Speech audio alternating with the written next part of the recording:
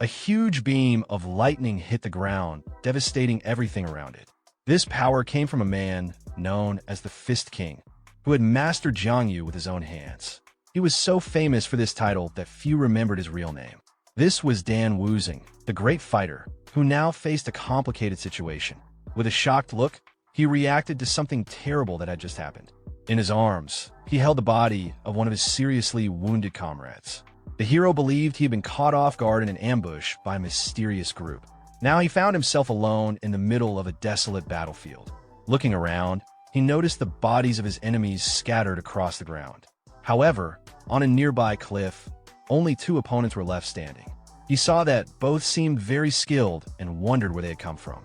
Even though he was exhausted, the warrior stared at the 2 with unwavering determination.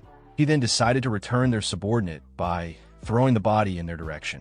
The man on the cliff begged for help from the sword demon, his leader. However, the sword demon ignored the plea and struck down his own companion. Dan Wuzing was completely shocked to witness such cruelty. The enemy had eliminated his own ally without the slightest hesitation. At this point, the protagonist realized that the opponent fought dirty. The symbol on the man's sword, combined with his merciless actions, caught Wuzing's attention. Putting the pieces together, the King of Fists finally began to recognize the foe's identity. He questioned whether the 2 enemies belonged to the demonic faction. The enemy seemed impressed and acknowledged that he was standing before the King of Fists. He praised the hero's resistance, but Wuzing sharply told him to be quiet. Burning with anger, he declared that he would defeat the enemy with just 10 blows. The sword demon found such confidence arrogant and charged forward, eager to test the extent of that arrogance.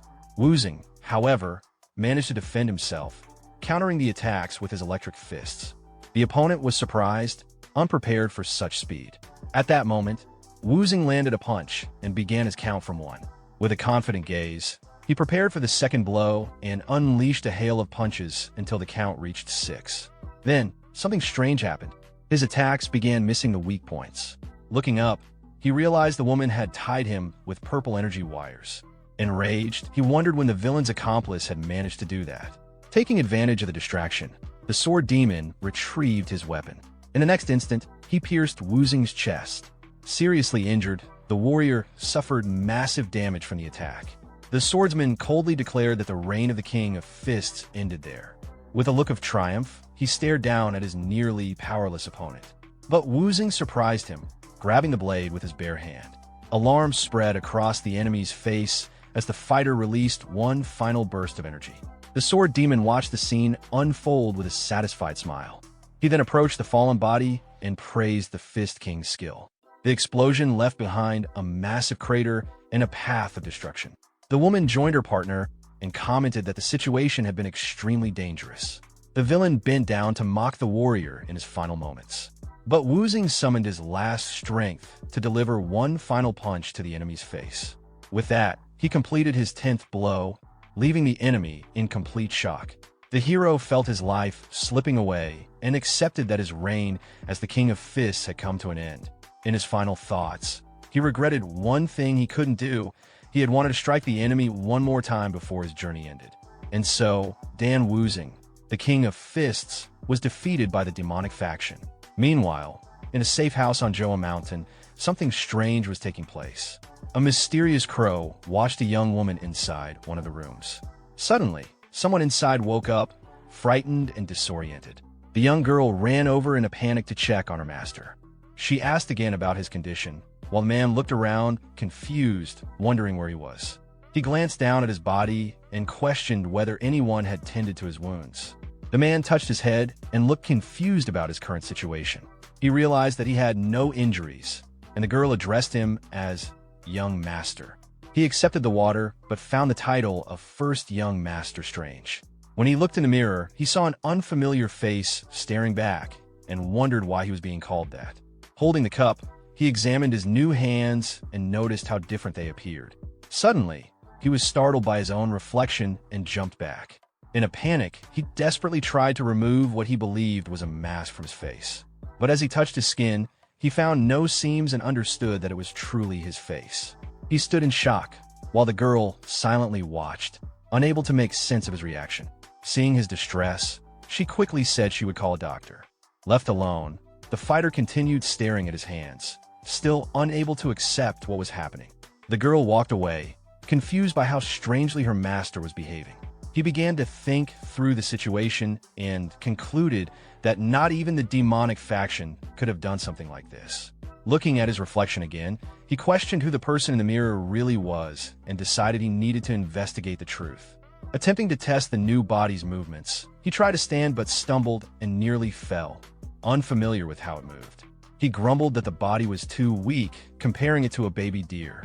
Frustrated, he slumped into a chair and called the new body complete trash. At that moment, his attention was drawn to some papers on the table that mentioned a group of merchants. He recognized the name of the large Inhum merchant group. As he read through the documents, he noticed they were addressed to someone named Li Jin. It became clear that the body he now inhabited belonged to Li Jin-un, the eldest son of the household. Scanning the letters, he saw that the requests were mostly about money, gambling, and women. From this, he concluded that the former owner of the body had been a complete failure. He ruled out witchcraft or the use of a mask, and he felt no strange energy within the body. The pieces began to fall into place, and he started to suspect he had been reincarnated. Sitting at the table, he began to wonder if he had completely lost his mind. Just then, a loud call for the first young master echoed through the room. His personal doctor rushed in, asking if he was all right. The hero felt uneasy and wondered who the man was. The doctor explained that he had heard something was wrong. Seizing the moment, the doctor grabbed the young master's wrist to check his pulse. The warrior replied that everything was fine and there was no reason to worry. The doctor was relieved and said he had prepared the usual meal. When the dish was brought out, the hero recognized it immediately as refreshing chicken soup. He knew the soup was good for healthy people, but would be harmful to the body he now possessed. He recalled how the old man had checked his pulse and found it odd that he looked so healthy. The doctor cheerfully claimed that the soup would make him as strong as the young men participating in the upcoming martial arts competition. Curious, the hero asked about the competition and was shocked to learn that 200 years had passed. Processing this information, he refused the soup, claiming he had no appetite. He then sent the doctor away, saying he wanted to return to sleep. Thinking to himself, he calculated that if the competition was nearing its 200th edition, then it hadn't been long since his death. That realization brought him some relief. He concluded that the demonic faction likely still existed. He also began to suspect the doctor and others around him, convinced they were people who deserved a beating. With fierce determination in his eyes, he silently vowed revenge. This time, he would finish all of them with a single punch. Later, a table full of appetizing food was set before him. The servants whispered among themselves, surprised by how much the young master was eating now, so unlike before. The hero returned from a walk looking much healthier than before. Entering the room, he complimented the girls for preparing the meal and requested that meals remain simple like this from now on. The servants continued to whisper, amazed at the change in him. While he was eating, Dr. Gong Sunming called to him from outside. The hero felt annoyed by the interruption, but allowed the man to enter. The old doctor came in with a grim expression while the servants bowed politely. The hero found the doctor's attitude amusing, noting how rude he was despite his formal entrance. But then the doctor's face suddenly shifted into a forced smile as he greeted the young master with enthusiasm. Wuzing didn't understand the sudden change in behavior and decided to trap the doctor. He calmly asked what the doctor wanted. The older man stood there, speechless. The gentleman said he had come out of loneliness and remarked that his effort had been in vain, since the young master appeared healthy. With an ironic smile, the protagonist questioned what kind of effort he was referring to. He then asked if that effort had been an attempt to poison him with the soup. The doctor stood in shock, unable to believe what he had just heard. He tried to defend himself, insisting that the soup was a nutritious tonic. But the hero continued provoking him, saying he thought it was poison meant for someone in his condition. The doctor grew furious and reminded the young man that he was his personal physician. Realizing he was no longer welcome, the gentleman turned to leave the room. However, the warrior suddenly called him by name, making the doctor visibly nervous. With an intimidating gaze, he asked who the true master of the house was. The doctor cringed, recognizing that he had crossed the line with his earlier behavior. Then the hero broke the tension with a laugh and said it was just a joke. After that, he asked the doctor to bring the writing tools. Once ready, he ordered the man to write a letter as he dictated the words. The first line stated that he would stay in the village due to his illness.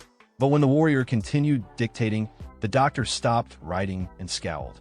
The hero noticed the hesitation and asked why he had stopped. The doctor tried to cover it up and replied with feigned confusion, asking what the young master meant. Suddenly, a small gold bar flew through the air and slammed into the wall, narrowly grazing the doctor's neck and leaving him terrified. With a serious expression, the hero warned him that he was no longer the same Lee Jin-un from the past. The doctor, alarmed, asked what the young master meant by that. The boy began to explain everything, starting with the dragon phoenix soup. He said that for healthy people, the dish could serve as an invigorating tonic. But for someone sick like him, it was practically poison. The warrior insisted that a real physician should have known this. The doctor stood still, quietly analyzing the situation. Then the hero asked whether he had thought the pulse check would go unnoticed. The doctor was even more stunned by that revelation. But the protagonist added that the most important part had yet to come. With no appetite, he ordered everyone to leave the room and take the tonic with them. Looking directly at the doctor, he stated that the man hadn't even managed to hide his intentions. The older gentleman stood glaring at him while holding the bowl of tonic. Knowing the doctor wasn't working alone, the hero told him to write down the name of his boss. The man feigned ignorance, asking how anyone could suspect such a kind soul. The protagonist let out a sigh, exhausted by the doctor's pathetic act. Then the doctor's face twisted, revealing his true nature. With a malicious glint in his eyes, he glared at the hero, who calmly questioned him. The hero declared that the man had finally revealed his true self, and that it had been foolish to even try to appear worthy. At that moment, the villain threatened to eliminate all the servants to silence them forever. He slipped a needle from his sleeve and prepared to attack. But in the blink of an eye, the young master appeared right in front of him. With a swift, accurate strike, the protagonist punched the doctor in the face. Holding a piece of chicken, he warned a man not to get distracted. Then he took a bite from the chicken and added that the doctor shouldn't have let his guard down. Wincing slightly, he muttered about the pain and complained that the body was still far too weak. Determined, the warrior decided he needed to regain his strength as quickly as possible. Once he did, it wouldn't matter if the mastermind behind it all was the Yunha group. He also planned to investigate Gongsun Meng further in the future. But suddenly, the young master's body began to weaken, and he nearly collapsed. A sharp headache struck him, and he wondered what was happening. A familiar voice cried out desperately, calling for its lord. The image of the doctor flashed in his mind as the voice shouted his name. The hero began to deny what he was seeing, confused by the vivid images. He soon realized that he was experiencing the memories of the real Lee Jin-un. The memories were so sorrowful that a tear ran down his face. At that moment, the warrior finally understood the entire story of the boy whose body he now inhabited. Lee Jin-un was the eldest son of the wealthy Inha merchant group, but he was neither as smart as his second brother nor as strong as his third. He was simply the eldest, a young man without many special talents. To compensate for his shortcomings, he relied on money and immersed himself in a life of pleasure. By the time he realized his mistakes and tried to change, it was already too late. His health had been neglected for far too long. Lee Jin-un came from a small family, which is why he was sent to live in an exile village where no one cared much about him. The warrior thought the real problem at the beginning had been not having the body's memories. But now, with everything cleared up, he could finally focus on his martial arts. He regretted the waste of such a naturally gifted body, but he planned to use his own knowledge to make up for it. Then he paused, struck by a realization. His eyes fell on a pile of coins, and he remembered the elixirs he needed. The former owner of the body had been extremely wealthy and could buy anything he wanted. Thinking of this, the boy remembered the doctor he had defeated and decided that he needed to bury the man. A year passed, and the landscape around the village had completely changed. One day, someone approached the place with firm, determined steps. A man wearing an eye patch greeted the servants, who were surprised by the visit. Introducing himself as Mokinsep, he asked to see young master Lee Jin-un. One of the girls pointed the way with a smile. The guard was completely shocked by the scene in front of him. He could hardly recognize the young master, whose physique had changed drastically. The boy now had a muscular, well-defined body thanks to his intense training. Several seasons had passed since the warrior had begun dedicating himself to growth. During this time, He had manifested his energy core and mastered the arts of survival, including the art of mobility, body art, and the quick step. He had also mastered the 10-phase lightning art, which allowed him to control lightning itself. The hero reflected on how smoothly his training had gone so far. To test his new skills, he performed an impressive acrobatic move. At that moment, a solitary leaf floated down in front of him. Without even moving, it was sliced perfectly in half, a clear sign of how far he had come. Despite all this progress, the warrior still felt that it wasn't enough. Then a voice called his name, breaking his concentration. He turned to see the visitor. The guard introduced himself again as ManhwaCapped, saying it had been a long time since they had seen each other. He handed over a letter from the main clan. Without speaking, the boy extended his hand. ManhwaCapped was shocked and wondered where the weak, fragile young man had gone. As he handed over the letter, he complained that his arm hurt under the young master's grip. The hero simply stared at him in silence. Moments later, the two sat together as the warrior carefully read the letter. It revealed that his father had suddenly collapsed and was now bedridden. The boy noticed the message lacked any clear explanation for the cause of his father's illness. When he asked about it, the guard hesitated before revealing the truth.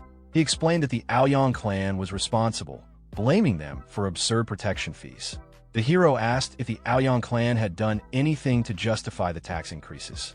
The guard angrily replied that they had not, calling the other clan dogs. He added that the Little Divinity sect had also tried to impose outrageous taxes. According to him, the Aoyang clan had refused to help and done absolutely nothing in return. Even the captain of the guard had been unable to protest to Aoyang Hu. The hero recognized the name, recalling that Aoyang Hu was a powerful and well-known figure. With a confident smile, the boy asked if the situation would be resolved by dealing with the Aoyang clan. The guard was shocked and admitted there was another reason behind the patriarch's collapse. He revealed that the second and third brothers had drawn swords and fought in front of their father. The protagonist asked if the old man had fainted from rage, and the guard confirmed it. The warrior could hardly believe that his own brothers had fought so recklessly before their father. But he quickly decided that he could no longer sit back and observe.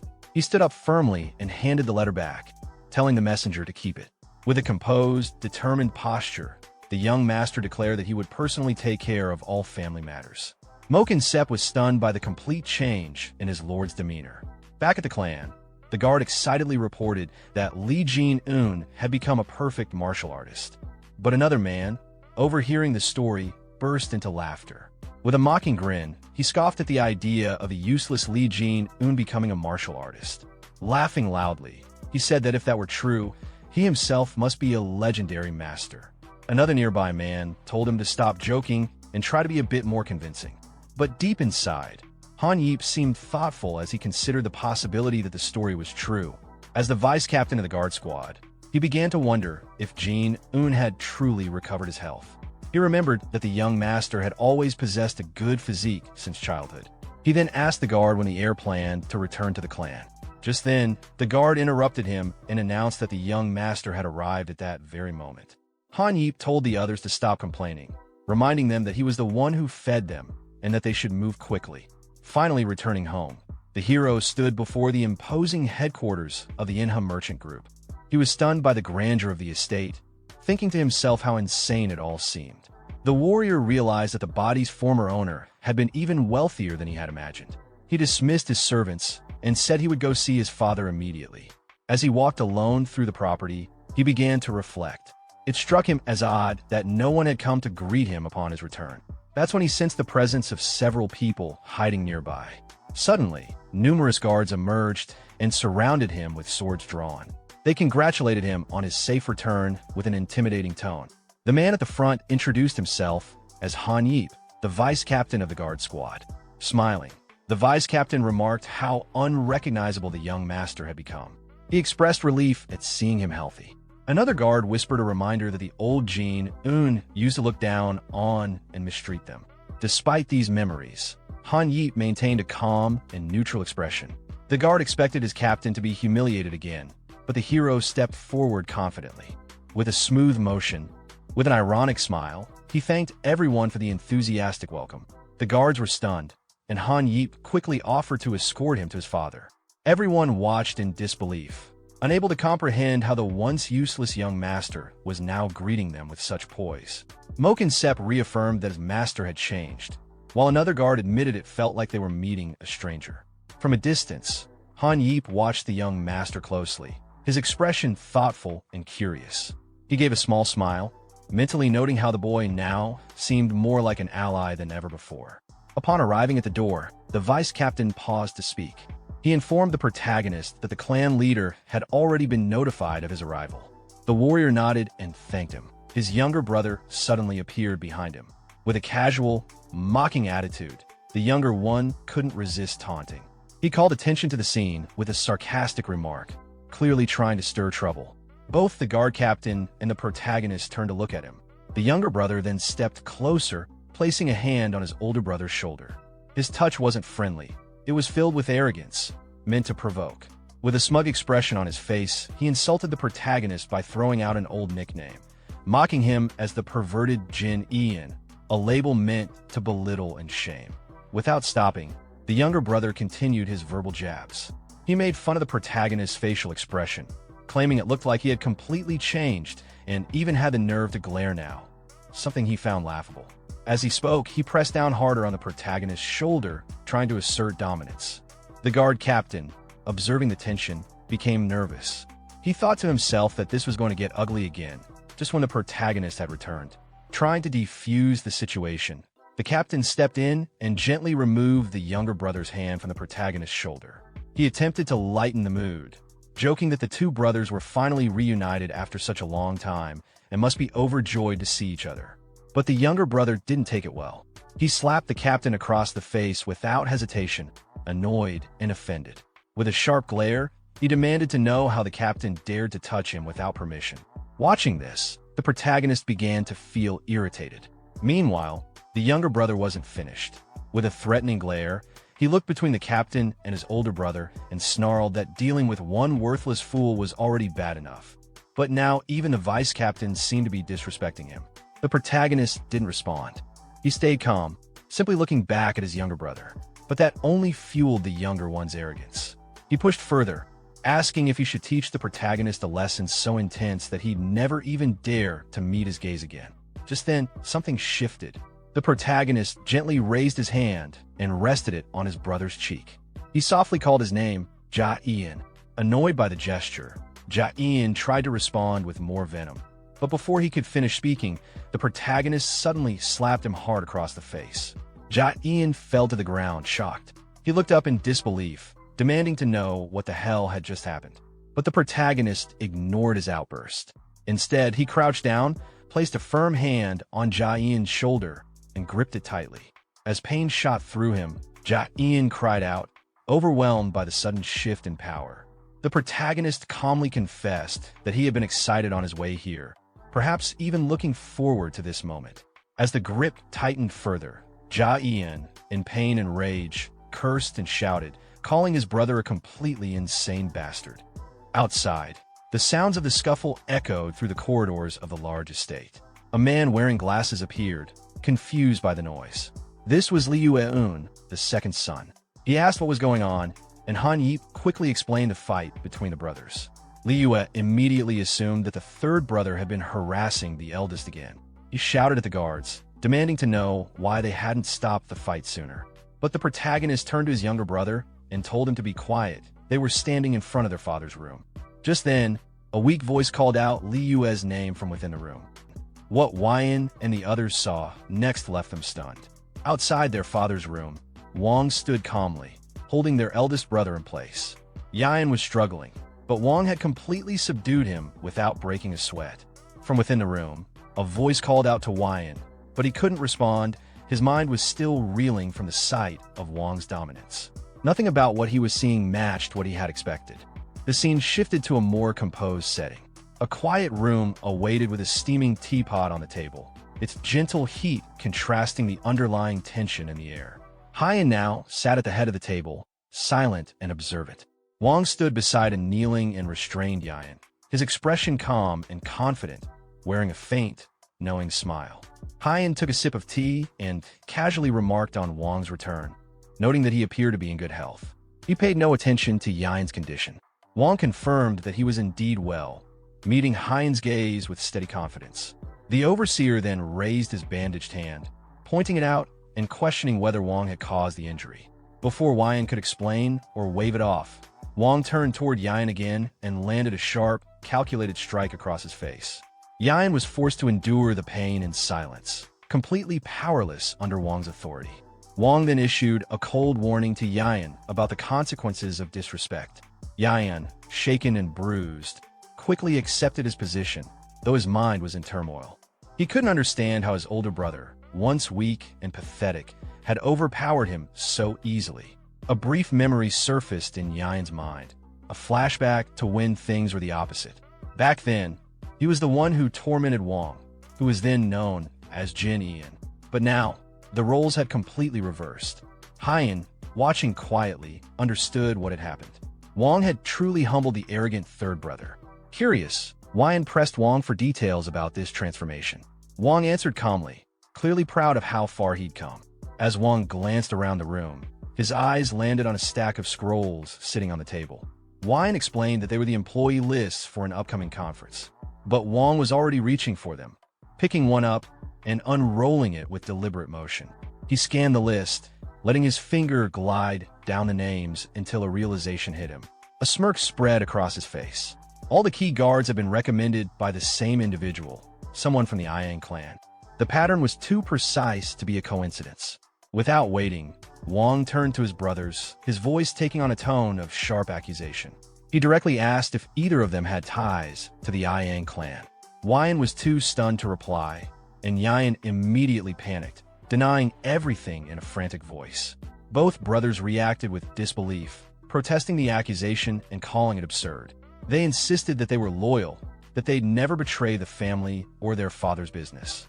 They swore to protect everything, no matter the cost. Wang took their responses in stride, clearly satisfied. With a cool remark, he noted that their loyalty had saved him the effort of dealing with them further.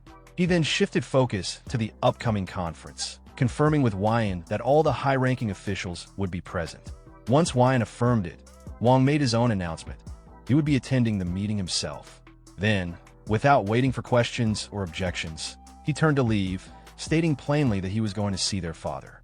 His calm authority left his brothers speechless. As Wang exited, Hyan broke the silence. He demanded to know what had happened back at the safe house, unable to make sense of Wang's new power. Hyan, overwhelmed with frustration, completely lost his composure. He screamed in anger, tormented by regret over a past decision that now haunted him deeply. Meanwhile, Wang arrived at his father's quarters. A voice from within gave him permission to enter. Inside, the atmosphere was dim and heavy. Wang approached the bedside of Liang Min, the head of the Yuna merchant group, who looked weak and frail. His father acknowledged his presence quietly, then asked about the noise from earlier. Wang dismissed it with a calm reassurance, downplaying the situation. Instead, he brought up his father's health, which Liang Min attributed to the weight of stress and pressure. As Liang Min looked into Wang's eyes, he studied his son's face closely. The changes were undeniable. There was strength and confidence where there had once been hesitation. For a moment, the old man questioned whether the person standing before him was truly his son at all. Despite the lingering suspicion in his eyes, Liang Min looked genuinely pleased to see Wang standing strong and healthy. It was an expression of warmth that Wang hadn't anticipated. In fact, it caught him off guard. The contrast between what he had expected and what he received was too stark to ignore. As the moment lingered, a memory surfaced within Wang, a haunting fragment of his former life. He remembered the cold, distant world he had come from. Back then, he was an orphan, untouched by a father's love, shaped by hardship and emotional isolation. The concept of paternal affection was foreign to him. It wasn't part of his reality.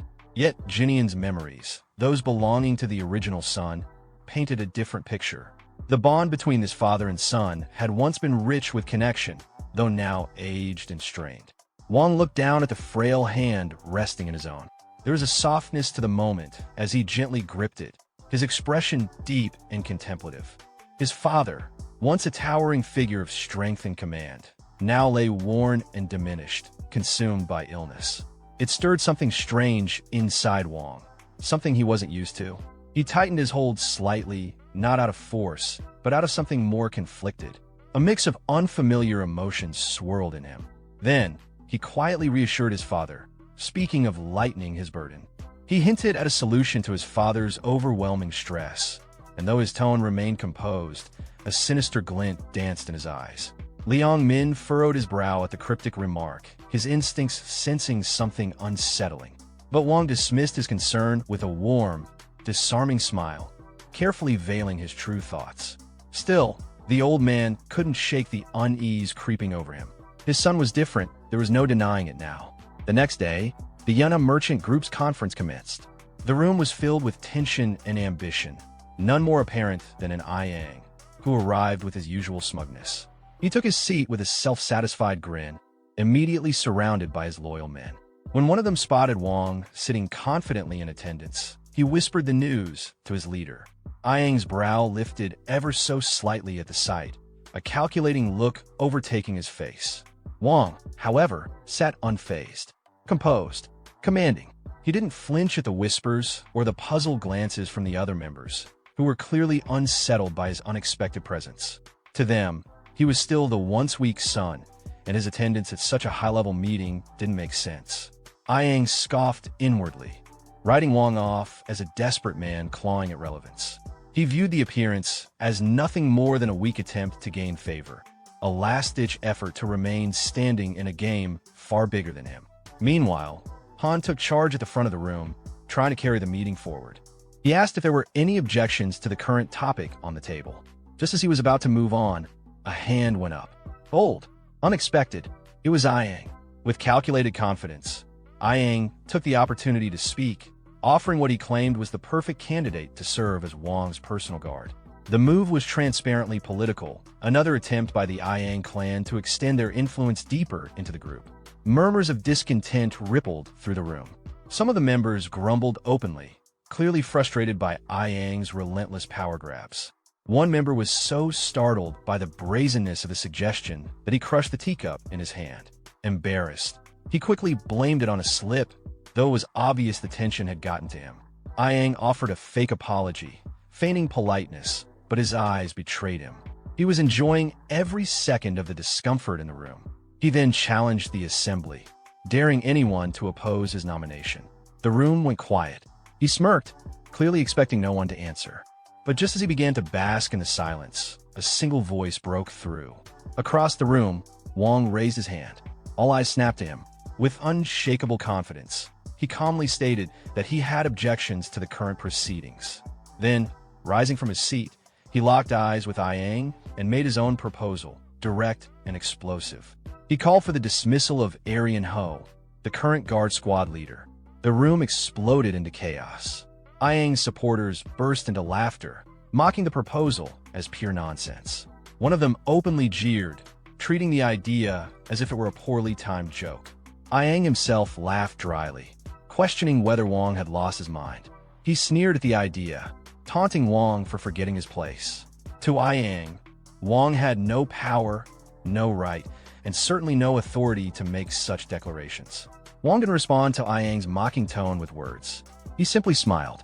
His expression alone was enough to shake the air, daring Yang to keep talking. In a blink, Wang channeled a surge of raw energy into his fist. Without warning, he lunged forward, slamming his knuckles into the ground. The entire floor erupted beneath him, a violent explosion of debris and force that shook the room to its core. As dust and stone rained down, Wang stood tall in the center of the destruction, staring down at his completely stunned rival. Yang could barely breathe, his eyes wide with disbelief as sweat dripped from his forehead. The sheer power Wang had just displayed left him paralyzed. With an icy gaze and clenched fists, Wang made a bold declaration. The Manhwa Merchant Group belonged to him now. He turned his back on the room and began walking away, the silence behind him heavy and stunned. Hyan, still in shock, called out, questioning the recklessness of Wang's challenge.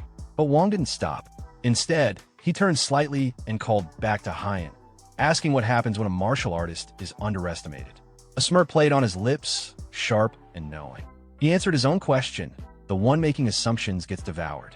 Then, he gestured toward the gathered crowd, directing Hyan's attention to something more urgent. Their merchant group, Wang pointed out, was already rotting from within. Ayang's people were everywhere. Wyan followed his gaze, his eyes widening in alarm as he finally noticed the sheer number of Ayang clan members surrounding them. Wang stepped closer and firmly gripped his brother's shoulder. He told him not to worry. As the older brother, he'd handle everything. Hyan was left speechless, trying to grasp what Wang meant by handling it. His brother's methods were unpredictable, chaotic even. The scene flashed back to the wreckage. Amid the dust and shattered floor, Wyan's thoughts spun. He demanded to know what Wang's violent display meant. Now, armed men were closing in, surrounding Wang. A few of Ayang's subordinates sneered, assuming the so-called troublemaker had finally lost control. But before they could act, one of Wang's loyal guards stepped forward, furious. He placed himself between Wang and the attackers, declaring their actions a disgrace. Drawing weapons on the young master was beyond insolence.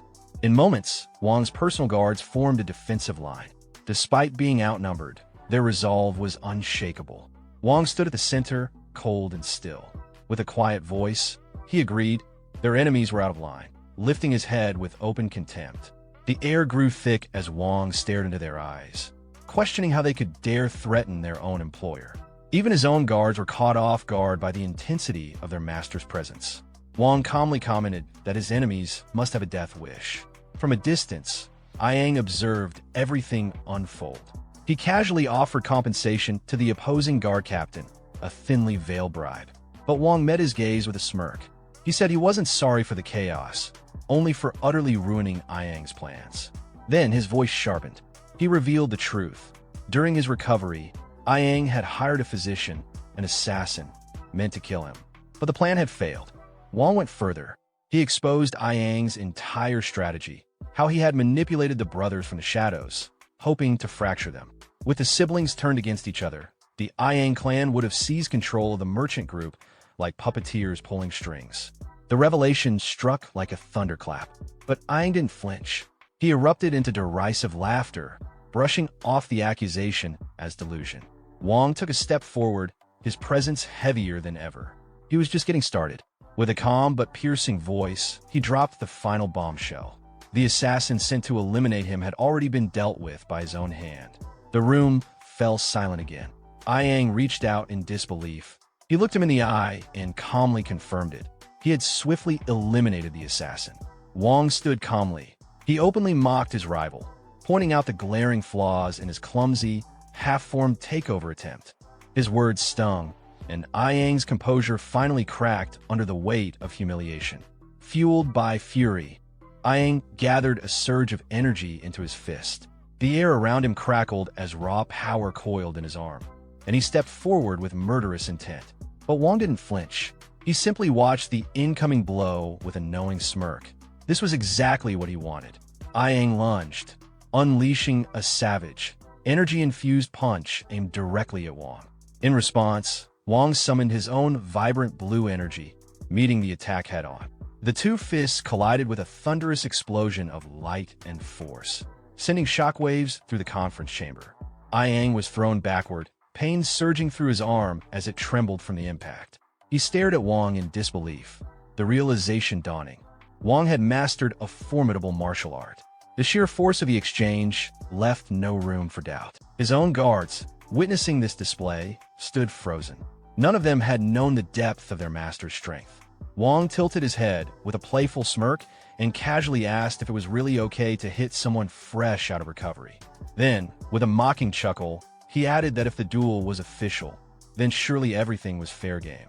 Ayang's face twisted with rage as he sensed his rival's confidence bleeding into every word.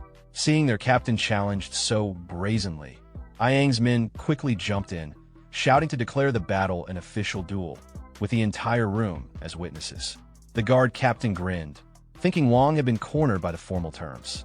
But Wang simply adjusted his robes with calm precision, shaking his head.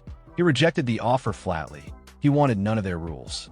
Instead, he raised his fist and demanded a life-or-death duel, no constraints. Ayang's expression shifted. He begrudgingly acknowledged Wang's advanced skills, assuming the strength came from training under some prestigious sect. Without another word, he rushed in, declaring that Wang's inexperience would be his downfall. But the moment Ayang's leg came flying, Wong moved with elegant precision, effortlessly parrying the kick. He smirked and mocked his opponent, questioning what exactly counted as experience in his eyes. Ayang's disbelief deepened as Wong stood there, crackling with lightning, dismissing the lecture on experience entirely. Then, with a sudden motion, Wong fired a devastating counterattack. Ayang's body was launched across the room, a blur of limbs as he crashed into the ground, completely overpowered. Blood stained his lips as Ayang struggled to process what just happened. Wong approached, his smirk deepening, now ready to deliver a true lesson in combat. Activating his enlightened mobility art, Wong distorted the space around him, blinking forward at impossible speed. In an instant, he was in front of Ayang. Ayang barely had time to raise his sword before Wong's hand caught it mid-swing. Sparks exploded as flesh met steel, but Wong didn't budge. With one swift motion, he deflected the blade entirely, forcing Ayang backward. His boots carved trenches into the ground as he fought to stay upright. The duel intensified. Blow after blow, the two clashed in a blur of strikes, each movement laced with lethal precision. But Ayang was slipping. He barely managed to block the next strike, and in that instant, he understood something was terribly wrong. The way Wong moved, the timing, the power, the footwork, none of it aligned with a novice. It wasn't just raw strength. It was technique refined through brutal mastery. Ayang suddenly felt as though he were facing not a young upstart, but a seasoned martial grandmaster. Unwilling to accept the truth, Ayang pushed down the fear rising inside him. With a snarl, he summoned his energy once more, readying a desperate counterattack. His men, watching anxiously from the sidelines, erupted in cheers. They were certain their captain was about to unleash his finishing move. Ayang gathered every ounce of strength he had left, channeling it into his most powerful technique.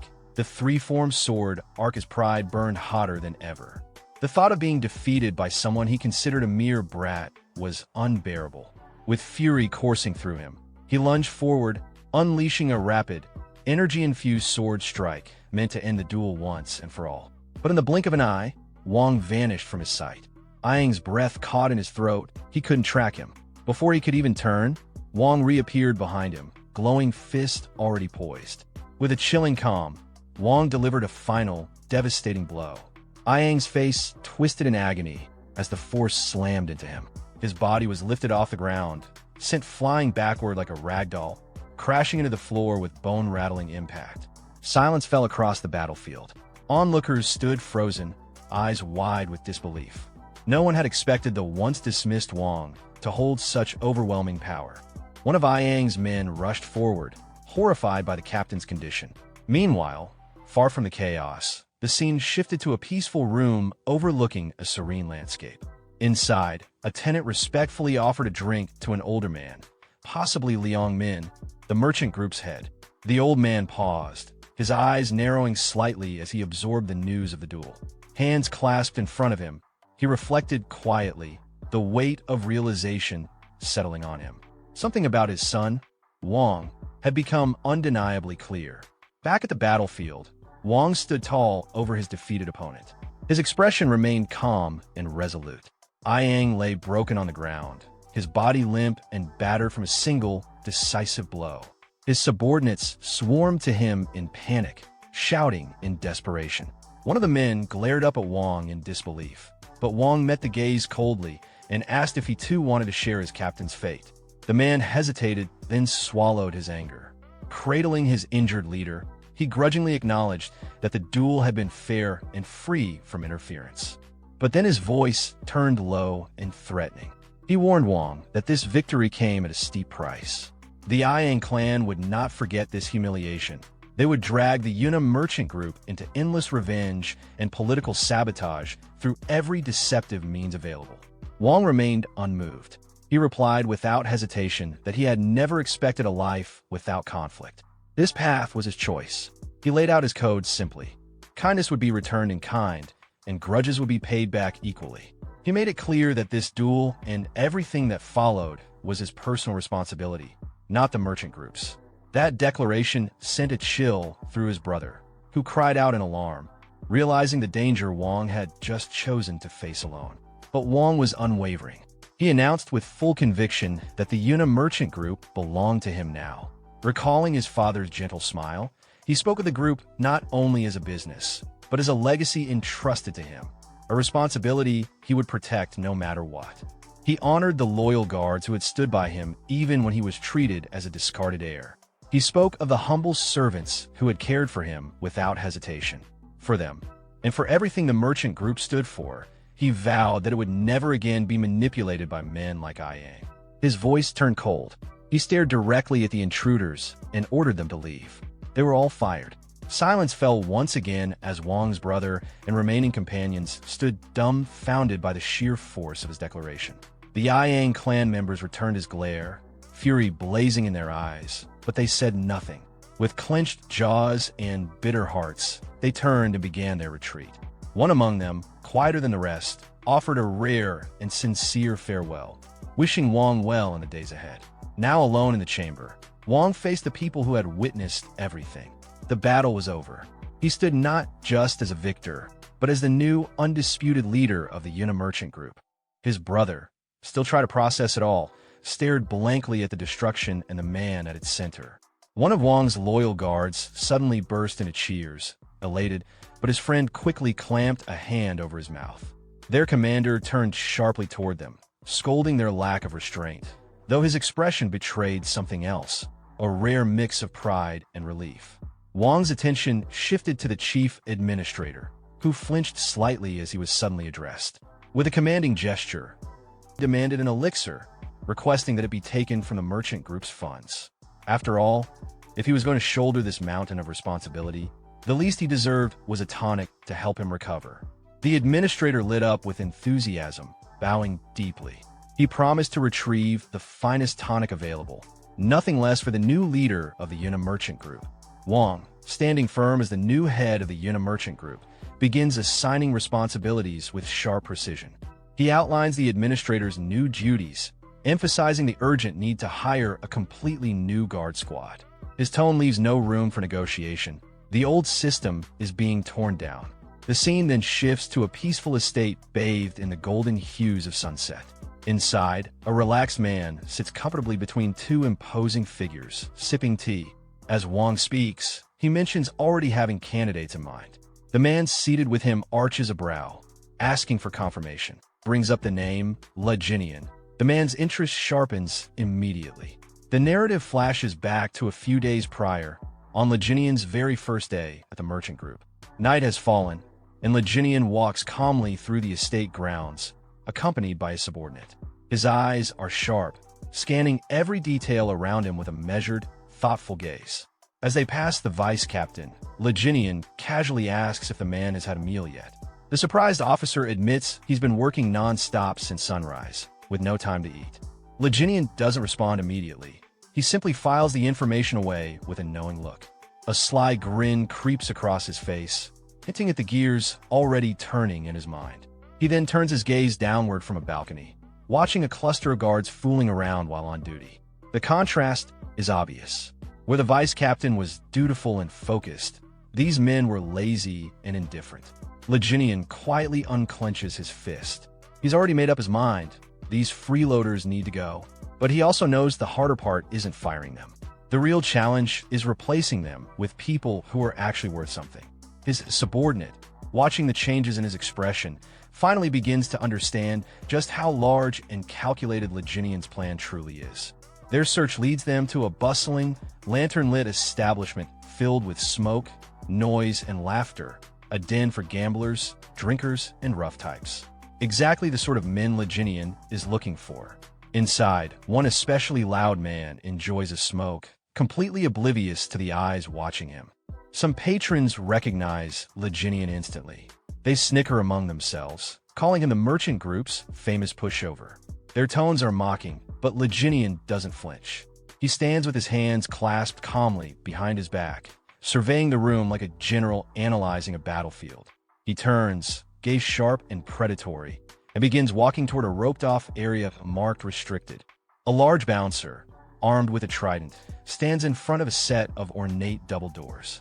The bouncer smirks at his approach, mockingly greeting him as young master. expecting yet another bribe or groveling favor. But Li Jinian's expression turns cold. He dismisses the man's familiarity and commands him to open the door. The bouncer, caught off guard, sputters in disbelief as Li Jinian brushes past him without hesitation. His firm stride signals a dramatic shift. This is not the same man they once knew. Inside the private room, the rowdy atmosphere quiets as the occupants notice Li Jinian's entrance. Their leader, Como, greets him with a smug grin. But when his eyes meet Li Jinian's, he senses something is different. Li Jinian stares back with icy resolve. Two bald men, Yuk Jimbo and Yakiongo, offer a cold, dismissive welcome. Como scolds them with mock concern, scolding their lack of hospitality and putting on an exaggerated show of care for his old friend. He forces a laugh, acting as though they all share a warm bond. A flashback surfaces. A younger Li Jinian appears, visibly distressed, while a teenage Como stands above him with cruel authority. The memory is bitter. Their friendship had always been one-sided. Como used him, mocked him, and took advantage of his family name and resources. Back in the present, Li Jinian studies their faces in silence. He watches the lies play out, pondering what they even think friendship means. Como then tosses him a bag of coins with a smug grin, telling him to have fun, his tone dripping with condescension. He laughs about finally having his favorite pushover back, promising a big treat, all at Li Jinian's expense. But this time, Li Jinian doesn't play along. His silence unnerves Como. The room grows tense. Como frowns, uncomfortable with the uncharacteristic lack of response. But Li Jinian breaks the quiet in a chilling tone, stating he's simply deep in thought. His gaze narrows. With calm menace, he admits he's contemplating whether or not to end Como's life right then and there. Internally, Li Jinian clarifies his true target. It's not Como, not directly. His real concern is the twin brothers beside him. They're the true muscle behind Como's operation.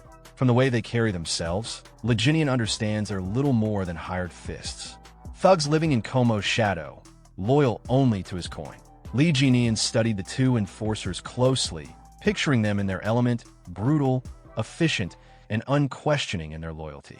They were clearly skilled men, but he couldn't help thinking their talents were utterly wasted under someone like Como. While their leader reaped all the benefits, these brothers did the dirty work, little more than tools in the hands of a man who had no true respect for them.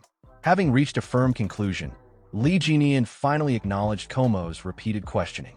He turned to him with a radiant, confident smile and extended his hand. His first demand, the vault key. Como and his henchmen stared blankly, completely thrown off by the sudden and unexpected request. The gang leader scoffed at the absurdity of it, waving it off like a joke and assuming this was just another round of begging for pocket change. But Li Jinian nodded calmly, replying that cash would suffice for now. With chilling precision, he began listing out every single coin they had extorted from him over the years. Forced investments, rigged games, even exaggerated medical bills. As he reached the end of his calculations, he concluded the total debt, 100,000 Niang. He then paused, tilting his head slightly, wondering aloud if perhaps he was being too lenient. Como barely held back a laugh. He covered his mouth as his shoulders shook, trying not to burst outright. But soon enough, he erupted in hysterical laughter, slapping the table in disbelief. To him, this was pure comedy. Through tears of laughter, he mockingly praised Li Jinian's sudden mastery of mathematics. Still chuckling, he leaned forward and sneered, calling Li Jinian a complete madman. His tone shifted. Como now spoke with dark amusement, boasting that the vault didn't just contain money, it held a fortune in jewels and precious metals. He took a deliberate step closer, amusement giving way to menace. He got in Li Jinian's face and growled that none of it was meant for him. With a sneer, he offered Li Jinian a patronizing loan, mockingly asking where all this vault talk was coming from. Li Jinian remained stoically silent. Annoyed, Como grabbed his chin, trying to provoke a reaction. Still, Li Jinian did not flinch. His silence only agitated the gang leader further. Como's expression twisted in frustration. His voice rose to a furious snarl as he demanded to know why Li Jinian was ignoring him. Spit flying, he ranted about the complete transformation, from a weak, fragile patient to someone who dared scowl at him. Then, completely losing his composure, he grabbed Li Jinian and shouted, trying to remind him of his place. But Li Jinian stayed calm, exhaling slowly. His poise remained untouched, even as Como tightened his grip and barked threats at him. Finally fed up with the lack of response, Como shouted for his henchmen to put him back in his place. One of the bald twins stepped forward without hesitation and slammed Li Jinyan's head onto the table, expecting an immediate submission.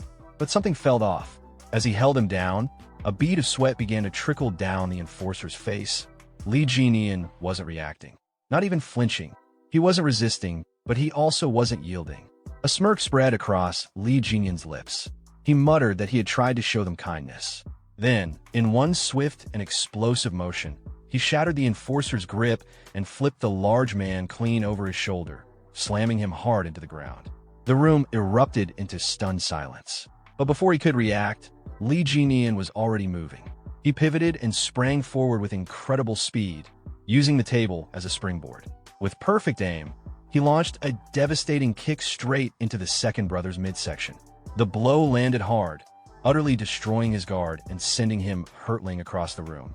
Li Jinyan landed gracefully, casting a glance over his shoulder, faintly surprised at how smoothly it had all gone. The first twin groaned and pushed himself to his hands and knees. The second staggered back to his feet, refusing to stay down. Li Jinyan observed them quietly. He noted the swelling wrists, the awkward stance. They were clearly injured. But even through the pain, neither showed an ounce of fear. Only fierce, unshakable determination. A confident smirk formed on Li Jinyan's face. He recognized their spirit. They were real fighters.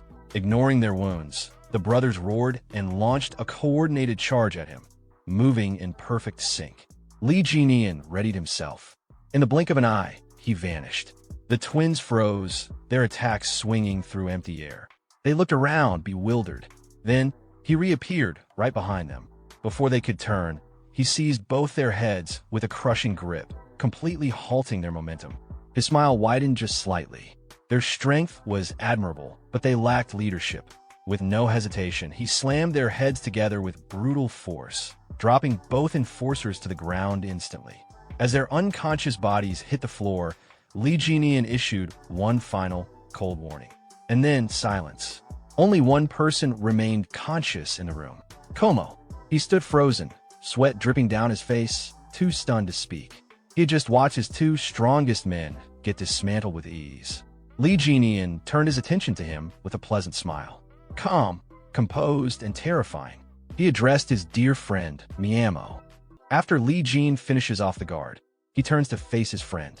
His posture is calm, but clearly implies the confrontation isn't over. He's signaling that there's only one thing left to deal with, and it's the person standing in front of him. His friend reacts with alarm, the realization hitting him that he's next. The sudden shift in power makes him nervous and panicked. Li Jin then casually rubs his hands and closes his eyes, smiling as if this situation is lighthearted, but the smile is sharp, like a predator playing with its prey. He addresses his friend directly, but the tone makes it clear this is personal. The friend responds with feigned innocence and light sarcasm. He tries to downplay the situation, almost jokingly suggesting that Li Jin should have told him about his training. It's a weak attempt to defuse the tension and pretend this is just a misunderstanding between friends. But Li Jin's expression shifts into something colder. His response is laced with quiet intensity. He's essentially telling his friend that he expected better, that someone like him should have seen this coming. It's a warning and a judgment at the same time. Meanwhile, the friend is hiding a knife behind his back. His tone shifts from nervous politeness to open desperation. He tries to halt Li Jin's approach, pretending he wants to talk things out, but internally, he's cursing the situation and gearing up for an ambush. As he launches forward, his thoughts are cocky. He still underestimates Li Jin, believing he's just a weakling pretending to be tough. He thinks a surprise attack will end things instantly. But before he can land a blow, Li Jin counters decisively. A table slams into his friend's face, followed by Li Jin smashing the table apart and grabbing him by the head. After seizing control, Li Jin calmly follows up with an electric attack. He could have killed him, but didn't. Outside the room, a guard hears the chaos and panics.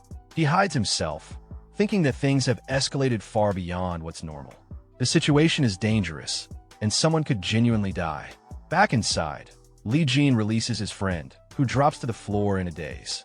Li Jin sits beside him, composed but focused, as if watching a dying ember flicker. He tries to jolt his friend back to awareness, not out of concern, but control. The friend begins to laugh, not out of joy, but sheer disbelief. It's the kind of unhinged laughter that comes when someone realizes they've completely lost.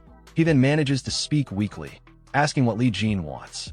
He's confused, disoriented, and trying to understand what Li Jin's goal even is. Internally, he's overwhelmed. He starts questioning everything, wondering what Li Jin was really doing during his supposed recovery.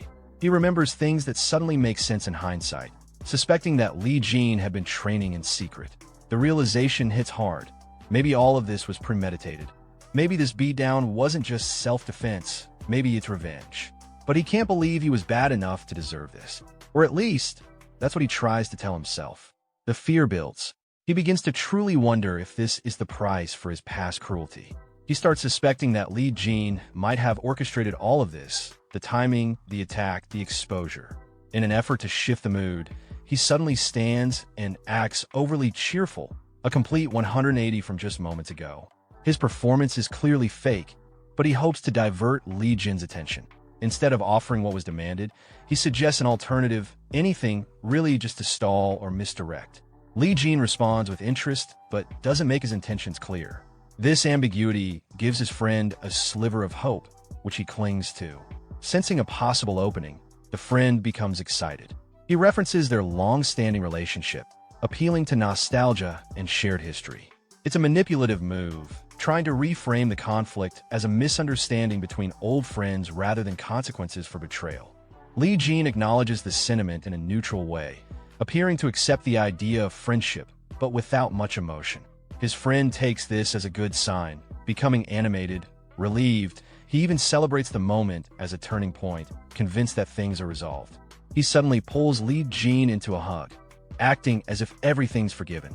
His promises to stop bullying and hitting Li Jin feel performative, like lines rehearsed by safety.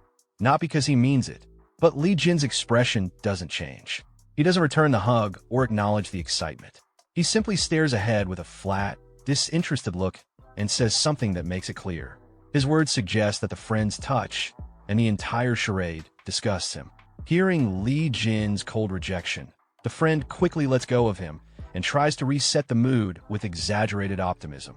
He puts on a wide, glowing smile, acting as if everything's fine now. He insists that they're not just friends, but brothers. His tone is overly dramatic, clearly fake, and meant to cover his fear and shame from earlier. To solidify the performance, he turns to the two guards nearby and loudly orders them to treat Li Jin with reverence. He demands they greet Li Jin as their new big brother and show proper respect, even congratulating him on how much stronger he's become. It's his way of saving face and pretending he's still in control. The guards don't question it. They respond instantly, congratulating Li Jin in a way that's respectful but feels automatic. It's clear they recognize strength and have started to shift loyalty. Internally, however, the so-called friend smirks. His thoughts are full of contempt. He scoffs at the idea of friendship or brotherhood, clearly seeing it all as an act. Deep down, he still views Li Jin as someone who used to crawl at his feet, obedient, weak, and pathetic. In his mind, he's already planning to escape. Once he gets out of this mess, he intends to grab the twins, likely his loyal subordinates or bodyguards, and disappear.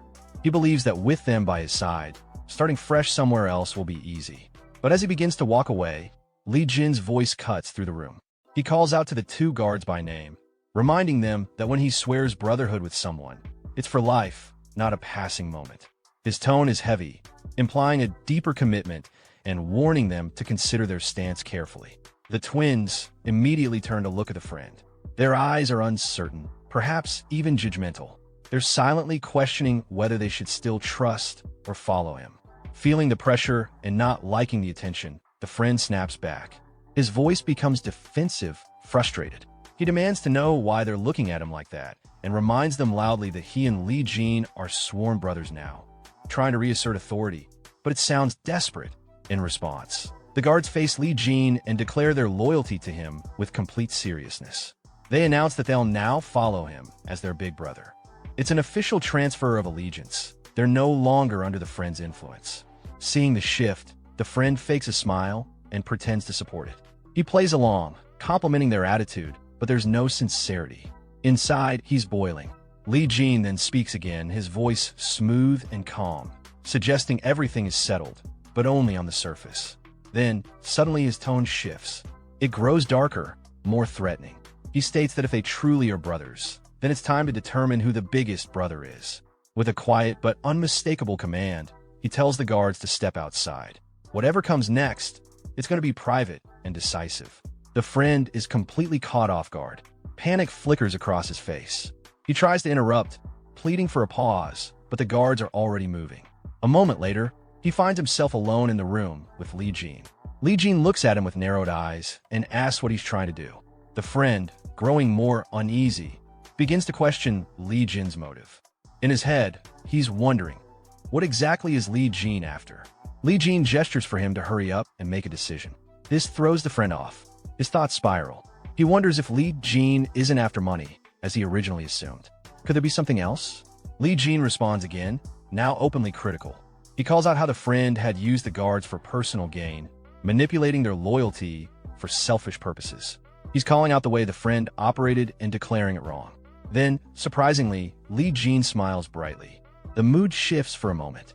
As he raises a fist with resolve, he declares his new intention: to properly guide those who followed the wrong leader.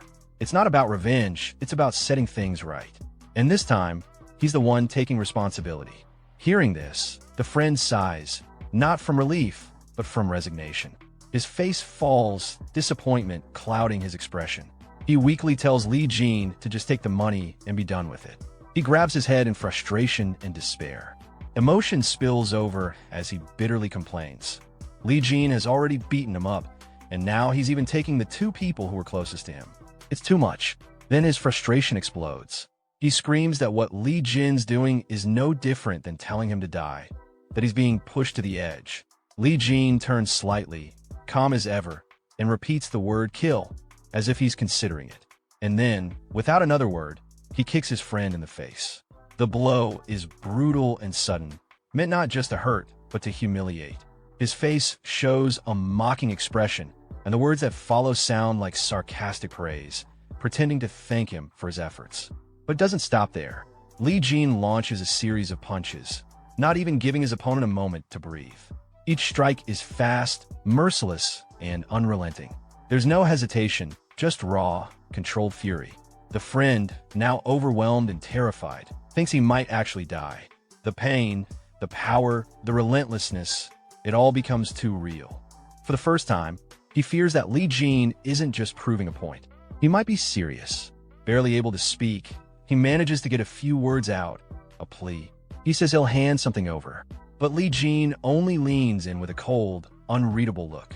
His face shows no pity. He says he can't hear him, forcing the broken man to repeat himself.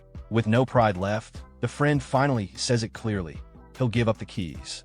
He begs for mercy, asking to be spared. After Li Jin's final mocking remark, Myungo, beaten and bruised, tried to regain some control over the situation. He asked sarcastically if he should show respect now that they were supposedly friends. But instead of responding with words, Li Jin suddenly grabbed him and threw him hard toward the door. Myungo crashed through the door, breaking it as he tumbled outside. The two guards standing nearby saw him fall and immediately called out his name, shocked by the sight of him in that condition. Li Jin watched him with an unreadable expression, silently wondering how Myungo still had the nerve to laugh in that state. Lying on the ground, Myungo was overwhelmed by disbelief. In his thoughts, he questioned whether Li Jin was even sane anymore. The guards, seeing their former boss sprawled out like that, asked if he had really lost. With a weak voice, Myungo admitted defeat. He told them that from now on, they should serve Jin Eon instead. Inside, he felt deeply embarrassed but held back his emotions. Still, he tried to reason with himself. Maybe it was better for the twins to follow someone like Li Jin, someone who could give them a better life, perhaps in a more stable place like the Linha Merchant Guild, instead of keeping them stuck in this run-down gambling den. As he thought about it, a tear slipped from his eye. He had spent a long time with them and believed they shared a bond. But before he could dwell on that feeling, the twins spoke in unison. They said they understood, and they thanked him sincerely. Hearing that, Myungo looked at them with irritation. Later, He muttered to himself in frustration, calling them ungrateful and cursing the old saying about never trusting those with black hair. He then made his way upstairs toward his room. On the way, people in the building recognized him and started whispering. They called him the walking corpse and commented that now, without the twins, they might actually be able to beat him. He ignored the voices and kept walking, head lowered. But suddenly, a group of men stepped in front of him, surrounding him. One of them mentioned that now that the twins were gone, things had changed. Myungo looked at them calmly and acknowledged how bold they were all being now. Then he raised his voice, claiming his reputation and daring them to come at him if they were serious. One of the men mocked him, saying it was pathetic how someone in his condition still talked tough. The group raised their weapons and moved in to attack. Seeing the situation, Myungo instinctively raised his hands to protect himself. In his mind, he felt the fear set in. He really might die here.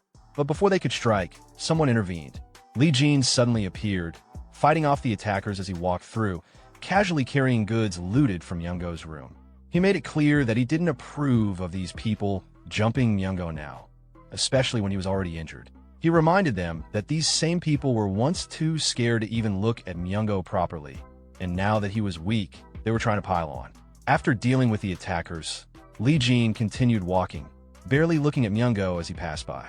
Myungo, still lying on the ground, muttered a bitter remark, annoyed at how cool Lee Jin was acting. A short while later, he and the twin guards were walking toward the exit. One of them turned to him and quietly thanked him for helping Myungo. Then, both of them bowed respectfully and repeated their thanks. As they left to carry out Lee Jin's orders, he watched them go, thinking to himself.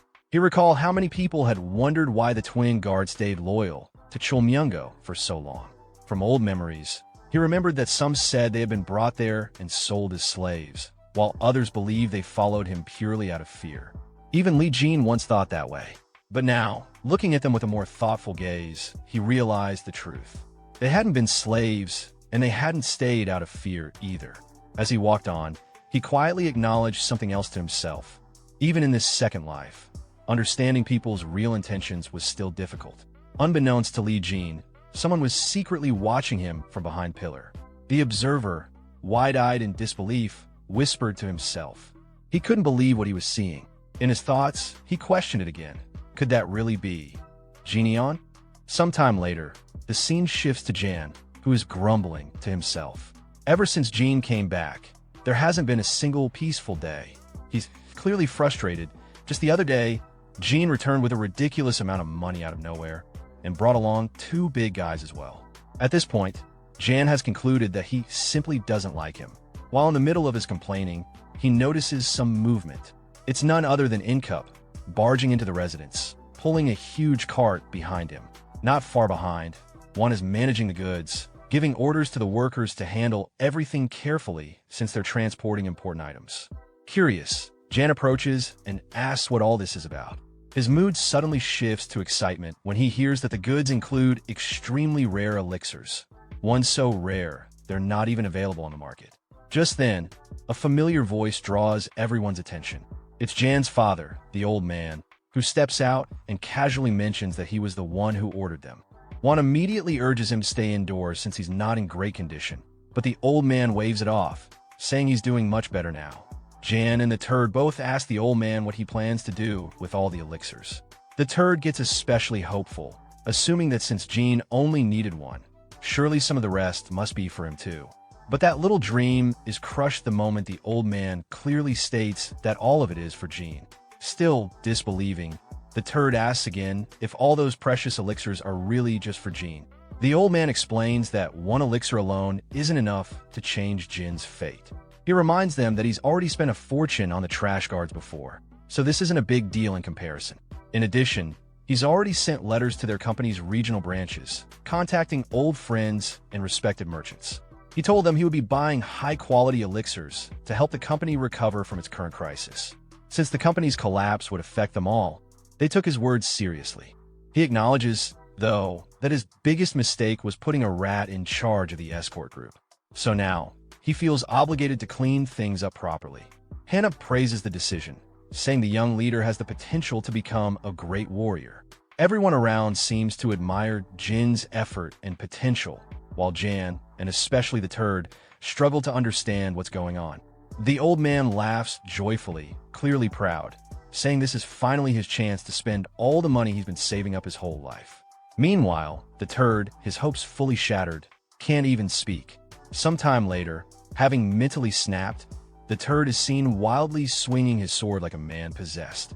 Earlier, he had asked his father where his elixir was, only to be met with silence. The old man had looked at him with clear dissatisfaction and questioned whether he really needed one. Now, driven mad with envy, the turd rants that he can't even breathe peacefully anymore. Everywhere he turns, it's all about Jean. He sulks and cries, convinced everyone's playing favorites and discriminating against him, wondering what sort of miracle Jean must have experienced. That's when he notices movement again. In a blur, Jean runs past him at incredible speed, barely pausing to say that he's just out for a walk. The turd gets pushed aside in the process, and as Jean disappears into the distance, he realizes something strange. Jean is dragging a huge boulder behind him. Not only that, but he has weighted shackles strapped to his legs. Despite being completely out of breath, Jean continues walking without slowing down. Watching this, the turd is left in disbelief. It finally hits him. Jean really is putting in the work. As the sun begins to set, Jan collapses onto the ground, exhausted. Despite the fading light, he grips his sword tightly and keeps swinging it, refusing to stop.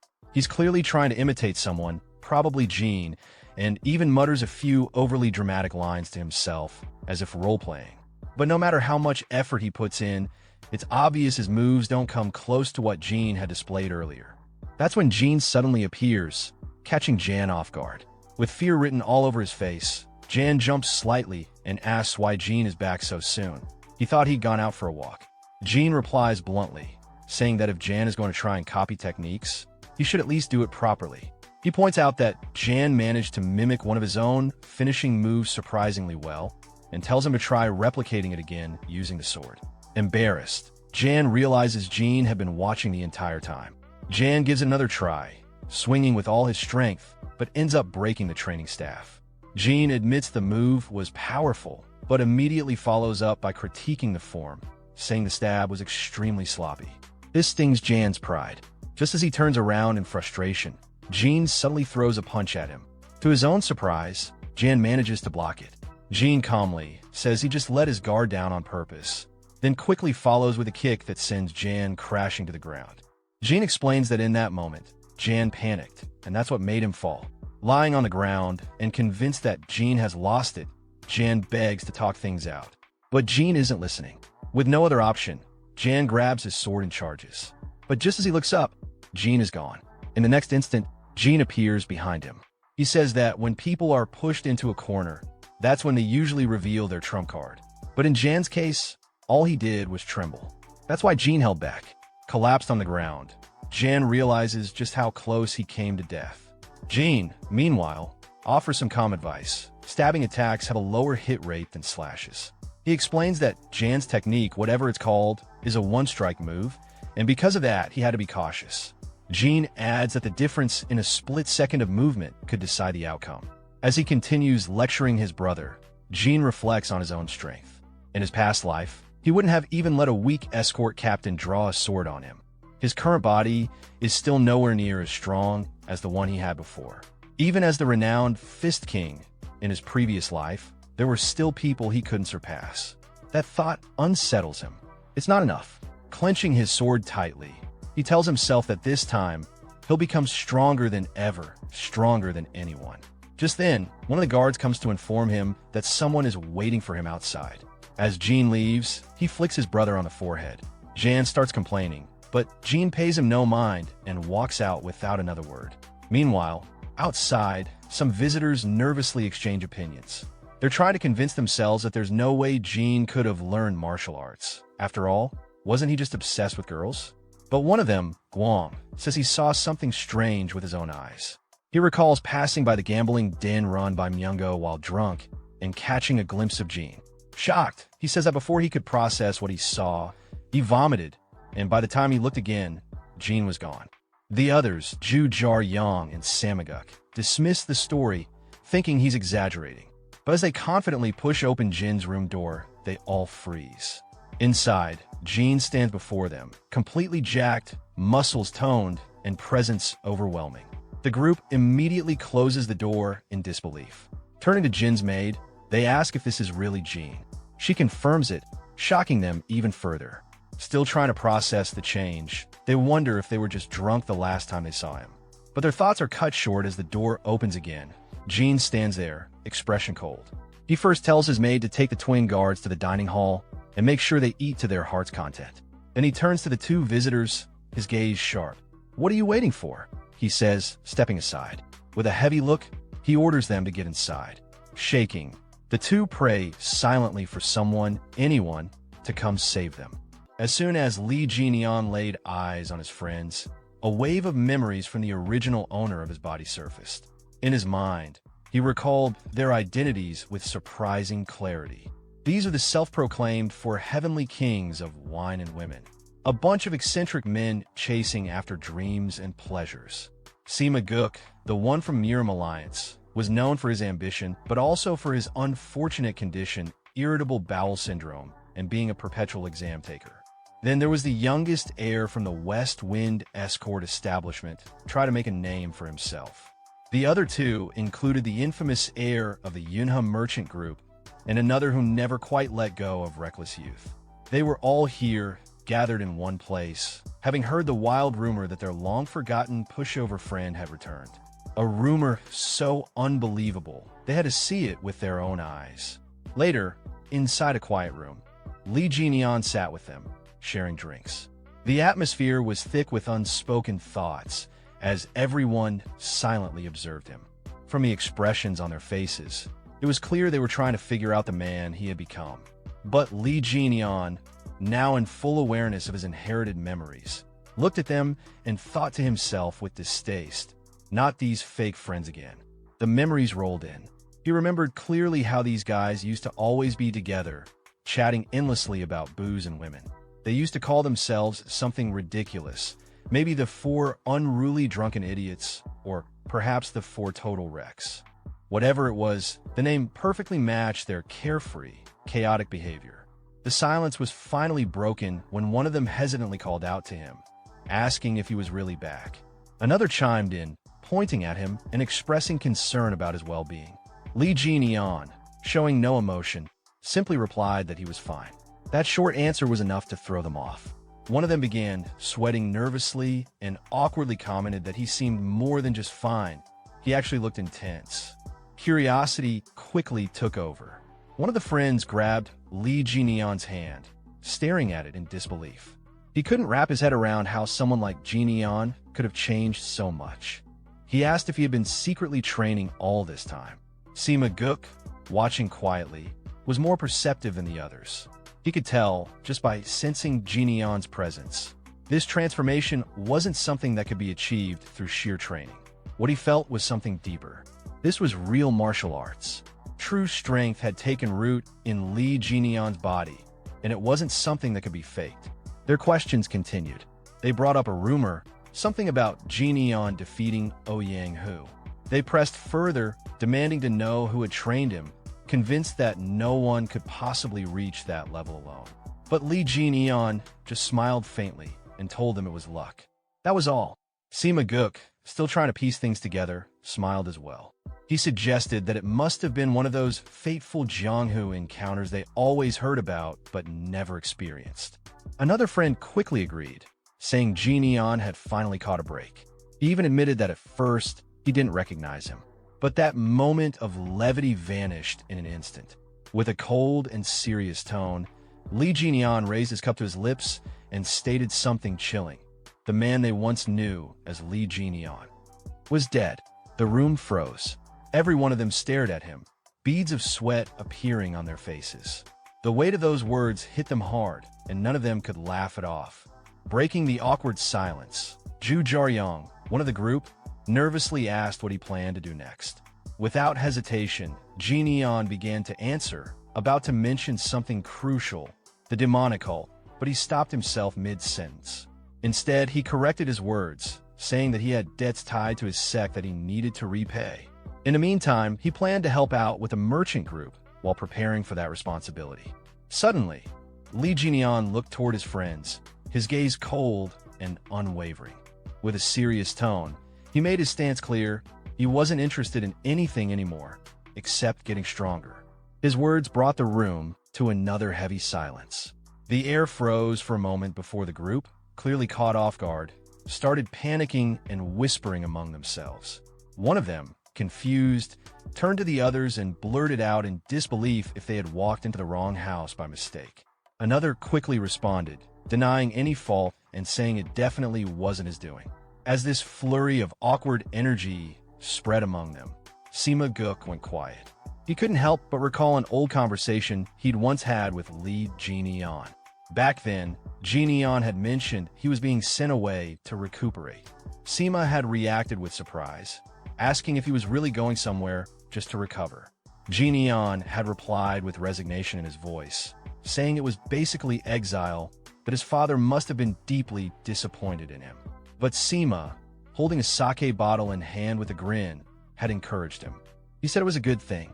This was Jineon's chance to recover, study, and change his life. Back then, Jineon had only responded with a bitter smile, doubting whether change was even possible. Still, deep down, he had hoped for it.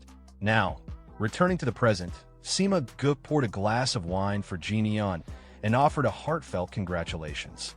He looked at him warmly and remarked with a smile that Jineon had really changed. Hearing that, Jineon froze for a moment, shocked and confused. The sincerity in Sima's voice caught him off guard. The others fell quiet, watching the exchange, and then slowly they too softened. With a smile, one of them chimed in that it really was something worth celebrating. Another added, jokingly, that he always knew this would happen, that they should have kidnapped Jineon before he got sent away. He even blamed the others for not showing up that day. Sima Guk chuckled at that and teased one of the guys, reminding him that he was too hungover to even make it that day. That friend quickly turned away and defensively claimed he was just busy. But the teasing didn't stop. Sima responded with sarcasm, suggesting that taking a dump probably didn't count as being busy. A playful argument broke out as they all started teasing each other. Watching them banter so naturally, Lee Jineon smiled quietly to himself. In that moment, a warm thought passed through his mind. Turns out, even Jineon had real friends. Then, Jineon poured himself a glass of wine and muttered softly, as if confirming something within himself.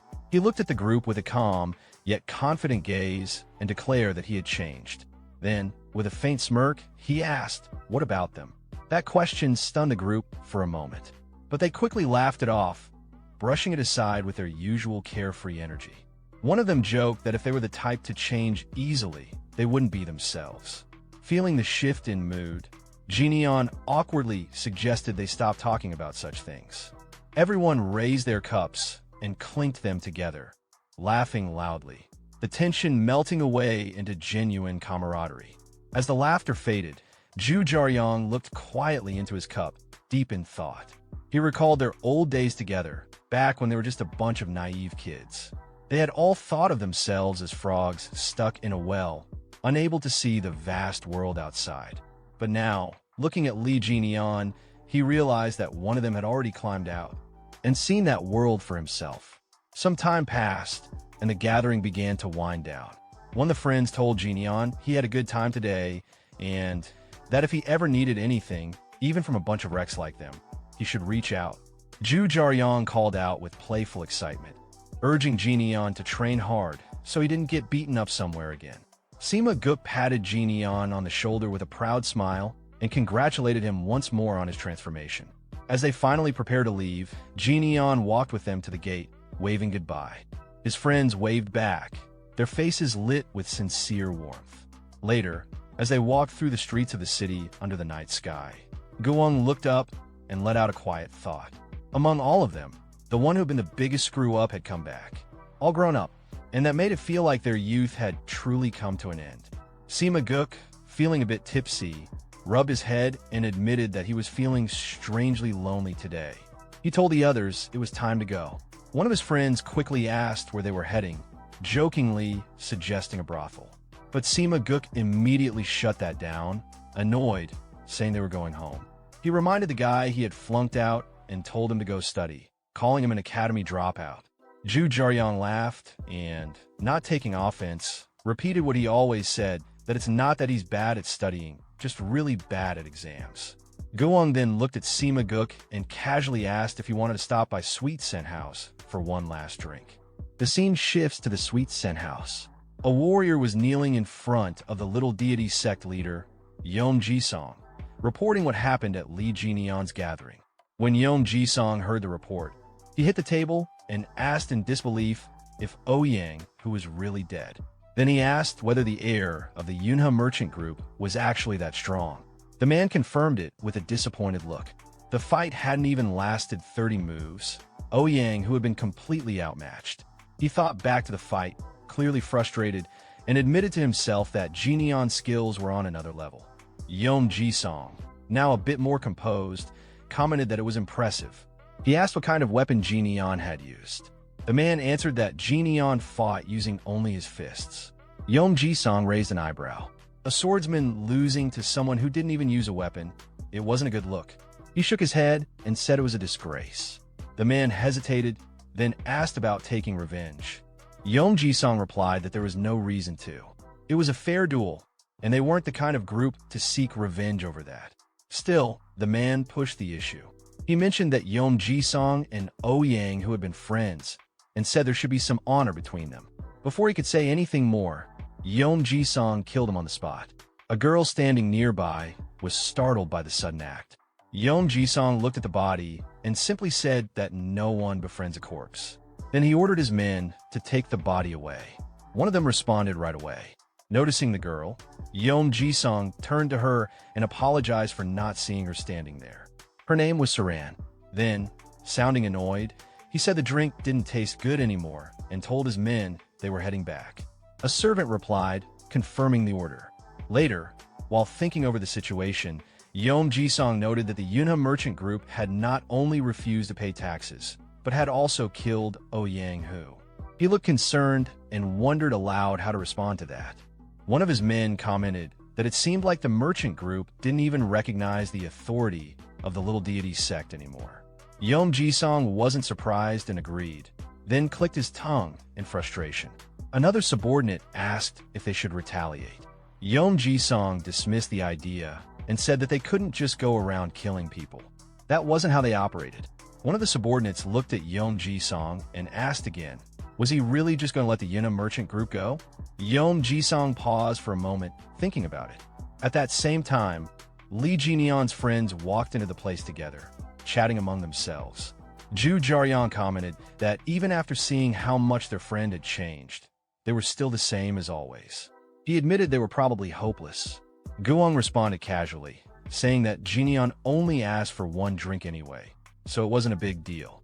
Zhu Jiaoyang looked over at him and said that even that small step felt like progress. Sima Guk nodded in agreement. At least it was something. As Sima Guk passed by the sect leader, he overheard Yom Jisong quietly say to his subordinate that he didn't know what would happen next, but he did want the Yunhe merchant group's money. That stopped Sima Guk in his tracks. He turned to glance back at Yom Jisong, thinking to himself about what he'd just heard. The Yunhe merchant group. Yom Jisong, unaware that anyone was listening, continued talking. He mentioned that Li Xiaogman, the elder of the Yunhe merchant group, was known to be a skilled negotiator. Rumor had it he was far wealthier than people assumed. Then he wondered out loud, how much would the young heir of such a group be worth? Sima Guk, now realizing what was going on, looked concerned. Sometime later, he stood in front of Li Jinian and shared everything he had overheard. After hearing the report, Jinian responded calmly, asking if Sima Guk had come running back to him. Breathing out, Sima Guk admitted it. Yeah, he had. Jinian rubbed his eyes and yawned, replying that it was touching, especially since he had taken his time getting there. That annoyed Sima Guk. He raised his voice and said the situation seemed serious. It looked like they were planning to attack Jinian at any moment. Still thinking things over, Sima Guk added that now that Ouyang, who was gone, Jinian's house didn't have proper guards anymore. He asked if they should reach out to Guang for help. Jinian, meanwhile, remembered something Mok and Siep had told him earlier, that the little deity sect had been planning something behind their backs with Ouyang Hu.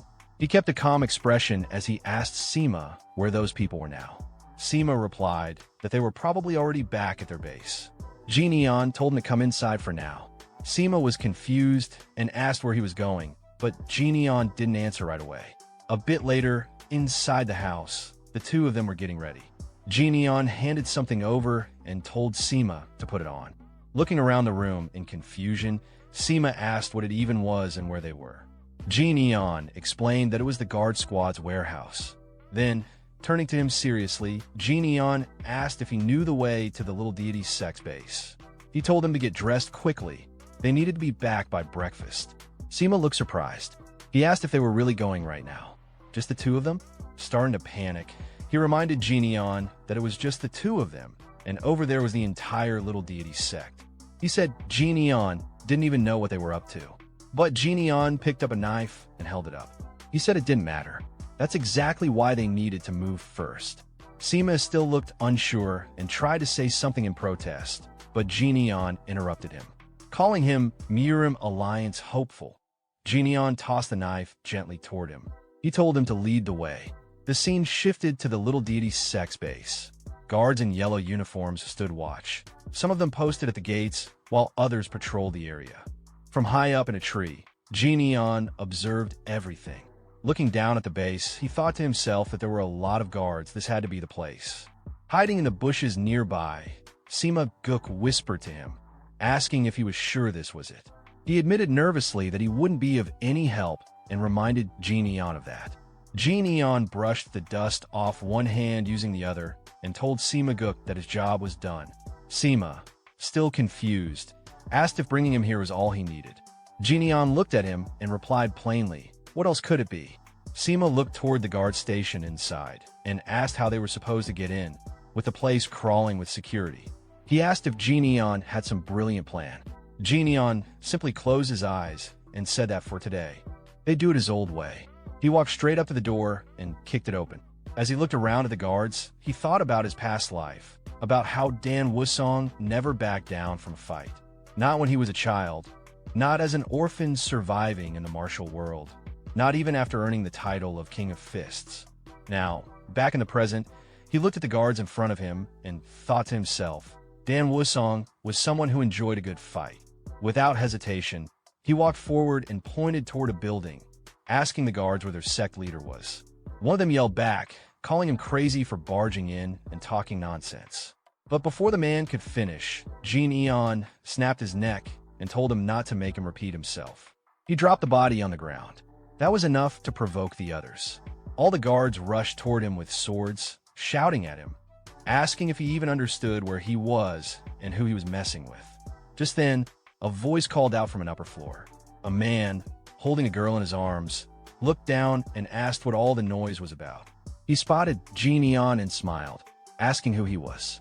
Jineon replied calmly, he was an assassin. Then he asked if the man was the head of the lesser immortal sect. The man, amused, asked what if he was. In his head, he was trying to figure out who Jineon was. He thought it was the first time he'd seen an assassin come in through the front door. Then he noticed Jineon's hands and remembered what one of his men had reported earlier. The kid fought with his fists. He asked Jineon if he was the heir of the Galaxy Merchant Guild.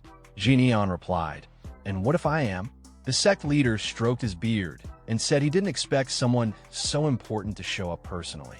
Then his tone shifted. He said that in that case, he wouldn't hold back. Suddenly, a net dropped down above Jineon, but he dodged it easily. The guards shouted to get him. Jineon, now surrounded, thought to himself that it had been a long time since he fought a group like this. Maybe not since back then. He grabbed the net and swung it, using it as a weapon. As he took down enemies one by one, he thought to himself that even if his current body wasn't what it used to be, the thrill of battle remained. He tore through them easily, breaking weapons with no weapon of his own. Despite all that, he smiled to himself. This was actually starting to feel fun. The remaining guards hesitated. Some asked who he even was, shocked that he was fighting like that without a weapon. Just then, a sharp object flew past him and sliced his mask and cheek. Blood trickled down as he wiped his face. He looked in the direction the projectile had come from and asked if someone was trying to show off their fancy gear. The sect leader answered with a smirk, saying he didn't usually like using expensive tools, but he'd make an exception for Jineon. He raised a crossbow and aimed. Two guards grabbed Jinion's legs for both sides. The sect leader told them to hold him down. One of the guards grabbing him thought to himself that he was definitely going to die today. The sect leader aimed and told Jinion that even if he was good with fists, there was no way he could dodge this. More men appeared beside him, each holding crossbows. He gave the order to fire. Jinion stood still as the arrows came flying toward him. In his mind, he noted that the sect leader clearly didn't care if his own men got hit. Even someone like Darkblade would be speechless at this reckless tactic. Suddenly, Sima Guk shouted from behind and threw a knife toward Jinion, yelling for him to catch it. Jinion caught the knife midair and deflected every incoming arrow. The sect leader, watching in shock, realized that Jinion had blocked them all with just that one dagger. Jinion turned to look at Sima Guk. Sima looked confused, but then Jinion gave him a thumbs up. Sima Guk returned the gesture. Then Jinion gripped the knife and threw it. It scratched the sect leader's throat before hitting the wall behind him. Jinion told him calmly that he didn't usually use blades, but made an exception for him. The sect leader, clutching the small wound on his neck, cursed under his breath and called Jinion a psycho. He turned to his men and yelled at them for just standing there. He ordered them to kill Jinion immediately. But before they could react, Jinion dashed forward and closed the distance in an instant. The sect leader could barely process what was happening. Jinion was already in front of him.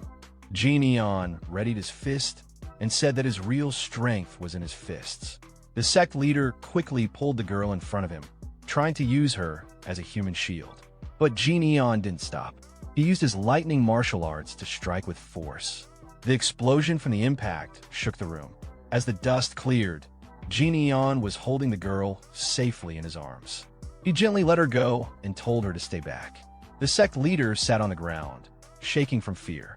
He looked up at Jinion and wondered what kind of person he really was. If Jinion was the heir to the Galaxy Merchant Guild, he should be a young man, but the way he fought felt like someone who had survived countless battles. Jinion looked down at him coldly and asked what he was staring at. Did he have something to say? The sect leader tried to save himself. He laughed awkwardly and offered money. He said he had plenty stashed away and promised to reward Jinion generously if he spared his life. But Jinion stepped on him and told him to stop putting a price tag on people's lives. He pulled back his fist and said he didn't need any of it. The sect leader could keep his money. Then Jinion drove his fist into the man's chest, piercing through his heart and killing him instantly. The room fell silent as everyone looked on in shock. Jinion pulled his hand back out and glanced at the body. He muttered one final word as he looked at the corpse. Filthy. As morning arrived, the protagonist, his friend Sima Guk, and the girl he had recently saved were walking together. Along the way, Sima Guk turned to Jinion and mentioned that he would be taking a different route. He offered to escort the girl instead. Jinion agreed and entrusted her to his friend. Sima Guk and the girl then walked away from Jinion. After a short while, the girl looked at him and asked if he was young Master Sima Guk. He was surprised and asked how she knew. The girl chuckled softly and explained that she had seen him at Danhyang multiple times. She also added that since he was clearly close with Jinion, it wasn't hard to figure out. Understanding her point, Sima Guk nodded. The girl then gave a respectful bow and thanked him for what he had done that day. She promised that if he ever returned, she would serve him a bottle of top-grade rice wine as a token of gratitude. Sima Guk waved her off casually, saying there was no need. He hadn't done anything noteworthy. He also mentioned that he didn't plan to visit the pleasure quarters anymore. The girl looked at him and commented that he had truly changed. He responded briefly, then glanced over toward Jinion and added that he, too, had a change, especially since his friend had changed so much already. Meanwhile, Jinion was walking toward his home, thinking to himself that it was time for breakfast. Some time later, after finishing his bath, he stepped into a room where a table full of food awaited him. He invited the two bald men he had brought from the entertainment district to eat, encouraging them to be comfortable. The two men gratefully accepted and responded politely. Jinion, in a gentle tone, told them not to hold back and to eat freely whenever they were hungry. One of the men expressed amazement at the generosity of the trading company, while the other jokingly asked if eating 7 meals a day was acceptable. Jinion calmly confirmed that it was. As they chatted, the two bald men noticed Jinion's wound had already closed. They asked if he had been all right the previous night. Neon gave a vague response while holding his chopsticks, but in his mind, he reflected on the situation. He realized that the sudden incident had shaken his core, something that wouldn't have happened in his previous life. This made him recognize the need to grow stronger. He understood that if he truly intended to protect the merchant group and stand against magic users, ordinary training wouldn't be enough. He needed something beyond conventional methods. Just then, a voice from outside his door informed him that a delivery had arrived. Curious, Neon acknowledged it. A servant girl entered and placed a box on the table. As he opened it, he muttered that he hadn't been expecting anything. Inside was a letter from his friend, Gu Wong. The letter explained that after they had parted ways, Gu Wong had stopped by a tavern, had a single drink, and then left. He jokingly called it a sign of real progress. Neon smiled as he read it. The letter continued, revealing that Gu Wong had also meant to deliver something on Neon's father's behalf the day before, but had forgotten. Now he was sending it along. Neon paused at the mention of his father, feeling surprised. The letter concluded with Gu Wong saying he would leave the item with Neon and asking him to help watch over their escort agency once he had become stronger. As Neon examined the contents of the first box, he immediately recognized what was inside. It was a piece of century root. Judging by its appearance and condition, it had likely been aged for 4 or even 5 centuries. He estimated that, with a bit of luck, it could help him raise his White Lightning 10-stage art to the 5th level. Holding the root in his hand, he reflected on the moment with quiet appreciation, realizing this was the kind of gesture that showed the true value of having a good friend. He then turned to the next box placed beside him. Inside was another letter. This one was addressed from the Tejo Trading Company. The letter spoke of a long-standing trust and friendship with his father and a gift offered in honor of that bond. As Neon processed the message, he recognized the name of the firm. It was one of the wealthiest and most influential trading companies in the Central Plains. He realized his father must have reached out to them personally for assistance. The depth of that gesture and the effort behind it caught him off guard. He hadn't expected such care and foresight. Inside the box was a bottle, and as soon as he saw it, he was struck with surprise. It was pure, void stone milk, a miraculous elixir that martial artists could only dream of acquiring. It belonged to the same legendary tier as the 1,000-year spirit fruit, moon elixir flower, and 10,000-year snow ginseng. All of them were incredibly rare and nearly impossible to obtain. Neon brought the bottle close and inhaled its scent. There was no doubt it was genuine. Even in his previous life, he had only managed to taste a few drops of it. He found it hard to believe that a merchant had managed to acquire something even top martial artists struggled to find. Turning to the 2 bald men seated nearby, he called out their names, Myongbo and Jinbo, and handed each of them a portion of the medicine.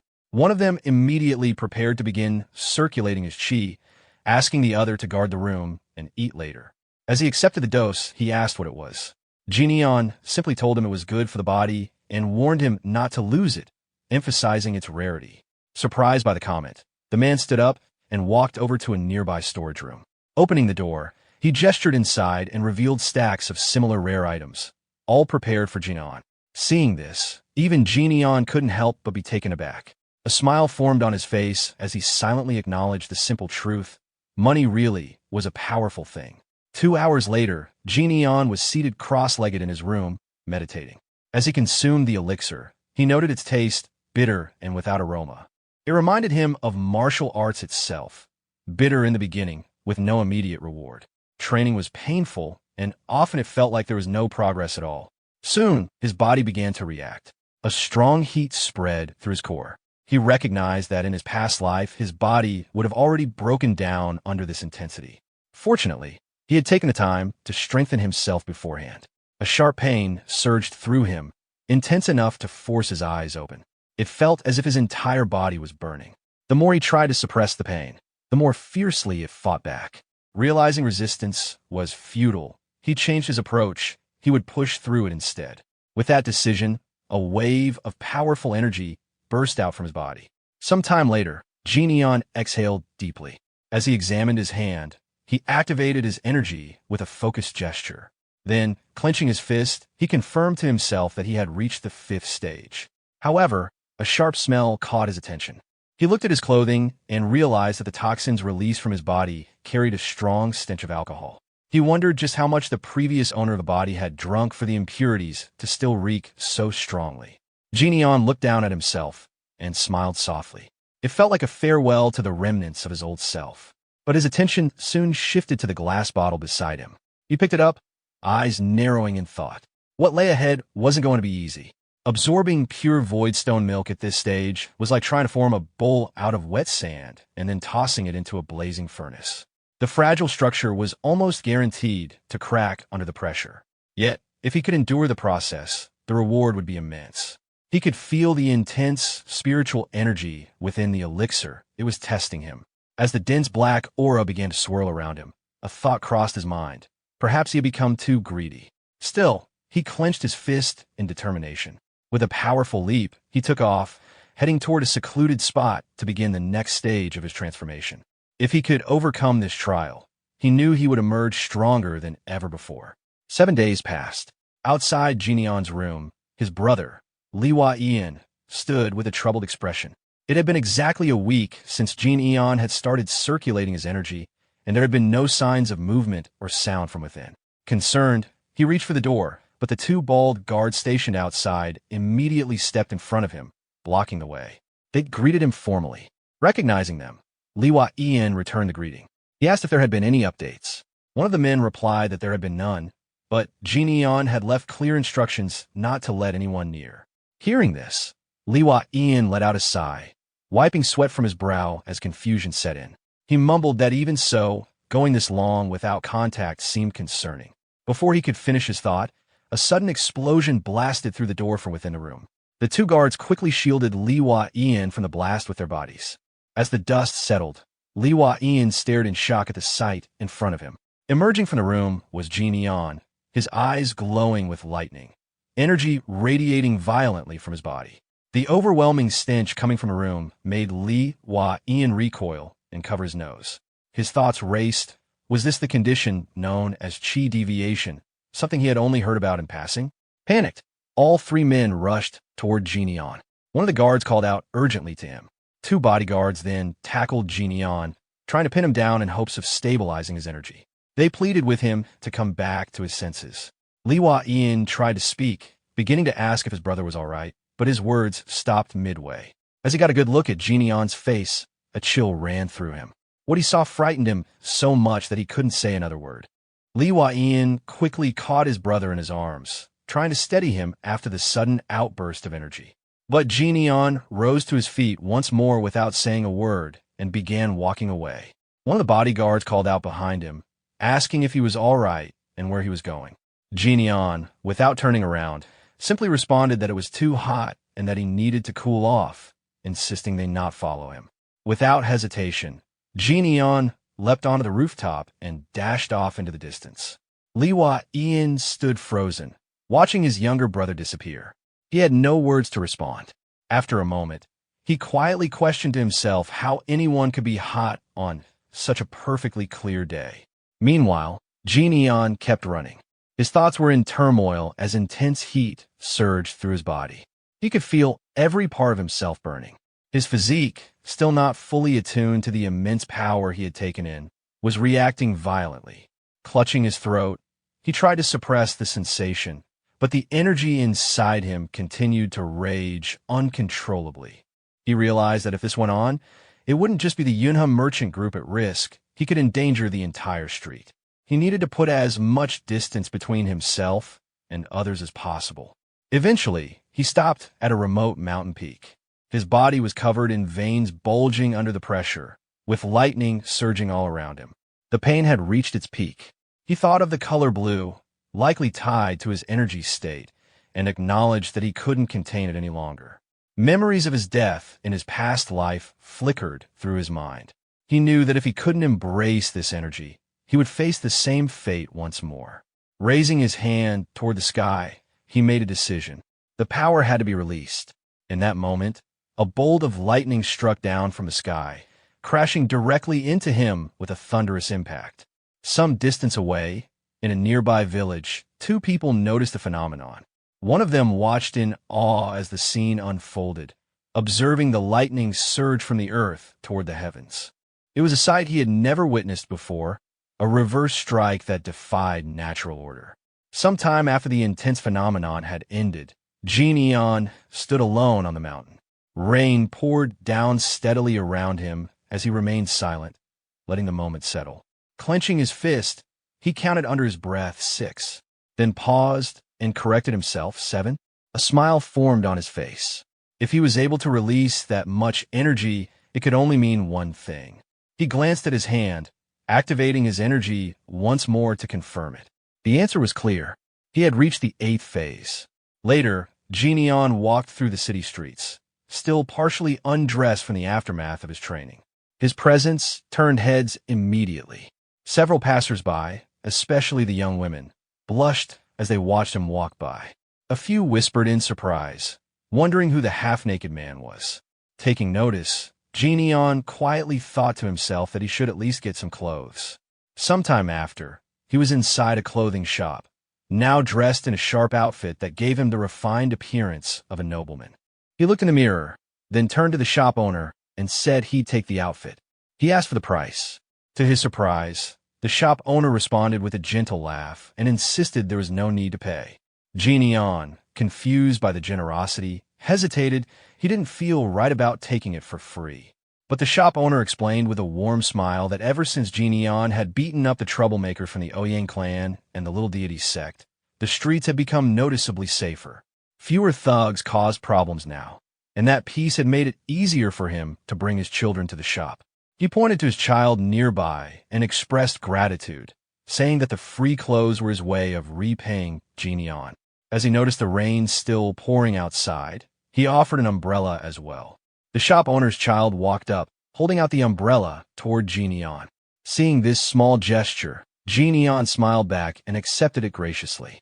A short while later, he stood outside the shop in the rain, waving back at the shop owner and his children. As he continued down the street, Neon looked around and reflected on the changes. Things truly did feel more peaceful now. In the past, he never paid attention to what the streets looked like after a fight. But now, recalling the shop owner's words, he could feel the difference his actions had made. People were safer, families were more relaxed, and the atmosphere felt lighter. Looking ahead, he saw people laughing and enjoying themselves. For the first time, Neon found himself smiling at the sight. The feeling wasn't so bad. Suddenly, his attention snapped toward a commotion behind him.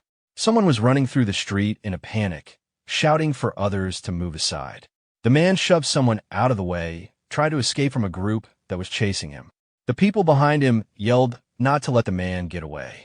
As Neon observed the scene, he immediately recognized the person on the run. It was Chil Myung-go. His thoughts locked onto the name with surprise. The man who had been chased earlier suddenly appeared before the protagonist. With a casual smile, he greeted him, commenting on the heavy rain. The protagonist looked at him with visible disappointment, noting that he hadn't changed at all. As the man stood confidently in front of him, the protagonist remarked again on how he was always caught up in a busy life. Meanwhile, a large number of people from the Moyang clan had gathered at the Emperor's assembly. Among them, a red-haired man confidently acknowledged the significance of all the clan patriarchs coming together after such a long time. He specifically praised Moyang Bin for his efforts. This red-haired man was Dako Mayong, the patriarch of the Dako clan. In response, a green-haired man humbly dismissed the praise, saying he had only arranged the meeting. This was Moyang Bin, the patriarch of the Moyang clan. Then, turning to another figure, he brought up a recent issue, mentioning that he'd heard about a regrettable incident involving Ouyang Seng's clan. He stated that Ouyang, who had apparently challenged a member of a merchant group to a duel and died as a result, asking if it was true. Hearing this, Ouyang Seng, the patriarch of the Ouyang clan, looked visibly irritated and surprised. Another person in the room then questioned the situation further, pointing out that Ouyang, who was supposed to be one of the more skilled martial masters of the clan. Yet another added that Ouyang, who had caused trouble with a merchant group, made a scene and ended up being severely defeated. Just then, loud laughter erupted in the assembly hall. Everyone turned toward the source, which was none other than Namgung Wu, the leader of the Emperor's assembly and the patriarch of the Namgung clan. Known as the world's strongest martial artist and often referred to as the Blade Emperor, Namgung Wu was laughing heartily, mocking the situation. He found it ridiculous that someone from a merchant group had defeated a member of the Ouyang clan, calling it even funnier than a jester's performance. He asked if others agreed with him. One man in the assembly could be seen trembling with anger, though another quickly agreed with Namgung Wu to avoid conflict. At that moment, Ouyang Sing, now visibly furious, exclaimed that Ouyang had already been expelled from their clan. With his frustration boiling over, he declared that it was time to remind the merchant group of the true power of the Ouyang clan. Back on the street, the protagonist stood with his friend. He looked worn out and clearly exhausted from everything that had just happened. Lee Jin-ian looked at his friend and remarked that he was always living a busy life. Before the conversation could continue, one of the gang members pointed a finger at Lee Jin-ian and ordered him a hand over his friend, warning him not to get involved in something that could get him hurt. Lee Jin-ian's tone turned cold as he asked his friend, Myungo, who these people were. Myungo explained that they were members of the Crimson Reaper Alliance, the most notorious underworld gang at the moment. They had recently been trying to take over the downtown district. He went on to say that, since he was involved in the auction business, he had discovered they had taken his ledgers when he went to organize the books, a theft he clearly resented. Lee Jin-ian then asked if Myungo's hands had healed. Myungo showed his hands and said they were still usable, even managing a laugh. Facing the gang, Lee Jin-ian stated calmly that they didn't seem to be from the area. He told them to come back when Myungo's hands had fully recovered, but to leave for now. The gang members were irritated, thinking his words were nonsense and that he must have grown up sheltered. But despite their thoughts, they felt an inexplicable pressure from him. One hot-headed member ignored a companion's warning, stepped up to Lee Jin-ian, and arrogantly pointed a finger at him, demanding to know who he thought he was. Before he could finish, Lee Jin-ian flicked his forehead with a single finger, sending him flying several meters and knocking him out instantly. Lee Jin-ian then looked at the rest of the gang and told them he was hungry, and if they fought now, he might kill them all. He advised them to leave while he was still being nice and promised they would meet again, either through Myungo or himself. The gang, clearly intimidated, bowed and quickly left. Myungo, now more relaxed, turned to Lee Jin-ian and asked him to buy food, saying noodles would be fine. With a disappointed expression, he clarified that the last time he was on the verge of death wasn't because Lee Jin-ian had beaten him, but because he was starving. He even remarked that food had always been the most important thing in the Central Plains. Irritated, Lee Jin-ian told him he could have just asked without saying so much, calling him insane. Myungo simply grinned and replied that it was surprising Lee Jin-ian was only realizing that now. He then excitedly suggested they go to Jinpyeong Noodles, claiming it had the best noodles. Later, in the restaurant, Myungo finished his bowl and leaned back with satisfaction, saying he finally felt alive. After finishing his meal, Myungo looked at Lee Jin-ian with a serious expression, teasing that it seemed like a branch of the beggar sect had taken up residence in his stomach. He pointed out how Lee Jin-ian used to eat very little, like a bird, but now had changed completely. Myungo added that people shouldn't change so suddenly and should live according to the natural order. Turning toward the shop owner, he ordered 2 more bowls of noodles, then quickly changed it to 4. The owner agreed without hesitation. After a short pause, Myungo awkwardly asked about the twins. Lee Jin-ian replied simply that they were doing well. When asked what they were doing, he answered flatly, training. Myungo guessed they must have grown stronger and then asked for another bowl, even though he already had one in his hands. He remarked that their food expenses must be huge, calling them gluttonous spirits.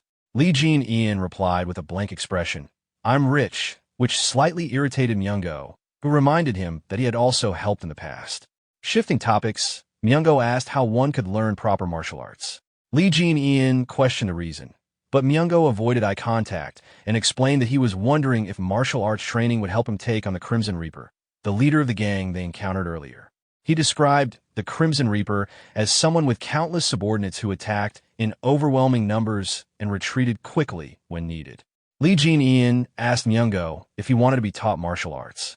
Myungo hesitated for a moment before saying he'd be grateful. Crossing his arms, Lee Jin-ian asked if Myungo would follow his instructions exactly, to which Myungo confidently replied that of course he would. After all, he was the poisonous fox, Chul Myungo. Lee Jin-ian then pointed at the ground and told him to bow. Myungo rubbed his head in mild irritation, calling the request embarrassing, but eventually bowed without further complaint. Standing back up, he jokingly threatened that if Lee Jin-ian didn't teach him, he'd make a scene in front of the Yunha Merchant Group's gates. Instead of responding seriously, Lee Jin-ian swung the shop's borrowed umbrella and held it out, telling Myungo to hold it like he did. Myungo was stunned at the simplicity of the lesson and asked if that was really it. Lee Jin-ian simply asked what else he expected. Myungo grew frustrated, complaining that he had even bowed and threatened again to cause trouble. Before he could finish, Lee Jin-ian struck him with the umbrella and told him to shut up, instructing him to take the umbrella with one hand. Myungo held the umbrella and asked what to do next. Lee Jin-ian explained that it was a gift and couldn't be given away, but Myungo could borrow it. He instructed him to swing it exactly as demonstrated 100,000 times and then return it. He emphasized that if Myungo didn't want to commit to this, he should give up on learning martial arts entirely. Shocked, Myungo confirmed the number, clarifying that it wasn't 1,000 or 10,000, but a full 100,000 swings. Lee Jin-ian, unfazed, told him to stop talking so much and either get to work or leave. When Myungo questioned whether he was serious, Lee Jin-ian grabbed his collar and reminded him that learning a few basic moves wouldn't be enough to kill someone. He explained that with 100,000 repetitions, Myungo could at least defeat half of those men they had faced earlier with just a wooden sword. Instead, Myungo had run away like a frightened animal. Lee Jin-ian told him bluntly that if he was going to live such a pitiful life, he might as well die, prompting Myungo to nervously say he didn't want to die. Releasing him, Lee Jin-ian told him to remember whether he was a rat or a poisonous fox, and to stop making empty boasts. Outside, the rain continued to fall. Myungo suddenly stood and asked to borrow the umbrella. Before he could leave, the shop owner approached Lee Jin-ian and asked him to pay for Myungo's food as well. After paying, Lee Jin-ian thought to himself that he would wait to see if Myungo would take the training seriously. He then shifted his attention to the Crimson Reaper Alliance, recalling his promise to seek them out and deciding it must be kept.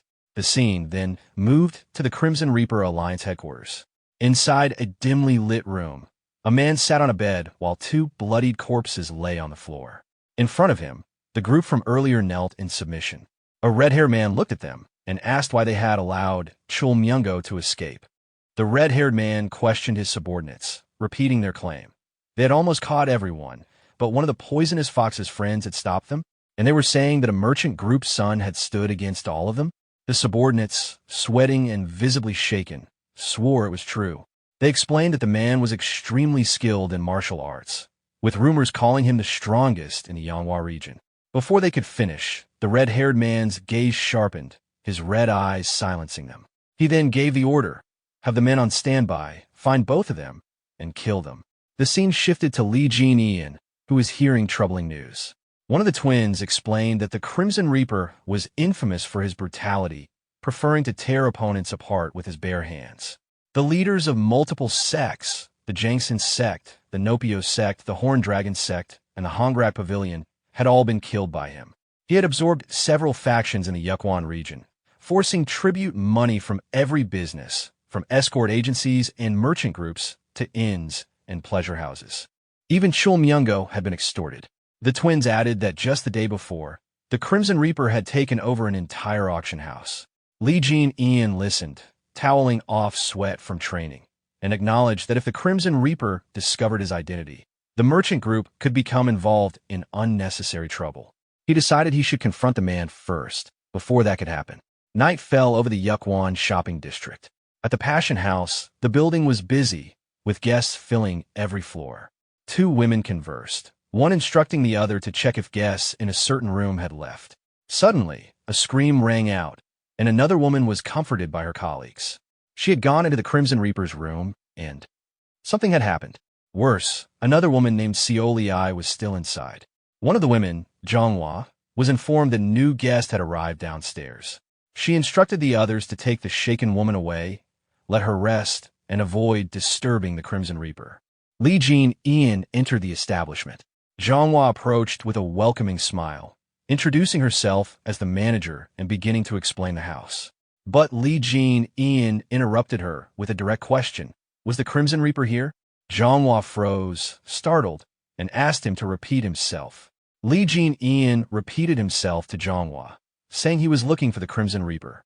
She became slightly flustered, her voice trembling as she asked if he meant the association leader and whether he had made an appointment. Li Jin-ian answered simply, no, and told her to just confirm if the man was upstairs. Hesitating, Zhonghua glanced at a crimson subordinate nearby, debating whether to answer. Finally, she told him that the Crimson Reaper was indeed upstairs. Without waiting to hear more, Li Jin-ian walked past her, calling her by name and instructing her to evacuate the others. Her mind flashed back to an earlier thought. Seoliai was still inside that room. Nervously, she warned him that heading up would be difficult, as the association leader's temper was rough. Li Jin-ian only smiled and said it was fine. As he approached the stairs, one of the Crimson subordinates stepped forward, blocking his path. The man demanded to know who he was, warning that this wasn't a place anyone could enter freely. Li Jin-ian didn't respond, continuing up the stairs.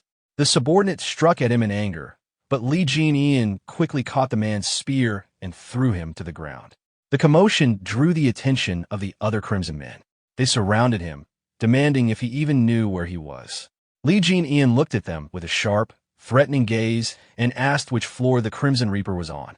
His words only enraged them further. They attacked, shouting insults. Li Jin-ian calmly replied that if necessary, he would find the Crimson Reaper after killing all of them. As one man swung at him with a sword, Li Jin-ian seized the attacker's head, took the weapon, and used it to defeat them one by one. He fought using only the weapons he took from his opponents, systematically knocking each one down until the floor was clear. Finally, he stopped and looked at a nearby door. With certainty, he remarked that it wasn't the right room.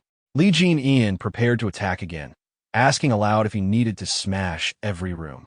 He began breaking into each one, sending the occupants fleeing in panic.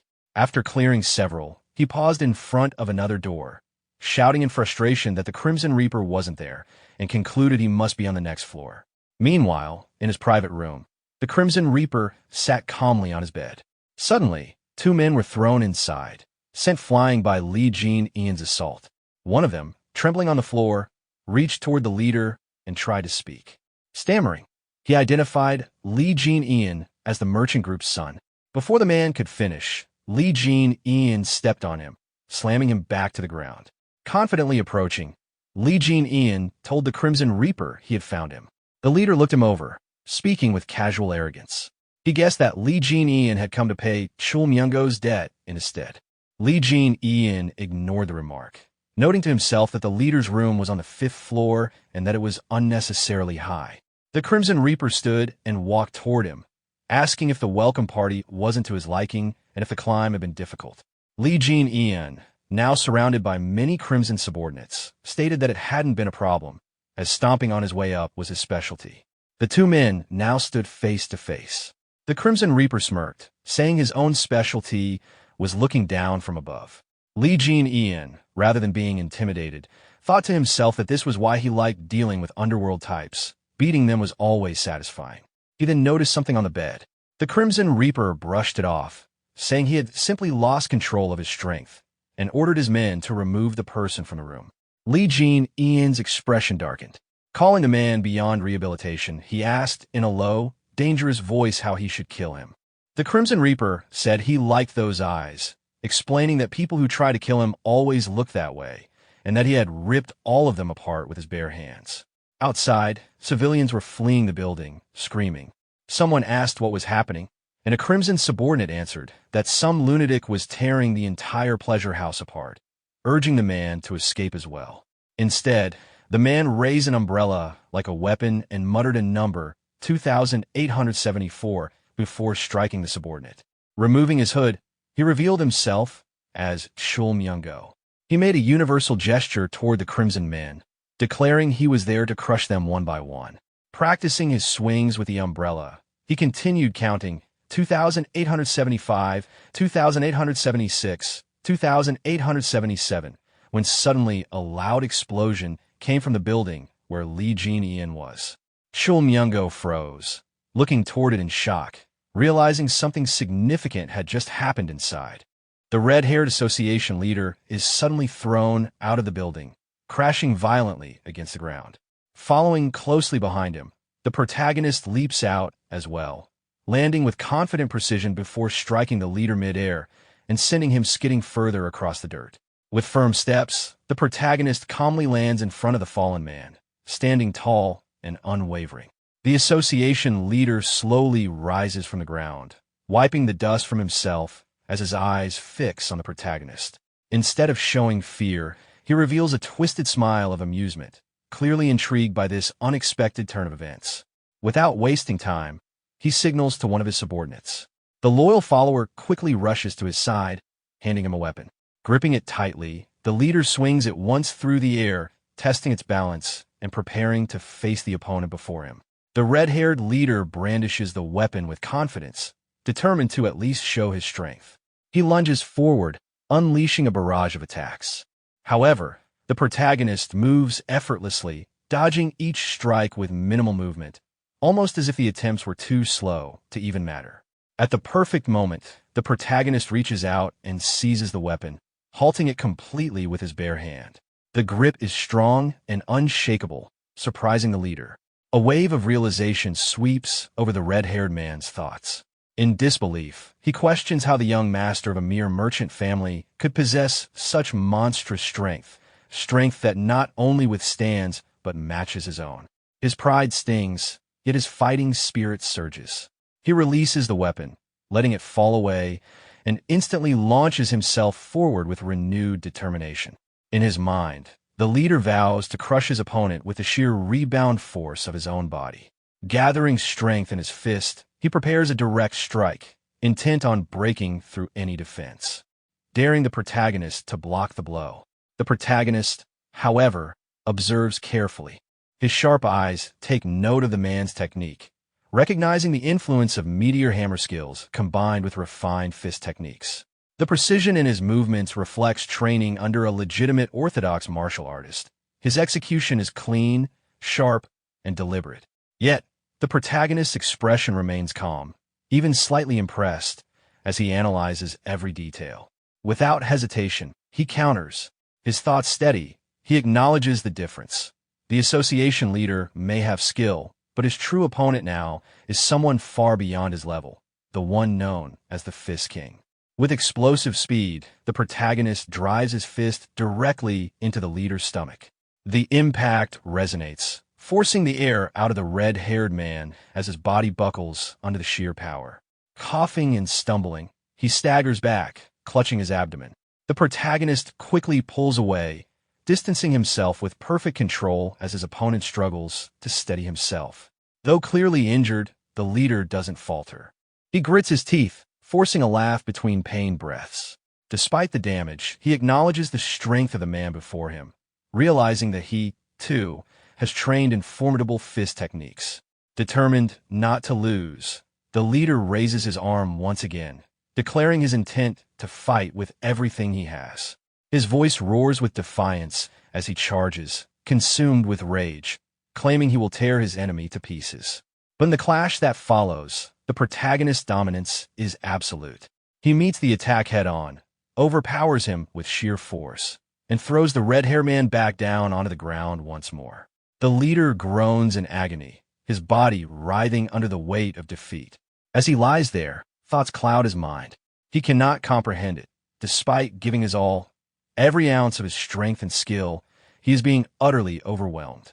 Shock and disbelief consume him. For the first time, he questions whether victory is truly possible. The protagonist suddenly grabbed the face of the association leader with his hand, forcing him down against the ground. He stood above him, looking down with a cold expression, his presence dominating the moment. Without hesitation, the protagonist activated his electric martial arts, sending a current of energy through his palm into the leader's body. The energy pulsed violently, growing stronger with each stage he unleashed. First came the second stage, releasing a sharp jolt that made the association leader convulse in pain. His scream echoed as electricity surged through him. The protagonist showed no mercy, immediately pushing further. The energy increased again, third stage. The leader's body shook harder, the shock tearing through him. The protagonist continued, raising it to the fourth stage, and then again to the fifth stage, each level amplifying the damage. The overwhelming current left the association leader writhing, unable to resist. Nearby, one of the leader's subordinates watched with wide eyes, his face dripping with sweat. He stuttered, barely able to speak, questioning if they should step in to stop it. But before anything could be done, something unusual appeared in the sky. The subordinate's expression shifted to shock as he pointed upwards, realizing what was about to happen. The protagonist raised his hand and unleashed his ultimate technique. White lightning 10-stage art. Thunderclap. A massive lightning dragon formed, descending with explosive force. The ground erupted with a deafening blast as the dragon struck the association leader directly, vaporizing him in an instant.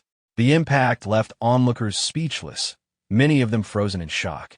Some whispered in disbelief, saying the attack was nothing less than the purge of the dark path. The leader of the association, feared by so many, had been completely obliterated before their eyes. With the battle finished, the protagonist turned his gaze toward the remaining subordinates. His eyes were sharp, filled with disdain, as he confronted them. He demanded to know who they thought they were, collecting tribute from the weak. His voice was steady as he questioned their purpose and their right to drain the lifeblood of powerless people. The subordinates trembled, their bodies shaking under his words. None dared to respond properly, fear weighing heavily on them. The protagonist made his stance clear. If they wanted to flaunt strength, they should come directly to him instead of preying on the helpless. He adjusted his hair with visible disgust, his expression making it clear he looked down on them. Then he warned them all, stating firmly that if they continued down this path, they would end up just like their fallen leader. That final statement only fueled their panic. Some, however, desperate and angry, tried to rally together. They shouted at one another not to be afraid, reminding themselves it was just one man standing against them. With rage clouding their judgment, they charged at the protagonist, screaming that they would kill him. As the fight reached its conclusion, the onlookers began whispering among themselves, still shaken by what they had witnessed. They struggled to process the sight of the fearsome association leader, the so-called Red Reaper, being utterly defeated. Some muttered in disbelief, wondering if the Red Reaper was truly dead. Others questioned the identity of the young man who had stood against him, trying to understand where such overwhelming power had come from. Confusion spread quickly. If the Red Reaper was gone, and his men were about to be wiped out, then who would they be forced to pay tribute to now? A sense of cautious relief stirred in them, but just as quickly, doubt followed.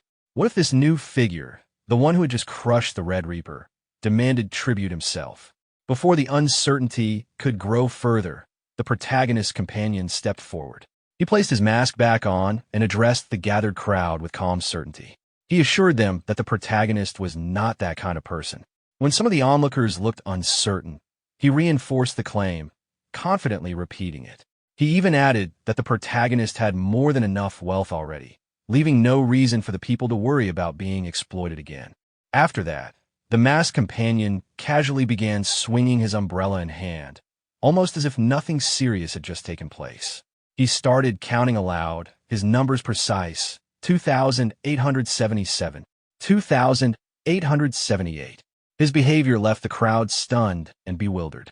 Many exchanged looks, silently wondering if he had lost his mind. One of them, however, turned his gaze back toward the protagonist and thought to himself that despite the oddities of the companion, the young man himself was an incredible fighter. That thought triggered a memory, recalling the protagonist's words about how every person carried a spark within their heart and how nurturing that spark was a personal responsibility. The scene shifted to the companion once more, standing calmly in the middle of the city. With quiet reflection, he spoke to himself, almost as though affirming his own path. He acknowledged the desire to grow stronger, strong enough that the very pursuit could drive one mad. His eyes carried determination as he tightened his grip on the umbrella and muttered again, "Know your place." Then, as though snapping himself back into his own persona, he corrected himself. With conviction, he declared his identity: "I'm the Venom Fox." The scene shifts to the Yunam merchant group. Inside, the protagonist's younger brother, Waiyan, stood waiting. When he finally saw his brother emerge, he was stunned. The protagonist opened the door and stepped out, his body covered in blood. Waiyan froze for a moment before speaking, his voice uncertain, asking where his brother had been. The protagonist casually brushed off the concern, saying he had only been out for a drink. Then, turning the question back, he asked what brought Wei Yan to his room. Wei Yan, still unsettled by the sight of blood, admitted he had come to ask something but couldn't ignore the state his brother was in. The protagonist reassured him, explaining calmly that the blood was not his own. Though shocked at first, Wei Yan quickly pieced it together, acknowledging that it was clear the blood didn't belong to his brother. Shifting focus, he spoke with some excitement. The elixirs they had received recently, he explained, seemed to be working with great effectiveness.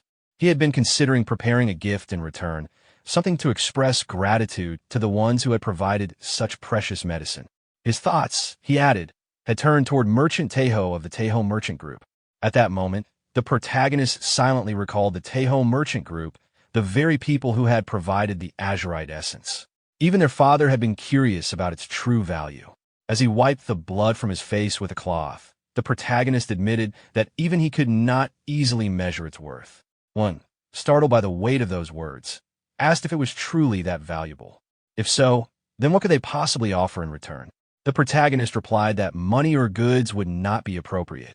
The gift they had received was priceless. Confused, Wei Yan pressed further, asking what should be done instead. Without hesitation, the protagonist answered, they should form a merchant's alliance. The suggestion left Wei Yan shocked. A merchant's alliance? He quickly pointed out that while great merchant groups like Taeho had contributed elixirs, smaller groups had as well, such as the West Wind Escort Establishment, which lacked even its own defense force. If an alliance were to form, and protection was offered to everyone, it could indeed serve as repayment. But wasn't such a plan far too ambitious? The protagonist calmly reassured him there was no need to begin with something grand. They could start small, first with the Taeho Merchant Group and the West Wind Escort Establishment. With confidence, he added that since they had received something money could never repay, they must answer in kind with something greater, an alliance built on protection and strength. Wei Yan, still uncertain, raised another question. What about the rules or membership fees? Shouldn't an alliance have structure? The protagonist answered that the rules should remain simple, just as their ancestors had once done. For the time being, there would be no membership fees. When Wei Yan pressed further, asking what the true purpose of the alliance would be, his brother paused. Memories surfaced, merchants thanking him after he had dealt with the Ouyang clan and the Little Deity sect, saying that since then, troublemakers on the streets had decreased. He also recalled Wei Yan's words from the past, urging him to one day protect their own escort establishment when he became stronger. With that thought, the protagonist spoke clearly. The alliance would exist to protect the lives of merchants. He explained further, suggesting the establishment of a system for quick communication, so that problems could be addressed without delay. Wei Yan admitted it was a sound idea, but raised another concern. What if the situation was beyond the ability of even the Taeho Merchant Group's escort warriors to handle? The protagonist, recalling everything that had occurred in recent days, considered it carefully. If such a problem arose for a group as large as Taeho, it would likely mean martial arts factions were involved, possibly even those from the darker corners of the Jianghu. In that case, he declared with certainty, he would step in personally. Shocked, Wei Yan asked if he truly meant to involve himself directly. The protagonist explained that the medicine they had received was priceless, and it had indeed granted him tremendous strength. When Wei Yan asked if it truly made him stronger, he simply replied yes. At that, Wei Yan leapt up in excitement, fully convinced. Determined, he asked what they should name the alliance. He proposed calling it the Great Merchants Alliance. His brother, however, looked disappointed. With a gloomy expression, he corrected him, better to call it the Great Merchants Association. The word alliance, he admitted, bothered him. Wei Yan, smiling gently, accepted his brother's choice and promised to prepare everything accordingly. As he turned to leave the room, he paused briefly, remarking that since his brother's return, his own workload had only increased, leaving him swamped with responsibilities. The protagonist offered an awkward apology, but Wei Yan brushed it off with a smile, saying that for merchants, the busier they were, the better it was. The protagonist returned his smile. Just then, a voice rang out from outside the room, calling for young Master Jinian and the chief administrator. The door burst open, and their companions stepped inside, flustered, exclaiming that they were finished. After hearing the urgent shout, the protagonist's brother asked for clarification, wanting to know what exactly had been done. The The response came back with tears and fear, explaining that they were doomed because Lord Ouyang himself had arrived, accompanied by his disciples. The protagonist's brother was instantly struck with shock. Sweat ran down his face as he processed the news, unable to believe that such a formidable figure had truly come. The scene then shifted to the Yuna merchant group's main hall. Sitting calmly while sipping tea was none other than Ouyang Seng, the patriarch of the Ouyang clan. As he drank, his mind drifted back to past events, and with visible frustration, he thought of the humiliation his clan had suffered during the ruler's meeting. Just recalling the disgrace made his blood boil. Determined to restore his clan's pride, he turned to the three men seated before him. He declared that each of them must face Jin Eon of Yunha, trading in combat. He emphasized that one victory alone would not be enough to regain their lost honor. His expression hardened as he made his intent clear. Jin Eon must not be allowed an easy death. Instead, his suffering would serve as repayment for their humiliation. The three men acknowledged his orders with unwavering voices, fully committing themselves to the task. One of them then raised a practical question, asking whether the others planned to use weapons. He himself stated that it did not matter, since he always fought barehanded. This man was Shin Sobik, the Ouyang clan's in-law. Another spoke up, saying that he too preferred not to use weapons, as striking with fists felt more natural and satisfying. This was Ouyang Mayong, the clan's second son, known as a skilled swordsman. Finally, the third joined the discussion. This was Ouyang Woon, the clan's third son and a bladesman. He admitted with honesty that he lacked confidence and would prefer to rely on his blade instead. Ouyang Seng, displeased, immediately challenged his words. He questioned why Woon felt uncertain when the opponent was only a merchant's son. But Woon quickly defended his hesitation, pointing out that Jin Eon had already defeated Ouyang Hu. Although who had only been a distant relative, he was still a man with solid experience in the Jianghu, and his loss had proven Jin Eon was far from ordinary. The patriarch dismissed this reasoning with irritation. To him, whose defeat had nothing to do with experience, it was simply a matter of lacking true skill. At that moment, a servant approached carrying tea, but Ouyang Seng waved for the chatter to end. He commanded that Jin Eon be brought out immediately, ready to settle the matter. However, as he looked more closely at the person bringing the tea, his eyes widened in recognition. It was not an ordinary servant. It was the twins, the trusted bodyguards of Jin Eon, standing before him in disguise. The twins stepped forward and conveyed a message to Ouyang Seng. They explained that their young master had invited him to the annex and would meet with him once he finished his meal. The patriarch stared at the twins in silence, startled by their towering figures. Inwardly, he wondered why mere servants looked so large and intimidating. A short while later, the twins escorted Ouyang Seng along with his sons and in-law. Together, the group made their way toward the annex where Jin Eon awaited them. Upon arrival, the twins stepped ahead and announced that they had brought the guests. Jin Eon welcomed them calmly, standing with a composed and confident expression. He acknowledged their long journey, showing courtesy despite the tense circumstances. In response, the three younger men bowed respectfully. They each introduced themselves, Ouyang Mayong, Ouyang Woon, and Shin Sobik. Jin Eon received their greetings with a gentle smile, remarking that he had not expected Patriarch Ouyang himself to appear in person. The old patriarch returned the gesture with politeness, admitting that his visit was unannounced. He explained that he had come because he wished to see Jin Eon's strength with his own eyes. Jin Eon, standing firm and unwavering, understood their intent. He stated plainly that they had come for a duel, and with confidence, told them to decide the format of the match. Ouyang Seng explained that his sons wanted to learn through this contest, and he requested permission to proceed. The rules were simple. If someone left the ring, fell unconscious, or became unable to move, it would be considered defeat. Jin Eon closed his eyes briefly, then nodded with a faint smile. The clarity of the rules pleased him. The duel began with Ouyang Mayong stepping forward, confidence written on his face. Both men squared off against one another. From the sidelines, Ouyang Seng's thoughts simmered with expectation. He anticipated the moment when the merchant's son would be reduced to begging for his life. Yet Ouyang Mayong himself began to feel uneasy. Standing across from Jin Eon, he sensed something unusual.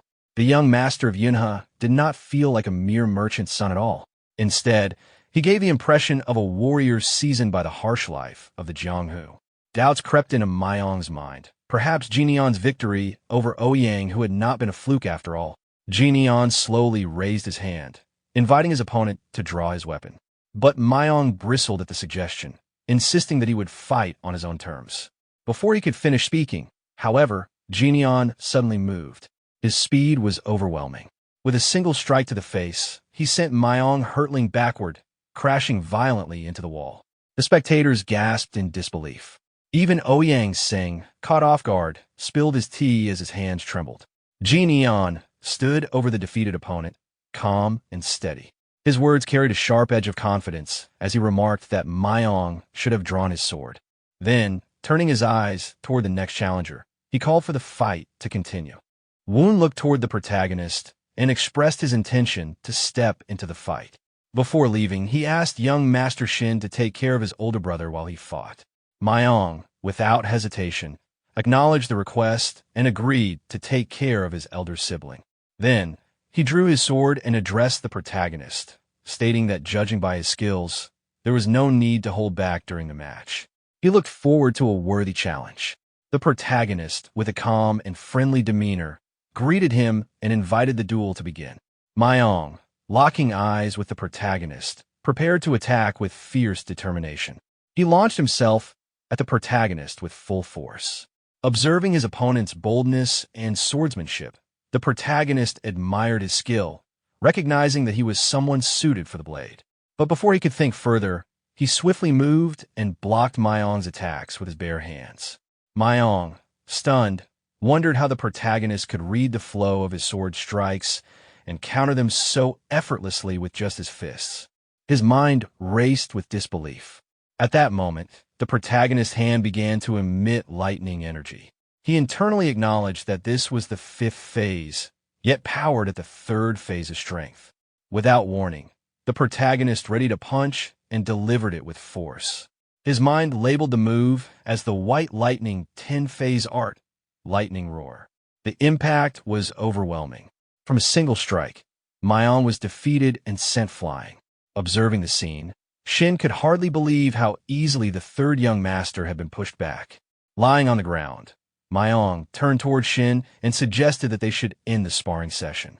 He worried that if all 3 of them were beaten so easily, it would create a huge uproar. Shin, however, immediately rejected the suggestion with a firm response. Without delay, he advanced into the arena. Standing before the protagonist, he explained that although the eldest young master was a skilled martial artist, he himself specialized in palm strike techniques and couldn't let this opportunity pass by. He then asked if he could spar with the protagonist. The protagonist smiled at this and, internally, felt at least somewhat reassured there was someone at least decently skilled. With a composed expression, he accepted the challenge and agreed to the match. Immediately after agreeing to spar, both the protagonist and Shin engaged in combat. They skillfully blocked and countered each other's attacks, exchanging rapid strikes and defenses. Their moves were precise, and neither gave an inch. Suddenly, Shin smiled at the protagonist and, surprised by his cautious defense, asked if he was only going to block without counterattacking. As if to challenge him further, Shin prepared a new, more aggressive attack and taunted the protagonist to block it as well. Shin then launched his special technique called the whirling wheel-crushing palm strike, moving swiftly toward the protagonist. But the protagonist, with astonishing reflexes, dodged the attack effortlessly and reacted with a shocked expression, exclaiming, "Oops!" The protagonist then smiled and pointed out that while Shin's movements weren't terrible, they were unnecessarily large and lacked finesse. Without warning, the protagonist grabbed Shin's legs with speed and precision, and in a cold tone, complimented him by saying it had been a good duel. In an instant, he threw Shin to the ground with incredible force, in a way that resembled the Hulk playfully overpowering Loki in the Stark Tower, a visually satisfying and overwhelming scene. Watching the scene unfold, Mayong, lying on the ground, thought to himself that if he had also been defeated, what pride could he possibly have left? His thoughts were filled with frustration and disbelief. Meanwhile, the protagonist, with arrogance and a smug expression, turned his attention to the elder Ouyang and announced that the duel was over. However, he couldn't help but mockingly wonder aloud why Lord Ouyang looked displeased despite the duel's outcome being clearly in the protagonist's favor. As the protagonist observed, Lord Ouyang's face reflected deep anger and tension. Internally, Ouyang lamented that the merchant group's young master had consecutively defeated his men. He acknowledged that this opponent was no ordinary person and feared that even bringing in more members of the Ouyang clan wouldn't suffice to turn the tide. His mind spiraled into worry that their reputation would be destroyed and that they would be mocked endlessly if the defeats continued. After a deep sigh, Ouyang composed himself and invited the protagonist to take a walk together, trying to mask his concern. As they walked through the city, Ouyang commented that it seemed to be a peaceful town and that the merchant group must have numerous suppliers here. He then stated he would be direct with the protagonist, turning to face him with a smile. He proposed that the protagonist join the Rulers Association, not as a representative of the entire merchant group, but as an individual martial artist. He explained that if the protagonist joined, the association would extend its protection to the entire Yunhe merchant group. The protagonist, hearing this, was visibly confused and asked about the association, not fully understanding what it entailed. As the conversation progressed, the protagonist reflected inwardly about the Rulers Association. He knew it was an organization dominated by 4 powerful clans, Dako, Shimin, Namgung, and Moyong, but notably excluded the Tang clan. However, he also knew that behind the formal structure, there are deeper political motives and rivalries at play. With that in mind, the protagonist suddenly asked Ouyang whether they weren't merely a group that had left the Murim Alliance. He pointed out that the Murim Alliance's focus on the 9 great sects had caused others to branch off. His question implied that their association might not be as honorable or independent as it claimed to be. Ouyang, without hiding it, admitted that it was true but brushed it off by saying it wasn't a problem. He argued that it was better described as a group formed in friendly competition with the Murim Alliance rather than a rebellious faction. The protagonist, analyzing Ouyang's face, thought to himself that the Ouyang clan had only recently joined the association, and this explained why Ouyang seemed so obsessed with saving face and rebuilding prestige. Ouyang, picking up on the protagonist's silent judgment, spoke candidly. He revealed that the men under Ouyang who had been spreading stories about the protagonist everywhere, damaging his own reputation. Still, he quickly added that he wasn't blaming the protagonist, despite knowing that the rumors were likely related to him. Then, with seriousness, Ouyang placed his hand on the protagonist's shoulder and urged him to join the association to help restore his honor. He framed it as a simple request and asked if it was really that difficult for him to comply. However, in Ouyang's mind, his true intention was clear. This was a calculated move to bring the eldest young master of the Yunhe merchant group into the association, thereby making it appear as though he, Ouyang, had control or influence over him. But the protagonist didn't respond to the request directly. Instead, he sharply countered with a question: what if he refused? His tone was calm, but challenging. This caught Ouyang by surprise. His eyes widened in shock, and he asked why he would refuse, pointing out that there would be nothing to lose. He implied that a son of a wealthy and influential merchant group should easily recognize the benefits of such an alliance. Unfazed, the protagonist responded with cold logic.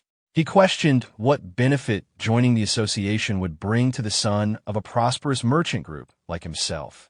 He pointed out that he already had all the money he could need, and what Ouyang was offering, a seat as an ordinary martial artist, was beneath him. Without wasting another word, the protagonist turned and began to walk away.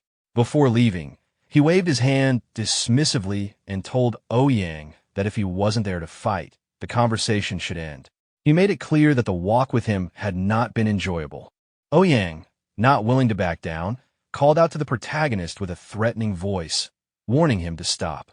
He gave him one last chance, asking if he truly wished to see the entire Yunhe merchant group slaughtered. He emphasized that with the strength of the Ouyang clan, they could spare only the protagonist and label him a public enemy of the martial world. He asked, rhetorically, if the protagonist really thought they couldn't carry out such a threat. Ouyang closed the distance between himself and the protagonist. With a threatening expression, he placed his hand on the protagonist's shoulder and pressed further, challenging him. He asked whether the protagonist was truly strong enough to stop him, and even if he were, whether he could handle making the entire Rulers Association his enemy. Ouyang's tone suggested that the protagonist was foolish for rejecting his offer and spurning his goodwill. Before Ouyang could finish his sentence, the protagonist acted without hesitation. He grabbed Ouyang by the throat, pinning him against the wall with a firm grip. His voice, cold and threatening, cut through the air. He told Ouyang to stop right then and there. He warned him that he could easily kill him at that moment and wipe out the entire Ouyang clan without leaving a trace. Furthermore, he could shift all the blame onto Ouyang's eldest son, ruining him entirely. Despite being cornered and threatened, Ouyang didn't flinch. Instead, he mocked the protagonist with a smile, calling his words the most vile he'd ever heard. He criticized the protagonist for speaking without manners, restraint, or shame, but added that such words should be saved for after proving one's strength in battle. Without wasting another moment, Ouyang launched his attack. He unleashed a green poison gas that quickly surrounded the protagonist, a deadly technique he had practiced for defeating the leaders of the four great clans. As the gas spread, Ouyang's thoughts echoed with confidence, certain that no matter how strong the protagonist was, he wouldn't be able to withstand the poison-toned palm strike. However, the protagonist remained unfazed. Suddenly, he appeared unharmed, a sheet of lightning forming in front of him. Ouyang's expression shifted to shock. He stammered in disbelief, wondering how this was possible. Inwardly, he realized that his poison was burning away, consumed as if lightning itself was eating through it. Without hesitation, the protagonist counterattacked, sending a lightning strike at Ouyang. The force of the attack made Ouyang scream in pain. After delivering the strike, the protagonist stood over him, calmly releasing him from his grip. He remarked that despite how high and mighty Ouyang acted, he was far weaker than expected. Inwardly, the protagonist thought that this was due to the advanced stage his White Lightning 10-phase art had reached. Now at the 8th phase, his power exceeded what most could handle. Even lying on the ground, Ouyang didn't stop laughing. His eyes glinted with defiance as he spoke. He challenged the protagonist, saying that if he wanted to kill him, he should do it right then and there. Even if he were to kill him, it wouldn't matter, as he'd simply be seen as a public enemy. Ouyang reminded him that the Rulers Association stood behind him and warned that the real loser in such a conflict would be the protagonist himself once the repercussions unfolded. Without hesitation, he moved instantly, grabbing Ouyang by the head with lethal force. His eyes were cold and unforgiving as he spoke with a threatening voice, promising that Ouyang Singh would regret those words for the rest of his life. Sometime later, all the members of the association had gathered together. Several disciples were seen tending to the injured, bandaging their wounds. The atmosphere was tense, but calm as the association worked together to recover. Suddenly, in that very moment, the door swung open and the protagonist entered. He was dragging Namgung by the hair, causing immediate shock among the gathered members. All at once, they cried out in surprise and concern, calling out Patriarch and Father in alarm. Myong, stunned by the scene before him, turned to the protagonist with a shocked expression and asked what he was doing. The fear and confusion in his eyes were evident. The protagonist, with a cold and threatening look, silenced him immediately, warning him to be quiet or risk suffering the same fate as Namgung. His tone left no room for argument. Woon, equally shocked, questioned if their father was still alive, his voice wavering with uncertainty. Without hesitation, the protagonist flung Namgung to the ground and, with a dismissive tone, told him that for now he was still alive. Then, turning to one of his aides, he instructed Mok Inseop to prepare a carriage outside at once. A subordinate approached the protagonist promptly and responded with a respectful, "Yes, sir." At this, Myong, unable to hold back his concern, asked the protagonist if he had a justifiable reason for acting in such an extreme way. The protagonist, wearing a devilish smile, scoffed at the idea of needing a reason. He then fixed them with a threatening glare and explained that Namgung had coerced him. If he hadn't helped, Namgung would have destroyed the Galaxy Merchant Guild and framed him as the culprit. The association members were struck speechless, staring at him in shock and disbelief. They exchanged glances but said nothing.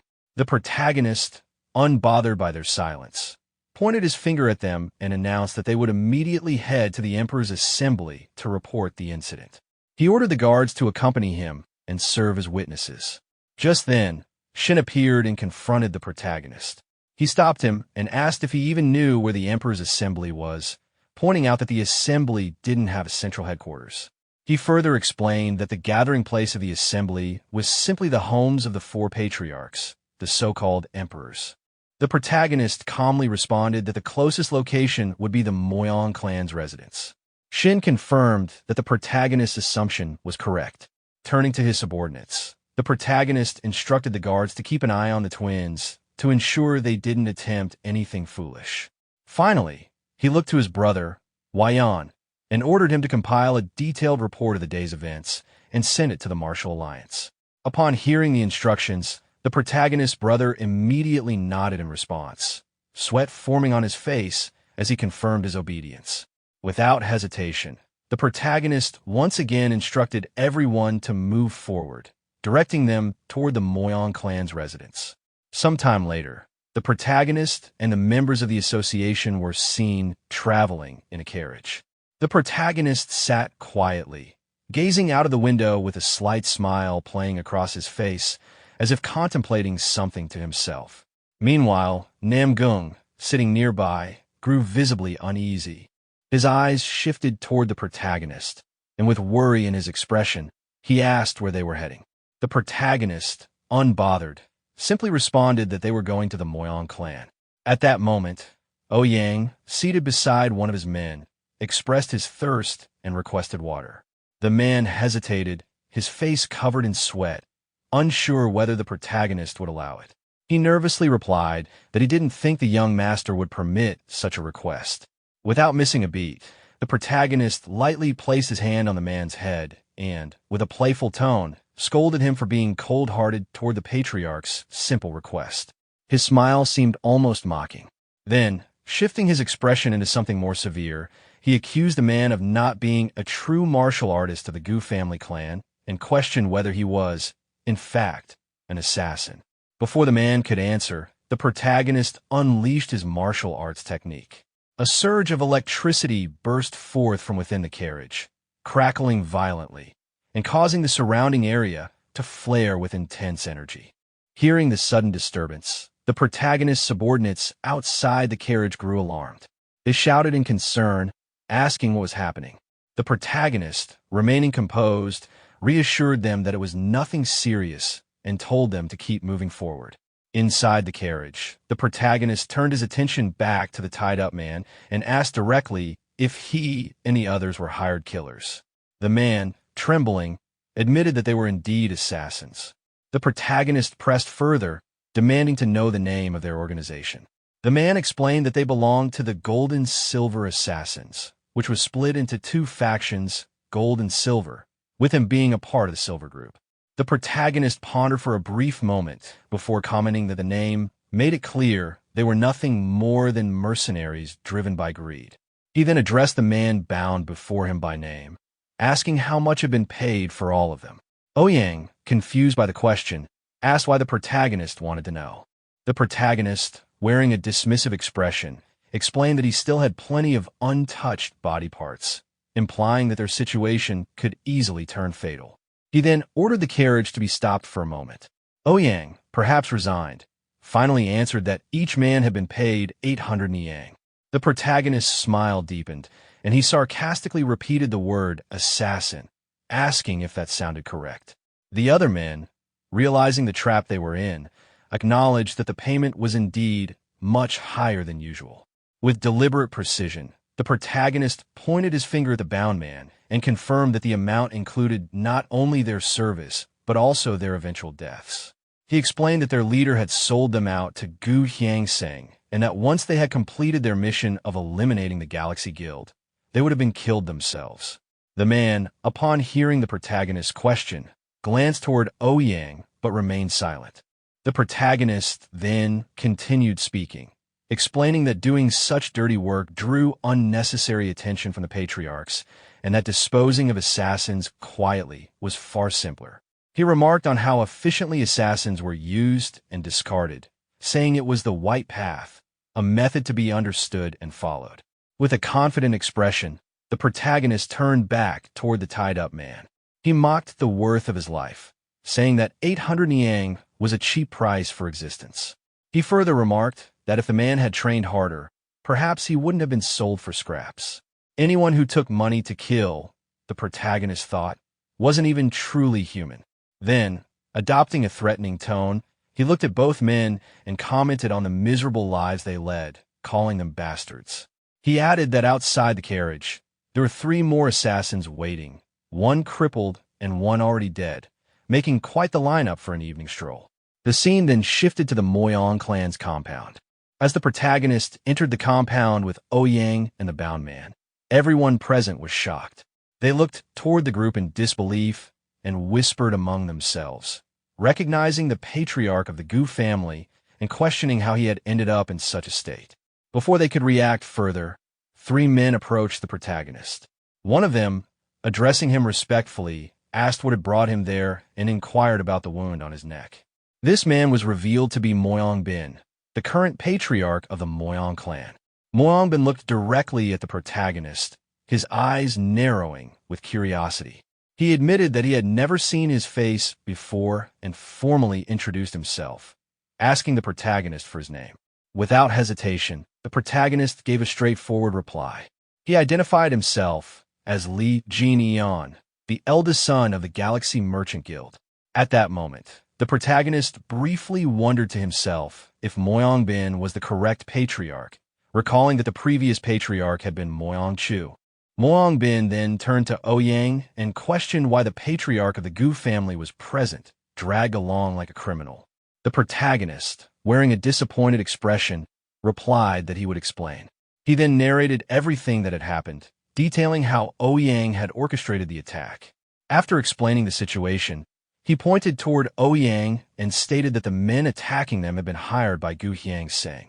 Upon hearing this, one of Moyang Bin's subordinates expressed grave concern. He suggested that such an act of threatening the guild was a serious offense, and if the news spread, the martial world would ridicule them. He recommended silencing the young master to prevent further trouble. However, Moyang Bin immediately cut his subordinate off. Ignoring the suggestion, he instead turned his full attention to the protagonist and asked why he had come. He questioned whether the young master had come out of fear of repercussions, seeking to raise an alarm.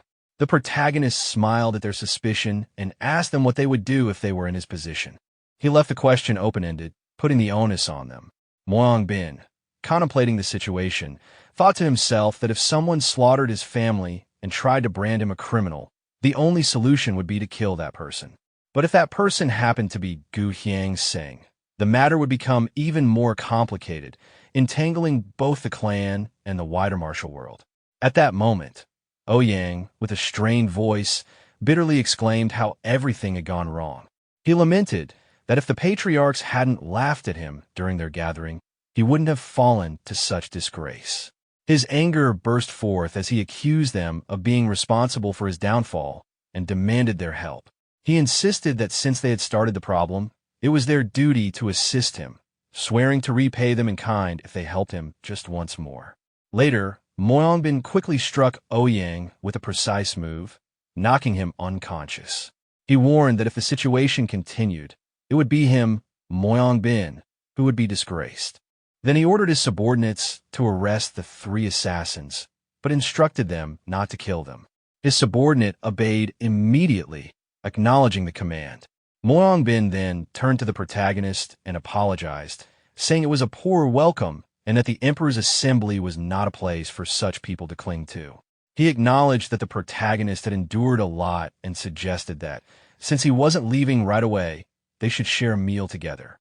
The protagonist accepted the invitation, saying that at least the journey felt worthwhile.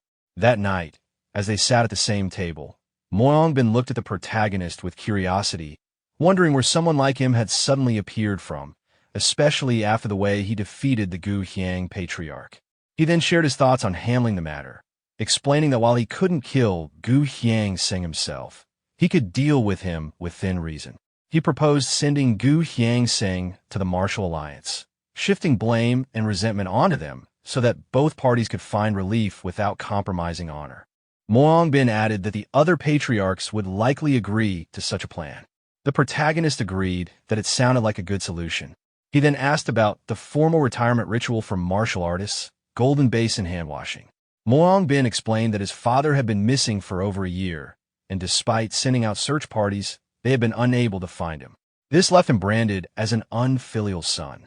The protagonist realized that this disappearance coincided with the time he reincarnated, suggesting that Moyang Chu must have died as well. He then asked if there had been any reports of clashes between Moyang Chu and the demonic path. Moyang Bin explained that the demonic path had been inactive for over 20 years, making it strange that his father would be targeted.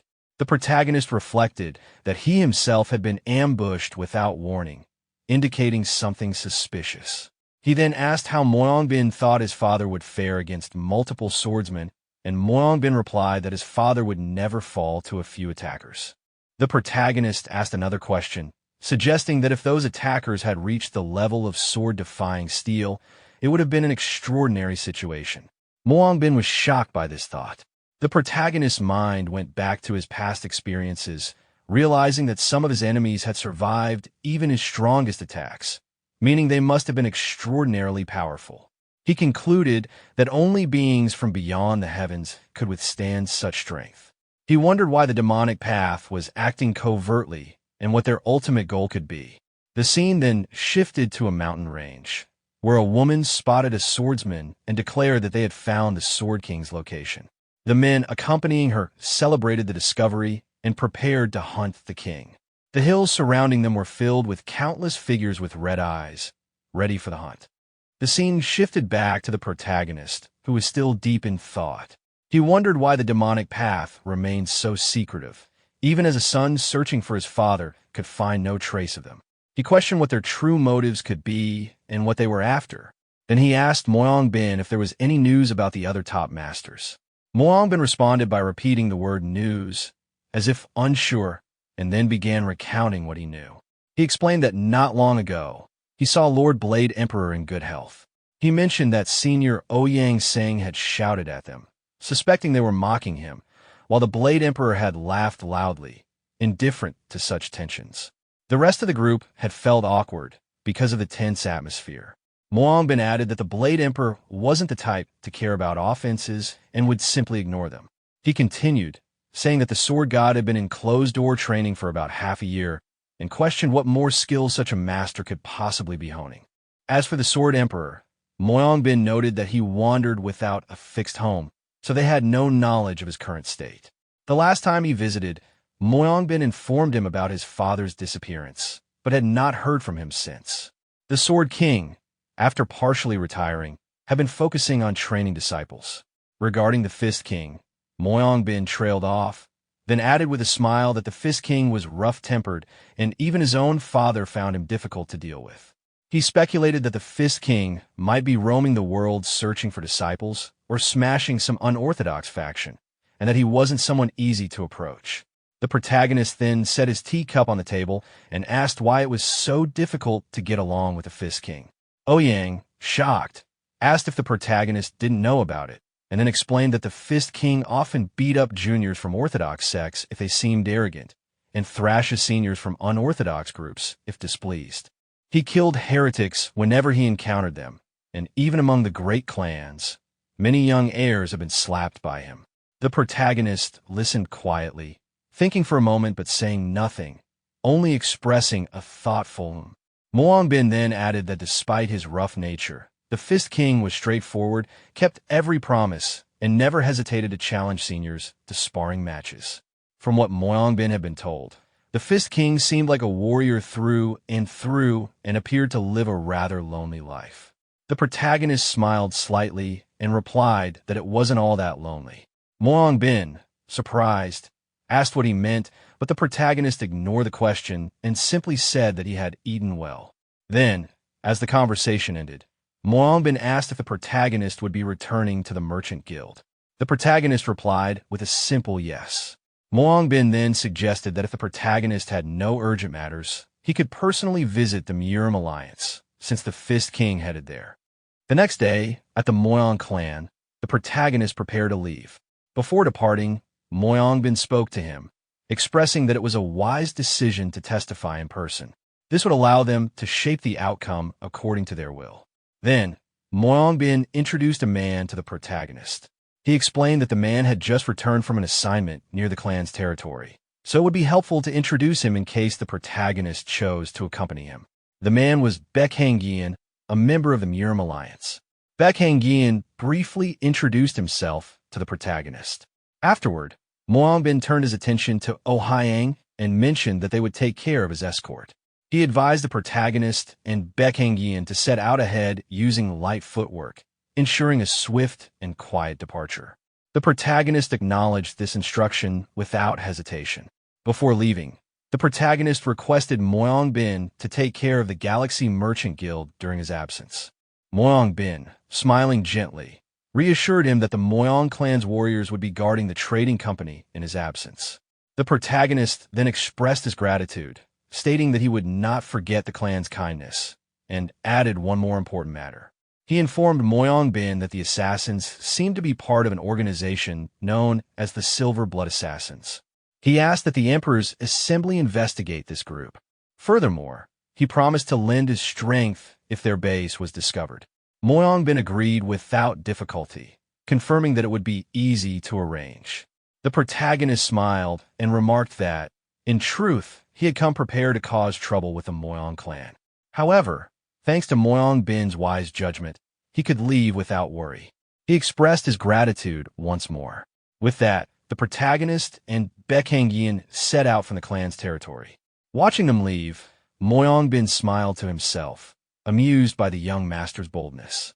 He thought about how the protagonist came alone, seemingly ready to stir up trouble, and found it entertaining. The scene then shifted to 4 days later. Inside a city, the protagonist arrived and Baek Hangyeon walked through the middle of the streets. He observed the protagonist and thought to himself that the protagonist was as blunt and straightforward as he was. He also reflected that, during the past few days, this was the only conversation they had shared. The scene began with Baek walking through the city. While passing by, he accidentally bumped into a man and immediately apologized, saying, my apologies. As he noticed the cut on the man's face, he recalled something from a wanted poster and thought to himself, immoral guest, remembering that this was someone on the Martial World's wanted list. When the man tried to leave, Baek looked toward him and remarked that they seemed to have found someone listed as an enemy, and whether they killed or captured him, they would handle the situation. Upon hearing that, the protagonist responded by asking, a heretic, you say? The wanted man replied, yes, but stay nearby. It's dangerous. As Baek moved closer, the wanted man saw him coming and instantly panicked, crying out Kaya and fleeing. Baek thought to himself about the commotion and reflected on complaints about the Murim Alliance's handling of affairs. He considered that many heretics had been killing Alliance members and that it was no surprise to see a wanted criminal roaming freely. When Baek finally cornered the wanted man and his subordinates, he thought it might be a trap because both sides were missing arms.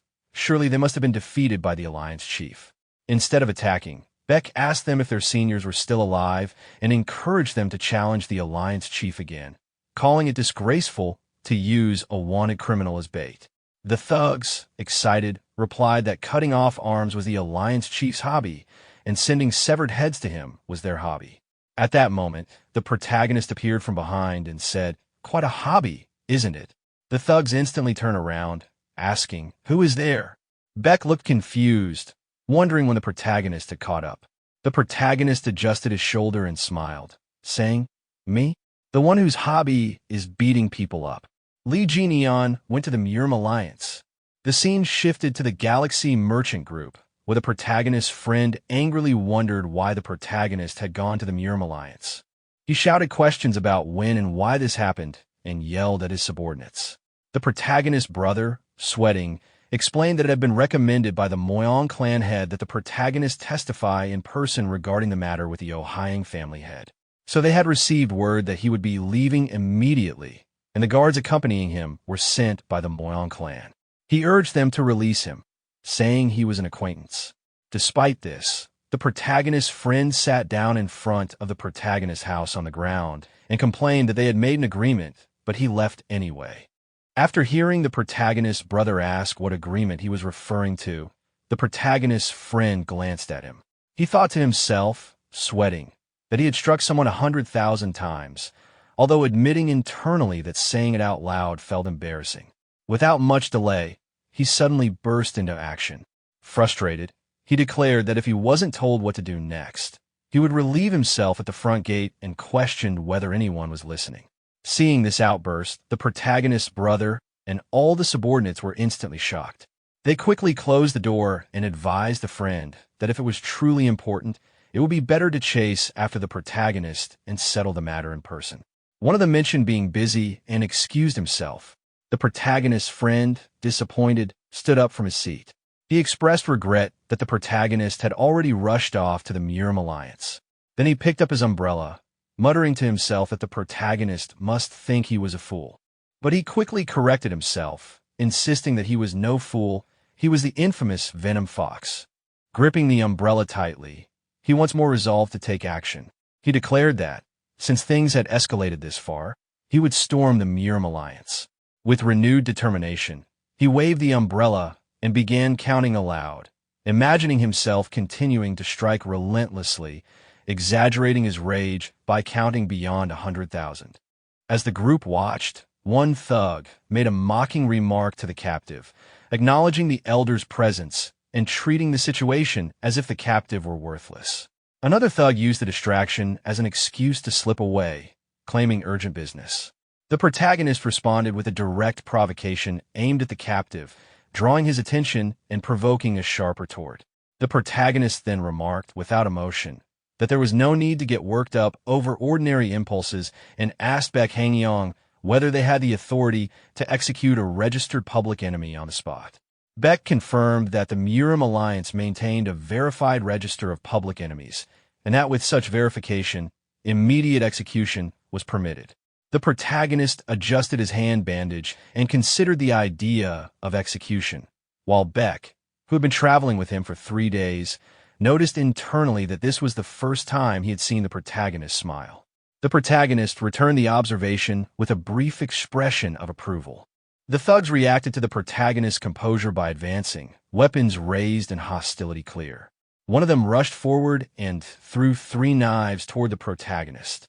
The protagonist dodged, caught one of the knives midair, and returned the weapons so that 2 of the attackers were struck. One managed to avoid being hit. The remaining thug watched in stunned frustration, suspecting that the protagonist had intentionally spared him. The protagonist moved in close and asked the captive what had motivated the attack. Rather than panic, the captive answered defiantly. His assault had been driven by spite and contempt, centered on a perceived disability of the protagonist. One thug lunged at the protagonist, declaring he meant to tear the object off and insulting him as he advanced. The attack was crude and aggressive. The thug justified his violence by saying the protagonist showed no use for the item, so he would take it himself. The protagonist looked down at the attacker with a composed, unreadable expression and interrupted the assault by seizing and crushing the thug's hand. The attacker screamed in pain, immediately realizing he had no chance to win. Inwardly, the thug acknowledged his helplessness and, panicked, offered to surrender. He proposed going to the Murim Alliance to accept punishment and try to bargain, claiming he held information about other operations that might be valuable. The protagonist leaned in, questioning the point of surrender. The thug, sweating and desperate, argued that surrender would close the case and that his information could be profitable. He attempted to continue, but never finished his plea. The protagonist ended it with a single, decisive strike to the face that killed the thug instantly. Standing over the body, he noted plainly that he was not a member of the Murim Alliance, and so had no need to accept formal surrender. At a short distance, the protagonist's companion watched the exchange without intervening. After the fight, the protagonist paused and considered whether he should have brought the man to the alliance instead of killing him. His companion disagreed. He regarded the thug as the sort who deserved death and advised not to worry about it. They moved on quickly. The protagonist said he was hungry and suggested they get something to eat. His companion agreed. Hearing the suggestion to eat, the protagonist's companion eagerly ran up to him, excited to agree. Not long after, the two of them were sitting together at a table inside a hotel. As they settled in, the companion remarked that the young master seemed to have a great deal of experience. After watching the earlier fight, he admitted that his curiosity about him had finally been resolved. The protagonist, calm and reserved, asked what exactly his companion had been curious about. The companion then explained honestly that he had struggled to believe the stories about the young master of the Merchant Guild defeating the head of the Ouyang family. After all, the protagonist's name was not yet widely known. The protagonist responded with simple understanding. His companion continued, however, saying that after witnessing the fight firsthand, it was clear he had the skill to back up those claims. He reassured the young master that he would personally vouch for his abilities, so there was no need to worry about testimony. The protagonist thanked him, though inwardly he noted how unusually talkative his companion had become. A moment later, the companion spoke again, this time with a more serious tone. He suggested that perhaps the young master should consider joining the Murim Alliance. Though the work was hard and the pay was low, skill was valued there above background or origin. In accordance with the Lord's words, the alliance prioritized personal ability. Someone like the protagonist, he said, could gain much by joining them. He also pointed out that while the protagonist was connected to the Emperor Assembly, that organization was entirely different. The Assembly offered easier work and far better pay, but it was dominated by the great clans. Outsiders had little chance to rise within its ranks. The great clans always favored their own, while most outsiders were merely martial artists chasing a large monthly salary. And when true battles erupted, he claimed, those same outsiders would scatter like autumn leaves in the wind. Hearing this, the protagonist recalled something from past experience. With a sigh, he replied that the Emperor Assembly was not entirely like that, saying the claim was too much of a leap. From the top floor of the restaurant, a man who had been watching their table interrupted. He agreed that the statement was true enough, then added with amusement that it sounded less like the Murim Alliance and more like a so-called slander alliance. He scolded them not to tear down others with such careless words, and mocked the comparison that described the Emperor Assembly as autumn leaves in the wind, calling it unbelievable. The companion immediately stood, realizing his mistake. With a respectful tone, he admitted that he had spoken impolitely and asked for the man's name so that he could properly apologize. The man responded with a smile, saying that his surname was a compound one, Autumn Wind, and his given name was in Wild. The protagonist then told his companion that his apology was enough and there was no need to worry further. His companion, relieved, sat back down and agreed. The protagonist, still thoughtful, asked his companion if it was possible that this man had also come because of Ouyang Seng, noting that he seemed to belong to the Emperor Assembly. When the protagonist asked about the man from earlier, his companion replied with a disappointed look. He admitted that he did not know him, but reasoned that, since he was with the Emperor Assembly, he had likely come because of the Dragon Phoenix tournament. The protagonist repeated the name of the tournament, acknowledging it. His companion then looked at him thoughtfully and asked if he was perhaps interested in it as well. He explained that, being young and exceptionally skilled in martial arts, the protagonist was perfectly qualified to take part. Since the Dragon Phoenix tournament was a grand event watched by the entire martial world, it would be a valuable experience. The protagonist simply answered that he was not interested. Surprised, his companion pressed further, asking if he really would ignore such a chance to build his reputation. The protagonist calmly explained that reputation was not something built through a single event. As one grew stronger, it would naturally build on its own. His companion could only reply that it was a shame because the alliance leader had promised a top-grade elixir as the reward for the winner. The moment he said this, however, the protagonist's attitude shifted completely, and with sudden excitement he declared that he would participate. Caught off guard by the quick reversal, his companion stared in shock, admitting that he had not expected the change and apologizing. The protagonist brushed it off, saying it was fine, since everyone makes mistakes, but added that his companion should have led with the part about the elixir from the beginning. After finishing their meal, the two got up to leave, politely thanking the innkeeper. The companion reminded the protagonist that just a little farther ahead they would reach the Murim Alliance. But before they could step outside, the man from earlier, the one who had joined their conversation, passed by with his group. Clicking his tongue, he mocked them, saying that instead of the Slander Alliance, they now looked more like the Slow Alliance, starving them right at the gate. Hearing this, the companion grew irritated and thought to himself that these people were clearly holding a grudge. He then turned to the protagonist and suggested, half seriously, that from this point on they should run as fast as the autumn wind. The protagonist looked at him in confusion but agreed, and the two instantly took off at high speed. The dust cloud they left behind made one of the group members from the Emperor Assembly furious. He angrily remarked that their actions were obviously intentional, pointing at the dust they had kicked up. But the man named Autumn Wind, their young master, simply gave instructions to his group.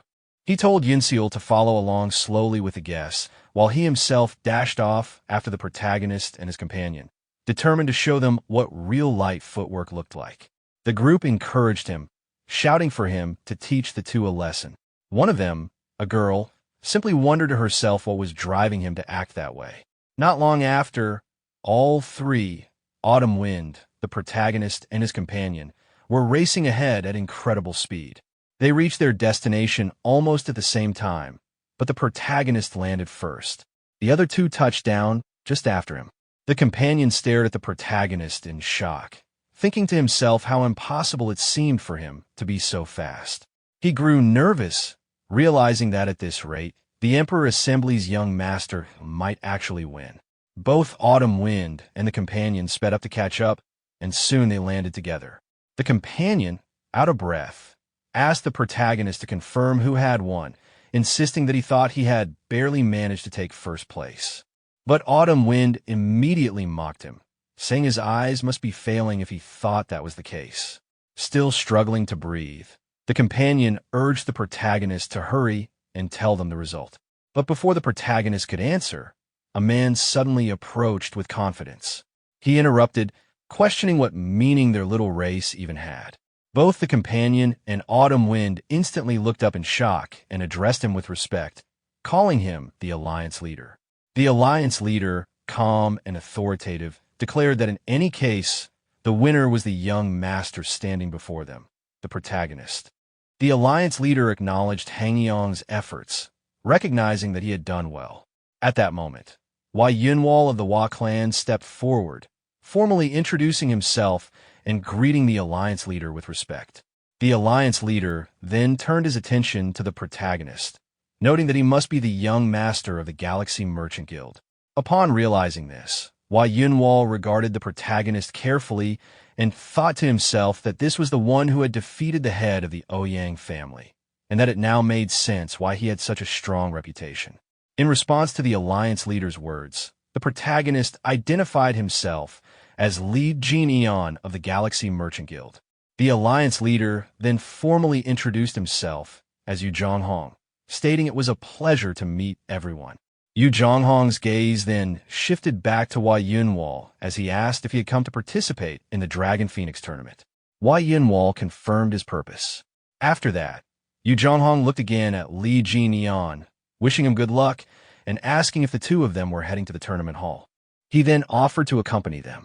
The protagonist responded with a confident smile, agreeing without hesitation. The group began walking together. Before leaving, Wai Yunwal bowed respectfully to the Alliance Leader, but then turned briefly to the protagonist, declaring that he would see him at the Dragon Phoenix tournament. With that, he departed, while the protagonist watched him leave with a blank expression. As they continued inside, the Alliance Leader spoke once more, pointing out that Hangyong had come in last place during the lightness skill test. Embarrassed by this, Hangyong protested, insisting that it couldn't be true, as he thought they had all arrived at almost the same time. The Alliance Leader explained to Hangyong that he hadn't given his full effort during the lightness skill test. Since he was preparing for the Dragon Phoenix tournament, He likely wanted to conserve his strength while gauging the competition. Laughing lightly, the alliance leader added that it seemed Hangyong, not wanting to lose, had ended up running alongside him. Embarrassed by this observation, Hangyong turned a red face toward the protagonist and asked if he had known about it. The protagonist didn't respond directly but smiled knowingly, giving away his awareness. Hangyong realized this and observed that the protagonist was the type to notice subtle schemes. The protagonist, smiling calmly, remarked that there was nothing to resent about hiding one's strength before a duel. It was natural for anyone preparing for a serious contest. The alliance leader responded with mild exasperation, but reassured him that there was no need to feel embarrassed, smiling gently at the protagonist.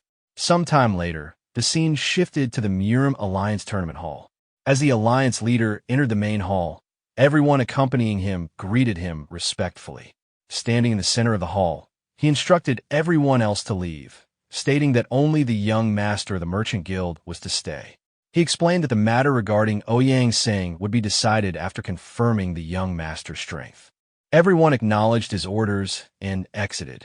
The alliance leader then called the protagonist closer. Sweating slightly, the protagonist obeyed, addressing him respectfully. As he approached, he reflected internally on the gravity of standing face-to-face with Yu Zhonghong, the leader of the Murim Alliance. He recalled Yu Zhonghong's fame, his near-equal standing to the three divine stars, and his pivotal role in the final battle against the demonic sect during the Five Dragons War, commanding the entire Orthodox faction at the forefront. This was a man truly worthy of respect. Noticing the protagonist's serious expression, Yu Zhonghong commented on it, noting that in the martial world he often encountered people like him. Yet, he found juniors like the protagonist easier to deal with, since what they displayed outwardly matched what was inside. Surprised by the comment, the protagonist allowed himself a small smile, which the alliance leader noticed, gently remarking that he looked even better when smiling. Suddenly, Yu Zhonghong's gaze intensified, and he asked the protagonist if he was a disciple of the Fist King. The question shocked the protagonist. Seeing no immediate response, Yu Zhonghong clarified, asking if the protagonist had learned any techniques from the Fist King.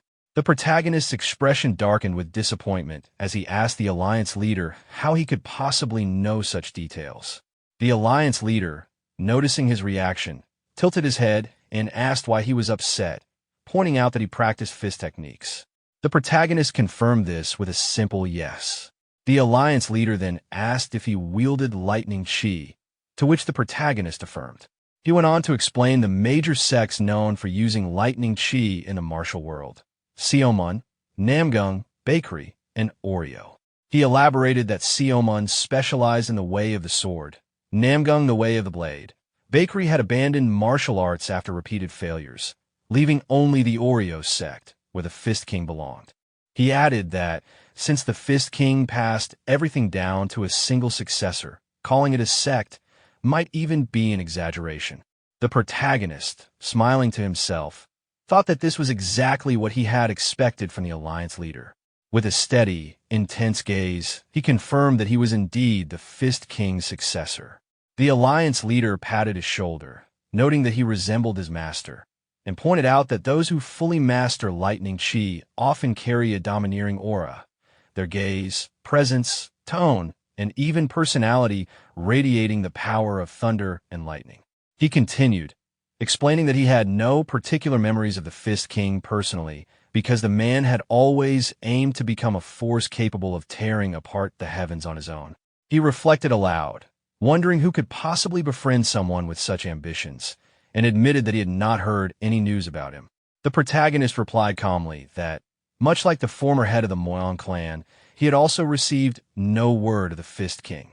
Hearing this, the alliance leader was visibly shocked and mentioned Moyang Chu, noting that it had always been difficult to hear from the Fist King, but this was an even more serious situation. The protagonist explained that all connections had been cut, permanently, in his mind adding the heavy thought. The alliance leader, reflecting on the news, decided that it should be reported to the three divine stars as well, emphasizing the severity of mighty figures in the martial world vanishing one after another. His expression darkened with anger, and he speculated whether the demonic sect had begun to move again. Turning to the protagonist, he remarked that if the demonic sect rose once more, they would have no choice but to fight them as in the past, but noted that these events had likely occurred before the protagonist was even born. Shocked, the protagonist realized he was being referred to the Five Dragons War and asked for confirmation. The Alliance leader spoke to the protagonist with a measured tone, explaining the history behind the Five Dragons War. He recounted that after that battle, another confrontation had occurred in which the three divine stars faced a single grandmaster of the demonic sect, a lone man whose power and presence had left a lasting mark. He described the unimaginable intensity of that moment, remarking that even hearing the sword god remained in seclusion brought the memories rushing back. Despite the battle determining the outcome of the war between the orthodox and demonic factions, the three divine stars had faced only one adversary. Gently taking the protagonist's hand, the Alliance leader shared that this was a hidden history he often recounted to the members of the Alliance, emphasizing the need for them to grow stronger. He warned that if the Grandmaster had left descendants, they would be around the protagonist's age now. With firm eyes, he stressed that the junior must grow overwhelmingly strong. And selfishly so, reassuring him, the Alliance leader touched on the matter of Ouyang Sang, assuring the protagonist that there was no reason to doubt him as the Fist King's successor. Ouyang Sang would be imprisoned in the Alliance's dungeon, and the decision was final. Then, shifting the topic, he reminded the protagonist of the Dragon Phoenix tournament and encouraged him to rest. The protagonist responded with a quiet, "Thank you." Later, as night fell, the protagonist walked toward his room, recalling the earlier conversation. He asked the Alliance leader about the Grandmaster who had fought the three divine stars alone. The leader replied philosophically that the pinnacle of the demonic path needed no name. The protagonist pressed further, asking if the man was truly dead. The leader explained that he had been killed, cut again, and finally burned, with his ashes scattered across 5 sacred mountains: Huangshan, Wui, Taishan, Laoshan, and Amei. He added that if any calamity arising now was connected to this, whether by descendant or otherwise, he would ensure nothing remained. The protagonist, reflecting silently, observed the Alliance leader alone in the Grand Hall. He no longer seemed like the respected senior of the martial world, but rather like a monster forged by the era itself, an entity shaped by relentless battles between demonic and orthodox factions. He considered that, in some ways, he himself would have been no different. The martial world, born of constant slaughter, reminded him of the Asura realm. As he walked toward his room, someone suddenly appeared in front of him, asking if the conversation had gone well. The protagonist turned to see Warrior Beck, responding calmly that it had, which pleased Beck. Understanding the young master might find staying within the Alliance uncomfortable, Beck informed him that lodging had been arranged outside and offered to guide him there. The protagonist simply thanked him. Upon reaching the room, the protagonist expressed his gratitude again, noting that the room was promised to have good sunlight. From inside, a voice greeted him.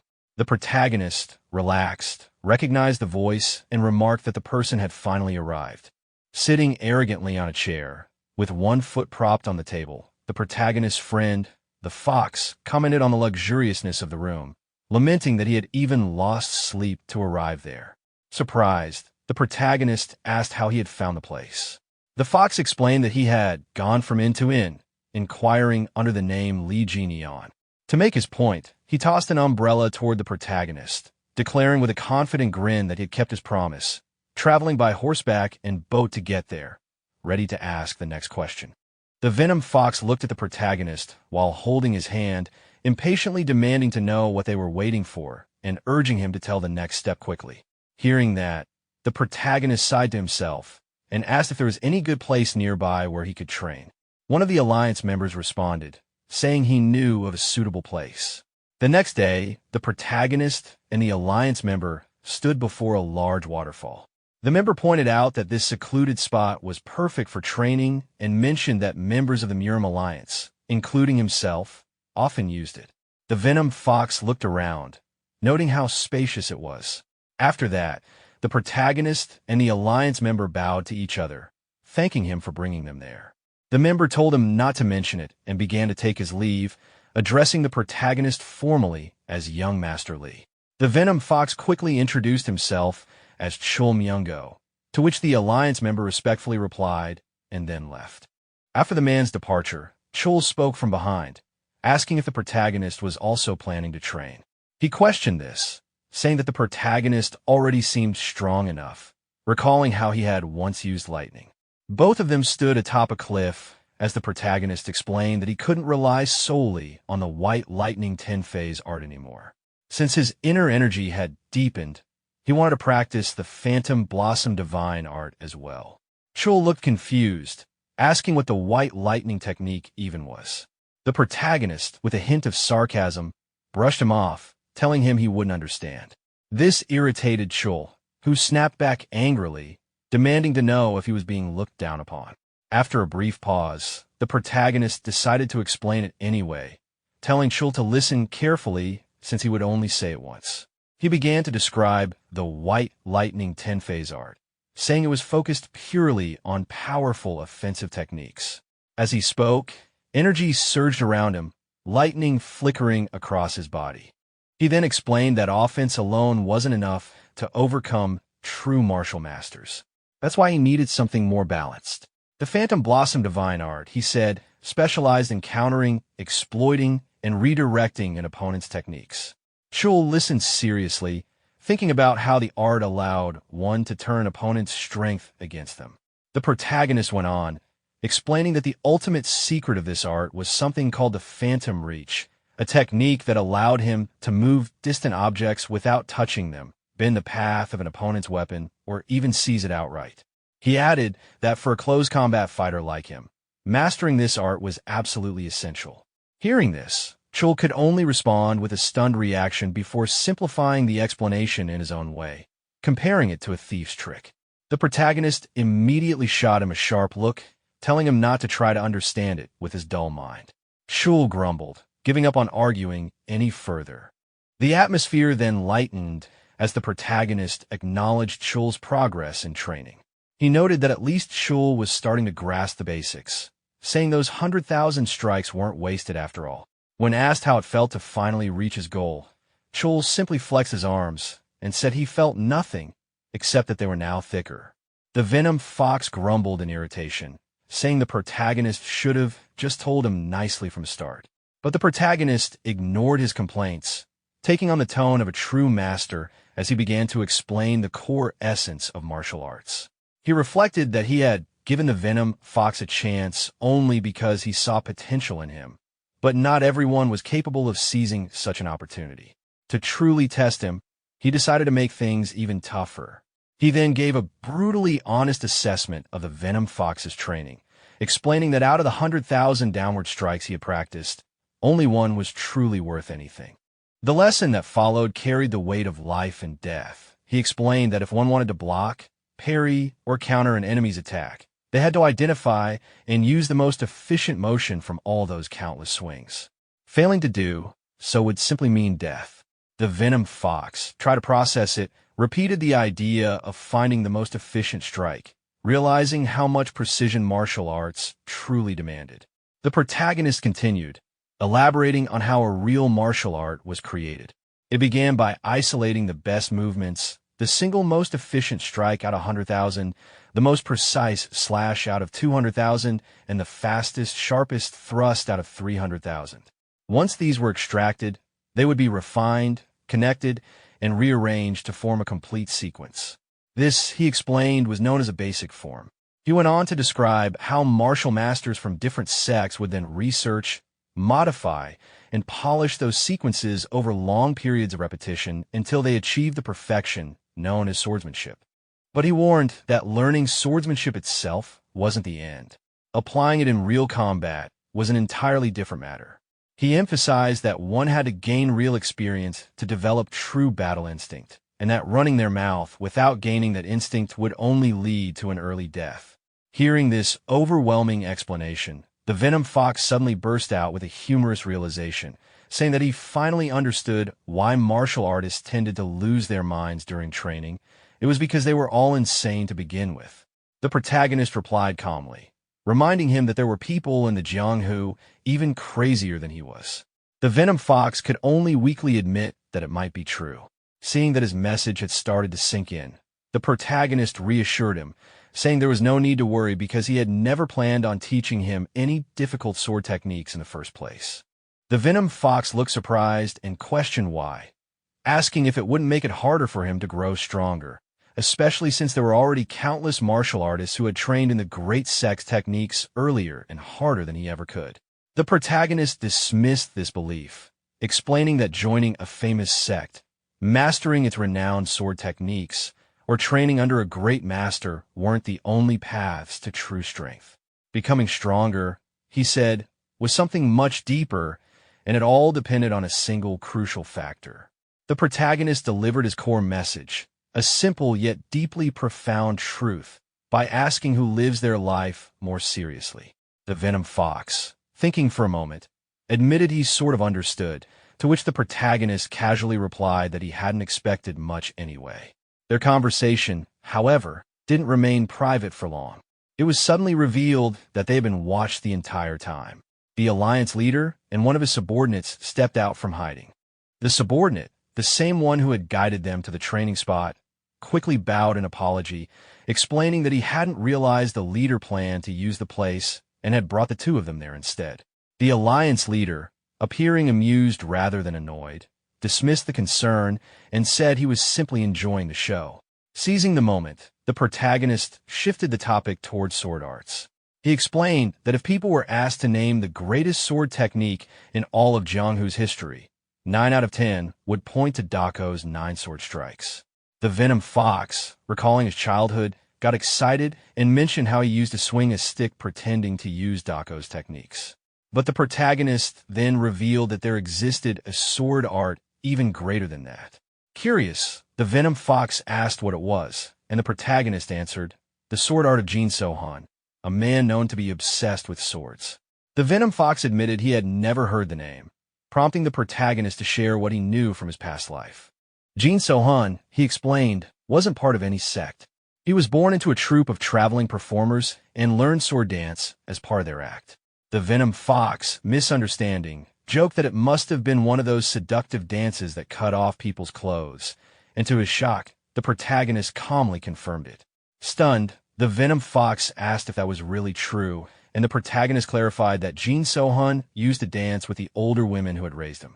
He then asked the Venom Fox to imagine the boy's mindset, a child who practiced sword dancing for over 10 years, not to harm, but to protect and avoid hurting those who cared for him. He described Jin Sohan as an orphan of the world, a man who trained with the sword purely to avoid drawing blood. When that same man finally learned how to wield a killing sword, his enlightenment burst forth all at once. And it was through that moment that he surpassed Dako's 9 sword strikes and created the greatest sword art in existence. The Venom Fox, unexpectedly moved, called it a beautiful story. But the protagonist explained that it wasn't the sword dance itself that made it great, nor the brilliance of the art or the prestige of a sect. What mattered was that Jin Sohan had lived earnestly through 10 years of training. That sincerity was the true source of strength.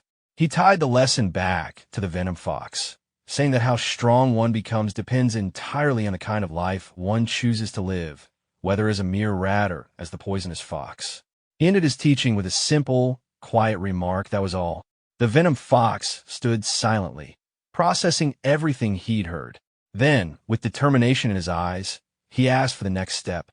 Before answering, the protagonist asked him if he would have any regrets. The Venom Fox, now unwavering, replied that he never would.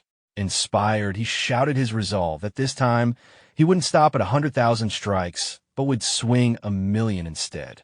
Meanwhile, the Alliance leader, who had been silently observing, admired what he'd seen. He commented that young Master Li truly was something, recalling the tri-sword technique. His expression softened into a nostalgic one as he thought about his long years in the Muram Alliance, where friends and subordinates had gradually vanished one by one. Moved by what he had witnessed, the passion, the mentorship, the dedication, the Alliance leader decided to offer something in return. Saying that he had enjoyed such a good show, he mentioned preparing a gift. As he activated a mysterious power, the Venom Fox looked on in disbelief, thinking to himself that now even telekinesis was being used. The Venom Fox, Chul Myungo, stood frozen in disbelief as he stared at the Murim Alliance leader, his thoughts echoing in shock. Alliance leader. The old man's calm, yet commanding presence made the air feel heavier. Stepping forward, the Alliance leader looked directly at Kong Daehan, also known as Li Jin-yeon, and requested to speak with him privately. Daehan greeted him respectfully, noting that it had been a while since their last meeting. The Alliance leader acknowledged the greeting and mentioned that he had seen Daehan training several times before, commending him for his diligence. Watching the exchange, the Venom Fox was stunned. He couldn't believe his eyes. The man standing before them was the rumored leader of the Murim Alliance, someone said to be as elusive as a legend. His mind raced with confusion, wondering how Li Jin-yeon could possibly know someone of that status. As the Alliance leader's attention shifted toward him, he felt a jolt of nervousness. When the leader asked who he was, Chul Myungo bowed quickly, introducing himself with all the respect he could muster. The Alliance leader's sharp gaze fell upon the scar etched across Myungo's cheek, and he calmly remarked that it looked like a sword wound. Flustered, Myungo clarified that it wasn't from a sword, but a dagger. The leader's tone remained even as he asked what had happened. Under the pressure of the man's authority, Myungo stammered, unable to form a proper excuse. When the leader gently pressed whether it had happened during a duel or in training, panic overtook him, and he blurted out the truth. He admitted that he had once run a gambling den and had gotten into a fight with a debtor who stabbed him with a dagger. As soon as the words left his mouth, regret hit him like a thunderclap. He internally scolded himself for blurting out something so shameful before the Murim Alliance leader. He could have claimed honor, a duel, or at least training gone wrong, but instead, he confessed to running a gambling den. To his surprise, the Alliance leader didn't scold or ridicule him. Instead, he simply nodded and said he understood. Then, with a faint trace of nostalgia, the leader began to share a story of his own past. He told them his father once ran a brewery, supplying liquor to taverns and often carrying the loads himself.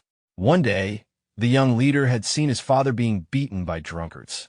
He hadn't known how to use a sword then, so he had grabbed a stick and swung it wildly until the men were all knocked to the ground. He described how his father, shocked, ran to him and tried to stop the bleeding on his arm, a wound he hadn't even noticed at the time. His father then carried him home on his back. He recalled how long it had been since he'd been carried like that, how his father's torn, sweat-soaked sleeve brushed against his arm.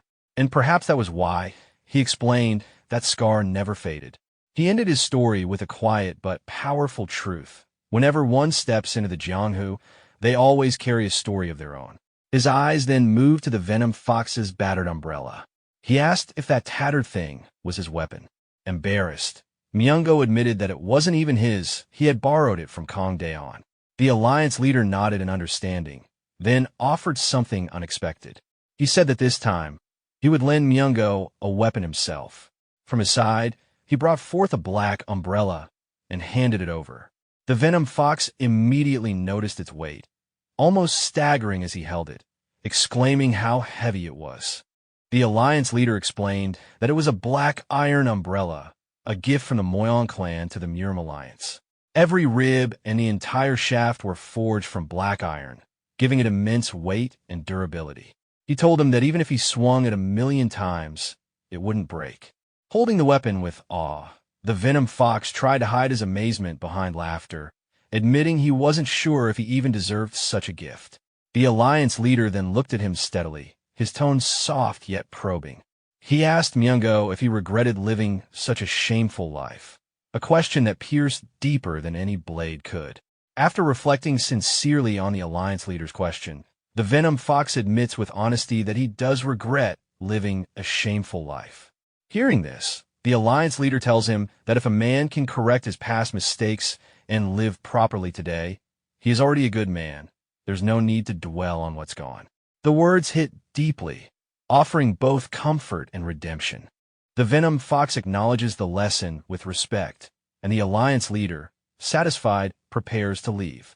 Before departing, He mentions that spending too much time with an old man can be tiring and expresses his hope to see them both again at the upcoming Dragon Phoenix tournament.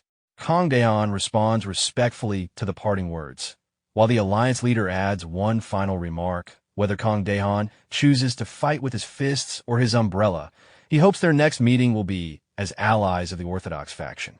Moved beyond words, the Venom Fox remains behind, overwhelmed by everything that just happened. When Kang Daehan casually tells him it's time for lunch, he refuses, saying he'll continue training instead. Left alone, he stares at the black iron umbrella, a priceless gift from the alliance leader himself, and bursts into a mix of laughter and tears, torn between pride and disbelief. From a short distance, one watches the scene, quietly wondering whether the Venom Fox is laughing or crying. A few days pass, and the story shifts to the eve of the Dragon Phoenix tournament. The setting is lively. The Eve Festival has begun. The announcer's voice booms across the crowd, explaining that the festival exists so participants can test their skills freely before the main event. Since the tournament attracts countless contenders, many exhaust themselves just waiting for their turn. So this is their chance to challenge anyone they've been eager to face. The announcer makes it clear that if anyone realizes tonight that they're not strong enough, they shouldn't bother showing up tomorrow, because the tournament doesn't need weaklings slowing things down. The crowd cheers loudly in agreement, fully fired up. Kang Daehan observes the energy of the festival with interest, thinking that it actually looks quite fun. Meanwhile, the Venom Fox, now easily recognizable by the black iron umbrella he carries, draws attention immediately. One martial artist shouts at him, mocking his weapon and demanding to see what kind of umbrella techniques he's got. Irritated, the Venom Fox snaps back, accusing the man of being the one who picked the fight first. The tension grows as Kang Daehan watches from nearby, sighing in mild annoyance at how distracting the whole scene is becoming. The crowd around the arena bursts into laughter and mocking whispers when they see the Venom Fox holding his umbrella. Many jeer at him, questioning if he's seriously planning to use such a ridiculous weapon, joking that maybe the Muram Alliance has started banning umbrellas as actual weapons. The laughter spreads, filling the entire area with derision. The Venom Fox, his face turning red with anger, shouts back furiously, demanding why everyone is making such a big deal out of it. Watching from a distance, Kang Daehan can't help but sigh to himself, thinking that even among martial masters, the short temper of his still hasn't changed. Truly a lunatic. Growing even more frustrated, the Venom Fox yells back at the crowd, asking if they even know who gave him this umbrella. His pride flaring, he finally accepts the challenge thrown his way, declaring that he'll entertain them. He introduces himself confidently, stating that he's Chil Myung-go, a man who's swung his sword 100,000 times and recently learned both slashing and thrusting techniques from his master. Just as he said those words, Venom Fox instantly lunged toward his opponent, shouting that the one who strikes first wins. The umbrella shot forward at incredible speed, and the opponent's eyes widened as he thought to himself that Venom Fox was fast. In a flash, he dodged the incoming strike, and the umbrella crashed into the ground. As he observed it closely, the opponent noticed something odd. The umbrella was shorter than usual. That realization made him grin with excitement as he prepared to counterattack, mocking Venom Fox for not being able to handle his own weapon. But before he could finish his taunt, Venom Fox suddenly turned and began running away. The crowd erupted in confusion, wondering what he was doing. His opponent shouted after him, chasing him across the small stage while wondering his head if Venom Fox was really running away. Venom Fox, however, had his own thoughts. He would retreat for now. To everyone's astonishment, he began circling around the stage, avoiding direct confrontation.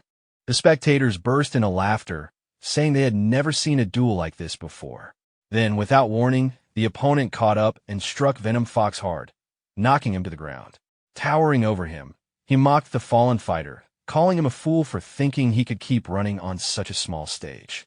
He sneered that watching Venom Fox scurry around like a rat had at least been entertaining before ordering him to get up so he could teach him something useful.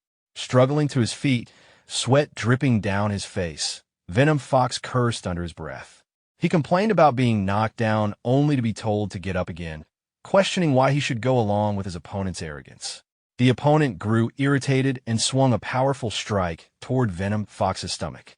But before it landed, Venom Fox grabbed the weapon, thinking that this much would be enough.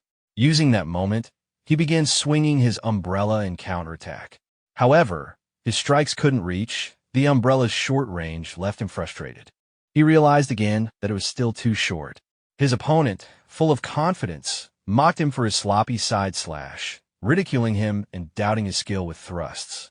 The opponent, growing more heated, decided to demonstrate himself and lunged with an aggressive thrust.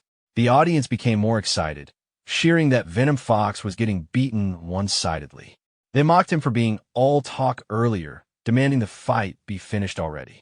Venom Fox struggled against the relentless assault, taking a hard kick to the face. Embarrassed, he thought about how everyone had seen his humiliation. But even then, he didn't fall. Staggering but still on his feet, he endured the pain. His opponent called him crazy, mocking him again for not giving up, then charged in to finish the fight. As the attack came, Venom Fox steadied himself, gripping his umbrella tightly and lifting it upward to strike. He reflected bitterly on his past foolishness, but decided that from now on, he would live differently. Using the momentum from his opponent's attack, Venom Fox swung his umbrella in one decisive motion. He laughed slightly, thanking his opponent for closing the distance, the perfect opening. In that single strike, he brought his opponent down. The crowd gasped in disbelief, murmuring in shock about the power of that umbrella. Venom Fox stood there, breathing heavily, facing his fallen opponent. Then, with trembling hands, he pointed his umbrella toward his master. As memories of his training and the lessons he had received flashed in his mind, he silently thanked his master for saving and teaching him. He vowed to repay that kindness, because he was Cheol Myongo, the stubborn fighter who never gives up. Back in the present, still pointing his umbrella toward his master, Venom Fox declared his victory. The protagonist looked at him and smiled, while the crowd erupted once more, astonished that he had actually won, with just a single strike from an umbrella. Venom Fox struggled to stay on his feet, standing weakly in the middle of the crowd. Though he tried to act tough, his body was drained and covered in blood. His breathing was heavy, and it was clear he had reached his limit. As he looked ahead, ready to end it all, several people suddenly stepped onto the stage. One of them stopped him, mocking him for getting overconfident after landing a lucky hit. Soon, more joined in, arguing among themselves about who would deal with him first. Despite his exhaustion, Venom Fox gave a faint, tired smile. Surrounded by hostile opponents, he knew he was in no condition to fight back. His body trembled as he tried to steady himself, forcing his mind to stay focused. Before the situation could escalate further, the protagonist appeared beside him. Without saying anything, he faced the crowd. His calm presence alone was enough to make everyone hesitate. The people around them suddenly felt uneasy, unsure why they were intimidated by someone who hadn't even spoken yet. One of them broke the silence and questioned who the newcomer was. The protagonist responded briefly, introducing himself as a contestant of the Dragon Phoenix tournament. Venom Fox, still weak but relieved, asked why he had come down. The protagonist simply replied that he was there to enjoy the festival. Seeing his master standing before him, Venom Fox's fear eased. Confidence returned to his eyes as he looked at the people surrounding them. The sight of his master was enough to assure him that the situation was under control. When the people around heard the exchange, they began murmuring among themselves, surprised to realize who the newcomer was. They recognized him as the master of the Umbrella Guy, and a wave of hesitation spread through the crowd. Meanwhile, Venom Fox looked at them with a faint smirk, thinking about how quickly they had turned timid. Just moments ago, they were ready to attack him, but now, faced with his master, none dared to make a move. He found it amusing how fear changed their attitude so easily. However, exhaustion soon caught up with him. His vision blurred, and his legs weakened as he almost collapsed. Before he could fall, a calm voice interrupted the tense atmosphere. A young man stepped onto the stage, politely suggesting they end the commotion since it was getting late and everyone needed a rest before the main event. The crowd turned toward him in surprise, immediately recognizing the newcomer as the young master of the Wa clan. His presence drew whispers from the onlookers, who commented on his striking appearance and how the rumors of his charm were true. The young master quietly leaned toward the protagonist, speaking in a low voice. He advised him not to waste energy or cause unnecessary attention if his goal was to win the Dragon Phoenix tournament. The protagonist, unfazed, gave a calm but teasing reply, which made the young master smile before introducing himself as Waunwul. Seeing the growing tension ease, the others quickly agreed to disperse, deciding it was best to end things there.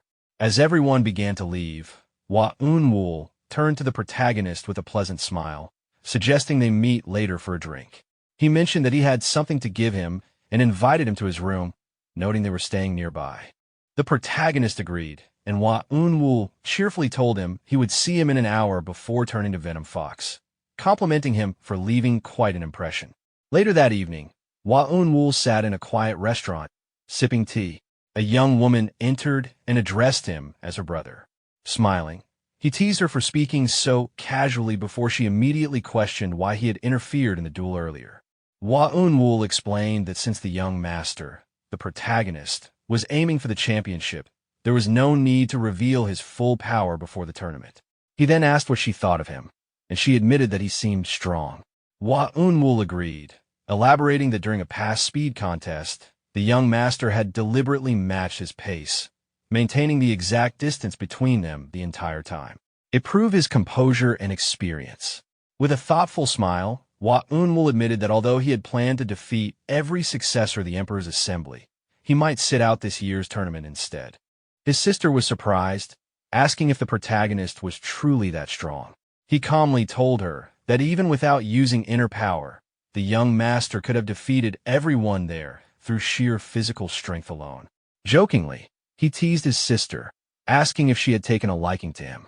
Embarrassed, she denied it, but he continued playfully, suggesting that if she did, she might as well follow their father's advice and marry him. Flustered, she protested, but Waunwul explained that forming a connection with someone backed by the world's greatest merchant guild would be more advantageous than allying with another clan. Realizing what he was hinting at, she became annoyed and tried to leave, insisting she only wanted to see if the man was truly that strong. As she turned to go, Waunwul teasingly told her to think carefully since once the tournament began, it would be too late. She called out to him in frustration, insisting that the man wasn't her type. At that moment, as she stepped forward, she unexpectedly found herself face to face with the protagonist, who had just arrived. Startled, she froze when she saw him standing in front of her. The protagonist greeted her politely, asking if he could come in. From behind, Waunwul chuckled softly, amused by the sudden encounter.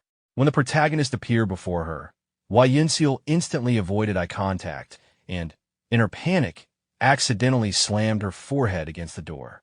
Watching her awkward reaction, the protagonist could only stare in confusion, wondering if she was actually insane before dismissing the thought. Before the situation could get any more awkward, Waunwul interrupted with a calm tone, introducing his sister. He explained that the girl with her head against the wall was his foolish younger sister, Yunseal, one of the strongest candidates for the Dragon Phoenix tournament. He added that she had a tomboyish nature, but before he could finish, Yunseal shouted angrily at him and ran to hug him in embarrassment. After calming down, she turned toward the protagonist and introduced herself properly as Yunseal. The protagonist, slightly awkward, introduced himself in return as Li Jianian. Later, the three of them sat together at a table as Yunseal poured tea for him.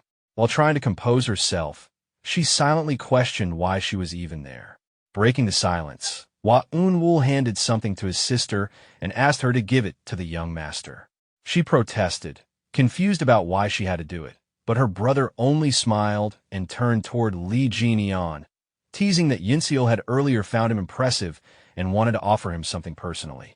The protagonist, taken aback, thought to himself that he hadn't done anything to deserve such praise. Yunseal, trying to remain composed, presented him with a small box and explained that it contained the treasured fist guard of their clan. It wasn't a weapon, but a protective piece meant for the hands, offered as a gesture of goodwill. The protagonist was surprised, recognizing its value and craftsmanship, and quietly admired how fine it looked. He accepted it respectfully, promising to make good use of it. As the atmosphere eased, Hua Unwoo shifted the topic and asked if the protagonist knew who the main contenders for the Dragon Phoenix tournament were. When Lee Ji-neon admitted he didn't, Hua Unwoo looked surprised and lightly scolded him for being so unaware of current affairs. He then told his sister to explain the details. Yinseal, clearly annoyed, complained that her brother knew this information better than she did. Ignoring her irritation, Hua Unwoo gave her a stern look, insisting she explain. Then, with a teasing tone, he added that if she refused, he could always tell Lee Ji-neon stories about her childhood instead. Annoyed but unwilling to let that happen, she sighed and agreed to explain. She began outlining the situation clearly, saying that although many names were being mentioned as possible winners, the real competition was between two dominant powers, the Murim Alliance and the Rulers Association. The Murim Alliance was represented by Jin Jiol of the Manhwa sect and Lim Jiryong of the Wudong sect, though their participation was still uncertain. She explained that the Manhwa sect was known for risking their lives in every duel, while the Wudong sect preferred to stay away from worldly affairs. On the other hand, the Rulers Association was backing two strong contenders, Dako Han and Nam Gung-wai. If the two ended up facing each other in the finals, neither would walk away unharmed. The reason, she revealed, was because both men were rivals in love, infatuated with the same woman, Baekli Yun, known across the South as its greatest beauty. Their rivalry had long gone beyond martial arts. They were both determined to humiliate each other in front of her. Listening to the explanation, the protagonist's thoughts lingered on one name, Baekli Yun. He remembered a little girl from his past life, the daughter of a senior he deeply respected.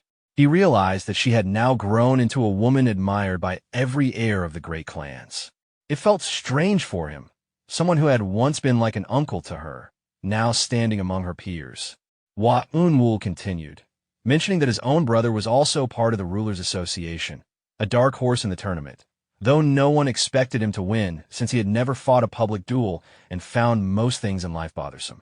Lee Ji-neon observed him quietly, thinking that perhaps this man either lacked the will to fight or was so powerful that he didn't need to struggle at all. Yinseal then continued her explanation, mentioning two unpredictable variables in this year's competition, one from the Hainan sect and the other being Lee Ji-neon himself. Hearing that, he smiled faintly and decided that he had heard enough. Hua Unwoo leaned forward with curiosity, asking how prepared he was. Without hesitation, Lee Ji-neon raised his hand, showing the fist guard, and confidently declared that none of the competitors he'd heard about so far were even within his consideration. His composure shocked both siblings, leaving them speechless for a moment before Hua Unwoo burst into laughter, impressed by his unshakable confidence. As he laughed, he silently analyzed Lee Ji-neon, realizing how difficult he was to read.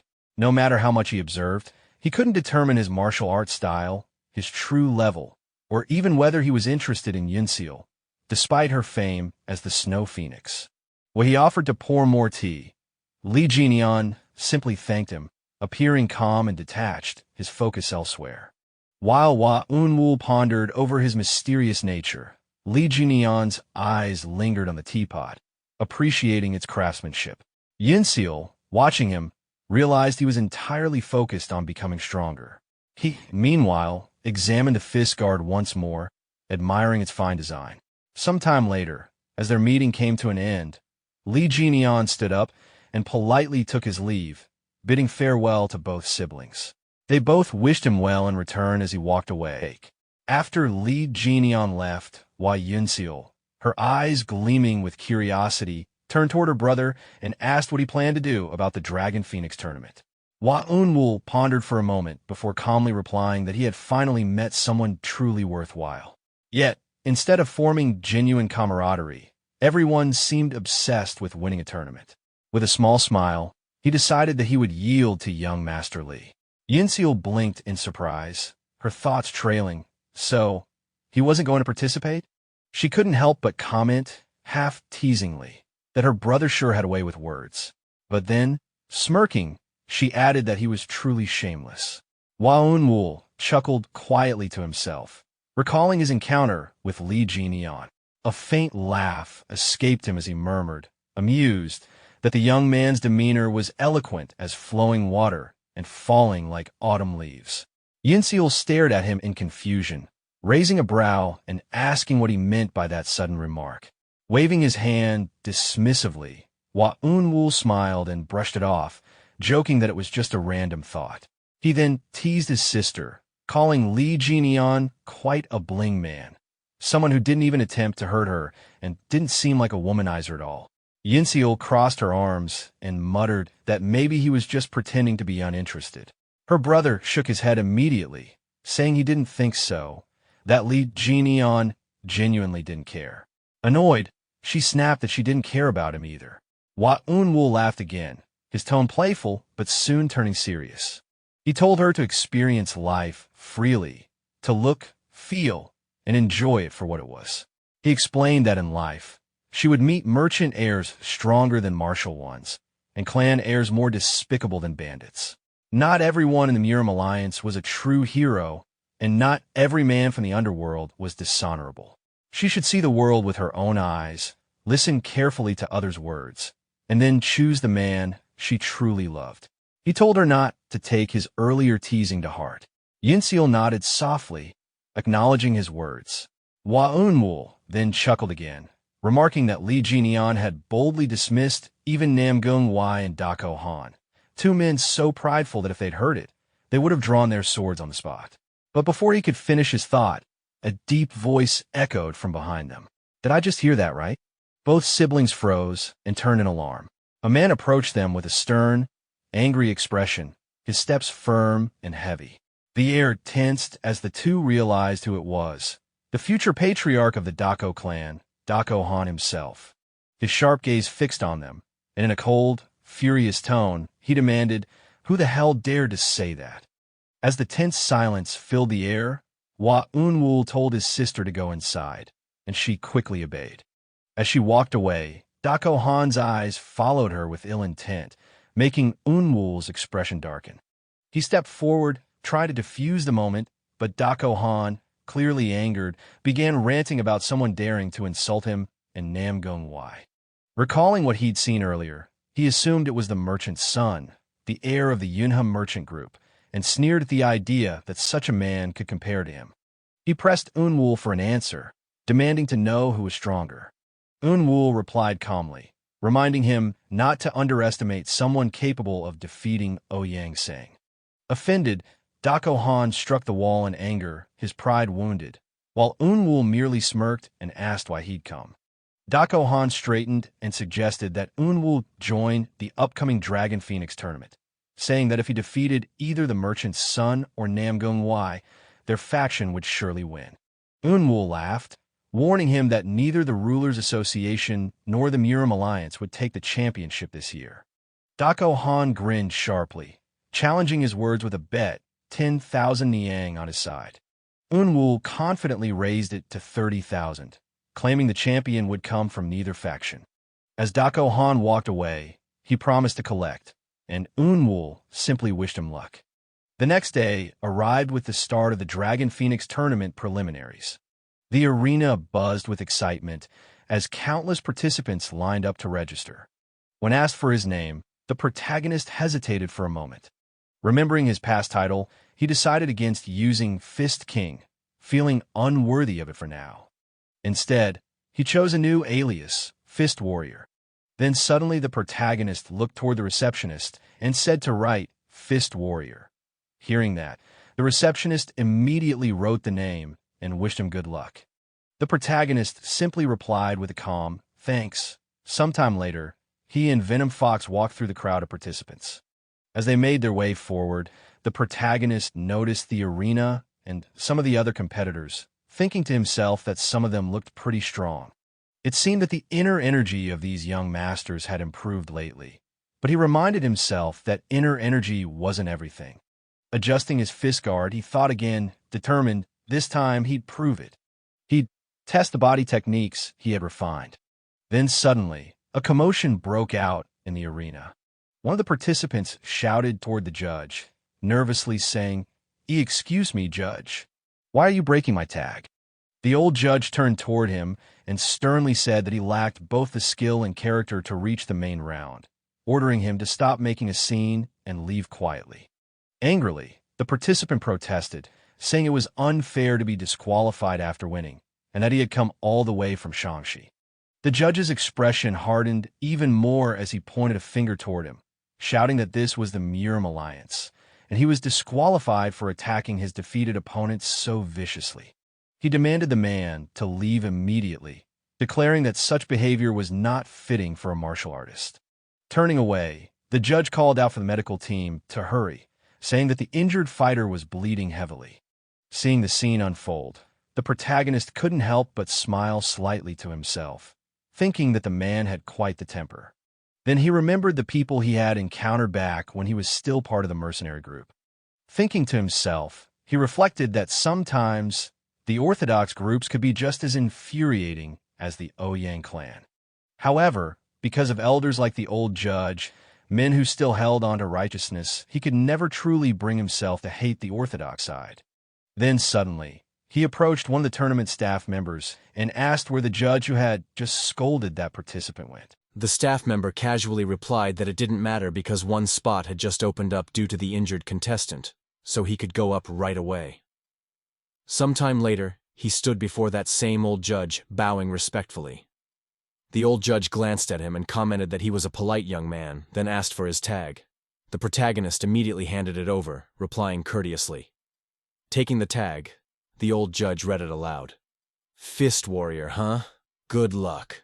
His eyes then caught sight of the gauntlets the protagonist was wearing, and he leaned forward with visible excitement. He said he had been in the Jianghu for 50 years, but had never seen gauntlets like those. The protagonist calmly replied that he received them from the young master of the Hua clan, and wasn't sure what they exactly were. With his eyes sparkling, the old judge examined them closer, and said the material resembled the rare celestial silkworm thread once made by the Bakley clan, a material not easily cut even by blades, of fine quality indeed. Hearing that, the protagonist thought back to the Hua siblings, realizing just how valuable the gauntlets truly were. He thought to himself that they had given them so casually he didn't even realize their worth. But before he could think any further, his opponent spoke up, asking if they should begin. The old judge cleared his throat and announced for them to start once they were ready. Both fighters took their stances. His opponent eyed him, and, noticing the gauntlets, said it looked like he also used his fists. This might be a good match. But before he could even finish the sentence, the protagonist had already moved. His speed was so fast that his opponent couldn't even register the movement. In the next instant, the protagonist stood right in front of him, saying calmly that he thought his opponent was ready. His opponent barely managed to respond, saying he wasn't. But before he could even react, the protagonist's fist crashed into his face, sending him flying straight into the wall. Seeing that, the old judge immediately raised his hand and shouted for the fight to stop, declaring, "Stop! The winner is the fist warrior. Stop right there." The old judge stared at the protagonist, thinking to himself that he had sensed an extraordinary aura from him. But that punch just now was exhilarating beyond words. Regaining his composure, the judge turned to the crowd and called for the next participant. A new contender stepped forward, handed over his token, and the old judge wished him luck before signaling the match to begin. Both fighters bowed respectfully to each other. The opponent, feeling the weight of his previous performance, thought that the last strike he witnessed was proof his new opponent was no ordinary fighter. Unable to read his level, he decided to pour all his inner energy into one decisive blow. Charging forward with everything he had, the opponent swung his wooden staff, but the protagonist easily dodged and countered with a swift elbow strike that shattered the staff in an instant. Moving fluidly, he followed up with a punch, grinning as he said that his opponent shouldn't have wasted all his energy on that staff. Otherwise, how would he block his fist? The punch landed clean,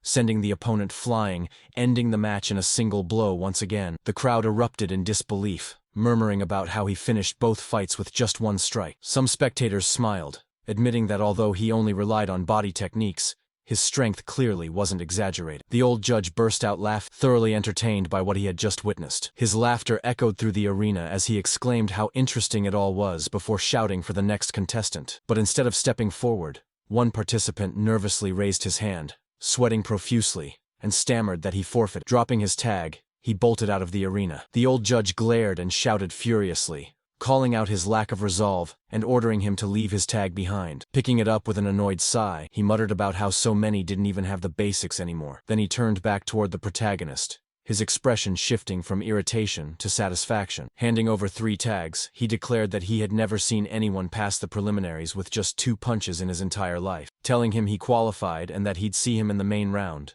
the old judge smiled proudly. As night fell, the staff members gathered in front of the tournament brackets, sorting through the participants' tags. One of them counted and suggested dividing the contestants into A, B, and C ranks according to their martial strength. Another agreed, adding that it would be fine as long as the A ranks didn't face each other. The old judge from earlier carefully placed the protagonist's tag on the board, noting that among all the participants he had evaluated, this was the only one who reached the A rank. Another staff member remarked that he was also the first to qualify for the main tournament, while another mentioned hearing rumors that he had advanced with just 2 punches. They began placing other names beside his for the matchups. Suddenly, the Murim Alliance leader entered the room, and everyone turned toward him, bowing in respect. He acknowledged their efforts and looked over the brackets, commenting that not many had made it to the main tournament. One staff member explained that they had filtered out those lacking in character, just as he had instructed. The alliance leader turned to the old judge, commending him for his work and asking if there had been any signs of demonic sect interference. The old judge assured him there were none. Satisfied,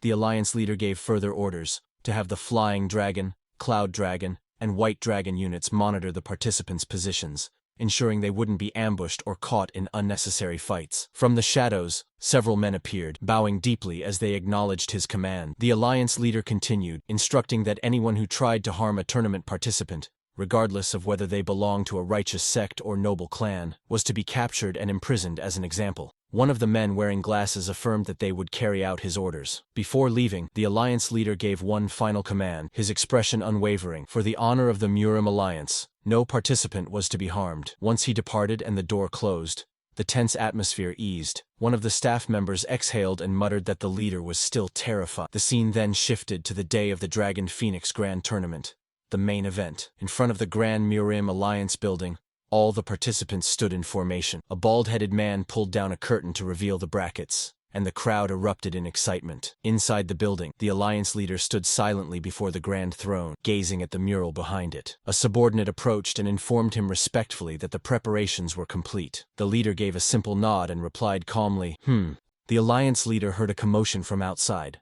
shouts and surprise. Outside, the protagonist and Venom Fox were arguing. Venom Fox complained he couldn't see from the back and demanded why only finalists were allowed up front.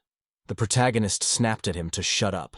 Nearby participants muttered bets and insults, and the uproar drifted into the hall. The alliance leader sighed, thinking he must be getting old as memories kept rising up. His gaze lingered on the mural.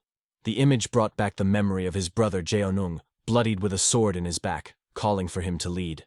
Jeonung's last words haunted him. "You must lead this war." The leader remembered the 5 Dragons' War, the sinners, the needless losses, and his own part as a commander who sent men to die. He wondered whether strength should only be tested among the strong, instead of dragging the weak into slaughter. Snapping back to the present, 2 guards opened the door and escorted him out. He thought, perhaps this Dragon Phoenix Grand Tournament would be the last one he ever hosted.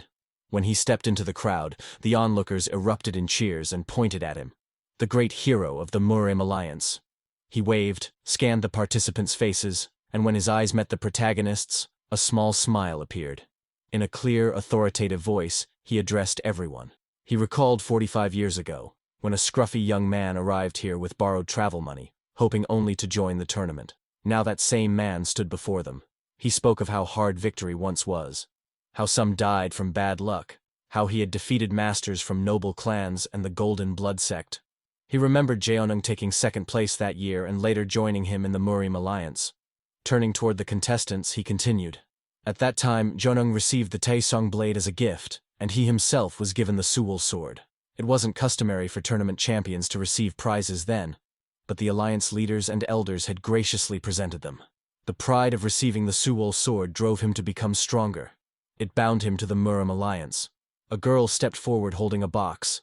The alliance leader opened it and announced the grand prize, the Century Purity Root from the Mount Ma sect. Murmurs swept the crowd. The Century Purity Root. The one they say is impossible to find no matter how much gold you offer, someone cried, regretting not joining the tournament. The leader explained the weight of the gift. Venerable Master Hunui of Mount Ma, who scarcely grants anything even to his own disciples, had offered the route to the champion. Then he declared other prizes: the Taishong blade, return to honor Jeonung in the heavens, and an exceptional sword for the finest swordsman, his own Suol sword. The old judge in the audience stiffened and rose, clearly uncomfortable. Catching the shift, the alliance leader amended his words. He couldn't hand over that exact blade. Instead, they would present a sword specially crafted by Gucheol Workshop for the tournament. As he explained, he reminded them that Gucheol had forged the Bulmang sword, famed among Hwasan's greatest swordsmen. A participant gasped, sweating with excitement.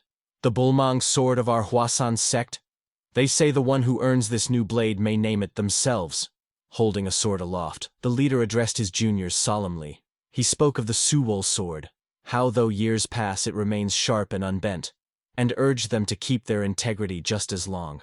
When they ascend to the heavens, it will be the juniors who stand guard over the place. The century purity root, the Taishong blade, and the Gucheol sword were given for a single reason. Raising his sword respectfully toward the sky, he declared, "Because we are the righteous path." With that, he announced, "Let the Dragon Phoenix Grand Tournament begin." Venom Fox was standing beside the protagonist, listening to the Alliance leader's speech. As he watched, admiration lit up in his eyes, and he expressed in awe that Grandpa truly looked cool. At the same time, the protagonist was smiling quietly to himself, thinking that because they were the Orthodox faction, the Alliance leader wasn't speaking of pride, authority, or justice. Instead, it was simply the resolve of an old man who had already lost so much, yet still declared that he would walk the path of the Orthodox faction until the day he died. Standing here, always in this place, were those who burned their lives away fighting to uphold their beliefs, and that was why the Orthodox faction were such stubborn, maddened folk. Sometime later, the announcer declared that the first match of the Dragon Phoenix Grand Tournament Finals would begin. The finalists, the Fist Fighter and the Hebei Twin Spears, were called onto the stage. Hearing the announcement, Venom Fox looked toward the protagonist and said it was him. The protagonist walked toward the arena, thinking that it was time to see what kind of skills a member of the Orthodox faction possessed. Inside the arena, he faced his opponent, who stood holding twin spears. The protagonist noted that it was his first time fighting someone who wielded twin spears. His opponent, seeing he had no weapon, asked if he was a fist practitioner. The protagonist casually pointed at himself and called himself the Fist King. Hearing that, the opponent smiled inwardly, thinking that fist practitioners had wide skill gaps, and since he'd never seen this one before, he must be weak, meaning the victory was his. The referee signaled for them to bow and then begin. In the next moment, both fighters closed the distance. When the opponent launched his first attack, the protagonist easily dodged, and the opponent noted that he had dodged and immediately moved in for a counterattack. Realizing that getting close was dangerous, he instantly leaped into the air, letting go of the spear shaft, and planned to restrain the protagonist from a distance as he prepared his next move. From his attack, a cloud of dust burst up from the ground, and when it settled, the protagonist was revealed standing firmly with the spear caught in his bare hand, blocking the strike with ease. He looked calmly toward his opponent, who stared back with sweat running down his face, and exclaimed that he had caught the descending spear with his bare hands. Before he could even finish speaking, the protagonist stepped in and kicked him straight in the stomach, sending him flying toward the elders. One of the elders looked at the collapsed fighter and called out to Elder Song. The old man simply laughed loudly, saying it was splendid, absolutely splendid, and reassured everyone that the fighter wasn't badly hurt. He had only fainted. The announcer then declared the victory for the fist fighter. The spectators murmured among themselves, surprised at how quickly the match ended, wondering who the fighter was, until someone mentioned he was the one who had supposedly cleared the preliminaries first. Venom Fox, overwhelmed with admiration, clapped joyfully while tears of happiness gathered in his eyes, thinking to himself that his friend master was truly strong and that his learning seemed endless. As the protagonist stepped out of the arena, Venom Fox excitedly waved at him, calling out to his friend master. At that moment, young Master Hua appeared from behind Venom Fox and offered congratulations for the win, saying it was good to see Master Umbrella. The protagonist thanked him politely, but Venom Fox quickly corrected him, insisting it wasn't Master Umbrella, but stubborn freak, Chiol Myongo. Young Master Wa responded with an awkward expression, addressing him as Master Chiol. Venom Fox shook his head and repeated that it wasn't that, it was stubborn. The next moment, a musical thud sounded as a bump appeared on Venom Fox's forehead from a hit, and the protagonist turned to young Master Wa to ask what his order number had been. Young Master Wa replied with a smile that he hadn't participated. Someone had provoked him, and on impulse he wagered 30,000 nying on the protagonist's victory, assuring that it wasn't meant as pressure. Venom Fox, startled, repeated the amount in disbelief, noting that it was almost the price of 3 houses. The protagonist smiled, cracked his knuckles, and told him well done, promising to ensure he wouldn't lose that money. He then mentioned the gauntlets he had been given and explained that he had heard from a senior in the Martial Alliance that they might be the heavenly silkworm's white silk made by the bakery family. Young Master Wa confirmed this, explaining that the senior's guess was accurate. They had once written a word to the head of the bakery family for his birthday, and in return, he gifted them the item, saying he liked the sword. Since the bakery family had been a sword-focused clan for generations, they felt it better for a skilled owner to use it. Hearing the explanation, the protagonist looked down at the gauntlets and said he saw. Inside his mind, he thought about how impressive it was to have a sword that satisfied the head of the bakery family. He recalled that Lady Wa had also carried a sword before, and seeing the head of the So family wield a fan suggested that they used a variety of weapons. The Wa family was hiding their true strength better than expected. Suddenly, young Master Wa looked toward the protagonist with a smile and said that his betting opponent was about to appear. He pointed toward the arena and explained that the man wielding the black Lana sword was Dako Han of the Dako family, one of the favorites to win, so the match should be over quickly. Venom Fox glanced at the protagonist and said it felt like anyone and everyone was suddenly a favorite to win. After a short while, just as young Master Wa predicted, the announcer declared Dako Han as the winner. The crowd erupted in cheers. From the arena, Dako Han looked straight toward the protagonist group, and the group looked back at him. With a confident smile, Dako Han remarked about making such a fuss over finishing in one strike. Dako Han then approached the group and, staring at young Master Wa, asked if he still felt like betting after seeing that duel, warning him that he'd regret risking so much on the son of the top faction. Young Master Wa, irritated, poked his ear and demanded what he had said. Dako Han walked past them with annoyance, calling it unfortunate, and muttered about the next Supreme Commander of the Emperor's assembly having such terrible judgment. Venom Fox, wearing a mocking expression, questioned what he was saying, calling him an idiot. The protagonist and young Master Wa both looked awkward and remained silent until young Master Wa quietly said Master Chiol. Venom Fox replied mockingly that he never said who the idiot was and asked if there was a problem. Dako Han suddenly turned back toward the group and, in a threatening voice, told Venom Fox to try talking again, calling him an insect. But suddenly, Dako Han slid his sword back into its case and laughed, staring at Venom Fox as he asked if he was fearless or just stupid, saying he'd remember him and see him in the duel. Venom Fox replied that he wasn't participating and called him an asshole, trying to act dramatic. Hearing Venom Fox's words, Dako Han's expression twisted with anger as he demanded that Venom Fox draw his weapon, so he could straighten him out right there. Watching everything unfold in front of him, young Master Wa thought that things were getting out of hand. He tried to intervene, telling them to wait and calm down. But before anything else could happen, a man suddenly appeared, carrying a massive sword on his back, and ordered them to move aside because they were in the way. This was Namgung Wai, Namgung's strongest swordsman and a participant of the Dragon Phoenix tournament. Dako Han looked toward the new arrival, and Venom Fox, also staring at him, asked who he was. Namgung Wai answered by scolding Dako Han, saying he had wasted his inner energy on a trivial opponent earlier and was now squabbling with these people, implying he must have too much free time. Dako Han, angry, said Namgung Wai's name. Inside his mind, he thought about how Namgung Wai was the grandson of the Sword Emperor.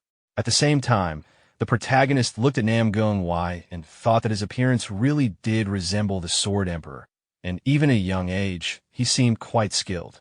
Then Namgung Wai looked toward the protagonist and said that he assumed he was the one from the merchant group. And suddenly, Dako Han spoke again, asking Namgung why if he wasn't the one who should be busy with the duel and why he was meddling here, saying he must have a lot of free time. Namgung Wai simply replied that the duel was already finished and he was on his way down. Hearing that, the group members were a little shocked, and Venom Fox quickly looked toward Namgung Wai, saying the last match had only ended moments ago. At the same time, people in the arena were tending to a participant covered in blood. With confidence, Namgung Wai explained that Dako had ended his match with a single strike, so of course he shouldn't take too long. The protagonist looked toward the arena again and thought that no wonder the match had progressed so quickly. That was Namgung Wai. Hearing this, Dako Han glared at Namgung Wai angrily and said his name through clenched teeth. Then, young Master Wa's younger sister appeared with a green-haired girl and called to her brother, saying Rei-eon wanted to greet him and questioning the strange group combination. Young Master Wa looked toward the green-haired girl and greeted her, calling her Lady Beck. She replied that it had indeed been a while and thanked him for the sword he had given her, saying she was using it well. He smiled and said he was glad she liked it. Suddenly, Namgung Wai spoke to Lady Beck with a flushed face, but she ignored him and bowed respectfully to the protagonist. The protagonist bowed back, and Lady Beck began to walk away. Seeing that, Dako Han tried to call out to her, telling her to wait, but she continued walking. The group fell silent for a moment, and both Dako Han and Namgung Wai turned their angry stares toward the protagonist. Sometime later, the announcer called out to the protagonist, telling the round 1 winners to wait there for their next match. The protagonist rested in an air tent while young Master Wa looked toward him and reminded him that it was almost time for round 2, asking if he was prepared. The protagonist answered that he was ready. He then noticed the glares from Dako Han and Namgung Wai and wondered why they kept glaring at him. Young Master Wa replied that, as he mentioned earlier, they were rivals in love. The protagonist, confused, asked why that meant glaring at him. Young Master Wa thought to himself that it was because he had become the enemy of their love rivalry. Venom Fox, also watching them, commented that the whole commotion earlier had been because of a woman and questioned what the point was of being a child of a prestigious clan if they acted like fools blinded by lust.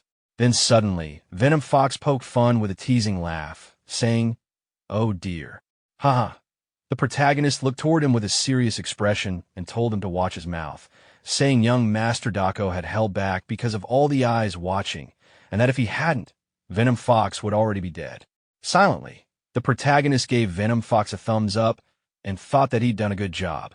Venom Fox quickly responded in a respectful manner, saying he'd bear that in mind, while thinking to himself that the protagonist was welcome. Seeing their little act, young Master Wa's sister laughed, and young Master Wa spoke to the protagonist.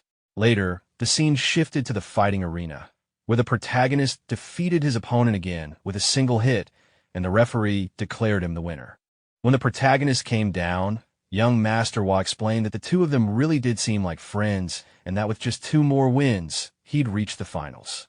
He told him the next opponent was Dako Han, and that if he reached the semifinals, he would immediately face Namgung Wai, making things difficult.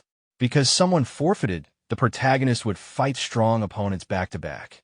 Between Hainan Sect's Golden Sandsword and the Manhwa Sect's Plum Blossom Wanderer, one of them would reach the finals.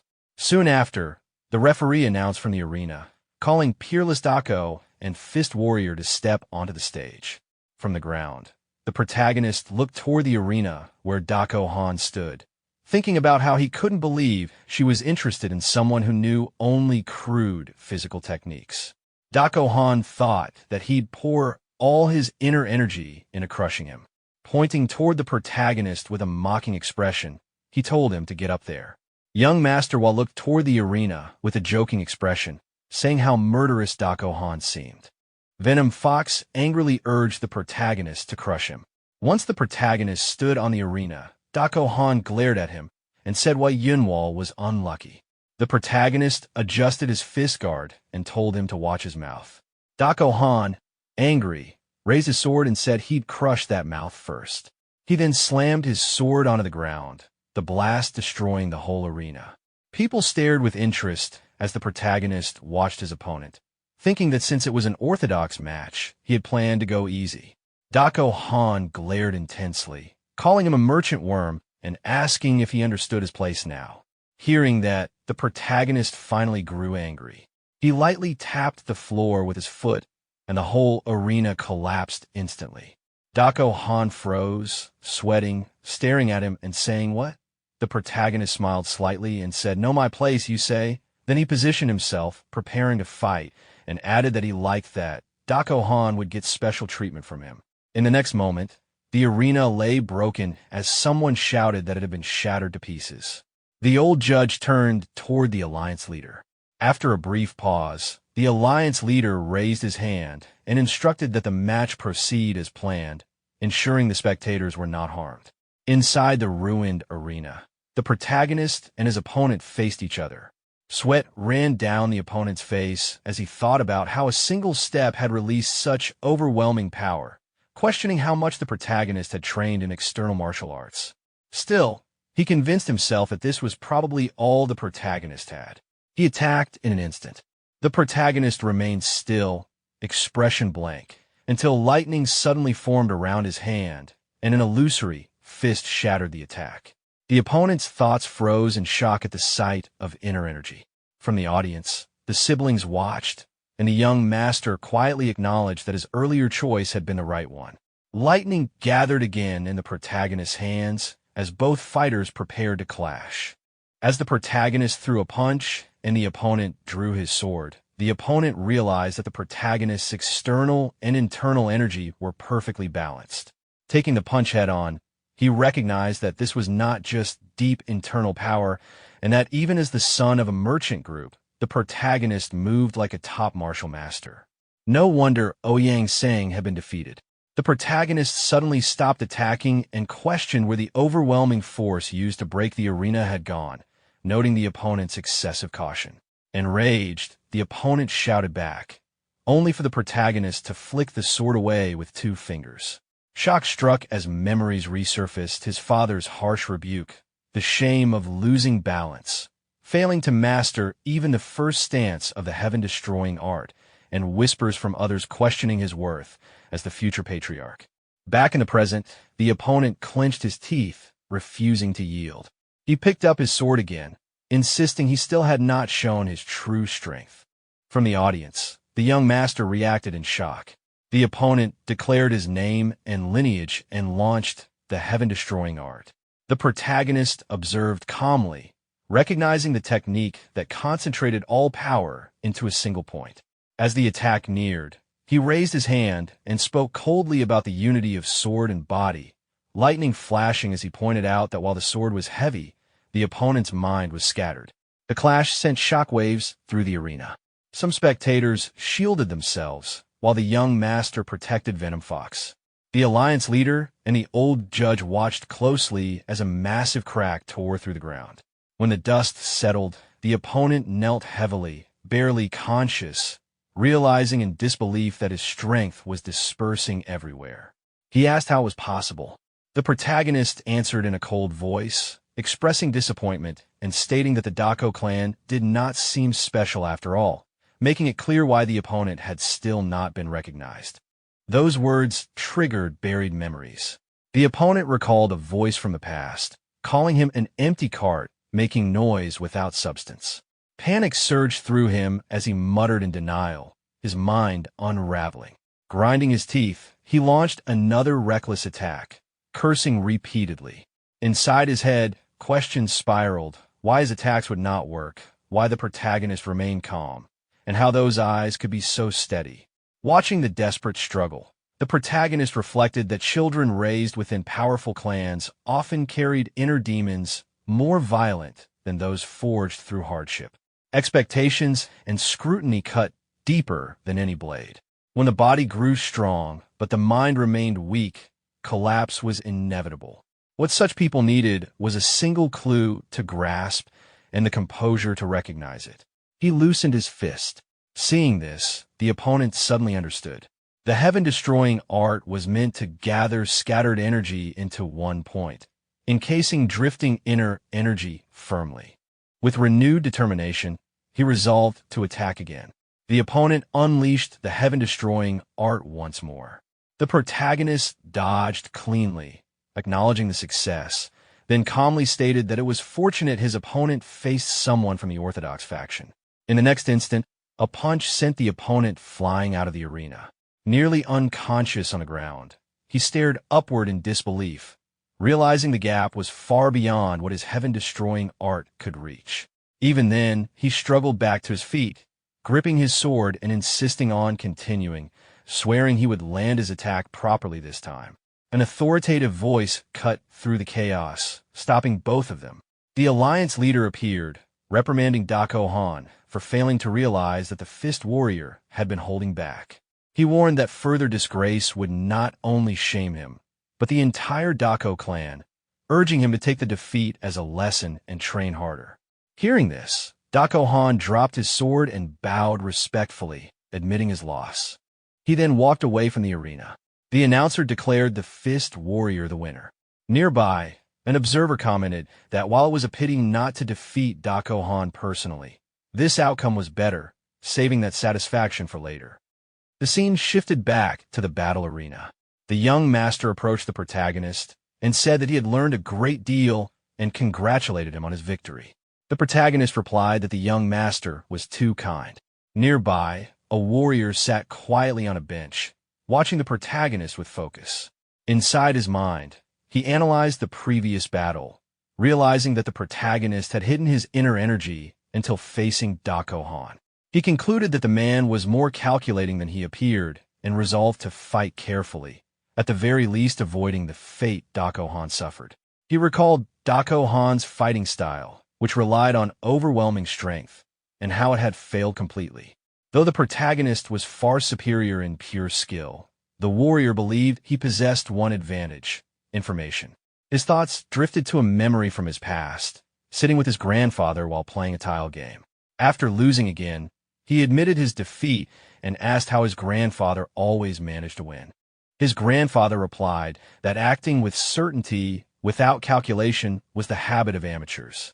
He then reminded him that those who carried the blood of Namgung must always rise above the board, control the flow, and never become mere pawns. The way of a Namgung clan was to read the board and command it. Holding green tiles in his hand, the warrior smiled faintly at the memory. Looking down at the board, he placed a tile and decided that the first step was to pull his opponent onto his own board.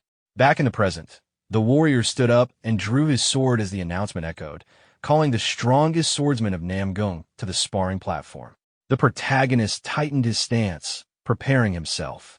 The two stepped onto the battlefield, facing each other.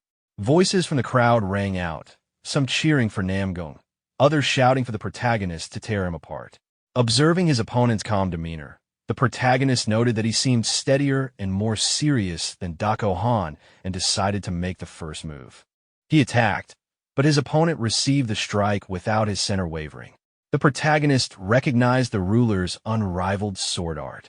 The opponent announced the third technique and unleashed the ruler's 8 slashes. Despite the flurry, the protagonist remained unmoved, standing firm as the sword energy formed a defensive barrier.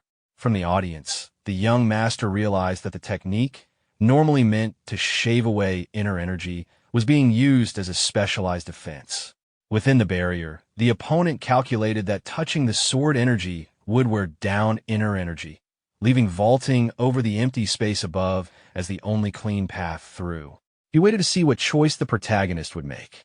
Smiling, the protagonist remarked that it seemed like an attempt to lure him into jumping. Instead, he charged forward directly. To the opponent's shock, the barrier held, but sweat formed on his face as he realized the protagonist was forcing his way in head-on. Calling him a lunatic, he braced himself. In the next instant, the protagonist landed a fist to his stomach, sending him flying. With a smile, he remarked that he wanted to see how long his opponent could hold out while overthinking. From the ground, the opponent questioned whether fists alone could really break such a technique. Forcing himself to calm down, he resolved to retake control and attack first. He launched a renewed assault, but every strike was calmly defended and deflected with minimal effort. The audience gasped as they realized none of the attacks were landing. Watching closely, the protagonist acknowledged that his opponent was holding out well and had clearly been trained properly by the Sword Emperor. Still, he knew that surpassing the Sword Emperor was inevitable if he was to become the strongest under heaven. This young warrior was already using the Namgung clan's ultimate techniques. Feeling a spark of excitement, the protagonist recognized the fight as valuable preparation for his eventual battle against the Sword Emperor. Straining under the pressure, the Namgung warrior swung his sword in a wide arc, grinding his teeth in frustration as the clash continued. At the same time, his opponent realized that none of his slashes were landing properly. As he continued exchanging blows, a realization slowly formed in his mind. The sequence of attacks was repeating: palm strikes, fist strikes, kicks, then back again. There was a pattern hidden within the chaos. When a kick came in and was blocked, he suddenly understood what should come next. He moved forward, confident that he had finally read the flow correctly. However, the moment he acted on that assumption, he was proven wrong. The protagonist's response shattered his expectation completely. The impact was not just physical, it shook his mind. He realized in disbelief that this was not ordinary fist martial arts.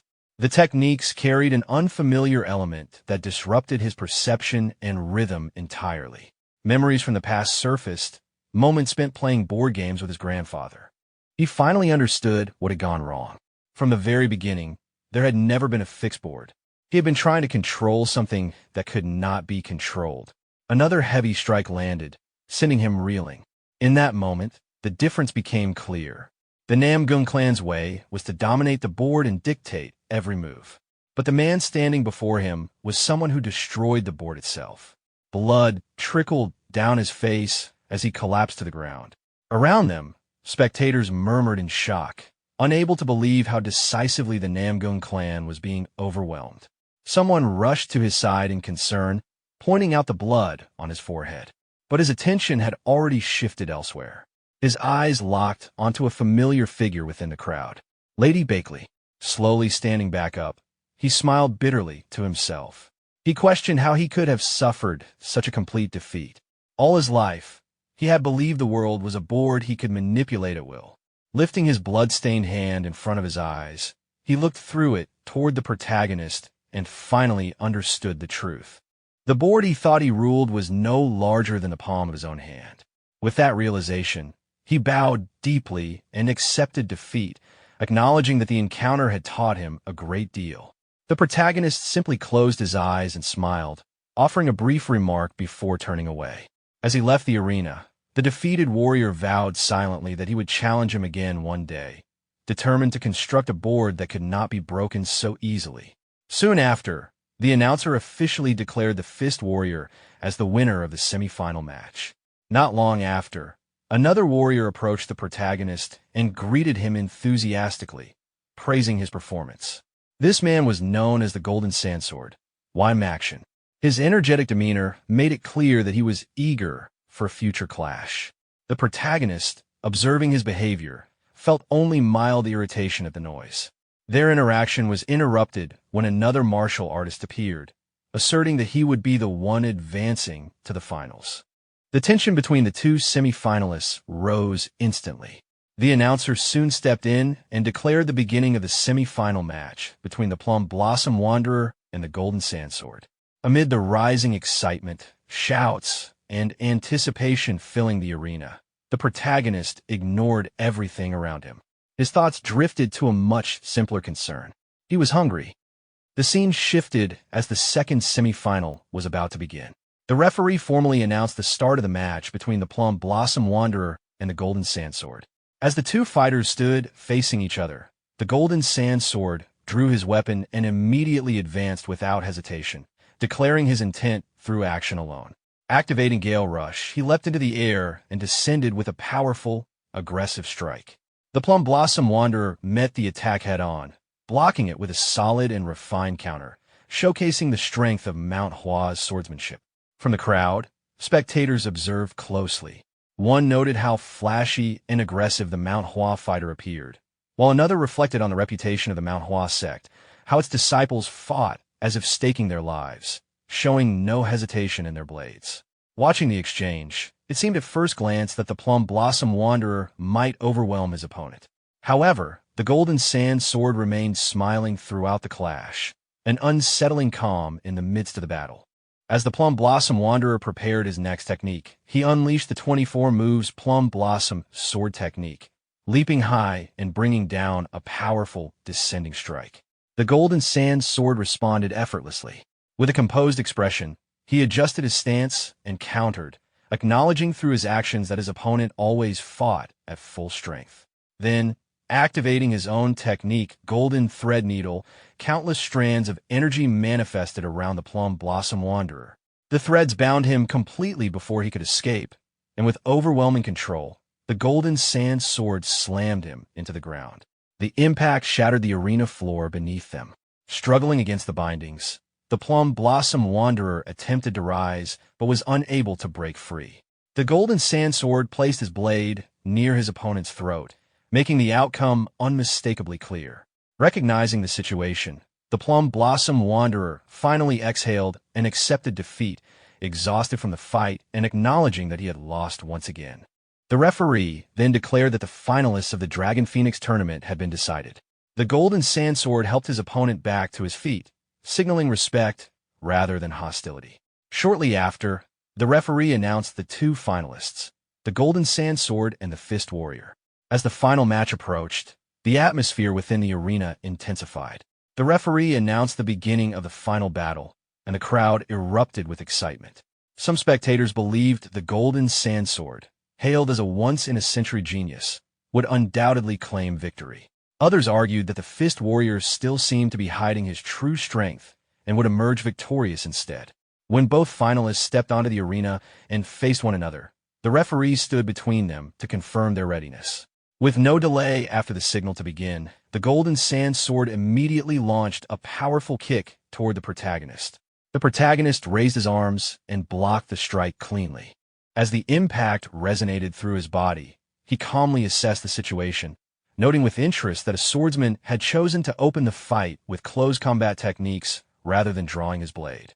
The protagonist caught his opponent's leg firmly and, with a swift and controlled motion, spun him through the air. Even while being swung airborne, the Golden Sand Sword remained calm, immediately assessing the situation and recognizing the counter for what it was. Mid-spin, he drew his sword and adjusted his grip, deliberately shifting into a reverse grip technique. Using the momentum, he flipped his body in the air and forced the protagonist back toward the ground. Rising higher, he activated his Golden Sand Sword technique, moving violently through the air before releasing Golden Thread Needle. Thin streams of energy spread rapidly throughout the surrounding space.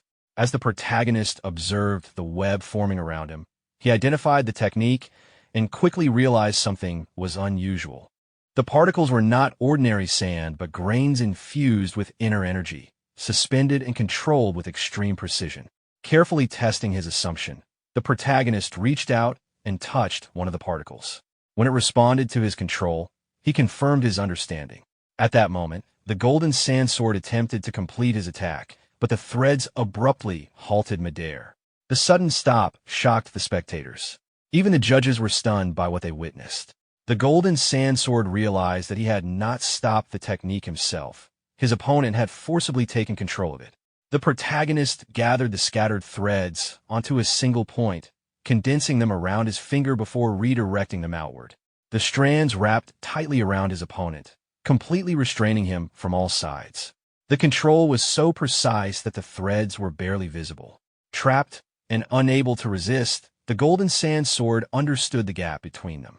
He recognized that the technique had been replicated and surpassed after being seen only once. The realization felt like standing before an insurmountable wall. The protagonist calmly withdrew the energy threads, releasing his opponent. Acknowledging the result, the Golden Sand Sword bowed in defeat. The crowd erupted in confusion and awe, many unable to comprehend how the sand had turned against its original wielder. One of the judges silently observed, realizing that this level of control exceeded what ordinary martial artists could even perceive. The implications of the protagonist's potential were deeply unsettling. As the two fighters stood facing each other, the Golden Sand Sword openly acknowledged the overwhelming difference between them and expressed his desire for another spar in the future. The protagonist accepted without hesitation. Seeing the outcome clearly, the judges concluded that the champion of the Dragon Phoenix tournament had been decided. The announcement confirmed the Fist Warrior as the victor. The crowd reacted with mixed emotions, excitement, disbelief, and pride. One of the protagonist's companions rose in celebration, overwhelmed by the result. Elsewhere, a mysterious figure quietly departed the arena, remarking on how formidable the younger generation had become. He moved swiftly across rooftops until he reached his destination. Upon arriving at a secluded residence, he entered and formally reported on the rising talents of the orthodox factions, noting that while some showed promise, they were still immature. The leader, satisfied with the assessment, decided to proceed with a revised plan. As questions arose, another individual entered the room, revealing that someone existed whom even the Heavenly Demon and the Sword Demon had failed to defeat. The newcomer was identified as the captain of the secret demon corps of the Myriad Demon Palace, Okyung. His presence immediately commanded respect. After issuing brief instructions, he left the others to prepare. The leader then issued new orders. The individual who had escaped the demon's grasp was expected to head toward the Murim Alliance, requiring a shift in focus. A formation was ordered to be established between the Murim Alliance and Gurung Gorge. Once the Dragon Phoenix tournament concluded, the plan was set in motion to eliminate the rising talents as they returned home. The Alliance leader looked toward the arena and calmly judged the situation. From his perspective, it was already clear that the outcome of this year's Dragon Phoenix tournament had been decided and that the champion was no longer in doubt. Near the stands, the protagonist's friend and the Venom Fox enjoyed the moment in their own way. They did not fully grasp how everything had unfolded so quickly, but the result was obvious. The protagonist had emerged victorious. The announcer then formally called the key figures forward, requesting the Fist Warrior, Golden Sandsword, and Namgung's strongest swordsman to step onto the platform. Namgung's strongest swordsman was momentarily surprised when he realized his name had been called. As the Alliance leader addressed him directly, he immediately responded with proper respect. The Alliance leader presented him with the Supreme Star Blade, explaining that it was a sword he personally treasured and offering it to him. Upon hearing this, Namgung Wai reflected inwardly with admiration. He had once believed that the Murim Alliance leader would never bestow such a gift upon someone affiliated with the Rulers Association, and he recognized that his assumption had been misplaced. With a composed smile, he accepted the sword and resolved to treasure it. The Alliance leader then called the next name, Maxian. Maxian stepped onto the stage, where the Alliance leader praised him as a once-in-a-century genius and acknowledged how impressive his performance had been throughout the tournament. Maxian responded with humility, stating that compared to the young hero from the Yunha merchant group, he still had much room to grow. The Alliance leader reacted with an amused smile, clearly aware that Maxian already understood the situation. Maxian confirmed that it would have been impossible not to notice. The Alliance leader then shifted his attention to the sword and asked whether Maxian had chosen a name for it. Maxian answered respectfully, expressing his wish to name it the Golden Sand Sword. The Alliance leader accepted this without objection, noting that the name aligned well with Maxian's sword art. After settling that matter, the Alliance leader turned his gaze toward the true winner and instructed him to remain behind for a moment. As night fell, the scene shifted to the Alliance grounds, now filled with gathered figures.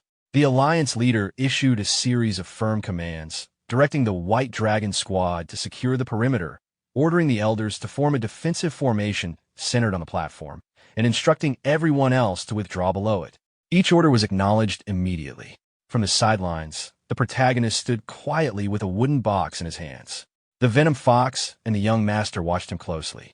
Confused by the situation, the Venom Fox questioned what was happening, and the young master explained that in the Murim, consuming an elixir was the most dangerous moment for a martial artist. During that time, one could not defend oneself, and even a slight mistake could result in energy deviation. Because of this risk, it was evident that the Alliance leader intended to personally oversee and protect the protagonist. The Venom Fox remained puzzled, wondering why the Alliance leader was showing such consideration. When he looked again, he noticed the Alliance leader silently signaling for restraint. The young master then explained that the Alliance leader had always treated juniors in this manner. Hearing this, the Venom Fox reflected inwardly that while not everyone in the Jianghu was extraordinary, the Alliance leader truly stood out as an impressive figure. Amid the controlled activity, The Alliance leader instructed the protagonist to consume the item immediately and assured him that he could take as much time as needed. While the protagonist circulated his energy, the Alliance leader and the Alliance members would stand guard. The protagonist paused briefly, then sat down at the center of the gathering. He opened the wooden box, revealing a century-old purified ginseng, and swallowed it whole. Closing his eyes, he began to meditate. Memories of his past life surfaced, and he reflected on how unimaginable it once would have been back when he lived as a mere wanderer to have others standing guard for his sake. The Venom Fox reacted with visible excitement, but the young master stopped him at once. The Alliance leader also maintained a calm, steady gaze. Meanwhile, the protagonist continued meditating, a faint blue form gradually taking shape within his dantian. He sensed that an entirely different Jianghu was unfolding before him, far removed from the lonely life he had once known. After some time, the protagonist slowly opened his eyes. Clenching his fist, he assessed the result internally. Thanks to the azurite essence, the absorption of the century-old purified ginseng had taken far less time than expected, and a cultivation had reached the 9th level. He then informed the Alliance leader that the process was complete. The Alliance leader expressed surprise at how quickly it had ended and questioned whether the protagonist was truly all right. The protagonist rose calmly from where he had been sitting and indicated that there was nothing wrong with him. Seeing this, the Alliance leader allowed him to withdraw. However, the Alliance leader was still clearly surprised by how quickly everything had concluded and asked if there were any lingering issues. At that moment, the atmosphere turned slightly awkward when the protagonist admitted that he was extremely hungry. The Alliance leader laughed at the unexpected response and decided that, under the circumstances, he should treat the winner to a proper meal. From the back, the Venom Fox loudly reacted, realizing that everything was finally over and openly complaining about his own hunger. The Alliance leader glanced in their direction and told the protagonist to call his friends over as well. After a brief pause, the protagonist agreed. The scene then shifted to the dining hall. Everyone sat together at the same table and began eating. The Venom Fox ate stiffly and awkwardly, clearly uncomfortable with the setting. While eating, the protagonist quietly observed him and noted inwardly that Shulmyungo was unusually quiet, likely because he was sitting in front of the Alliance leader. The Alliance leader soon turned his attention to the Venom Fox and casually brought up his nickname. Hearing this, the Venom Fox became visibly embarrassed and hurriedly clarified his proper title and name. The Alliance leader responded with a gentle smile, acknowledging it and asking whether he had gotten used to the umbrella he was now using. The Venom Fox answered hesitantly, and the Alliance leader commented that it must feel quite different from the one he had used before, encouraging him to continue working hard. The Venom Fox immediately affirmed this with renewed nervousness. Watching the exchange, the young master found the situation amusing and smiled to himself. Noticing this, the Alliance leader shifted his attention to him and confirmed his identity as the young head of the Wa clan. After receiving confirmation, the Alliance leader asked about his father and the state of the villagers. The young master responded politely, though sweat rolled down his face, clearly surprised that the Alliance leader knew such details. As this conversation continued, the protagonist quietly focused on his meal and reflected that there seemed to be something hidden behind the exchange. The Alliance leader then reassured the young master, explaining that he had received multiple reports regarding the Wa clan's covert actions during the Great Battle of the Five Tombs. Seeing the young master falter slightly, the Alliance leader set down his chopsticks and spoke firmly, reminding him that as the descendant of a great clan, losing composure was a form of disrespect toward his ancestors, who had once been his comrades in arms. He emphasized that such behavior should be avoided, especially in front of him. The young master accepted the admonition and resolved to remember it. The Alliance leader then addressed everyone seriously, explaining that since the Wa clan had begun moving again, it was important for them to know that the Fist King and Moyon Chu had gone silent. As for the Sword King, a letter had already been sent, ordering him to return to the Murim Alliance for the time being. He instructed the young master to relay this situation to his father as well. The young master acknowledged this without hesitation. The Alliance leader added that if the demonic faction began seeking revenge, the Wa clan and the others involved would need to be especially cautious. Everyone present agreed to take extra care. The Alliance leader then turned his gaze to the protagonist and told him that he needed to become far stronger than he already was. He explained that he wanted the protagonist to become the hidden sword of the Orthodox faction. Although winning the tournament would spread his name to some extent, the protagonist had not yet gained true fame, meaning the demonic faction was still unaware of his existence. For now, their attention would remain focused on figures like the Alliance leader himself. He made sure the protagonist understood this point. The protagonist acknowledged this calmly. Inwardly, however, he noted that his own objective aligned perfectly with what had just been said. At that moment, the Venom Fox spoke up, admitting that he was completely lost and had not understood most of the discussion. The protagonist responded bluntly, making it clear that he did not need to know any of it. After the meal concluded, the Alliance leader stood and excused himself, explaining that it was late and that he needed to prepare for the Dragon Phoenix tournament the following day. Everyone present respectfully wished him a safe journey. After he left, the young master mentioned that since Yunseal had a spar scheduled for the next day, he would walk her back first, then suggested that the men gather for drinks afterward. The protagonist agreed, while the Venom Fox jokingly commented that the young master was quite the drinker now that he knew him better. As the Alliance leader departed, he overheard their exchange and smiled quietly to himself. Later, while walking through a corridor, the Alliance leader suddenly stopped and sharply sensed a presence. Two figures emerged from the shadows, greeting him after a long absence. Moments later, another man appeared, carrying an injured person over his shoulder. Recognizing him immediately, the Alliance leader reacted in shock, identifying the Sword Emperor and noticing the injured man beside him. The Sword Emperor confirmed the Alliance leader's suspicion, revealing that the injured man was indeed the Sword King's disciple, and that the Sword King had been attacked. Hello guys, I hope you're all doing well. First of all, thank you so much for the amazing response to the last action story video. As a token of gratitude, I'm uploading another action-packed story video for you. I'll pin the link to that video in the description. After watching this video, make sure to check out the link and enjoy even more action. The scene shifts to a quiet room where a doctor finishes treating the Sword King's disciple. The Alliance leader waits nearby with a long-haired man who carried the injured disciple there.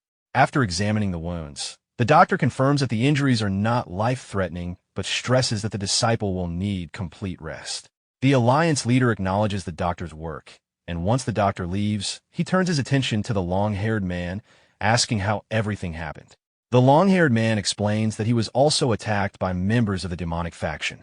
There were two figures who appeared to be leaders, accompanied by 12 others. Even after cutting them down, none of them died, as if their bodies were immune to blades. This shocks the Alliance leader. After a brief pause, the long-haired man adds that it did not feel like ordinary blade resistance, but rather the effect of some kind of spell. After escaping, he went to the Sword King's residence out of concern, only to find that the Sword King was already gone. The Alliance leader reflects on the situation, mentioning Moyong Chu, the Fist King, and now even the Sword King. The long-haired man reacts in shock upon realizing that Wu Xing is also involved. The Alliance leader confirms that the demonic faction is killing people across multiple locations. He immediately issues orders, summoning both the Cloud Dragon Squad and the White Dragon Squad. The Cloud Dragon Squad is instructed to split up and investigate traces of the demonic faction, while the White Dragon Squad is assigned to protect the rising talents participating in the Dragon Phoenix tournament. The Alliance leader notes that the demonic faction's movements are completely different from their actions during the Great Battle of the Five Tombs and states that preparations must be made until their true objective is uncovered. The scene then shifts to an inn near the Murim Alliance. Inside, the protagonist, the young master, and their companions sit together around a dining table. They order wine and food before the conversation turns more personal. The young master asks Venom Fox about his earlier claim of running a gambling house. Venom Fox explains that he once operated a gambling den and had already mentioned this to the Alliance leader during their first meeting. He recalls advice from an old man who told him that living well in the present mattered more than dwelling on the past. Taking that advice to heart, Venom Fox decided to move forward, leaving the past behind. The young master agrees with this outlook, affirming that the past should remain in the past. Venom Fox then asks about the young master's clan and why it is regarded as a great clan by the Alliance leader. The young master explains that his ancestor, the first clan head, originally had no name and lived only as a tool who killed or obeyed orders without question. His first name, Wa Sam, reflected his low standing. Later, while delivering a letter to Cloud Dragonfalls, he met the Wudong Sword Immortal, who gave him a new name, Wal Wunryong. Being called by that name made him feel human for the first time in his life, even though he was already an adult. After a short pause, the young master explains that this moment marked the true beginning of the Wa clan, a clan born from a man finally being treated as a person. He admits that the story became long because it is a past he does not feel the need to hide. The protagonist then raises his glass, suggesting they drink together. He lightly points out the strange mix the three of them represent: a descendant of an assassin, a former gambling den owner, and the son of a merchant group. As more wine is poured, the young master notes that perhaps the reason the liquor tastes so good is because the table is full of such unusual people. Venom Fox responds with a relaxed smile, remarking that drinking companions are better the more unfamiliar they are. At that moment, a brown-haired boy suddenly appears beside their table, drawing shocked looks from everyone present. Venom Fox recognizes him immediately and reacts with a grin. The boy, clearly annoyed by the attention, brushes it off and explains that he only came to grab a drink before leaving. He takes a seat at their table and mentions that after losing his match, he stayed to watch the tournament all the way to the finals. He casually adds that the protagonist went easy on him during their fight. As the protagonist pours wine, he gives the boy an awkward look. The boy quietly sips his drink while studying the young master, who in turn observes him carefully, thinking to himself. With a tired sigh, the boy pulls out a pouch of coins and places it on the table, commenting that it is his first time drinking such expensive wine. He then stands up, thanks them for the drink, and turns toward the protagonist, expressing his wish to spar again in the future. Immediately after, he leaps away and disappears. The young master laughs softly, realizing that the boy came specifically to pay the wager. Venom Fox jokes that they should have included the person who lost 30,000 Niang in their toast as well. Holding the coin pouch, the young master insists that he cannot keep all of it since he did not even fight. The protagonist refuses, pointing out that he has no reason to take it and that the amount does not even cover the cost of the gauntlets. The young master keeps pushing the money toward him, but the protagonist firmly declines. Watching the exchange, Venom Fox thinks to himself how ridiculous rich people can be. The scene shifts to the next day at the main venue of the Dragon Phoenix tournament. Among the crowd, spectators comment on how extraordinary this year's tournament has been, especially the highly anticipated match between the Snow Phoenix and the greatest beauty of Jiangnan. Sitting together, the young master thanks the protagonist for cheering for Yinseal as well, and the protagonist responds that it was no trouble at all. Venom Fox loudly cheers for Lady Wa. Lady Wa charges forward and lands the first strike. Her opponent attempts to block, but the impact knocks the sword from her hand. Lady Wa apologizes while holding her blade and immediately presses the attack again. Just as she prepares to deliver a decisive strike, her opponent counters with a powerful punch to her stomach, sending her flying through the air. Watching this, the young master realizes that body techniques are involved, while Venom Fox reacts in disbelief. Lady Wa rises again, regains her composure, and smiles as she acknowledges that her opponent has trained in body techniques as well. Her opponent explains that she learned a few techniques when she was young and states that mastering body techniques first allows one to overpower opponents regardless of other skills. Observing the fight, the protagonist reflects that Lady Wa has not forgotten her training, but also notes that she is still hesitant in her movements and has a long way to go. As the protagonist prepares to leave, Venom Fox asks where he is going. The protagonist explains that Lady Wa is likely to win for now and that he needs to handle remaining matters related to Ouyang Seng. Having left the Yunhe merchant group unattended for too long, he decides to go ahead while the others stay to watch more matches. Night falls as the scene shifts to a forest path. Walking alone, the protagonist realizes it has become much later than expected due to dealing with Ouyang Seng's affairs and decides to rest for the night nearby. He recalls a past moment involving unfinished documents and the detained Ouyang young masters. Thinking it over, he reassures himself that he had them released and that the Moyang clan's guard squad should still be stationed at the Yunhe merchant group. Thanks to the Moyang clan head, he feels safe heading toward the Murim Alliance. Reflecting on the journey, he realizes how much he has gained. Immunity to poison from the century-old purified ginseng, the White Lightning 10-phase art reaching its 9th phase, a rare pair of gauntlets, and valuable new connections. One step into the Murim has yielded tremendous results. Continuing through the forest, he encounters two merchants traveling together. They discuss the outcome of the Dragon Phoenix tournament, initially assuming the Snow Phoenix won. One of them clarifies that the winner was someone unaffiliated with both the Rulers Association and the Murim Alliance. Hearing this, the protagonist realizes that Lady Hua did not win after all and recalls hearing the name Baekyak. Lost in thought, he suddenly notices a beautiful girl standing in front of him. Smiling, she reveals that she skipped the awards ceremony and chased him down after the tournament. The woman removes her hat, and the protagonist studies her appearance. She looks unfamiliar, her figure clearly different from that of women from the Central Plains. Her physique resembles that of someone naturally suited for martial arts rather than trained later in life. She reveals that she is the winner of the Dragon Phoenix tournament. After a brief, awkward pause, the protagonist offers a simple congratulations. As he listens, he notices that her manner of speaking feels unusual.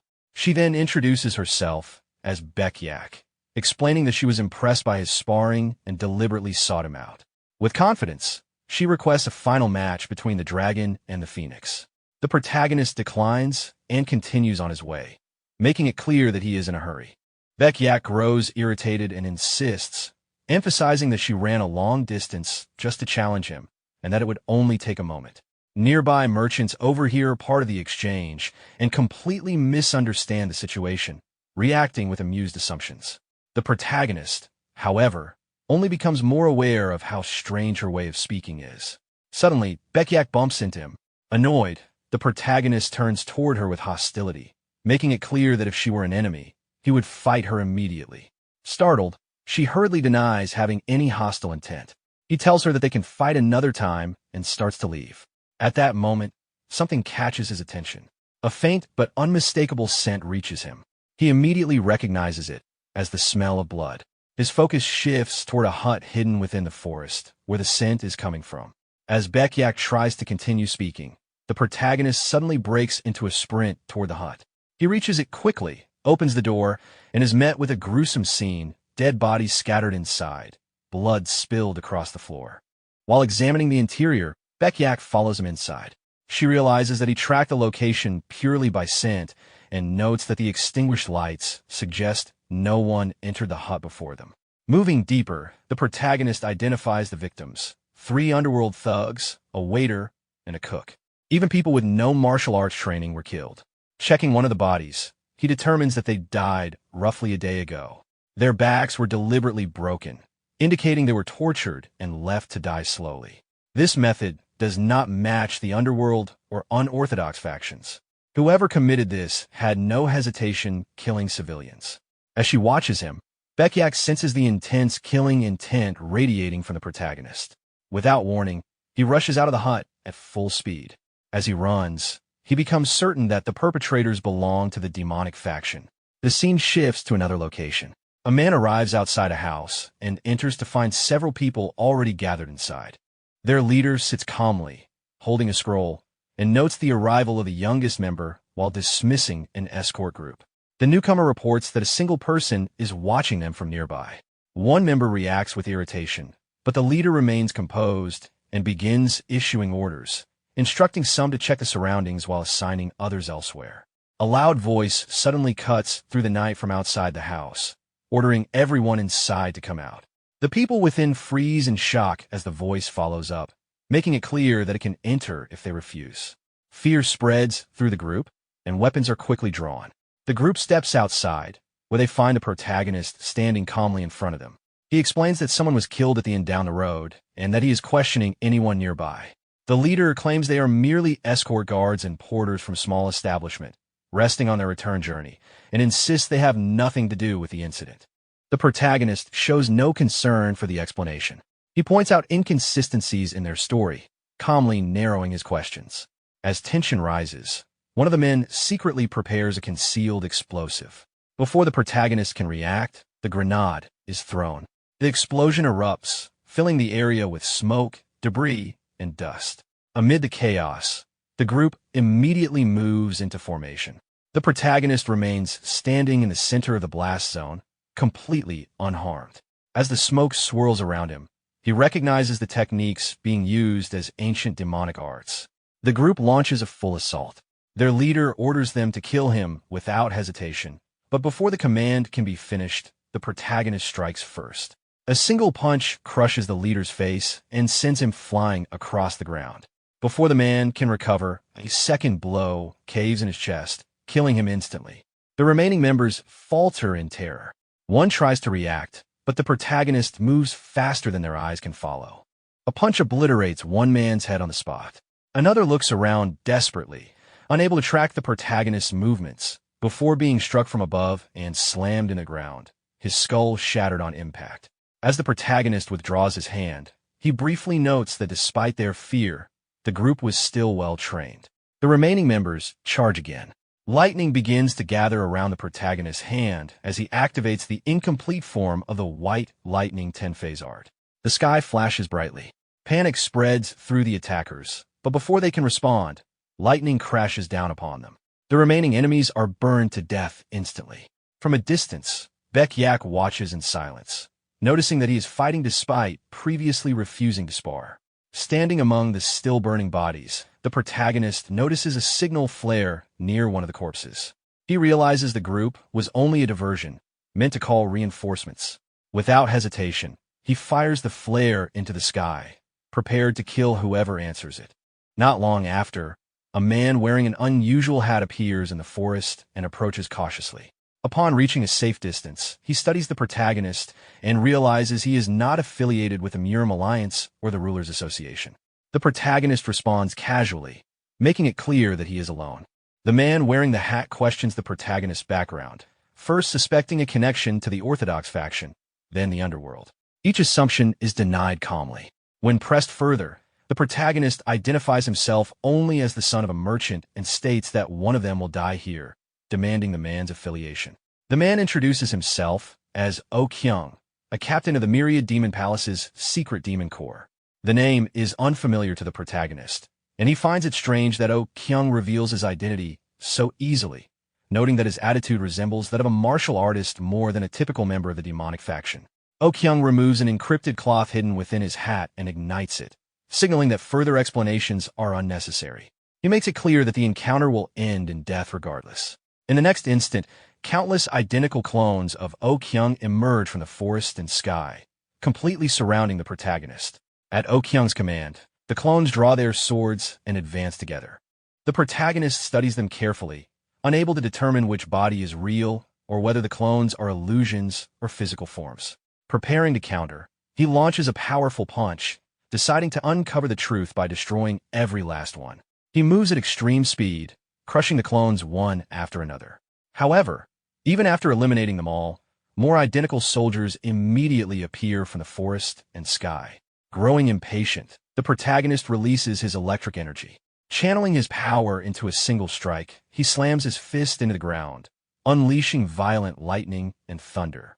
Bolts of white-blue lightning tear through the area, striking both the clones on the ground and those in the air.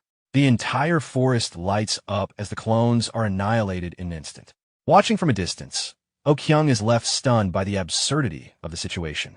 Realizing the danger, he creates a paper bird infused with magic and sends it flying to deliver a warning, recognizing the protagonist as a serious risk factor that must be reported to the young palace master immediately. Before he can escape, the protagonist suddenly appears above him, standing on a tree branch. Startled, Oh Kyung tears away the last piece of cloth from his hat. In a flash, the protagonist moves behind him, but at that moment, another wave of clones descends from the sky, briefly disrupting his momentum. Using the opening, Oh Kyung attempts to flee. The protagonist reacts instantly, eliminating several clones in rapid succession before closing the distance. He strikes Oh Kyung directly, slamming him into the ground with overwhelming force. As Oh Kyung struggles to recover, surrounded by the remains of his destroyed clones, he realizes the truth of the situation. This operation has failed completely. The white cloth covering Captain Kyung's face begins to burn away. Accepting the outcome, he issues a final order to one of his remaining clone soldiers to retrieve his sword. In his mind, he resolves to take responsibility until the very end. Kyung suddenly grabs hold of the protagonist, restraining him in place. At the same time, the clone soldier rushes forward with his sword raised. As he maintains his grip, Kyung steals his resolve, believing this act to be his final repayment to the Myriad Demon Palace. With a twisted expression, he prepares to sacrifice himself. At the instant the sword is about to strike the protagonist's face, the blade is caught between the protagonist's teeth. Using sheer strength, he shatters the sword into multiple fragments. The sight leaves Kyung completely stunned. The protagonist grows even more enraged, crushing the remaining piece of the blade, still lodged in his mouth. As the fragments fall, he snatches one shard out of the air and drives it straight into Kyung's head, slamming him violently into the ground. Pinning him there, the protagonist releases a concentrated lightning strike directly into Kyung's body. The impact scorches the earth beneath them, cracking the ground and igniting nearby trees as thunderous energy surges outward. A blue lightning aura envelopes the protagonist as he stands calmly amidst the destruction. Internally, he recognizes that the demonic faction he is facing is abnormal, one that does not behave like the demonic faction of his past, yet still seeks to rule the world. He realizes that his former level of power will no longer be sufficient. To confront what lies ahead, he must reach the 10th phase, the realm of enlightenment, where lightning can be wielded without limitation. Only by completing the White Lightning 10-phase art will he be able to stand above all others, becoming the Lightning Emperor when he next unleashes it. At that moment, Baekhyuk suddenly appears behind him, breaking his concentration. Approaching closer, she makes her presence known and reveals that she has chased after him countless times throughout the day. She then produces the magical paper bird, explaining that she intercepted it while following the sound of the battle, suspecting it carried information related to him.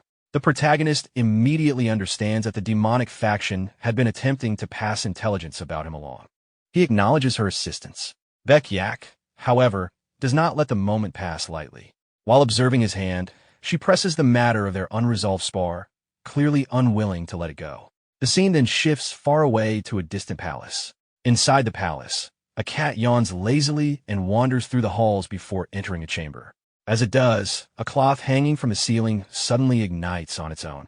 The atmosphere in the room instantly turns tense as those present begin to panic. The members quickly realize that the secret Demon Corps' captain has fallen, though none can comprehend how such a thing could have occurred. Turning their attention to the young palace master, they seek direction. The young palace master responds calmly, urging the gathered clan heads to remain composed. He declares that he will personally investigate the matter. The scene shifts back to the Myriad Demon Palace, where the young palace master is quietly reading when someone announces their presence and enters the room.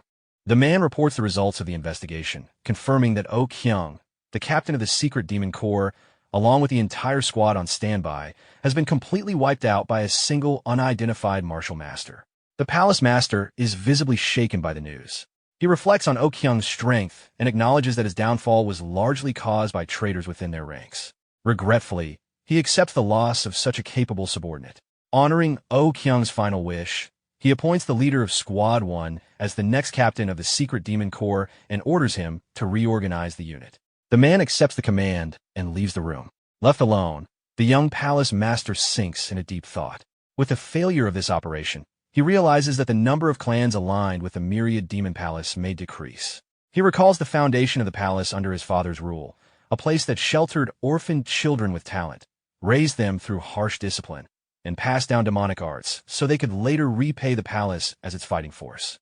However, the betrayal of the Heavenly Demon and the Sword Demon shattered that system. Their formation of the Heavenly Sword Alliance created a force far beyond the palace's control. Their power has already reached a level where even those who have stepped into the realm of kings can be killed with ease. This operation was meant to prove that the Myriad Demon Palace still stood strong, yet it ended in failure. Grief weighs heavily on him as he acknowledges the loss of his most loyal right-hand man. Though his methods were never meant to be ruthless, he questions whether the gap between the palace and the Heavenly Sword Alliance has grown too large to overcome. At that moment, a white cat wanders in, meowing softly before leaping into his lap. As he pets the cat, his thoughts turn darker. He reflects on how the very orphans they fed, sheltered, and raised, just like this cat, have continued to betray them. He wonders whether he, too, must become a demon, someone who schemes relentlessly and betrays without gratitude. Yet even as he strokes the cat, a bitter clarity settles in. The Heavenly Sword Alliance is now stronger than the Myriad Demon Palace. If they came for his life, begging or submission would earn no mercy. There is no other path forward. He resolves to become a demon himself and decides to send a letter to Yu Jonghong, the leader of the Murim Alliance. The scene then shifts to the Yuna Merchant Group's town. As the protagonist returns, he is warmly greeted by familiar faces. His friend reports that nothing major occurred during his absence. The Moyang clan's warriors maintained protection, and the young masters of the Ouyang clan departed a few days earlier. The protagonist acknowledges their efforts, and the Moyang soldiers prepare to return now that he has come back. From a distance, the brown-haired boy notices how late the protagonist has returned. The protagonist casually mentions that matters came up during his absence, and that he ended up winning the Dragon Phoenix tournament. His friend reacts with excitement, while the brown-haired boy is consumed by disbelief and jealousy, unable to accept the result. As the protagonist looks around, he notices that the merchant group seems far more crowded than usual. Before he can think further, a young woman approaches him. She introduces herself as Zhonghua, reminding him of their past meeting at the courtesan house. She explains that thanks to him, she was able to free the girls and leave safely. Now running a small shop of her own, she expresses her gratitude and eagerly invites him to visit later, promising the best hospitality. The protagonist is left confused, trying to process how he became the reason for her new beginning. The protagonist's friend interrupts the moment, explaining that the recent surge of people is likely due to the alliance the protagonist proposed, the Great Merchants Association, created to protect merchants. Not only local traders, but merchant groups of all sizes have begun joining, and as a result, the Yunha Merchant Group has scarcely had a quiet day. The protagonist responds modestly, claiming he did nothing and instead praising Wei Yan for handling things well. Wei Yan, however, has been curious for some time and finally asks about the people accompanying him. At that moment, Baekyak steps forward and introduces herself. She explains that the protagonist told her he would proceed together with her once he returned to the merchant group, so she followed along despite feeling that it was not her place. Her words shock Wei Yan, whose thoughts immediately spiral in the wrong direction. The protagonist quickly intervenes, firmly denying the implication and ordering tea to be brought to the reception room to defuse the situation. Around them, murmurs spread among the group. Some note that this is the first time he has brought a woman with him since recovering his health, while others openly comment on her beauty. Wei Yan laughs it off, joking that he may end up gaining a sister-in-law. After some time, the scene shifts to the training ground, where the protagonist and Baekyak stand facing one another. He asks whether it is truly fine to begin immediately. Baekyak confirms that she would rather spar than waste time on tea. She proposes a match excluding striking techniques, relying only on grappling and body techniques, with defeat decided when a shoulder touches the ground. The protagonist reflects briefly, finding body techniques acceptable but feeling uneasy about grappling with a woman. He voices concern over whether she will be all right, noting that such movements can become rough. Baekyak reassures him, removing her outer garment and explaining that what she is wearing is a martial arts uniform specifically meant for body technique training. He accepts this without further objection, though inwardly he finds both her speech and actions difficult to predict. Announcing her advance, Baekyak rushes forward with remarkable speed. She leaps into the air, moves behind him in an instant, and grips him, criticizing him for lowering his guard. Before she knows finish, the protagonist counters effortlessly, lifting her and holding her upside down in midair. He remarks that it feels as though he could simply slam her into the ground. Suspended helplessly, Baekyak admits he is not wrong, but asks him to try breaking her balance properly instead and requests another chance.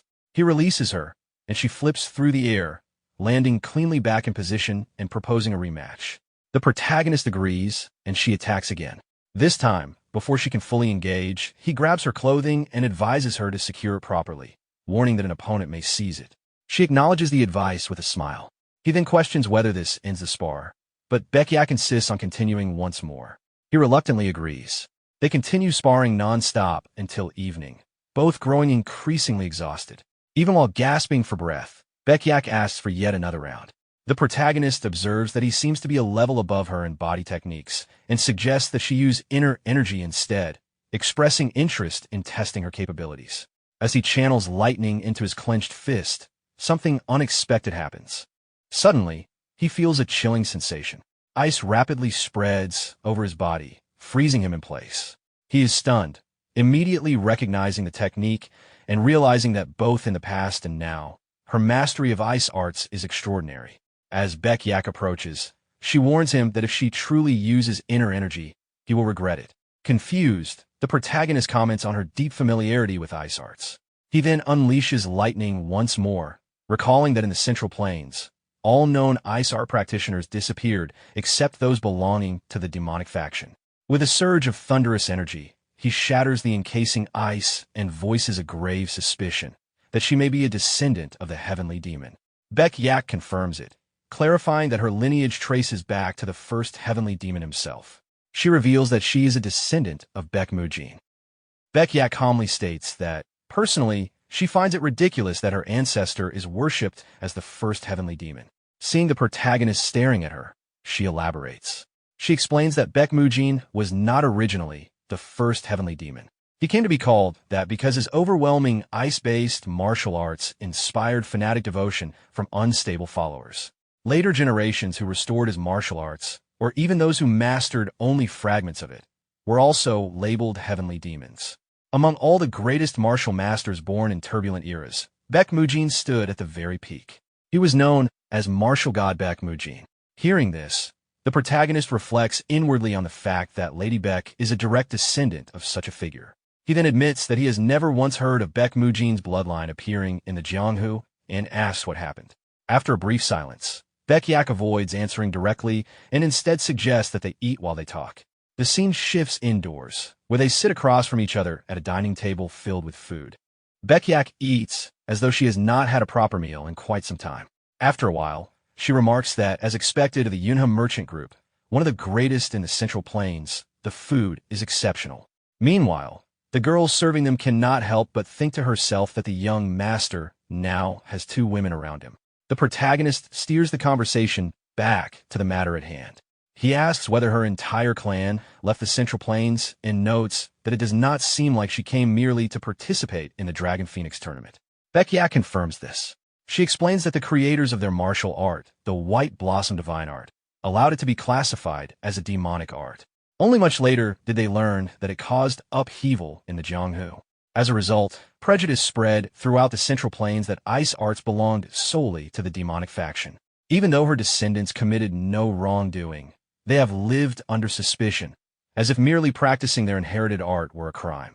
In truth, her clan has only done what was necessary to preserve Baek Mujin's martial legacy. However, a successor capable of fully mastering the White Blossom Divine Art appears only rarely, sometimes once in several generations. If they remained in a stagnant place without elixirs or worthy rivals, the martial art left behind by the first heavenly demon would inevitably disappear. That is why she came to the Central Plains, to ensure she does not lose what she inherited. And beyond that, she intends to set things right. The protagonist asks what she means by setting things right. In response, Baek Yak forms a spear of ice and casually kills a fly with it. The protagonist calmly observes the display. She then states her true intention, to prove that they are not part of the demonic faction, and she intends to do so by eradicating the demonic faction with her own hands. Inwardly, she acknowledges that she has heard of the many prejudices within the Central Plains, but she does not care. She has a goal. The protagonist repeats her ambition thoughtfully, a faint smile forming on his face. She watches him carefully. He then tells her that it is a fine idea and suggests that the two of them may form a meaningful connection. His reaction surprises her. Internally, he calculates the benefit. If a martial artist of her caliber were to lend her strength against the demonic faction, it would be an enormous gain. The prospect is good enough to bring a genuine smile to his face. Noticing how late it has become, Baek Yak stands and says she should return to her lodging. He agrees, and they rise. Later, after she leaves the house, a group of women wearing hats approaches her. Among them is Baek Ran, her cousin and guard. Baek Ran immediately notices her slightly flushed face and asks if something happened inside. Baek Yak brushes it off, saying it merely felt warm, perhaps because she used intense body techniques for the first time in a while. Baek Ran then asks about the spar. As they walk together, Baek Yak admits she could not defeat him. What he displayed at the Dragon Phoenix tournament must have been only a small fraction of his true ability. Baek Ran, surprised, asks if he is truly that strong, and whether there was anything else. Baek Yak casually answers Baek Ran's question by saying that, more than anything else, the food at the merchant group suits her tastes. Baek Ran teases her, asking whether food has ever not suited her taste, and pointing out her stomach. Baek Yak firmly insists that it is not a belly, but a martial arts pouch. The scene shifts to the next morning. After waking up, Baek Yak stretches and wonders if she ate too much the previous night. She then makes her way to a nearby lake she had heard about, wanting to see it for herself. Standing by the water, she notes that it truly does look as perfect for a walk as people claim. Finishing her stretching, she decides to go for a run and suddenly leaps off a cliff. Unbeknownst to her, the protagonist is already below, training while holding stones in his hands. As she descends, she notices him and immediately realizes the landing will be rough. Just before she crashes, he catches her and calmly asks if she is all right. Shaken and sweating from the fright, she assures him that she is fine. Afterward, as they walk together, she apologizes, explaining that she did not expect anyone to be below the cliff. He tells her not to worry about it. She then asks whether he is also taking a walk. He replies that he always trains and walks by the lake in the mornings. She acknowledges this, and they continue forward in silence. Breaking the quiet, Beckiak suggests that since they are already walking together, they might as well pick up the pace, declaring that she will head out first. He agrees. She begins running toward the lake. The protagonist notices the direction she is heading, surprised. As she steps onto the water's surface and runs across it as part of her morning routine, he observes inwardly how unexpected it is to see a woman treating the technique of stepping on water as something ordinary. Watching her glide across the calm surface, he remarks that her movement art is extraordinary. She glances back only to find that he is already caught up, running over the water as though walking on flat ground. She is shocked. In the Jianghu, only a handful of martial masters are said to be capable of matching her movement art, yet he has done so effortlessly. As they continue forward, he admits that even for him it is not easy to keep up with her speed, but that the challenge is stimulating. Maintaining her pace, she acknowledges that he is amazing as well. When he asks what she said, she brushes it off and instead suggests they run more. He agrees. After running for quite some time, they finally reach the shore, both breathing heavily from exhaustion. Beckiak admits she cannot even tell how far they ran. The protagonist replies that he became so absorbed in competing with her movement arts that they went much farther than intended and suggests heading back. As they return, Beckiak feels her face growing warm again and wonders why she has felt overheated since the previous day. She considers whether it is simply because the Central Plains are warmer than the Ice Palace where she grew up.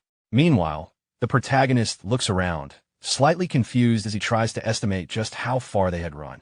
Upon nearing the merchant group, a man stationed atop a watchtower calls down to him, informing him that he has finally returned and that the leader of the 8 Dragon sect is calling for him. The protagonist is puzzled and asks why the 8 Dragon sect leader would be looking for him. The man replies that it is karma, because the Crimson Reaper he killed belonged to the 8 Dragon sect. Confused, the protagonist questions who the Crimson Reaper is. The man asks again whether the protagonist truly does not know the Crimson Reaper of Yukwan Main Street. The protagonist thinks back and realizes he is referring to the large man he previously killed. The messenger confirms it and explains that the Crimson Reaper's master wants to see him personally. If he refuses, the Yuna merchant group will suffer consequences in one way or another. The protagonist agrees to go. When the man offers to send someone soon to escort him, the protagonist refuses, stating that he will eat first since he already has a prior appointment and that they can wait. The man studies him seriously before agreeing. Later that night, after finishing his meal, the protagonist follows the man to their destination. Noting the distance and the lateness of the hour, he casually comments on how far they have come and even questions the size of the building, jokingly asking if it was stolen. The man inwardly thinks that he is insane, especially considering he calmly ate dinner before coming to what could be a dangerous meeting. Upon arriving outside a room, the man tells him to enter. Inside, members of the leader's assembly stare at him as he steps in. The 8 Dragon sect leader introduces himself as Hajianik. The protagonist responds indifferently. Instead of remaining where he stands, he walks toward one of the seated assembly members, grabs him by the hair, and throws him from his chair. The man crashes violently into the wall. The other members react in shock, while Hajianik remains calm. The protagonist drags the chair forward, places it in the center of the assembly, sits down, and states that he heard they called for him. He tells Hajianik to speak. Hajianik orders a servant to move the man who is just thrown aside, and the servant complies. The sect leader then begins to address the matter of the Crimson Reaper, but before he can finish, the protagonist openly admits that he killed him. He demands to know what they intend to do about it, acknowledging that this is the underworld and that there must be rules. He then asks who the so-called master of the Crimson Reaper is. A blind old man speaks up, identifying himself. His servant quietly describes the protagonist's appearance and apparent martial training to him. The blind elder addresses the protagonist confidently, stating that he heard his disciple was killed. He remarks that the Yuna Merchant Group has established many businesses and threatens to eliminate several of their clients as an example, even suggesting he could cripple their ability to operate entirely. The protagonist turns to Hajinik and questions whether the sect leader has any novel method to render him powerless. He makes it clear that the only reason he is sitting there calmly instead of slaughtering everyone present is because the 8 Dragon sect did not interfere with the Yuna Merchant Group while he was away. Now, however, they are attempting to threaten him through it, which he finds disappointing. The blind old man dismisses him as a reckless youth and suggests they simply deal with him rather than waste words. Hajinik refuses. He clarifies that the Crimson Reaper was merely a disciple raised by the blind elder to increase his own wealth and was not an official member of the 8 Dragon sect. Therefore, the matter is the elder's responsibility. If the elder dies, Hajinik will avenge him, but he will not intervene now. The blind elder protests, arguing that his disciple's money was his money and that he even paid the 8 Dragon sect with it, making this their business as well. Hajinik responds that he does not care about the source of the funds and that he has already helped enough by summoning the protagonist under the sect's name. The elder must handle it himself. As the blind elder tries to object again, the protagonist stands up. He curses the underworld figures before him, insulting both the blind elder and the sect leader. He approaches Hajinik directly and questions whether he truly understands the position he is in. Hajinik calls him arrogant. At once, the surrounding soldiers draw their swords, encircling the protagonist from every direction. The assembly members react with anger and shock. Hajinik rises, drawing his own sword, accusing the protagonist of daring to show killing intent within the 8 Dragon sect itself. He unleashes a powerful strike toward the protagonist. The protagonist begins to respond, calling them the truly arrogant ones. As Hajinik's sword descends, the protagonist catches the blade between 2 fingers and smiles, asking whether they truly believe they can do this to him. Before the sect leader can even process what has happened, the protagonist delivers a powerful kick. The force sends Hajinik flying backward along with the soldiers behind him. He crashes violently against the far wall of the assembly hall, coughing in pain. The remaining soldiers rush forward in fury. Calmly drawing his sword, the protagonist remarks that he has been letting things slide for too long. As multiple soldiers charge at him, he advances as well and delivers a single precise strike. The slash cuts through them instantly, and the impact rattles the surrounding walls. The blind old man is shaken. Sensing the energy released, he realizes it is lightning. In shock, he deduces that only someone capable of wielding such lightning energy could be responsible and questions whether this young man is the Fist King's disciple. The protagonist smiles brightly and confirms the elder's sharp insight. Realizing the danger, the blind old man immediately attempts to flee, ordering his servant not to engage and to run instead, admitting they cannot face someone like this. Before he can escape, the protagonist throws his sword. It pierces the old man's head, killing him instantly. His servant collapses in horror, crying out in despair. Hajinik, witnessing everything, is visibly shaken. The protagonist coldly remarks that it is unfortunate the smartest one present has already died. He repeats the earlier threats about ruining the Yuna Merchant Group's business and eliminating its clients, questioning why Hajinik allowed the blind elder to gamble his life so recklessly.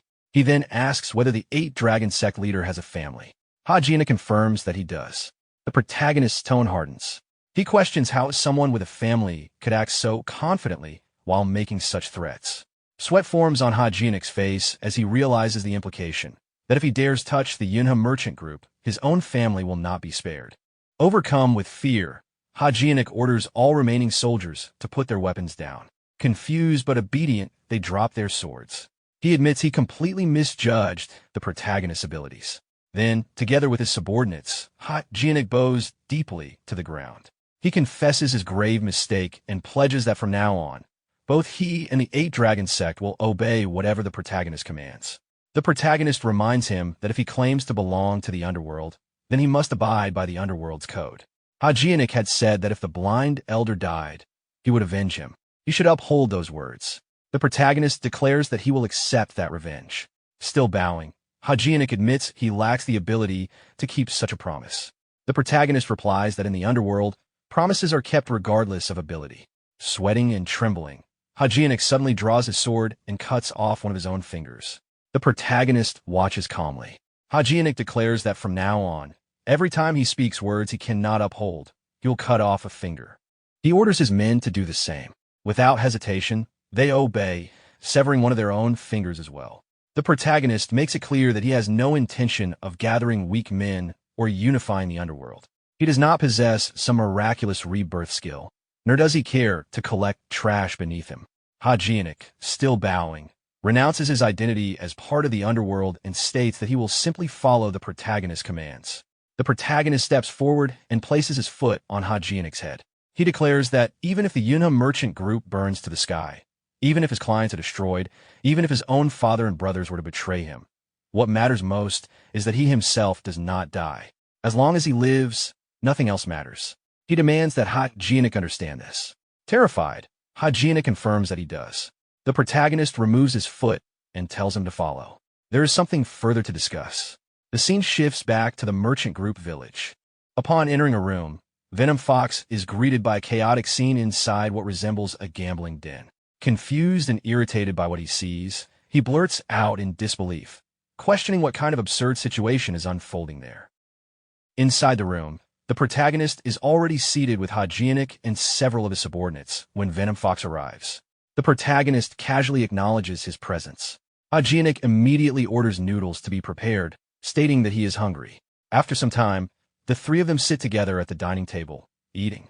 As Venom Fox eats, the combination of noodles and a gambling den stirs up old memories for him. He remarks on it while observing Hajionik, recognizing him as someone who had once been beaten badly. The protagonist asks Venom Fox where he has been. Venom Fox replies that something came up. Looking around at the ongoing renovations, Venom Fox demands to know why his gambling den is being torn apart and remodeled into what appears to be an underground training hall.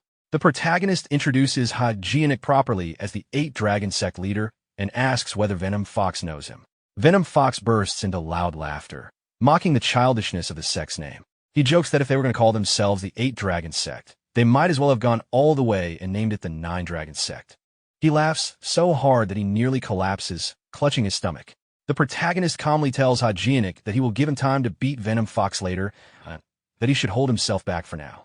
Venom Fox quickly composes himself and sits properly, though inwardly he wonders if he is the only one enjoying the situation. Turning serious, the protagonist asks Hajionik how many subordinates he currently commands. Hajionik answers that he has 240. Venom Fox comments that it is an enormous number, fitting for someone from the underworld. The protagonist then points at Venom Fox and formally introduces him as Chulmyungo. He asks Hajionik whether Chulmyungo is weaker than he is. After assessing him briefly, Hajionik confirms that he is. Venom Fox reacts awkwardly to the blunt assessment. The protagonist begins issuing instructions. Once renovations are complete, Hajionik is to select opponents appropriate to Chulmyungo's level and have him spar regularly. He is also to purchase every elixir available within his means and feed them to him. Hajionik accepts both orders without hesitation. Chulmyungo watches the exchange in confusion as the protagonist continues.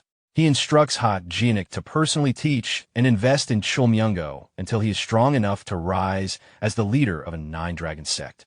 He emphasizes that Chulmyungo is also his disciple and must be treated with respect. Hajionik bows and swears to carry out every command without exception. At that point, Chulmyungo slams his hand on the table and protests. He argues that no one has asked for his opinion and that he is already exhausted from practicing the Trisword technique to the point of collapse. He questions why he should allow an underworld figure like Hajionik to teach him. The protagonist calmly turns to him and admits he forgot to ask for his opinion.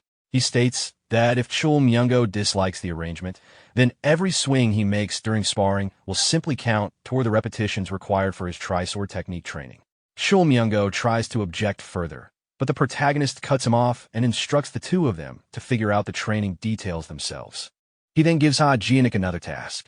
He is to investigate recent cases of famous orthodox martial masters going missing and monitor any suspicious movements from the demonic faction. Since the demonic faction typically contacts the underworld first when stirring conflict with the orthodox faction, Hajionik is to determine whether any of the groups he knows have shown such signs. Hearing this, Hajionik grows thoughtful. He bows deeply once more and promises to use every method at his disposal to uncover the truth. The protagonist adds one final warning. If Chulmyungo dies, he will take revenge on the entire 8-dragon sect.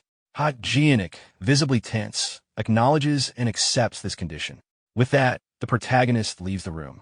After he is gone, Chulmyungo comments that the man truly does whatever he pleases and then walks away without hesitation. He questions whether Jianik has any pride left, asking if he truly intends to follow every order so obediently. Jianik replies that the command came from the disciple of the Fist King. In the underworld, it is common knowledge that no sect that has ever crossed the Fist King has survived. He considers himself fortunate to be cooperating while he still has the chance. As that thought settles in, another realization dawns on him. If Chulmyungo is constantly pressured and scolded by the protagonist, perhaps that frustration could be redirected. If he handles this situation carefully, he might avoid being treated however the protagonist pleases in the future. Venom Fox admits that it is true. Their master is terrifying. He places a hand on Jianik's shoulder and tells him they need to handle this properly. He reveals that their master once broke every bone in his body as well. Then he asks if Jianik knows why the Crimson Reaper was killed by young Master Jinyan. Jianik says he does not know and has been wondering about it. Venom Fox explains that the Crimson Reaper died for something as trivial as interrupting his training. Before he could even complete his quota of 1 million swings, the Crimson Reaper's subordinates laid a hand on him. That alone was enough reason for their deaths. He concludes grimly that both of them are essentially comrades bound for the afterlife if they fail to listen to their master. Jianik realizes that the earlier threat was no exaggeration. If they interfere with young Master Chul, they truly will be wiped out. He quietly acknowledges this. Venom Fox, inwardly amused, mocks him as a fool. The scene shifts to the Yunha merchant group training grounds. 2 monk-like soldiers are training when the protagonist arrives and asks how their progress is going. They greet him respectfully. He reminds them that training is not easy and that the Black Dog recoil art they are learning is so brutal that ordinary bodies should not attempt it. One of them admits that it is difficult but enjoyable. The protagonist observes that their bodies have grown tough enough to withstand most blades and remarks that recruiting them was worthwhile. He reminds them that the Jianghu is filled with powerful fighters and that even Lady Beck, who spars with him, is far above their current level. He explains that he learned much from sparring with her and intends to pass that knowledge on so they can grow stronger. The 2 soldiers thank him sincerely. Watching them, he smiles. At that moment, Ian approaches and informs him that a customer has arrived to sell an elixir and insists on meeting him personally. Confused, he asks why the man wishes to see him.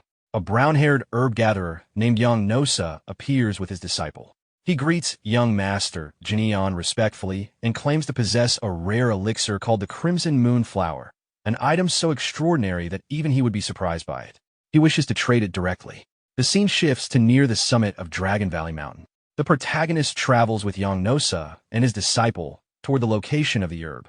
As they move, he asks whether the Crimson Moon Flower truly exists there. Young Nosa confirms it and explains that the flower cannot be stored.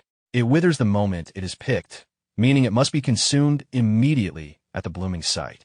Because of this inconvenience, he claims to be offering the rare treasure for only 300,000 yang. The protagonist acknowledges the reasoning behind the low price. Suddenly, he begins laughing. Young Nosa, unsettled, asks why he is laughing like that. The protagonist remarks that pretending like this is exhausting. He calmly analyzes the situation aloud. The Crimson Reaper has already been dealt with. The Ouyang clan, still wary of the Murim Alliance, would not act so rashly. The assassin group previously hired lacks justification to make a move now. That leaves only one possibility. He directly asks Young Nosa about his relationship with the leader of the Little Deity sect. Young Nosa denies any misunderstanding and insists he is merely guiding him to the elixir. The protagonist then questions whether Young Nosa even knows how to properly consume the Crimson Moon Flower, warning that ignorance would mean death. Young Nosa explains incorrectly that one must carefully cup the petals and swallow it at the blooming site without picking it. The protagonist bursts into laughter again and declares that explanation wrong. With swift precision, he seizes Young Nosa's sword and explains the truth. The Crimson Moon Flower absorbs poisonous energy the moment it is touched and immediately withers. It grows only in damp, shaded areas where moonlight regularly seeps through. To harvest it, one must sever the stem with a sword and swallow it instantly without touching the petals. Young Nosa and his disciple are shocked. Before they can react further, the protagonist strikes with a single decisive motion, cutting them down instantly. their bodies collapse. He remarks that this is how they should have acted from the start. At that moment, multiple soldiers dressed in white appear, surrounding him from all directions. Their leader steps forward, observing that he followed them on purpose despite knowing it was a trap. Just as rumored, he is indeed a clever young man. The protagonist tosses aside the sword and states that there was no need for such elaborate bait. Comparing the crimson moon flower to treasures like azurite essence and primordial vermilion fruit, he points out how absurd it was for a mere herb gatherer to offer something so rare at such a cheap price. The lie was too foolish to be believable. The white-clad leader smiles and counters that perhaps the foolish one is him. The entire setup was simply the best way to lure him as far away from the Yuna merchant group as possible. Hearing this, the protagonist's expression darkens with fury. In an instant, he appears behind the leader and drives a devastating strike into his chest, blasting straight through him. As the man groaning with pain, the protagonist demands to know what they have done to the Yuna merchant group. The white-clad leader's lifeless body collapses onto the ground. The surrounding soldiers freeze in shock. One of them shouts in panic at the sight of their fallen captain, then snaps at the others to stop staring and attack immediately. All of them draw their weapons and charge. In the next instant, the protagonist, consumed by fury, moves. With precise, overwhelming strikes, he cuts them down almost faster than they can react. Steel flashes, bodies fall, and within seconds nearly all of them are dead. One surviving soldier trembles as he fumbles for his sword, horrified by what he has just witnessed. Before he can steady himself, the protagonist closes the distance and drives a devastating punch into him, slamming him against a massive stone. The impact obliterates the man's body, scattering blood and flesh across the rock. Just like that, every soldier is eliminated. Breathing heavily, the protagonist immediately turns toward the village and begins running at full speed. His thoughts race. His extreme yang energy is surging uncontrollably. From the very beginning, the true target may not have been him, but the Yunha merchant group. He leaps high into the air, accelerating toward the village. Inwardly, he urges the guard squad and the twins to hold out just a little longer. The scene shifts to the village. Chaos has erupted. Invading soldiers pour in. Civilians scream and scatter in panic. The village commander draws his sword and orders his men to prioritize evacuating the merchants and prevent any more intruders from entering. Suddenly, an enemy soldier strikes at him from behind. Before the blow can land, Myungbo, the monk trainee from earlier, steps in and takes the attack directly. The commander turns in shock, calling his name. Myungbo remains standing without visible damage and retaliates with a powerful punch, instantly eliminating the attacker. The commander stares in disbelief.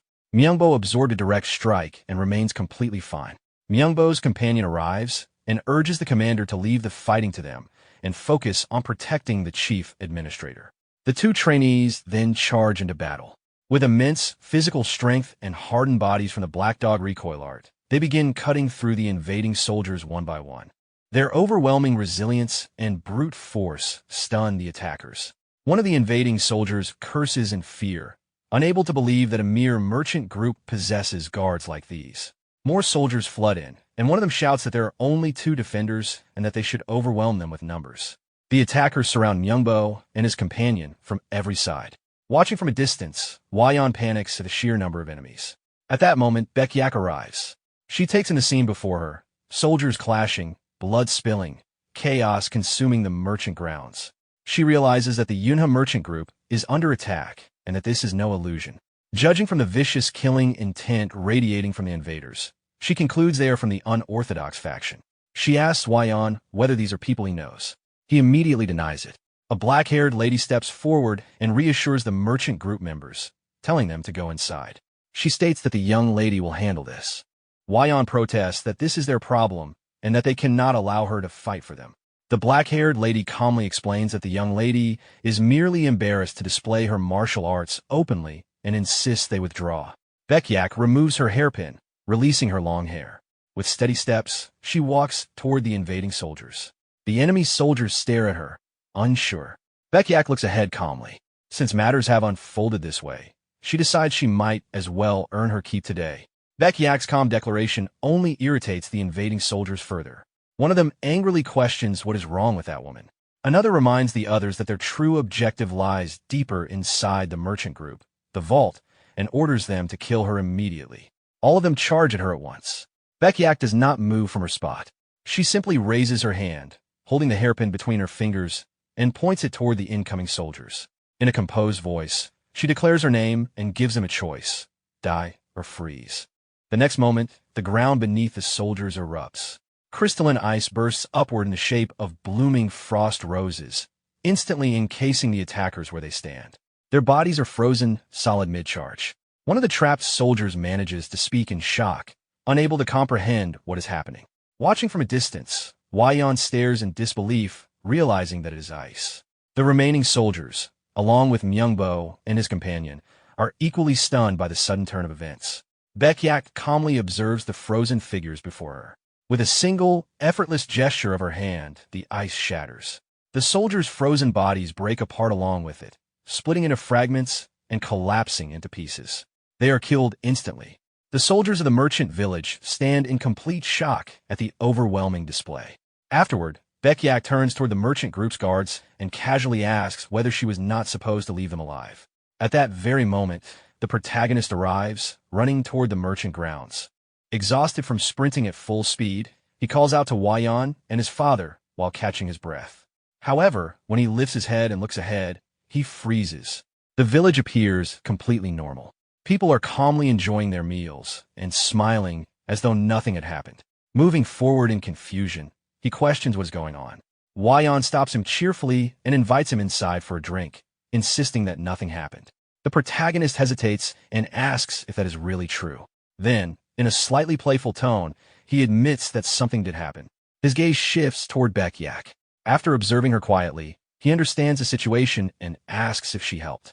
Waiyan, laughing excitedly, explains that Lady Beck merely flicked her hand once and the enemies collapsed. He excitedly describes how chilling and incredible the sight was. The protagonist turns to Becyak and sincerely thanks her. Waiyan jokingly asks whether he is perhaps considering bringing home a sister-in-law for them. Becyak silently watches the protagonist for a moment before smiling faintly and telling him that if he is truly grateful, he should spar with her again today. The protagonist smiles back at her. Waiyan attempts to continue teasing, but the village commander quickly shuts him up before he can say more. The scene shifts. At that moment, inside the Muram Alliance. Within the residence of the Alliance leader, a brown-haired boy enters and bows respectfully before reporting his findings. The Alliance leader asks whether any information was discovered. The boy explains that the Moyang clan has found traces of their former clan head, Moyang Chu. The Alliance leader questions what kind of traces. The boy clarifies that there was barely anything left to call body.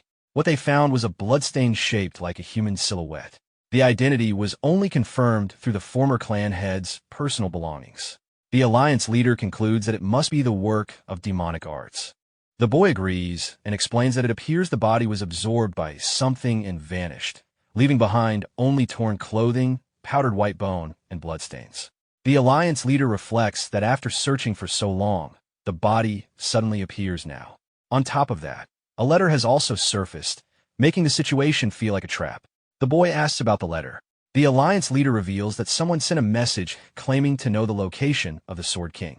Though he does not trust the informant's intentions, the information is detailed enough that he must investigate personally. He rises from his chair and announces that he will depart immediately. The troops are to be gathered and follow after him. From that moment onward, the Muram Alliance will enter an emergency state and commence the Sword King rescue operation. The scene shifts once more. In a remote cave, deep in an isolated location, a man is imprisoned. He sits on a stone inside the dark cavern. A black-haired man enters the cave accompanied by two companions. Looking at the prisoner, he remarks that he appears to be doing well and mockingly asks whether he enjoys his prison. He addresses him directly. Sword King, Nung Chianak. Sword King Nung Chianak calmly remarks that the prison is not bad. Since he was invited there, he asks the black-haired man to reveal his name. The black-haired man replies that he has already thrown away something like a name and tells him that from now on he may call him the Sword Demon. Nung Chianak repeats the title quietly. Inwardly, he recalls the moment he was attacked without warning and how he could immediately tell that his opponent was no ordinary fighter. Now it is clear to him that the man truly belongs to the demonic faction.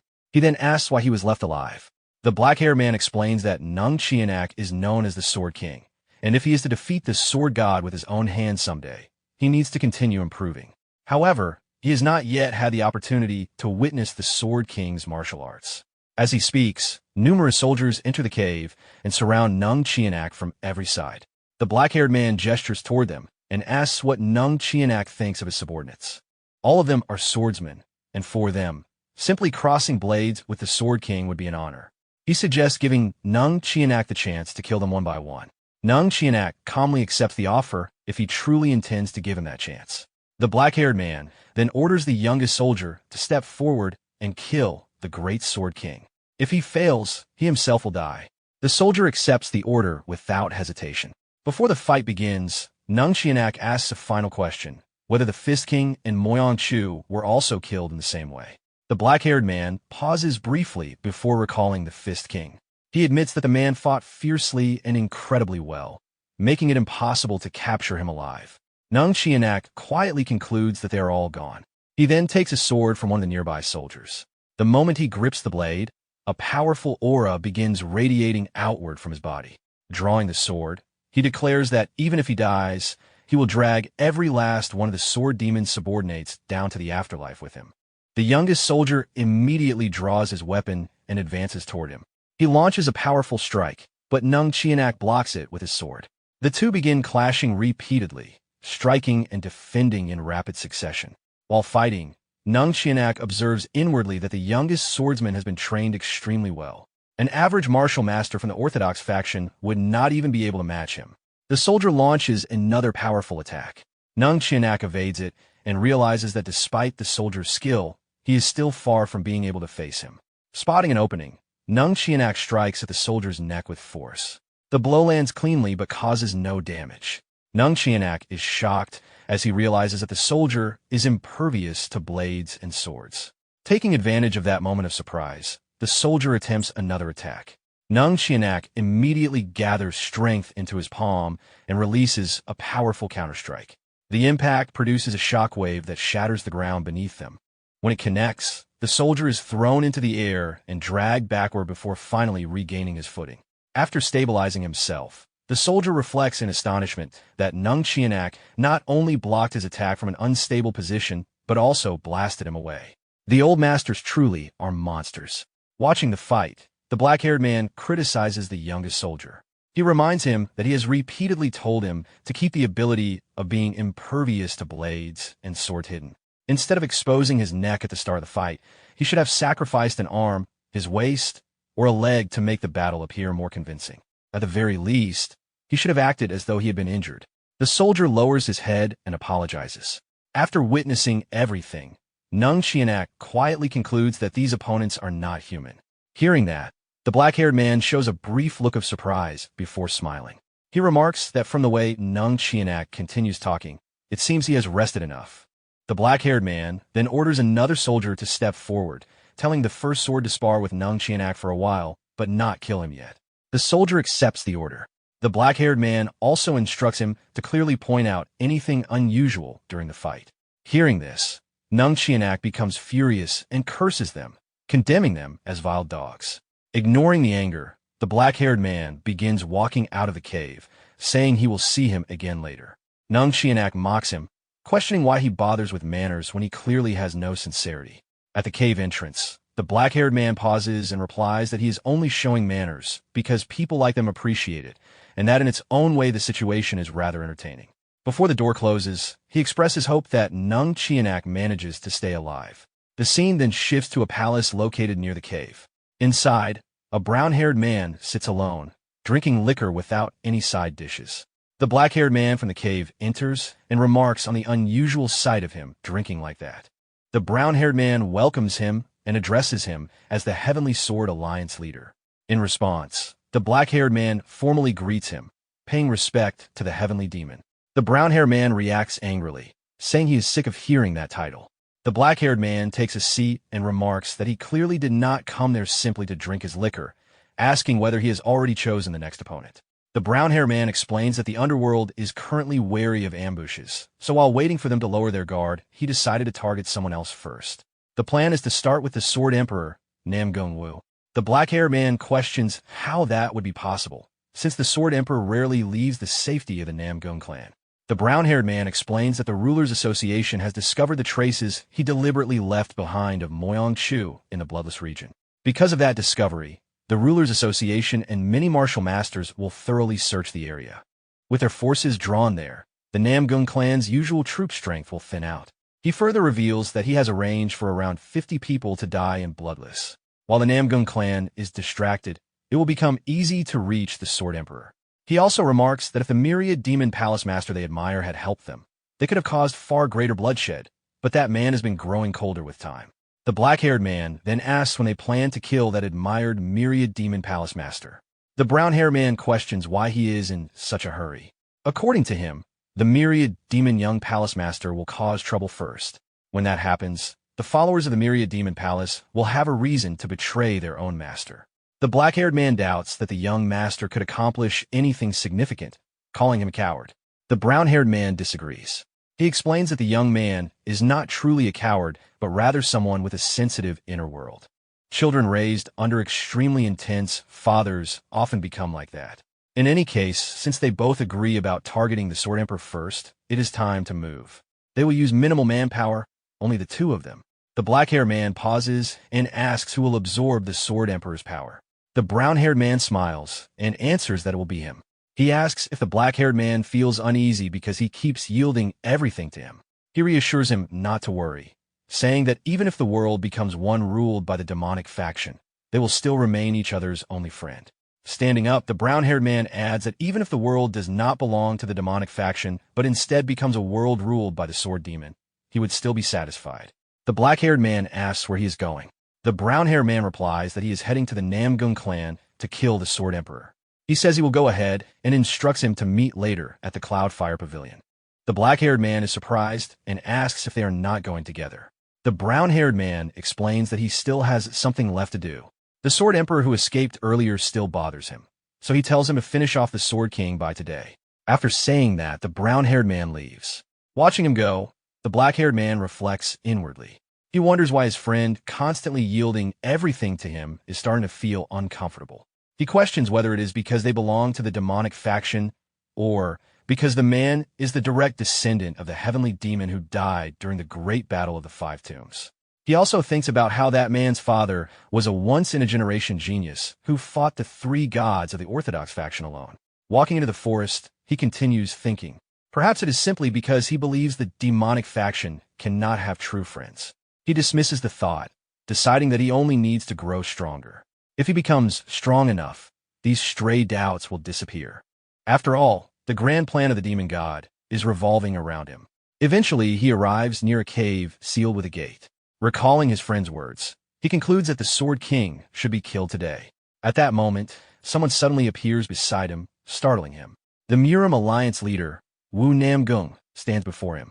Turning toward the unexpected visitor, the black-haired man asks what the Alliance leader is doing there. The Alliance leader warns the others to be careful, stating that the black-haired man is a monster. At that moment, many of his companion soldiers emerge from the forest and surround the black-haired man from every direction. The soldiers launch a simultaneous attack, creating a powerful impact. The black-haired man immediately evades by launching himself into the air. The soldiers follow him upward, continuing their assault. While airborne, the black-haired man thinks about how the Murim Alliance's intelligence network is strong, yet there should have been no way for them to discover this location. He wonders who could have tipped them off and concludes that it must have been the young palace master. While he is distracted by these thoughts, one of the soldiers seizes the chance to strike. Appearing behind him, the soldier launches a powerful sword attack. However, the moment the blow lands, the soldier's sword shatters. The black-haired man instantly appears behind him and kills him with a single strike. Seeing this, the Alliance leader steps forward and declares that he will handle the black-haired man himself, ordering the others to deal with the remaining enemies. One of the soldiers reacts in shock at the Alliance leader personally entering the fight. Hovering in the air, the black-haired man mocks the Alliance leader for interfering. The two face each other and begin fighting. Their swords clash continuously as they exchange powerful strikes, blocking and countering each other repeatedly in a prolonged battle. During the fight, the Alliance leader realizes that the opponent's sword technique truly is difficult to deal with. The movements are unusually gentle, making it hard to predict where the next attack will come from. At the same time, the black-haired man recognizes how powerful each of the Alliance leader's strikes is. He understands that if he lets his guard down even slightly, he could lose an arm. Although he intends to surpass him one day on the path to becoming the Sword God, he knows this is not the moment. The Alliance leader launches another powerful attack. The black-haired man blocks it, but is pushed backward by the force. He then condenses energy into his palm and slams it against the sword, releasing a shockwave. The burst of energy spreads outward, blurring everyone's vision. Using the confusion, the black-haired man escapes and begins running. While fleeing, he thinks about how he spread his inner energy to erase his presence before retreating, hoping that it will buy him some time. The situation has become far more complicated than he expected. His plan is to regroup with the 12 demon swords before continuing. However, before he can reach the cave entrance, the Alliance leader appears directly in front of him and questions whether he really thought he could escape. The black-haired man is shocked and tries to flee again, calling the Alliance leader a monster. The Alliance leader immediately gathers energy into his sword and unleashes a massive energy strike. The attack blasts the black-haired man into the air and continues traveling through the forest, carving a huge crater and destroying everything in its path. The soldiers within the forest struggle to remain standing against the force of the energy. One of them shouts for the others to be careful and avoid being blown away. Witnessing the scale of the attack, one soldier reflects that such overwhelming power truly shows the strength of the Alliance leader. The scene shifts back inside the cave where the Sword King is imprisoned. The massive attack strikes the mountain, splitting the cave apart. The soldiers inside are shocked as the entire cave collapses around them. Nung Chianak senses the familiar energy and immediately realizes that the Alliance leader has arrived. Soon after, the Alliance leader appears before them, radiating immense power. He greets the Sword King, expressing relief that he is still alive and saying they will talk after everything is finished. Looking toward the remaining enemies, the Alliance leader states that he will not feel satisfied unless he kills this enemy. At that moment, the black-haired man rises again. He drives his sword into the ground and orders his soldiers to scatter immediately. The black-haired man condenses his energy again and drives his fist down onto the handle of the sword planted in the ground. The impact releases a massive shockwave that shatters what remains of the cave. As the structure begins collapsing, the Alliance leader realizes that the man is attempting to bring the entire area down. Moments later, the cave completely collapses. The Alliance leader shields both himself and the Sword King from being buried under the falling debris. By the time the dust settles, the black-haired man and his companion soldiers have already escaped. Observing this, the Alliance leader clicks his tongue and remarks that they are quick, like rats. The Sword King apologizes, feeling that the situation happened because of him. The Alliance leader dismisses the apology and comments that perhaps he is getting old, as he is too tired to continue the chase any farther. The Sword King then asks how they managed to locate this place. The Alliance leader explains that the information came from an anonymous informant and suspects that the informant likely intended for both sides to clash. At that moment, a soldier from the Murim Alliance arrives and asks whether the Alliance leader is safe. The Alliance leader confirms that they successfully rescued the Sword King and states that it is enough. He orders all Murim Alliance personnel to retreat immediately and instructs them to inform the Rulers Association and the 9 great sects at once that the demonic faction has returned. Meanwhile, deep within the forest, one of the black-haired man's companion soldiers is fleeing alone. As he runs, he worries about whether the others manage to escape safely and regrets not following someone else. He wonders if he should return, depending on how the situation unfolds. Suddenly, the Sword Emperor appears in front of him. Without hesitation, the Sword Emperor attacks, attempting to drive his sword into the soldier's neck while demanding why they refuse to die. The soldier desperately tries to block the attack with his hands, struggling under the pressure. The Sword Emperor increases the force behind his blade, declaring that this time he will slowly roast him until he dies. At that moment, the brown-haired man from earlier appears on a tree branch above them. Using magical threads, he binds the fleeing soldier and pulls him upward into the air. Smiling, the brown-haired man addresses the Sword Emperor and asks what he is doing now that the retreat order has already been given. The Sword Emperor recognizes him and challenges him to fight properly one-on-one this time, complaining that their last encounter was fought unfairly. The brown-haired man responds that he has something to do today and suggests fighting properly next time instead. The Sword Emperor then demands to know who he really is. The brown-haired man replies vaguely that he is probably just someone who became an orphan because of the Murim alliance. After saying this, he disappears along with the captured soldier using his magic. The Sword Emperor remains staring at the tree branch in confusion. The brown-haired man and the captured soldier reappear at a mountain cliff.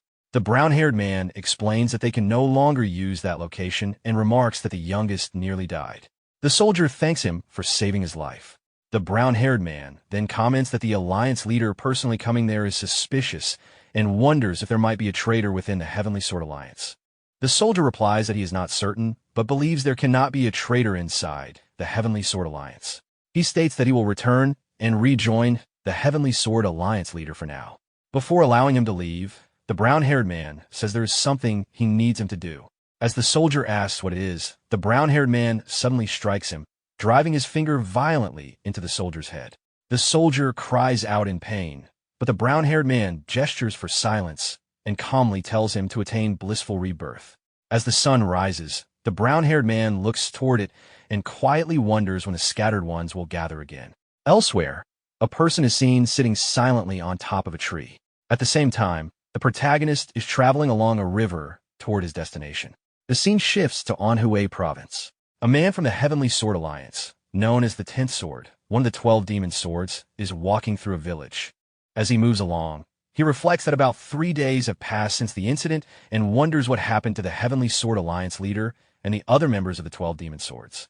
He also worries about where he will even find a place to sleep that night. While walking forward, he accidentally bumps into the protagonist. He apologizes for the collision. The protagonist turns toward him and asks why he is alone. 4 hours ago, Yunha Merchant Group's estate, a lady waits outside the estate along with her 2 companions. When the protagonist arrives, she calls out to confirm whether he is young master Li Jineon. He reacts with surprise and confusion. The lady complains playfully that she thought her neck would break from waiting so long. Hearing this, the protagonist becomes confused and wonders inwardly whether she had been waiting specifically for him and questions if she came to challenge him to spar, just like Lady Beck had done before. At that moment, the alliance leader arrives together with Hua Ian, who is carrying multiple message scrolls in his hands. The alliance leader informs the protagonist that the visitors are his guests. The protagonist responds that he had been about to escort them to the training grounds. However, the alliance leader immediately corrects him, explaining that the visitors did not come to train, but instead came to discuss a marriage proposal with him. Hearing this, the protagonist becomes visibly shocked. The alliance leader continues explaining that the lady standing before him is not the only one involved. He reveals that the Bakeley, Shimin, and Dako clans have also sent letters regarding marriage discussions. Yin, while holding the scrolls, expresses amazement and questions what the protagonist has been doing to attract so much attention, remarking that it is all his good fortune. The protagonist responds calmly, explaining that all he has done is fight and asks them to explain the situation properly to the visitors and send them back, stating that he currently has no particular interest in other women. The alliance leader then brings up Lady Beck and asks what the protagonist thinks about her. In response, the protagonist smiles and jokes about the idea of making her their daughter-in-law, adding that such a decision would ultimately depend on Lady Beck herself. The alliance leader then asks about Lady Beck's background, pointing out that she is the benefactor who saved the Yunha Merchant Group and that it would be disrespectful not to know her origins. The protagonist explains that Lady Beck is a descendant of Baek Mujin, the martial god. Hearing this revelation, Ian becomes extremely shocked and confused, expressing amazement at the title of martial god and realizing that someone given such a title must have been extraordinary. He remarks that this explains her exceptional fighting ability and expresses admiration toward her. The alliance leader reacts with concern, commenting that Lady Beck must have had a very difficult life. Ian remains shocked and confused as he listens. The alliance leader further explains that anyone who stood at the peak of the Jianghu would have had just as many enemies as followers. He reflects that the fame of being Baek Mujin's descendant would not have allowed Lady Beck to live an easy life. Hearing this, the protagonist reflects inwardly that descendants like them have done nothing wrong, yet often feels as though they live as if they committed a crime. After considering this thought, he acknowledges that the alliance leader's statement is likely true. The alliance leader continues, saying that repaying such a great debt of gratitude will take time. Ian then mentions that Lady Beck was said to be staying nearby, so he had already arranged to prepare a place for her within the Yuna merchant group. The alliance leader responds positively, giving a thumbs up and stating that this is an excellent decision. He emphasizes that since she will become one of them, she must be treated with the utmost care. While Ian confidently reassures him not to worry. After this conversation, the protagonist prepares to leave and mentions that he will step out for a while. While Ian asks him to pass along his regards to Lady Beck. Meanwhile, the visiting lady becomes irritated after hearing the conversation unfold. The protagonist then states that he is leaving to train and walks away. After learning all of this, the lady becomes visibly upset. The alliance leader notices her reaction and looks at her with sadness. He then suggests an alternative, proposing that since Jean already seems to have someone in mind, she might consider discussing a marriage proposal with Ian instead. Hearing this unexpected suggestion, Ian becomes extremely shocked and confused at being suddenly placed into the situation. The scene shifts back to the present in Anhui province. As the protagonist walks forward, he reflects on the idea of repaying a debt of gratitude. He acknowledges inwardly that one cannot simply remain idle after receiving such a great favor and begins considering giving Lady Beck something that would assist with her training. At that moment, the 10th sword bumps into him and offers an apology. The protagonist turns toward him and carefully observes the man. During this observation, he notices a silver plate attached to the man's sword. Seeing the silver plate triggers a sudden flash of memories in the protagonist's mind. He recalls an image of a man standing on top of a hill, followed by another image of a smiling man. Another memory appears of someone holding a sword with a silver tag attached to it. These memories cause him to immediately connect the silver plate to enemies from his past. Returning to the present, the protagonist becomes visibly shocked and realizes that the plate matches those used by the demonic faction members he remembers. He directly questions the 10th sword about why he is alone. The 10th sword responds arrogantly, turning the question back on the protagonist and questioning whether he knows them, since he claims to have never seen him before. The protagonist grows more forceful and demands that he stop answering with questions and instead respond directly. He presses further, asking again why he is alone and where the others who are with him have gone. The 10th sword refuses to answer, stating that it is none of the protagonist's business. Internally, he considers the protagonist to be troublesome and unstable, thinking that causing a disturbance will be problematic before he manages to return to the Heavenly Sword Alliance leader. Deciding to avoid confrontation, the 10th sword suddenly launches himself into the air in an attempt to flee, declaring that the protagonist should consider himself lucky. As he escapes, he moves rapidly from rooftop to rooftop. While fleeing, he reflects that rumors about encountering unstable individuals in large cities might be true, and believes that no matter how aggressive the protagonist seems, he will not be able to catch him. He also regrets that he can no longer remain in the place he had intended to rest. However, while he is still moving, the protagonist suddenly appears beside him at high speed and attempts to strike him. He questions where the 10th sword thinks he is going. In midair, the protagonist delivers a powerful punch, which the 10th sword manages to block using his sword. Realizing that the protagonist is far from ordinary, the 10th sword acknowledges his speed and strength and demands to know what he wants. Without hesitation, the protagonist grabs the 10th sword's weapon and states coldly that he only believes they may have met before. Immediately afterward, he delivers a powerful kick to the 10th sword's face. The impact sends the 10th sword crashing into a nearby tree. During the fall, the silver plate attached to his sword is knocked loose and falls to the ground. The protagonist retrieves the plate and examines it carefully, confirming that it is identical to those used by the enemies he remembers. Enraged, the 10th sword insults the protagonist and charges forward at extreme speed while drawing his sword, declaring his intention to kill him. He attacks relentlessly, striking repeatedly with his blade in a continuous assault. The protagonist responds by skillfully dodging many of the strikes and blocking several attacks with his bare fists. Despite the speed and ferocity of the attacks, he keeps pace with the 10th sword's movements. As the exchange continues, the protagonist internally notes that members of the demonic faction appear to have grown stronger, faster, and more experienced than before. At one moment during the battle, the 10th sword launches an especially powerful attack. The protagonist evades it by shifting aside, allowing the attack to pass, and then moves forward immediately. Taking advantage of the opening, he grabs one of the 10th sword's wrists. With his other hand raised, the protagonist begins gathering immense blue energy into his palm. While focusing this energy, he reflects inwardly that he has become capable of exploiting even the smallest openings in combat. Once the energy is fully gathered, he unleashes a powerful strike that creates a massive explosion. The impact sends the 10th sword crashing into the ground. His sword slips from his grip and becomes embedded in the earth. Observing the result of the strike, the protagonist reflects that he attacked with the intent to cut him down, yet acknowledges that his opponent's resistance to blades and weapons makes him extremely tough. He considers whether he will need to draw out even greater strength to defeat him. At that moment, the 10th sword suddenly raises his hand and points toward the protagonist, catching him off guard. He then releases a burst of violet energy from his palm, striking the protagonist and launching him into the air. The force of the attack pushes the protagonist backward across the ground, but he stabilizes himself by controlling his movement with his hand. After regaining his footing, he recognizes the technique being used and comments internally on the opponent's abilities, noting both resistance to blades and the use of origin fist energy.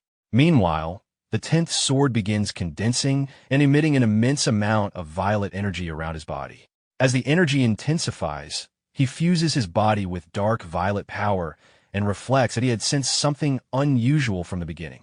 He recalls the earlier statement about having met before and begins to understand how the protagonist recognized his abilities.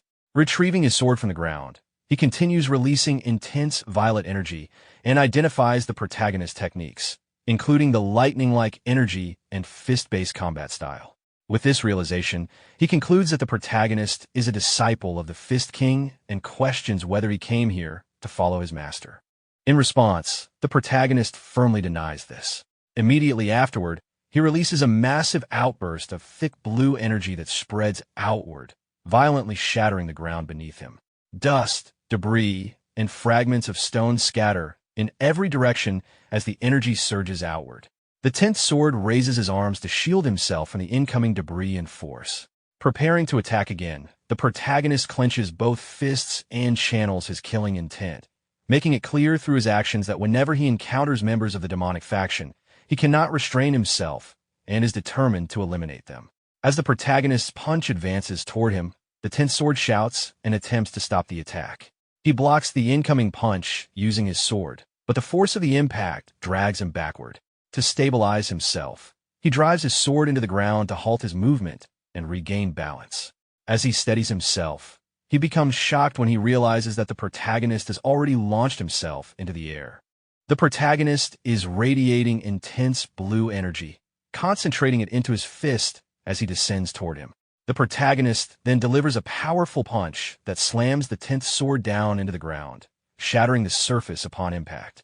Despite the heavy blow landing directly on his chest, the 10th sword continues laughing, confidently claiming that attacks at this level cannot even scratch his sword-defying body. Angered by this response, the protagonist immediately delivers another powerful punch. While gathering more blue energy into his fist, he openly acknowledges that he is aware of the opponent's durability, but makes it clear that his intention is simply to beat him down. He continues striking relentlessly, delivering repeated punches that drive the 10th sword deeper into the ground. The assault continues without pause, completely overpowering him. As the punches land one after another, the 10th sword cries out in pain under the continuous impact. Amid the barrage, the 10th sword manages to grab hold of his sword. He then shouts loudly and swings his blade powerfully toward the protagonist. The protagonist blocks the attack effortlessly using his wrist. Refusing to hold back any longer, the 10th sword gathers violet energy into his sword and begins launching continuous strikes. This time, the force and speed of the attacks push the protagonist backward as he blocks and dodges in response to the relentless assault. During the exchange, the protagonist suddenly grabs the opponent's sword and begins carefully observing his movements and techniques. As he studies the fighting style, he realizes that something about it feels unusual. He notices similarities to techniques associated with Moyang-Chu's martial arts, the Sword King, and even the martial arts of the Green Forest King. Though the techniques appear unrefined, he recognizes that the swordsmanship is a blend of orthodox, demonic, and unorthodox faction techniques. This realization leads him to suspect that the opponent may have stolen these techniques. Suddenly, the 10th sword pulls his weapon free from the protagonist's grip and condenses violet energy into his fist. Without hesitation, he delivers a powerful punch directly to the protagonist's head. The impact slams the protagonist into the ground and creates a massive explosion, shattering the surrounding surface. Believing he has gained the upper hand, the 10th sword laughs mockingly while looking toward him. However, despite the violent impact, the protagonist stands unharmed. The explosion only disturbed the ground, but it failed to inflict any real damage on him. Witnessing this, the 10th sword is filled with disbelief and shock. The protagonist then launches himself into the air, flips backward, and repositions himself at a distance. Observing this movement, the 10th sword becomes even more stunned as he senses the overwhelming lightning-like energy radiating from him. As he stares at the protagonist, memories of the Fist King appear in his mind, making him feel as though the Fist King himself has returned once again. Meanwhile, the protagonist begins condensing blue energy around his body and directly questions how many people the opponent had killed in order to steal those techniques. In response, the 10th sword laughs carelessly, admitting that he never bothered counting. He then gathers immense dark violet energy into his blade and swings it powerfully, declaring his intent to end the protagonist's fist technique. With the swing, he releases a massive energy attack aimed directly at the protagonist. Despite the incoming attack, the protagonist remains calm and motionless, silently analyzing the power and structure of the attack. He concludes that while the energy itself is strong, the sword chi lacks refinement, reinforcing his suspicion that the technique was stolen from someone else. This realization fills him with rising anger, especially when recalling that he once died fighting enemies like this. As the energy attack approaches, the protagonist raises his hand and unleashes a counterattack using his immense blue energy. The two forces collide, but the protagonist's attack proves overwhelmingly superior. His power completely repels and destroys the incoming attack, scattering the remaining energy. Following this clash, the protagonist raises his hand and clenches his fist once more, gathering an immense concentration of blue energy. He prepares to unleash a powerful technique, channeling the strength of the White Lightning 10-stage art and reaching the 9th stage extreme realm. The protagonist unleashes a powerful thunderclap attack. His energy surges outward and transforms into a massive blue energy fist that advances forward, smashing through the 10th sword's continuous attacks. Seeing the enormous range and overwhelming force of the attack, the 10th sword becomes completely shocked. He freezes in place, unable to react or process what is happening as the giant energy fist rushes toward him. The massive fist slams into him with tremendous force, driving him straight into the ground and shattering the surface beneath him. The impact throws debris high into the air and creates a massive crater, leaving behind the clear imprint of a fist carved deeply into the earth. The 10th sword lies unconscious at the center of the crater. After some time, he begins to regain consciousness and groans in pain. Despite his injuries, anger drives him to move again, and he launches himself upward from within the crater in another attempt to attack the protagonist. In response, the protagonist raises his hand and activates his power of void manipulation. Crimson-red energy spreads outward from his palm and takes the form of a massive energy hand. Using this construct, he seizes the 10th sword midair while he is charging forward. With the energy hand gripping him firmly, the protagonist pulls him closer. Once he is within reach, the protagonist grabs him directly by the neck. The 10th sword groans in pain as the grip tightens. Remaining silent for a brief moment, the protagonist exhales calmly. While holding him firmly, he observes that the 10th sword is shedding tears of blood and concludes that his eyes are his weak point. Without hesitation, the protagonist brutally drives 2 fingers into one of the 10th sword's eyes. The 10th sword screams in intense pain as the attack lands. Still holding him by the neck, the protagonist demands to know what he truly is. Despite the severe pain, the 10th sword laughs weakly and responds in a cryptic manner, refusing to give a clear answer. Keeping his fingers embedded in the wound, the protagonist begins gathering blue energy into them and warns him to stop smiling. The 10th sword cries out again as the energy builds. The protagonist then gives him a final choice, either speak or die. In response, the 10th sword chooses death without hesitation. Accepting this answer, the protagonist releases the concentrated blue energy directly into his opponent's skull through his fingers. The 10th sword screams in agony as the energy detonates from within. The resulting explosion releases a massive burst of dust, debris, and light across the surroundings. As the light gradually fades, the destruction becomes visible. The 10th sword's weapon has been completely destroyed, and his body lies defeated on the ground. The upper half of his body has been obliterated by the impact of the energy. The protagonist stands silently for a moment after the battle ends. Afterward, he reaches into his pocket and takes out the silver plate that had been attached to the 10th sword's weapon. While examining it, he reflects that he will uncover the truth behind it, even if the answer cannot be obtained directly from his defeated enemy. The scene then shifts elsewhere within Anhui province. A black-haired man is seen sitting inside a moving chariot, holding a sword that bears the same type of silver plate attached to it. As the chariot enters the province, a brown-haired man with brown eyes is seen nearby, along with one of his companions. The companion notices his expression and asks whether something is wrong. The brown-haired man quietly surveys the surroundings for a moment before responding that it is nothing. Shortly afterward, the chariot arrives at the Scorched Cloud Pavilion. The pavilion is brightly decorated with lanterns and glowing lights. Inside the pavilion, the same brown-haired man who had earlier killed the soldier at the mountain cliff is now seated, reviewing several scrolls and continuing his work. While he is focused on reading, another voice interrupts him, commenting that he appears quite busy. The brown-haired man recognizes the visitor and notes his arrival. He also observes that the newcomer appears to be in terrible condition and mentions that he heard the Alliance leader had been present earlier. The visitor is revealed to be the same black-haired man who had previously fought the Alliance leader. He confirms that not only the Alliance leader, but also the iron-blooded Blade Emperor had appeared. He remarks that the Blade Emperor has been relentlessly hunting them. He also notes that since there has been no contact from the youngest member or the 10th sword, they have most likely been eliminated. Hearing this report, the brown-haired man reacts by acknowledging the heavy loss and comments that significant resources have been invested into them. He questions whether the sword was at least recovered. The black-haired man takes a seat and explains that the weapon was not retrieved. He further suspects that someone deliberately exposed their location so that the Murim Alliance would discover them, and he believes this may have been the work of the Myriad Demon Palace's young master. The brown-haired man considers this and reflects on reports that the Myriad Demon Palace Lord has recently completed his secluded cultivation. He concludes that the young master is likely planning something significant. The black-haired man then asks whether that information was included in the report. The brown-haired man confirms that it was and adds that there were several details that caught his attention. Among those details, he brings up a specific name, Li Jinyan, identified as the first young master of the Galaxy Merchant Guild, and questions whether the black-haired man has heard of him before.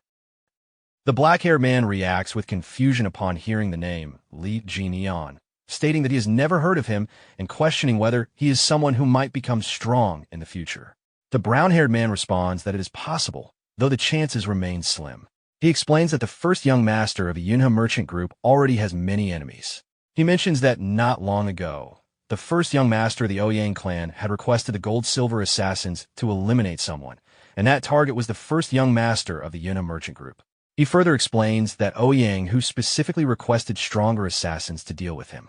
The black-haired man comments that the young man clearly has many enemies. He then shifts the discussion, stating that since they have gathered sufficient intelligence, they should now consider confronting the Sword Emperor. He adds that with the Namgung clan positioned nearby, remaining idle makes him restless and eager for action. The brown-haired man, however, advises against confronting the Sword Emperor for the time being. He explains that something about the situation feels suspicious. Since Yu Zhonghong has already made a move, he suspects that the Rulers' Association may have prepared a trap in advance. Hearing this, the black-haired man becomes irritated and questions whether that means they must go into hiding again. Frustrated, he suddenly stands up and slams his fist onto the table, expressing that no matter how careful they try to be, constantly hiding has become exhausting. The brown-haired man calmly corrects him, stating that they have not truly been hiding, but have instead been wandering while searching for prey. Still frustrated, the black-haired man slams his fist onto the table again and demands to know where this prey actually is. He complains that his martial arts have stopped progressing and expresses that he is tired of capturing opponents like the Sword King merely to steal their martial arts. Instead, he insists that they should simply kill their enemies outright. In response, the brown-haired man observes that his frustration likely comes from his martial arts stagnating. He then proposes a plan. If the black-haired man delays attacking the Sword Emperor, he will personally handle baiting the Sword Emperor into coming to them. The black-haired man falls silent, staring at him without responding. Seeing his reaction, the brown-haired man questions why he looks surprised and reminds him that he is destined to become the demon god. He emphasizes that absorbing the Sword Emperor's power is essential, even if it involves walking into a trap. He then adds that after defeating the Sword Emperor, absorbing the myriad demon palace master and the other demons under his command would further increase his strength. He explains that absorbing the myriad demon palace master alone would make him significantly stronger. Hearing this bold suggestion, the black-haired man becomes visibly shocked and questions whether he is serious. The brown-haired man calmly pours tea for both of them and confirms that he is serious. He explains that such a plan should be enough to earn trust. He points out that so far, the black-haired man has only absorbed martial artists up to the realm of kings, but to truly ascend, he must surpass the emperor level and eventually absorb even the legendary 3 gods and 1 saint. He then slides a cup of tea toward the black-haired man and states that his true goal is to witness the downfall of the Jianghu and the Orthodox faction. The black-haired man accepts the tea and remains silent for a moment, thinking carefully. While holding the cup, he reflects that if he can successfully absorb both the Sword Emperor and the Myriad Demon Palace, there would be no reason to doubt the brown-haired man's intentions. He also states that once that happens, the brown-haired man will likewise have no reason to doubt him. He expresses a shared ambition to show the Jianghu and the Orthodox faction how those abandoned by the world can ultimately destroy the world itself. The brown-haired man responds with a faint smile, expressing hope that once the black-haired man becomes the demon god, he will not consider him unnecessary and discard him. The black-haired man reassures him, stating that even a demon god should keep at least one friend by his side. The two of them raise their cups in a toast. With a smile, the brown-haired man declares that his companion will become a god, while he himself will plan the apocalypse. Meanwhile, the scene shifts to another location. Inside a training ground, Venom Fox is intensely practicing his martial arts. During his training, he suddenly hears a strange sound coming from his stomach. He pauses briefly and reflects inwardly that he had eaten something cold the previous day, which may be causing discomfort. He considers that if he stops training and rushes home, he could arrive quickly. However, he quickly dismisses the thought and resumes training. He convinces himself that such a trivial problem cannot be allowed to interrupt his practice. He also thinks about the 8 Dragon Sect leader, feeling annoyed that despite being only slightly stronger, that person continues to boast arrogantly. Driven by frustration, he continues his intense training while speaking to himself, boasting about his connection with the Murim Alliance leader and imagining the day when he will surpass his rivals. Suddenly, he senses an unusual presence and turns around. A shadowy figure with glowing blue eyes approaches him, causing him to panic and shout in fear, momentarily believing that he has encountered a ghost. Moments later, the figure reveals herself to be Lady Beck Yak. Relieved to see that it is a person and not a ghost, Venom Fox lets out a sigh. However, almost immediately afterward, he realizes something embarrassing has happened due to his fear. This realization causes him to become angry, and he directs his irritation toward Lady Beck Yak, blaming her for startling him. Lady Beck Yak responds while covering her nose, questioning why the situation would be her fault and commenting on the unpleasant smell in the air. Venom Fox shouts loudly with anger and irritation, blaming Beck Yak for startling him by wandering around like a ghost, which causes embarrassing incident. After hearing his outburst, Beck Yak thinks inwardly that he sounds like a weak lunatic. Still covering her nose because of the smell, she tells him that she will pretend not to have seen anything and asks him to just leave. Ignoring the situation, Venom Fox resumes his martial arts practice, muttering that he dislikes how the situation feels. Beck Yak questions what he is doing, but Venom Fox responds with arrogance, insisting that he will not stop training over such a small incident. He justifies his stubbornness by declaring himself to be the poisonous fox. Beck Yak remains silent while staring at him, and as Venom Fox continues practicing, she thinks inwardly that he is completely insane. Deciding not to stay any longer, she leaves the training ground and heads in another direction. While walking, Beck Yak suddenly becomes shocked when she unexpectedly encounters the protagonist. She instinctively addresses him as young master, but he simply responds with a wink instead of speaking. As she approaches closer, the protagonist asks whether she is returning from training. Bekyak confirms that she is and asks when he arrived. He tells her that he arrived about 2 hours earlier. While observing him, Bekyak suddenly notices bloodstains on his fingers and becomes worried. She quickly rushes toward him and grabs his hand, anxiously questioning why his hand looks like that and assuming that something serious must have happened. The protagonist calmly explains with a relaxed smile that he killed a man who appeared to be serving under the sword demon. He adds that since it was blood from someone of the demonic faction, it did not wash off easily. After hearing this explanation, Bekyak releases his hand and pulls back while blushing. Seeing her reaction, the protagonist looks slightly confused and comments that his hand is simply dirty before asking whether she is all right. He watches her silently for a moment with a gentle smile before asking if they can talk while walking. Bekyak agrees without hesitation. As they begin walking together, the protagonist is shown clenching his fist, which Bekyak notices. After walking a short distance, Bekyak reaches forward and takes hold of his hand. While blushing, she explains that she did not let go because his hand was dirty. Still holding his hand, she asks whether her hand feels cold. The protagonist looks at her hand and responds with a smile, reassuring her that it feels warm. They continue walking and eventually leave the area. After some time, they arrive at a nearby lake and stop there. While standing by the lake, the protagonist begins sharing information he learned. He explains that the group he encountered referred to the sword demon as their leader and that his subordinates were resistant to swords and blades. However, he notes that their eyes appeared to be their weakness. Bekyak listens carefully and responds with confidence. She explains that her clan possesses extensive information about the demonic faction forces. She mentions that her younger cousin Beck, Ran, has memorized much of this knowledge. She also adds that their main clan estate likely contains records about unknown forces that even the Central Plains may not recognize. She encourages him to share any clues he discovers, promising to provide answers herself or consult Beck Ran when necessary. The protagonist expresses his gratitude for her support.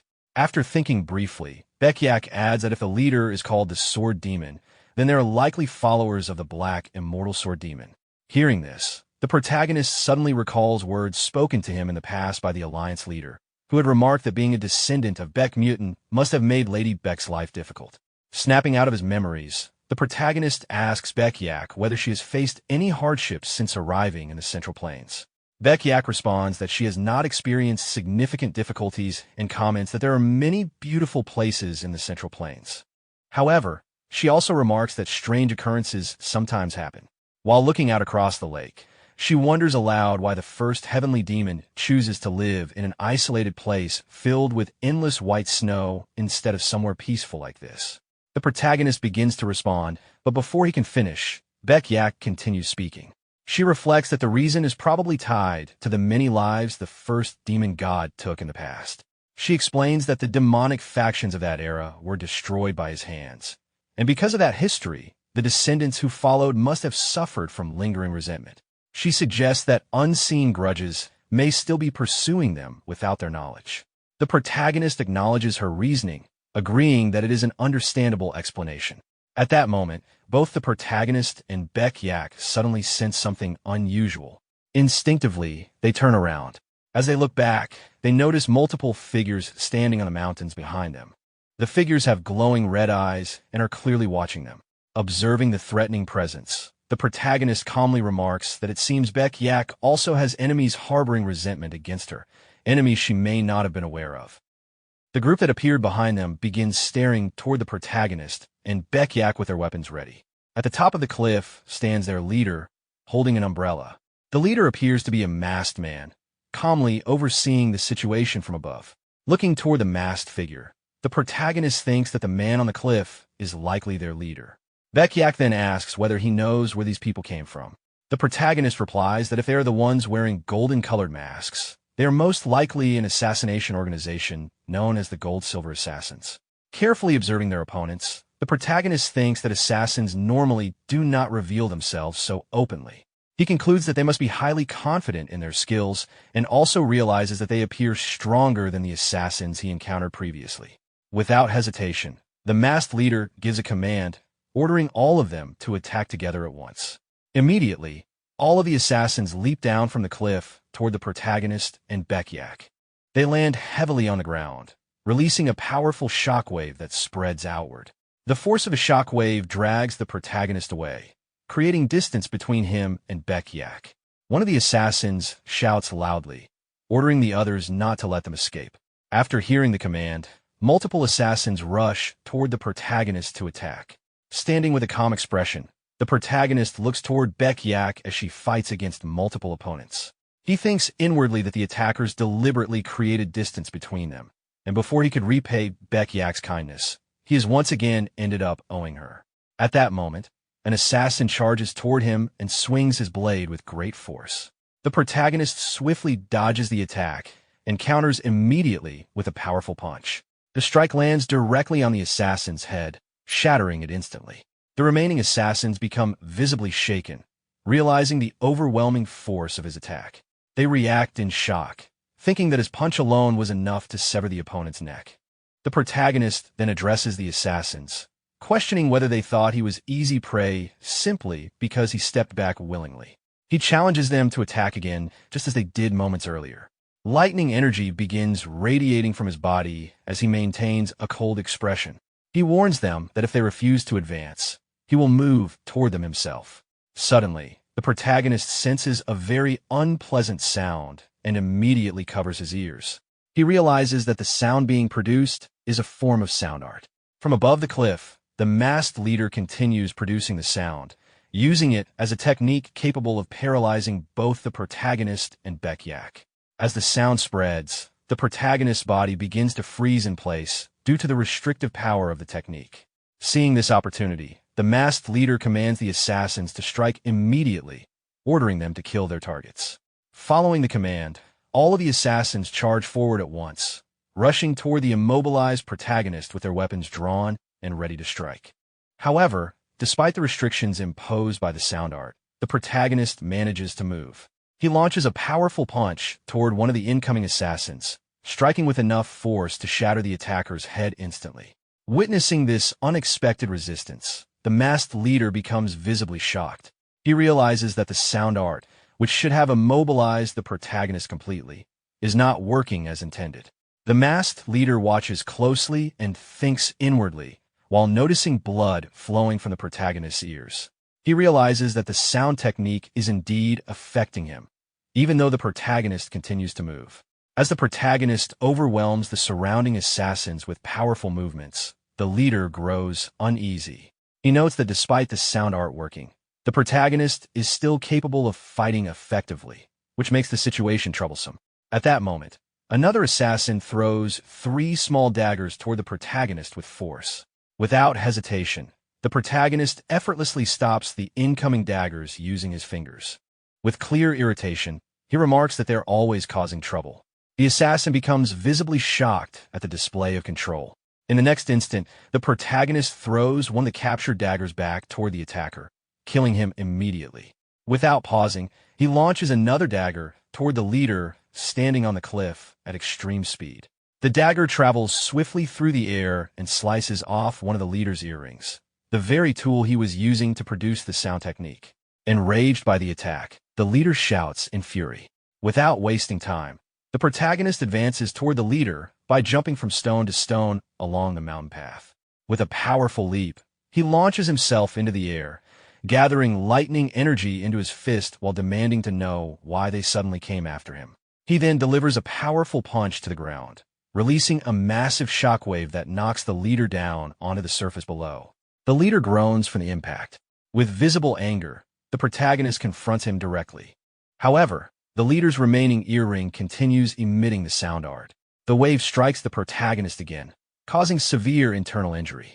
Blood begins spilling from his eyes and mouth as the attack takes effect. Taking advantage of the moment, the leader swings his weaponized umbrella with force. The impact sends the protagonist sliding backward across the ground. After regaining his footing, the protagonist realizes that even with a single bell, the leader can inflict internal damage. His consciousness begins to fade, and he concludes that his close combat techniques are not well suited against this type of martial art. Radiating intense sound waves, the leader slowly walks toward him, confidently declaring that the protagonist can no longer move. He then points the weaponized umbrella directly at him and advances aggressively, declaring that he will end the fight swiftly and without pain. At that moment, Baek-yak watches in growing fear and calls out to him in alarm.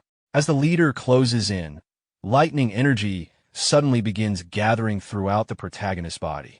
In a sudden reversal, the protagonist grips the leader's weaponized umbrella with one hand and seizes his head with the other. Lightning energy bursts from his body as he remarks that he feels better now and curses the bell that caused his suffering. The leader becomes completely stunned at what he witnesses. In disbelief, he realizes that the protagonist burned his own head with lightning energy to disrupt the illusion technique created by the sound art.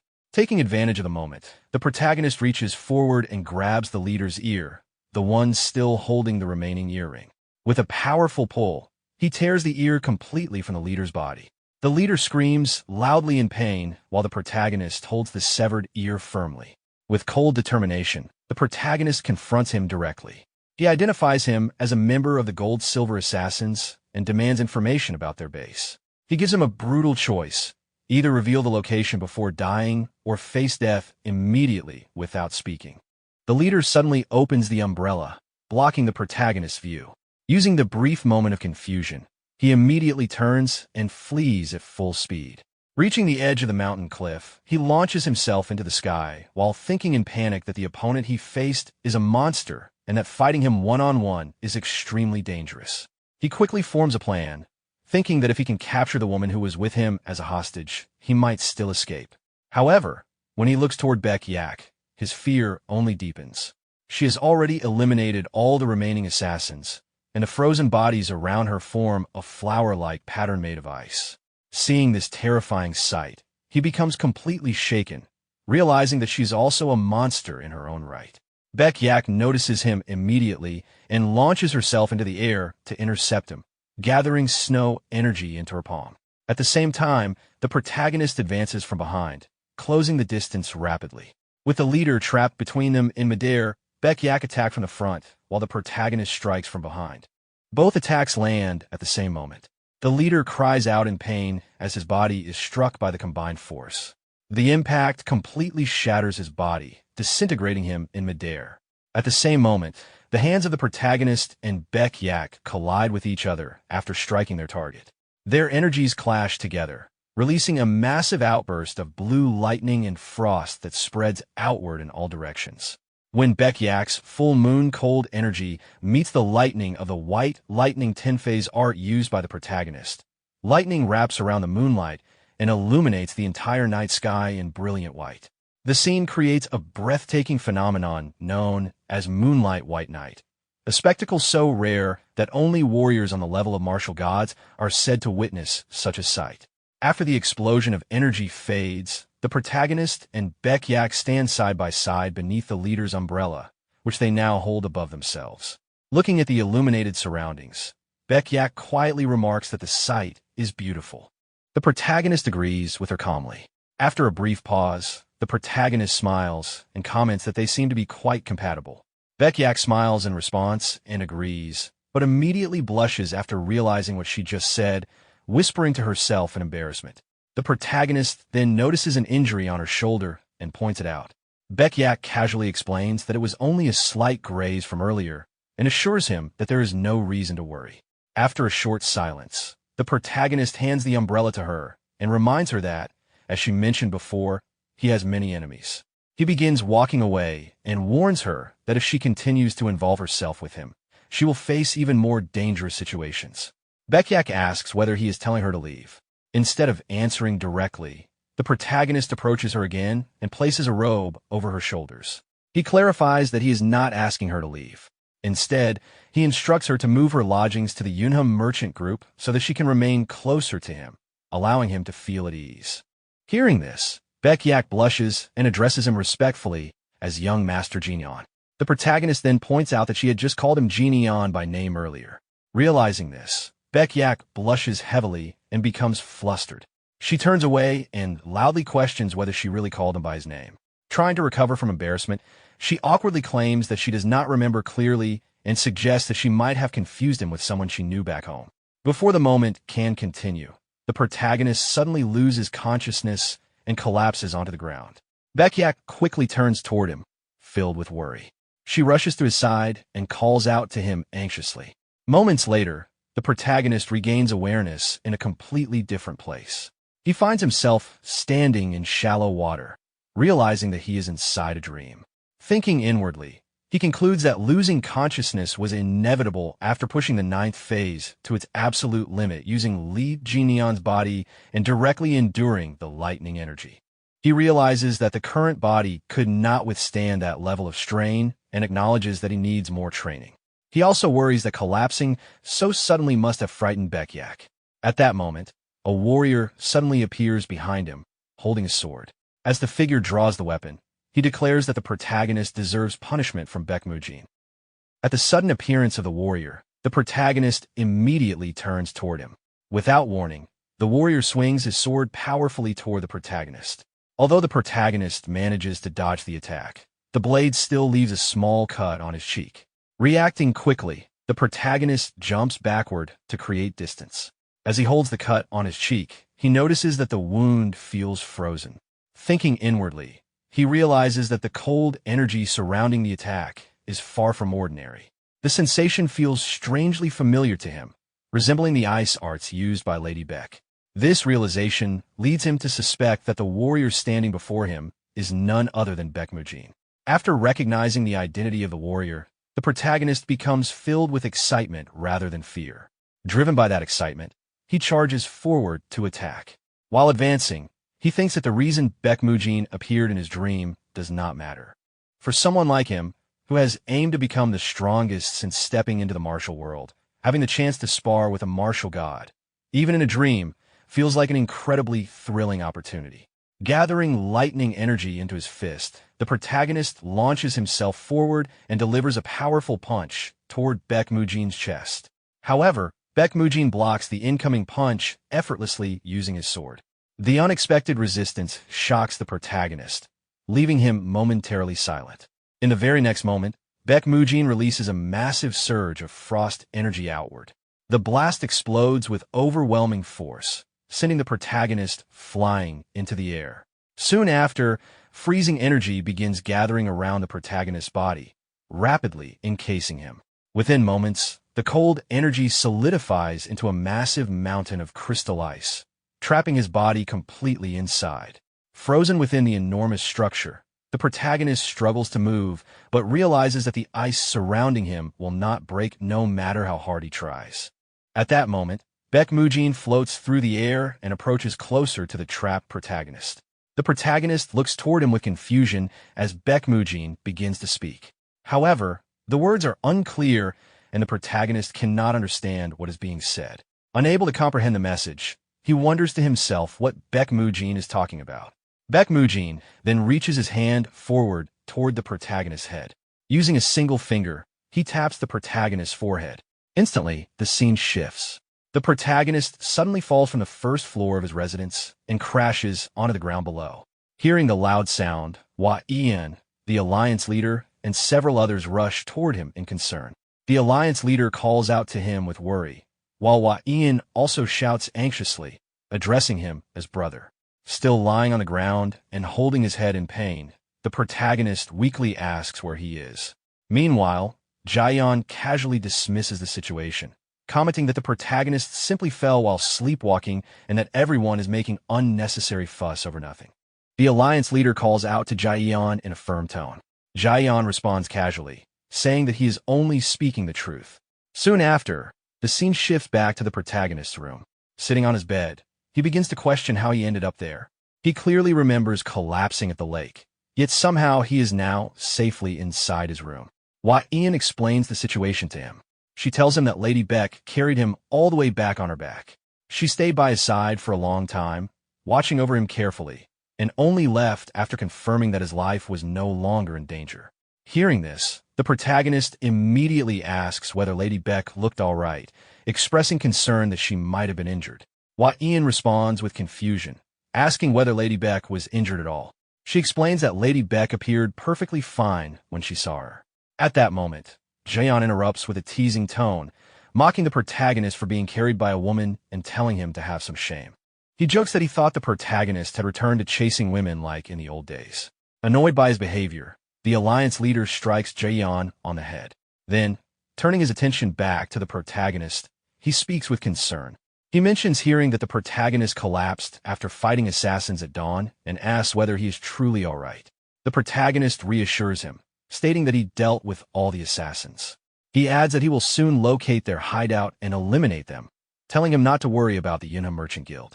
However, the Alliance leader corrects him, explaining that he is not worried about the Yunha Merchant Guild at all. He is worried about him. He reaches out and grabs the protagonist's hand while sitting beside him. Speaking sincerely, he admits that although he is not knowledgeable about martial arts, he can still tell that the protagonist has been pushing himself too hard lately. He reminds him that he does not have to carry every burden alone and promises that as his father, he will help with anything he can. Hearing these words, the protagonist lowers his expression and apologizes for making him worry. Hua Ian silently watches the exchange between them. The scene then shifts to a mountain cliff deep within a forest. At the cliff, the protagonist is intensely training his martial arts. He repeatedly punches the mountain wall in front of him, and each strike releases bursts of lightning that crack through the air. After delivering multiple heavy blows, he lands back on the ground and exhales heavily. While catching his breath, he reflects that his current level is still not enough. He recalls how the ice created by Baekmujin felt far stronger and more unbreakable. He realizes that it was not just the ice itself, but also Baekmujin's martial skill, speed, and internal energy that completely surpassed his own. He admits to himself that he was not even close to matching that level. Grinding his teeth in frustration, he scolds himself internally.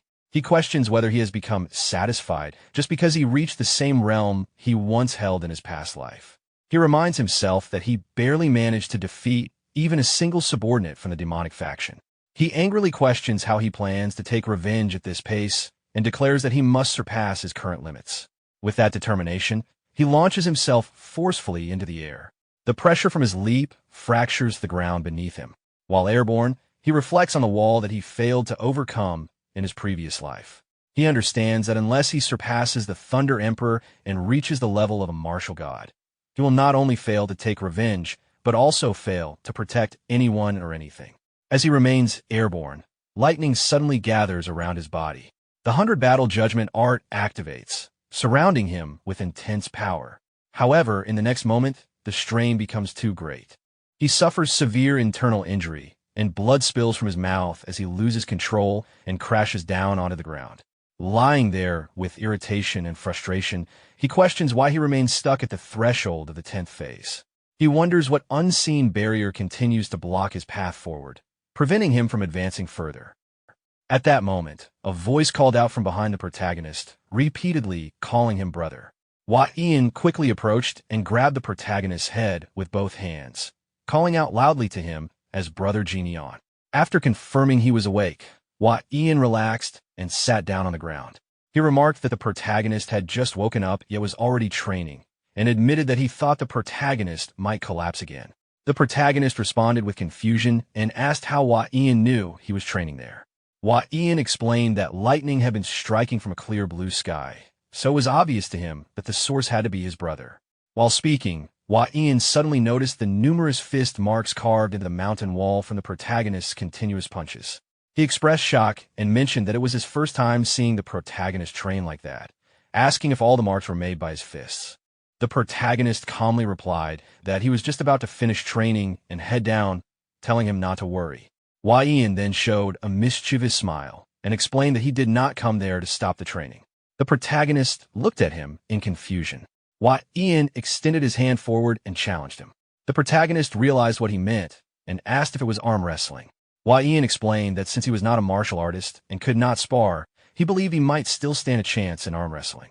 He confidently added that he had been training his strength in his spare time and would not go down easily, no matter how strong his brother was. However, in the very next moment, the protagonist used only a small amount of strength and slammed Hua Ian's hand down onto the stone surface. Hua Ian was immediately shocked. Holding his injured hand with teary eyes, he began walking away in pain. Seeing this, the protagonist apologized and admitted that he should have held back more. Still clutching his hand, Hua Ian painfully admitted that his brother was truly strong. He then questioned why someone with such strength was worrying so much. The protagonist remained silent for a brief moment. Then, while walking toward the mountain cliff, he spoke and revealed that he had a dream the previous day in which he fought Sir Baekmujin. Hua Ian reacted with surprise, mentioning that Sir Baekmujin was Lady Beck's ancestor. The protagonist confirmed this and admitted that he was no match for him and had completely lost. Hua Ian asked if the reason he had been overworking himself was because he felt frustrated after losing in a dream. The protagonist clenched his fist and explained that it was not the only reason. He revealed that there were enemies he needed to defeat, but his current strength was not enough. He explained that to defeat them, he needed to become the strongest in the world. However, he had failed to overcome his limits and even collapsed in front of Lady Beck, which made him feel pathetic for losing so helplessly, even inside a dream. Hua Ian listened silently while looking at him. After a moment, he spoke again. He admitted that he did not know much about the martial arts world, but he clearly remembered the time when the protagonist returned and fought the opponent from the Gaon clan. From his perspective, the protagonist had looked just as impressive as the strongest person in the world at that time. He encouraged him to stop brooding like an old man and regain his confidence, teasing him that his handsome face was drooping. The protagonist responded that it had been a while since he last heard Hua Ian nag.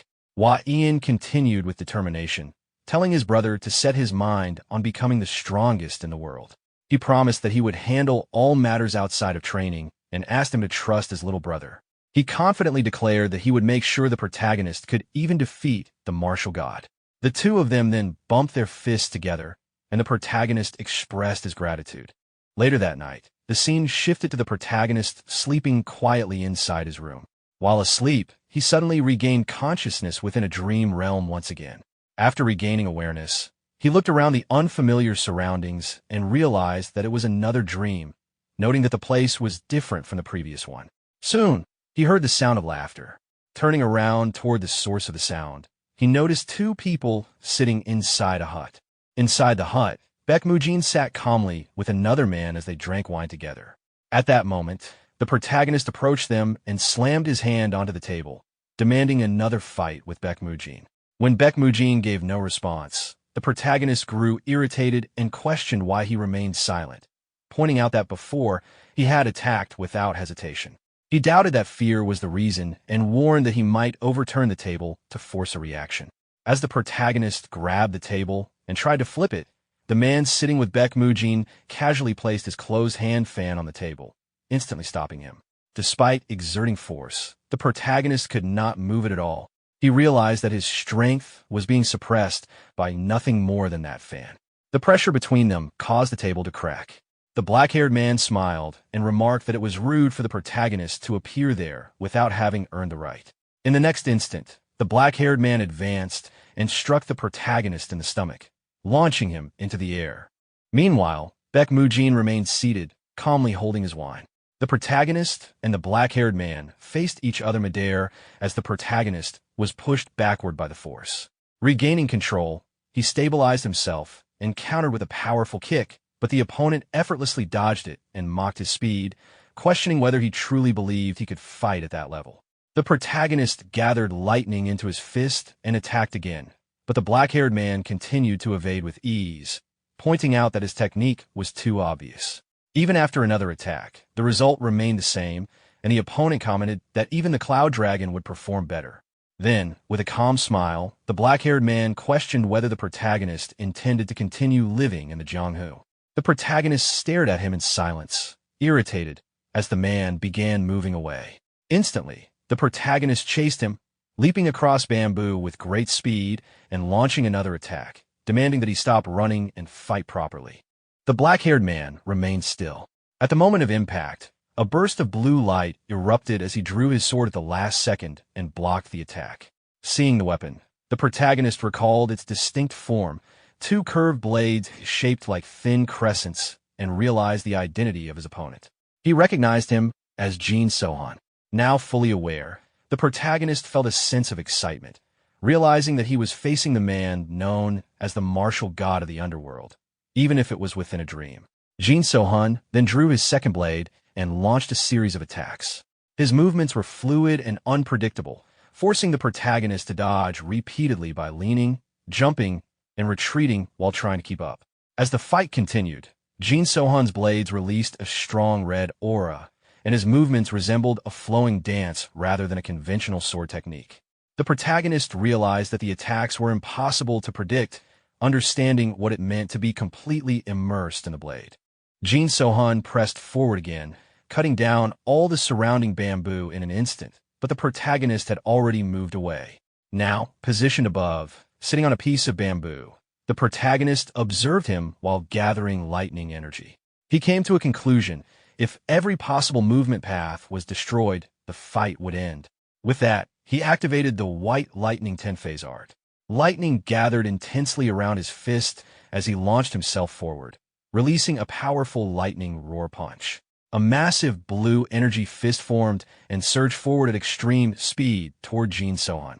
Despite the overwhelming attack, Jin So-hun stood calmly, holding his blades, and remarked that for someone known as the Fist King, he relied too heavily on lightning. Jin So-hun took a proper stance, holding his red, energy-infused blades, and pointed out that he could already see through the protagonist's techniques. He remarked that the protagonist truly did not listen to others. With a powerful swing of both blades, he released a massive energy attack. The two forces collided midair, creating a huge explosion of light. However, Jin So-hun's attack overpowered the protagonist's, completely repelling it and even severing a limb from the protagonist's body. Blood spilled from the protagonist's wound and mouth as Jin So-hun calmly approached him with a faint smile. He told him to return and live properly, advising him not to put excessive strength into his shoulders while fighting. Despite the injury, the protagonist refused to give up and declared that it was not over yet. Jin So-hun, still smiling, addressed him as the Fist King and reminded him that with rebirth comes responsibility, warning him not to forget that. Then, with another powerful strike, he sent the protagonist flying high into the air. As he was carried away by the force, the protagonist noticed a nearby building. His gaze focused on its nameplate, which read Martial God Inn, leaving him confused. In the next moment, he regained consciousness. The first thing he did was check his body, confirming the condition of his hand. Later, while sitting alone, he reflected on what had just happened. He realized that the experience felt different from his previous dream and began questioning whether it was truly just a dream. The name Martial God Inn lingered in his thoughts, making him wonder if he had once entered some kind of higher realm before his death. He then recalled Jin So-hun's earlier remark about his lack of manners despite being weak. Snapping out of the memory, irritation filled him as he cursed Jin So-hun. At that moment, Ha-jianik, the 8 Dragon Sect leader from the underworld, who had been nearby, responded, thinking the insult was directed at him. The protagonist clarified that it was not, and told him to continue. Ha-jianik then explained what he knew about the gold-silver assassins. He stated that even within their organization, the leader's identity remained completely unknown. The group was divided into gold mask and silver mask assassins, with the gold masks being the stronger ones. He concluded that since the protagonist was considered a worthy opponent, they had likely sent gold mask assassins after him. The protagonist acknowledged that locating their leader would take time. Ha-jianik assured him that he would find the leader as quickly as possible. Meanwhile, Venom Fox, who had been listening from a distance while training, casually interrupted. While continuously swinging his weapon, he suggested a far more direct approach. Simply find their headquarters and kill everyone there. According to him, if everything and everyone were eliminated, the leader would inevitably reveal himself. Hearing this, Ha-jianik felt irritated internally. The protagonist then asked Venom Fox how many times he had done such things.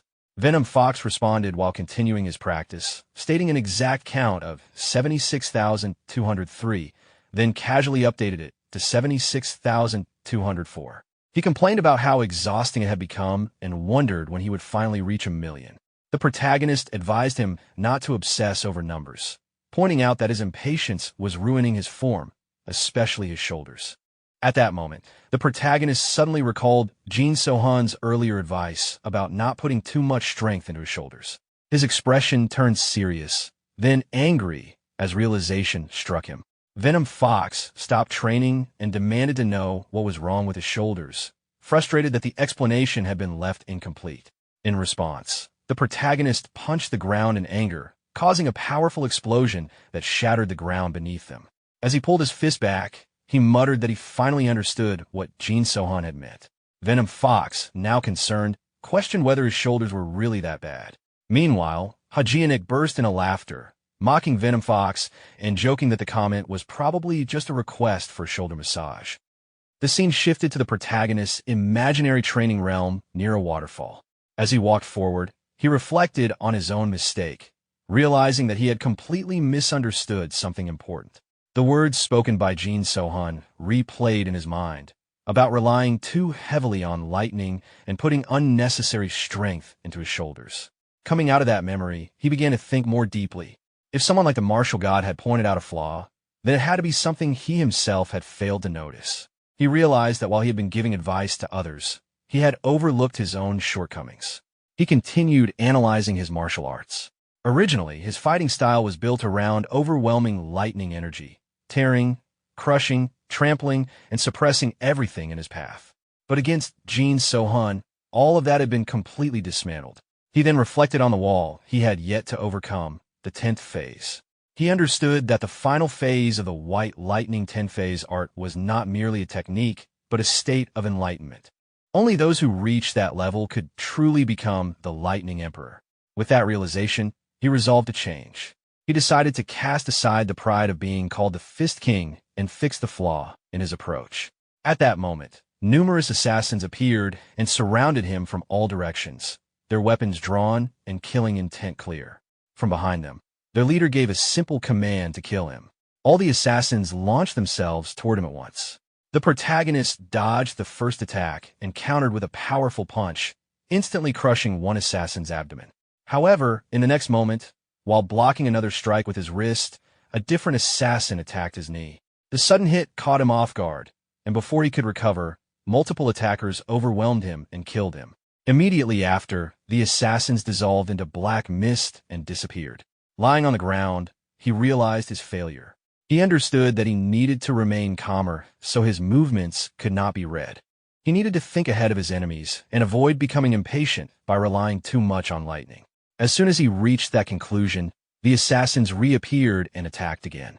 This time, he moved faster. Launching himself into the air, he flipped and landed on an assassin's shoulder.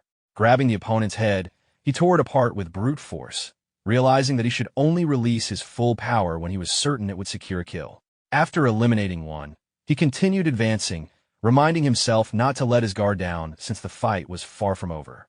Suddenly, threads of purple energy wrapped around his neck.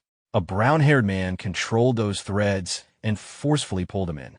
The unexpected attack shocked him, and before he could respond, another assassin struck and killed him again. Once more, everything dissolved into mist. Frustration built up inside him as the cycle repeated. The assassins reappeared, and he charged at them again, refusing to stop. He kept fighting, thinking that it was not over yet and that he needed to try again. But each attempt ended the same way. He was killed again and again, repeating the process countless times, yet failing every single time. Exhausted, the protagonist collapsed onto the ground, breathing heavily. Lying there, he realized that no matter how many times he tried, the outcome never changed. Individually, the assassins were not particularly threatening, but the moment they coordinated their attacks, he was completely overwhelmed and reduced to prey. He sat up and began thinking about how someone like Jin So-hun would have handled the situation. At that moment, dark mist gathered and took the form of Jin So-hun, who appeared standing calmly in the middle of the assassins. As all the assassins rushed toward him at once, Jin So-hun remained still, holding his swords with a composed smile. With a single precise movement, he swung his blade. The energy from his strike moved through the air with perfect accuracy, targeting all the approaching assassins. Before they could react, every one of them had their eyes cut at the same time, instantly blinding them. Watching this, the protagonist realized that Jin So-hun had neutralized all of them in a single move. The brown-haired man controlling the energy threads attempted to intervene, but Jin So-hun immediately closed the distance and eliminated him with one swift strike, severing his head effortlessly. After wiping out all the enemies, the protagonist charged at Jin So-hun. However, his attack was easily blocked with a single sword, and in the next moment, Jin So-hun countered, launching him into the air. The protagonist fell into the water behind him. As he resurfaced and tried to recover, Jin So-hun instantly followed up, pressing his foot onto the protagonist's head and forcing him underwater. Held there, he struggled for air and began to suffocate. His vision blurred, and eventually, he was eliminated, his body dissolving into dark mist. Moments later, he reappeared once again. Jin So-hun repeated the same words about rebirth and responsibility. Hearing this again, the protagonist began to think more deeply.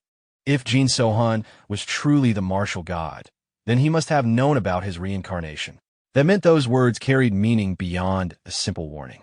He began to wonder if it was related to the demon god, the being who had fought against the three gods during the great battle 25 years ago, or perhaps something even greater. Soon after, Jin So-hun's form dissolved back into mist. Standing alone near the waterfall, the protagonist made his resolve clear. If rebirth truly came with responsibility, then he would carry that burden fully, whether it meant protecting the Yunham merchant group, protecting the world, or protecting innocent lives. He resolved to eliminate the demonic path entirely and protect everything, even if it meant confronting his own limitations. With that determination, he struck the stone near the waterfall with a powerful punch, shattering it apart. As the dust settled, he reaffirmed his goal, to try everything possible until he could eliminate the demonic path and become the strongest under heaven. This time, his attack carved a massive path through the mountain. Observing the result, he realized that the first step was to correct his habit of tensing his shoulders. At that moment, the scene shifted to a mansion near the Taeho merchant group. A massive explosion erupted inside, destroying part of the structure. Within the wreckage, Elder Pil, the strongest martial master of the Taeho merchant group, was left severely injured and sitting on the ground. The attacker mocked him, acknowledging his strength for surviving such an attack. Pil demanded to know who he was. Without hesitation, the attacker stepped forward and drove his hand straight through Pil's chest, killing him instantly. With a chilling demeanor, he introduced himself as the Left Guardian. Inside the training grounds of the Yunham merchant group, our protagonist devoted himself entirely to training. During the day, he continuously strengthened his body and refined his combat abilities, while at night he focused on meditation, controlling his mana, and improving his mental discipline. 2 months quickly passed. By then, his movements had become far more refined than before. Inside the training grounds, he continuously sparred against Baek-yak. While exchanging blows and blocking her attacks, he acknowledged that her martial arts had improved greatly since their last fight. Baek-yak also admitted that his combat style had changed significantly. His transitions between offense and defense had become smoother and more natural, making close combat increasingly difficult to deal with. During the spar, our protagonist suddenly stepped forward and tackled her off balance. As Baek-yak fell backward, he caught her by the waist and held her in his arms. While calmly looking at her, he admitted that changing his mindset would have been difficult if he had trained alone. Baek-yak became slightly embarrassed and quietly said that she was glad she could help. However, our protagonist immediately returned to analyzing the spar and pointed out that she still needed to strengthen her lower body more, because she had let her guard down at the critical moment. Before the atmosphere could settle, someone suddenly arrived near the training grounds and froze in shock after seeing the two together. It was Guang, the successor of the West Wind escort establishment and one of Li Jinyan's close friends. After Baek-yak left the area, Guang stared at our protagonist with disbelief and immediately demanded to know who the beautiful woman was. Our protagonist calmly explained that she was simply a guest staying under the protection of the Yunham merchant group. Guang clearly did not believe that explanation at all. He complained that our protagonist had claimed to be focusing entirely on training, yet what he had just witnessed definitely did not look like an ordinary duel. Ignoring the teasing, our protagonist asked where the other companions were and why Guang had arrived alone. Guang then revealed the real reason for his visit. He brought up the Taeho merchant group, reminding him that the group leader was a close friend of his father and that they had previously sent the precious azurite essence. However, serious trouble had recently struck the Taeho merchant group. Elder Pil, the martial master guarding the group, had suddenly disappeared. Shortly afterward, a large merchant ship carrying their goods vanished without leaving a trace. On top of that, unknown individuals had appeared demanding an enormous compensation payment for the missing cargo. Even the West Wind escort establishment had business connected to the Taeho merchant group, and Guang admitted that the situation made him uneasy. Because of that, he carefully asked our protagonist if he could accompany them on the journey. After thinking silently for a moment, our protagonist reminded Guang about the letter the West Wind escort establishment had once sent alongside the century-old fleeceflower route. Back then, Guang had asked him to become stronger and protect the escort establishment someday. Now, he decided it was finally time to keep that promise. Since he also owed favors to the Taeho merchant group, he could not ignore the situation and remain idle. Guang became extremely excited after hearing that, and jokingly praised him for being manly enough to win over a beauty like Baekyak. Without wasting more time, our protagonist immediately decided they should depart as soon as possible. At that moment, someone suddenly descended from above and landed on top of a nearby building. It was Venom Fox. Standing on the rooftop, he loudly declared that he would also be joining the journey, whether they liked it or not. Sometime later, the group began traveling toward their destination in a horse carriage. Inside the carriage, both our protagonist and Venom Fox sat in complete silence with serious expressions, creating an extremely suffocating atmosphere. Guang, trapped between the two martial artists, desperately tried to lighten the mood. He enthusiastically greeted Venom Fox and mentioned hearing rumors that he had quit wandering around gambling dens and had recently been training intensely. He even commented on how much stronger Venom Fox appeared now, especially his forearms. Venom Fox proudly admitted that he had been putting in serious effort lately and confidently asked if the improvement was really that obvious. However, our protagonist immediately shut him down, saying that his current level was still nowhere near enough to properly survive in the Jianghu. He questioned what Venom Fox had been thinking by following them into such danger. The memory of an earlier moment resurfaced in their minds. Back then, Venom Fox had literally clung to our protagonist's leg while begging to join the journey. Our protagonist had warned him that if he insisted on following despite looking so pathetic, there had to be a real reason behind it. After remaining silent for a while, Venom Fox admitted that there was no special reason at all. He simply wanted to fight stronger opponents. He proudly claimed that he could at least win once out of every 10 fights now, and that he was already capable of defeating most of the enemy lackeys they had encountered before. Still, our protagonist warned him seriously that he was misunderstanding the true danger of the martial world. If he followed them without fully understanding what awaited ahead, he could genuinely lose his life. Even after hearing that, Venom Fox instantly refused to leave.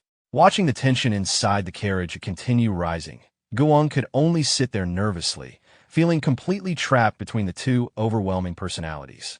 Venom Fox stubbornly declared that he would take care of his own life no matter what happened. Even after hearing the warning from our protagonist, he refused to back down and confidently claimed that he would survive on his own terms. As evening approached, Guang suggested that they rest at a nearby village before continuing their journey. After arriving at the village, the group entered a local inn to eat and spend the night. The moment they stepped inside, Venom Fox immediately tried to force Guang into paying for dinner. Our protagonist instantly called him out for acting like a thug and told him to buy his own food instead of shamelessly relying on others. Inside the inn, another familiar group was already dining there. The young head of the Hua clan, Hua Yunwal, was seated together with his younger sister, Hua Yunseal. The moment Hua Yunwal noticed them entering, he greeted Li Jin and even recognized Venom Fox immediately. Hua Yunseal also politely greeted both of them, and when she remembered Venom Fox's name, he nearly lost control of his emotions internally from happiness. After exchanging greetings, Hua Yunwal invited them to sit together since fate had brought them to the same inn. While eating together, our protagonist explained that he had accepted an escort mission connected to the Taeho merchant group because Guang requested his help. Guang immediately stood up and passionately explained that he trusted Jin because the atmosphere surrounding the Taeho merchant group felt extremely suspicious. Hua Yunwal agreed that Li Jin was indeed dependable. When our protagonist asked whether Hua Yunwal knew anything about Elder Pil's disappearance, Hua Yunwal revealed what he had heard from recent investigations. Signs of a violent struggle had been discovered near the Taeho merchant group, but only Elder Pil's judge brush and traces of blood were left behind. No corpse was ever found. Because of that, Hua Yunwal suspected the involvement of demonic arts. He also revealed information from a recent Rulers Association meeting. The Sword King had apparently been captured by mysterious enemies before eventually being rescued. According to the Sword King, the enemies possessed bodies impervious to blades and swords. After escaping pursuit from both the Muram Alliance and the Rulers Association, Those enemies had scattered across different regions. Hearing this, our protagonist immediately understood why the sword demon subordinate he fought earlier had been isolated from the others. Although relieved that the Sword King survived, he also remembered the Alliance leader's warning that the demonic path might soon begin moving openly. Because of that, he sincerely warned both Wei Yunwall and Wei Yunseal to remain careful. Meanwhile, Venom Fox was still completely confused about what Blade Sword imperviousness even meant. Our protagonist bluntly told him to stop talking and focus on eating. Venom Fox awkwardly complained that it was impossible to eat while keeping his mouth shut, causing Wei Yunseal to burst into laughter. Seeing her laugh and kindly explain the martial art to him made Venom Fox internally celebrate like he had just achieved enlightenment.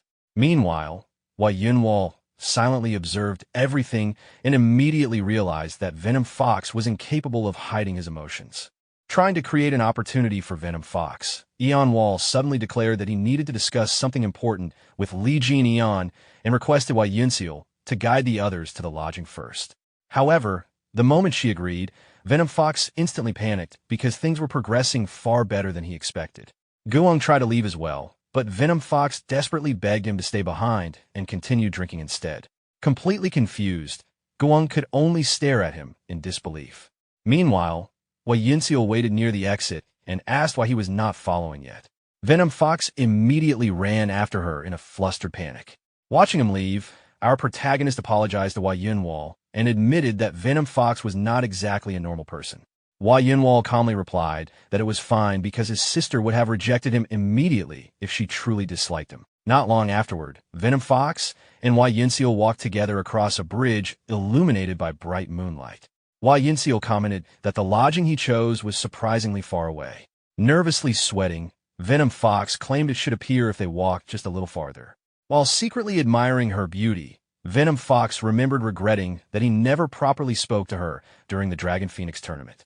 Meeting her again after stepping into the Jianghu felt like fate itself had given him another opportunity. As the moonlight reflected across the bridge, Venom Fox convinced himself that the atmosphere was perfect and desperately tried to gather courage. Finally, with extreme nervousness, he loudly called out to Wei Yunseal. The moment she turned toward him, he tried to confess that ever since the Dragon Phoenix tournament, a masked assassin suddenly appeared behind him with a raised sword, preparing to strike. Meanwhile, in a nearby forest outside the village, 2 members of the 12 demonic swords were secretly observing the situation. The 6th sword and the 8th sword discussed the people staying at the inn, particularly Wei Yunwall and Li Jin Eon. The 6th sword was surprised that Wei Yunwall had already deduced the involvement of demonic arts without even seeing the actual crime scene connected to Elder Un Pil's disappearance. Although he did not consider Yunwall particularly powerful, he still viewed him as a troublesome person who could become dangerous if left alone. The conversation soon shifted toward Jin Eon. The 8th sword explained that he was most likely the eldest son of the Yuna merchant group, and the man rumored to have crushed the gold-silver assassins a few months earlier. However, the 6th sword dismissed him as nothing more than an ordinary martial artist of the Jianghu. At that moment, he came up with a cruel idea. Since Jin Eon's group was heading toward the Taeho merchant group anyway, he proposed killing them all before continuing with their mission. The 8th sword immediately objected, reminding him that their actual orders were to prepare traps near the Namgung clan and monitor the movements of the Rulers' Association. Their alliance leader intended to strike the Sword Emperor soon, meaning they should avoid unnecessary complications. However, the 6th sword only laughed it off, claiming the Heavenly Sword Alliance leader would never care about a few dead martial artists and would simply view it as entertainment. Although the 8th sword warned him once more not to create unnecessary chaos, the 6th sword assured him that he would handle everything quietly. He then ordered the 8th sword to head toward the Taeho merchant group and report today's events, while he personally dealt with Jin Eon's group himself. Even as he agreed to leave, the 8th sword still warned his senior not to toy with the targets this time. The 6th sword simply smiled confidently, clearly intending to enjoy the hunt. Near the bridge beneath the moonlit sky, the masked assassin swung his sword directly toward Venom Fox's neck. Before the strike could land, Wei Yunseal instantly shoved Venom Fox out of danger and intercepted the attack with her own weapon. Venom Fox crashed onto the ground in shock, while Yunseal shouted at him to run away immediately. The assassin pushed Yunseal back with overwhelming force, dragging her across the bridge. The moment she exchanged blows with him, she realized he was even stronger than Wei Yunwall. Despite that, she resolved to buy enough time for Venom Fox to escape. The assassin continuously pressured her with powerful sword attacks infused with heavy energy, but Yunseal stubbornly blocked every strike. Impressed by her defense, the assassin praised her skill before suddenly slashing her leg and cutting deep into it. As Yunseal collapsed, unable to properly move, the assassin revealed his disgusting intentions and prepared to absorb her inner energy. Just as his blade descended, Venom Fox suddenly jumped in and blocked the attack with his umbrella weapon. Furious, he called the assassin a complete pervert before forcing him backward with brute strength. The assassin finally realized the umbrella was actually Venom Fox's weapon, while Yunseal became frustrated that he had ignored her order to flee. Even so, Venom Fox stubbornly declared that he would run only if he wanted to, and right now he had no intention of leaving. Those words left Yunseal stunned for a moment. Without hesitation, Venom Fox charged the assassin and smashed his umbrella into the man's chest. However, the assassin did not move at all. Venom Fox immediately realized something was wrong when his attack felt like striking solid steel. Yunseal quickly warned him that the enemy possessed blade sword imperviousness, the martial art that hardened the body beyond normal limits. Even after hearing that, Venom Fox refused to back down. Barely understanding the technique, he simply decided to keep attacking until the enemy eventually fell. He unleashed a barrage of strikes and finally poured all his strength into a powerful blow that exploded with dust upon impact. But when the dust settled, the assassin was calmly holding the attack back with one bare hand. The assassin found Venom Fox strange, noticing that he possessed almost no inner energy and used only the basic tri-sword technique, yet still lacked fear. Venom Fox proudly admitted that he was a little fearless. In the very next second, the assassin casually slapped him across the face with overwhelming force, launching him through the air and smashing him across the ground. Yunseal panicked and shouted his name, but Venom Fox still forced himself back up despite his injuries. Even while bleeding, he stubbornly claimed that the fist of a pervert felt like a feather compared to his master's punches.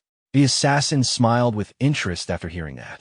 Rather than killing Venom Fox immediately, he began treating the fight like entertainment, deciding to keep him alive at least until he grew bored. The masked assassin relentlessly overwhelmed Venom Fox with a barrage of attacks, striking him again and again until his body became covered in injuries. Despite trying to block with his umbrella weapon, Venom Fox could not stop every blow and was steadily pushed into a corner. While mercilessly attacking him, the assassin mocked him and told him to suffer in agony. Even in that condition, Venom Fox suddenly leapt into the air and launched a powerful counterattack with his weapon. However, the strike once again failed to damage the assassin at all. Shocked by how completely unharmed the man remained, Venom Fox desperately tried to figure out where his weak spot could possibly be. The assassin only smiled and mockingly told him to find it himself, claiming he would either end up begging for his life or beaten to death first. Badly injured and breathing heavily, Venom Fox still refused to give up and instead shouted for the assassin to keep hitting him harder because he was supposedly itching for more punishment.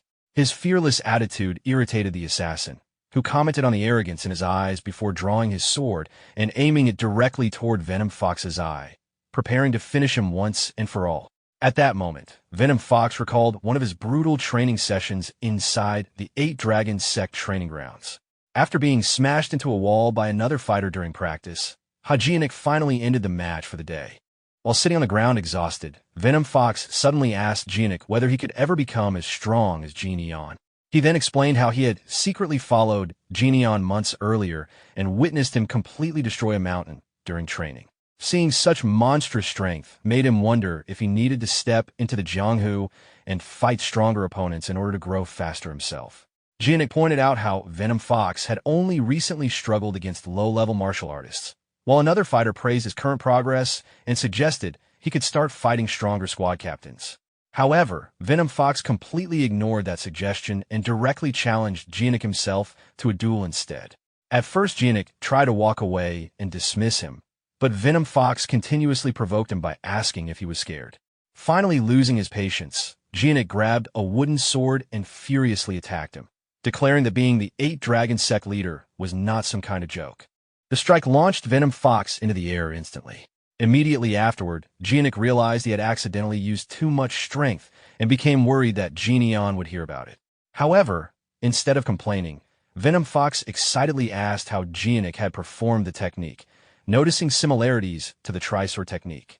While wiping blood from his face, he demanded to see it again. At that moment, Geonic finally understood what Geneon saw in him.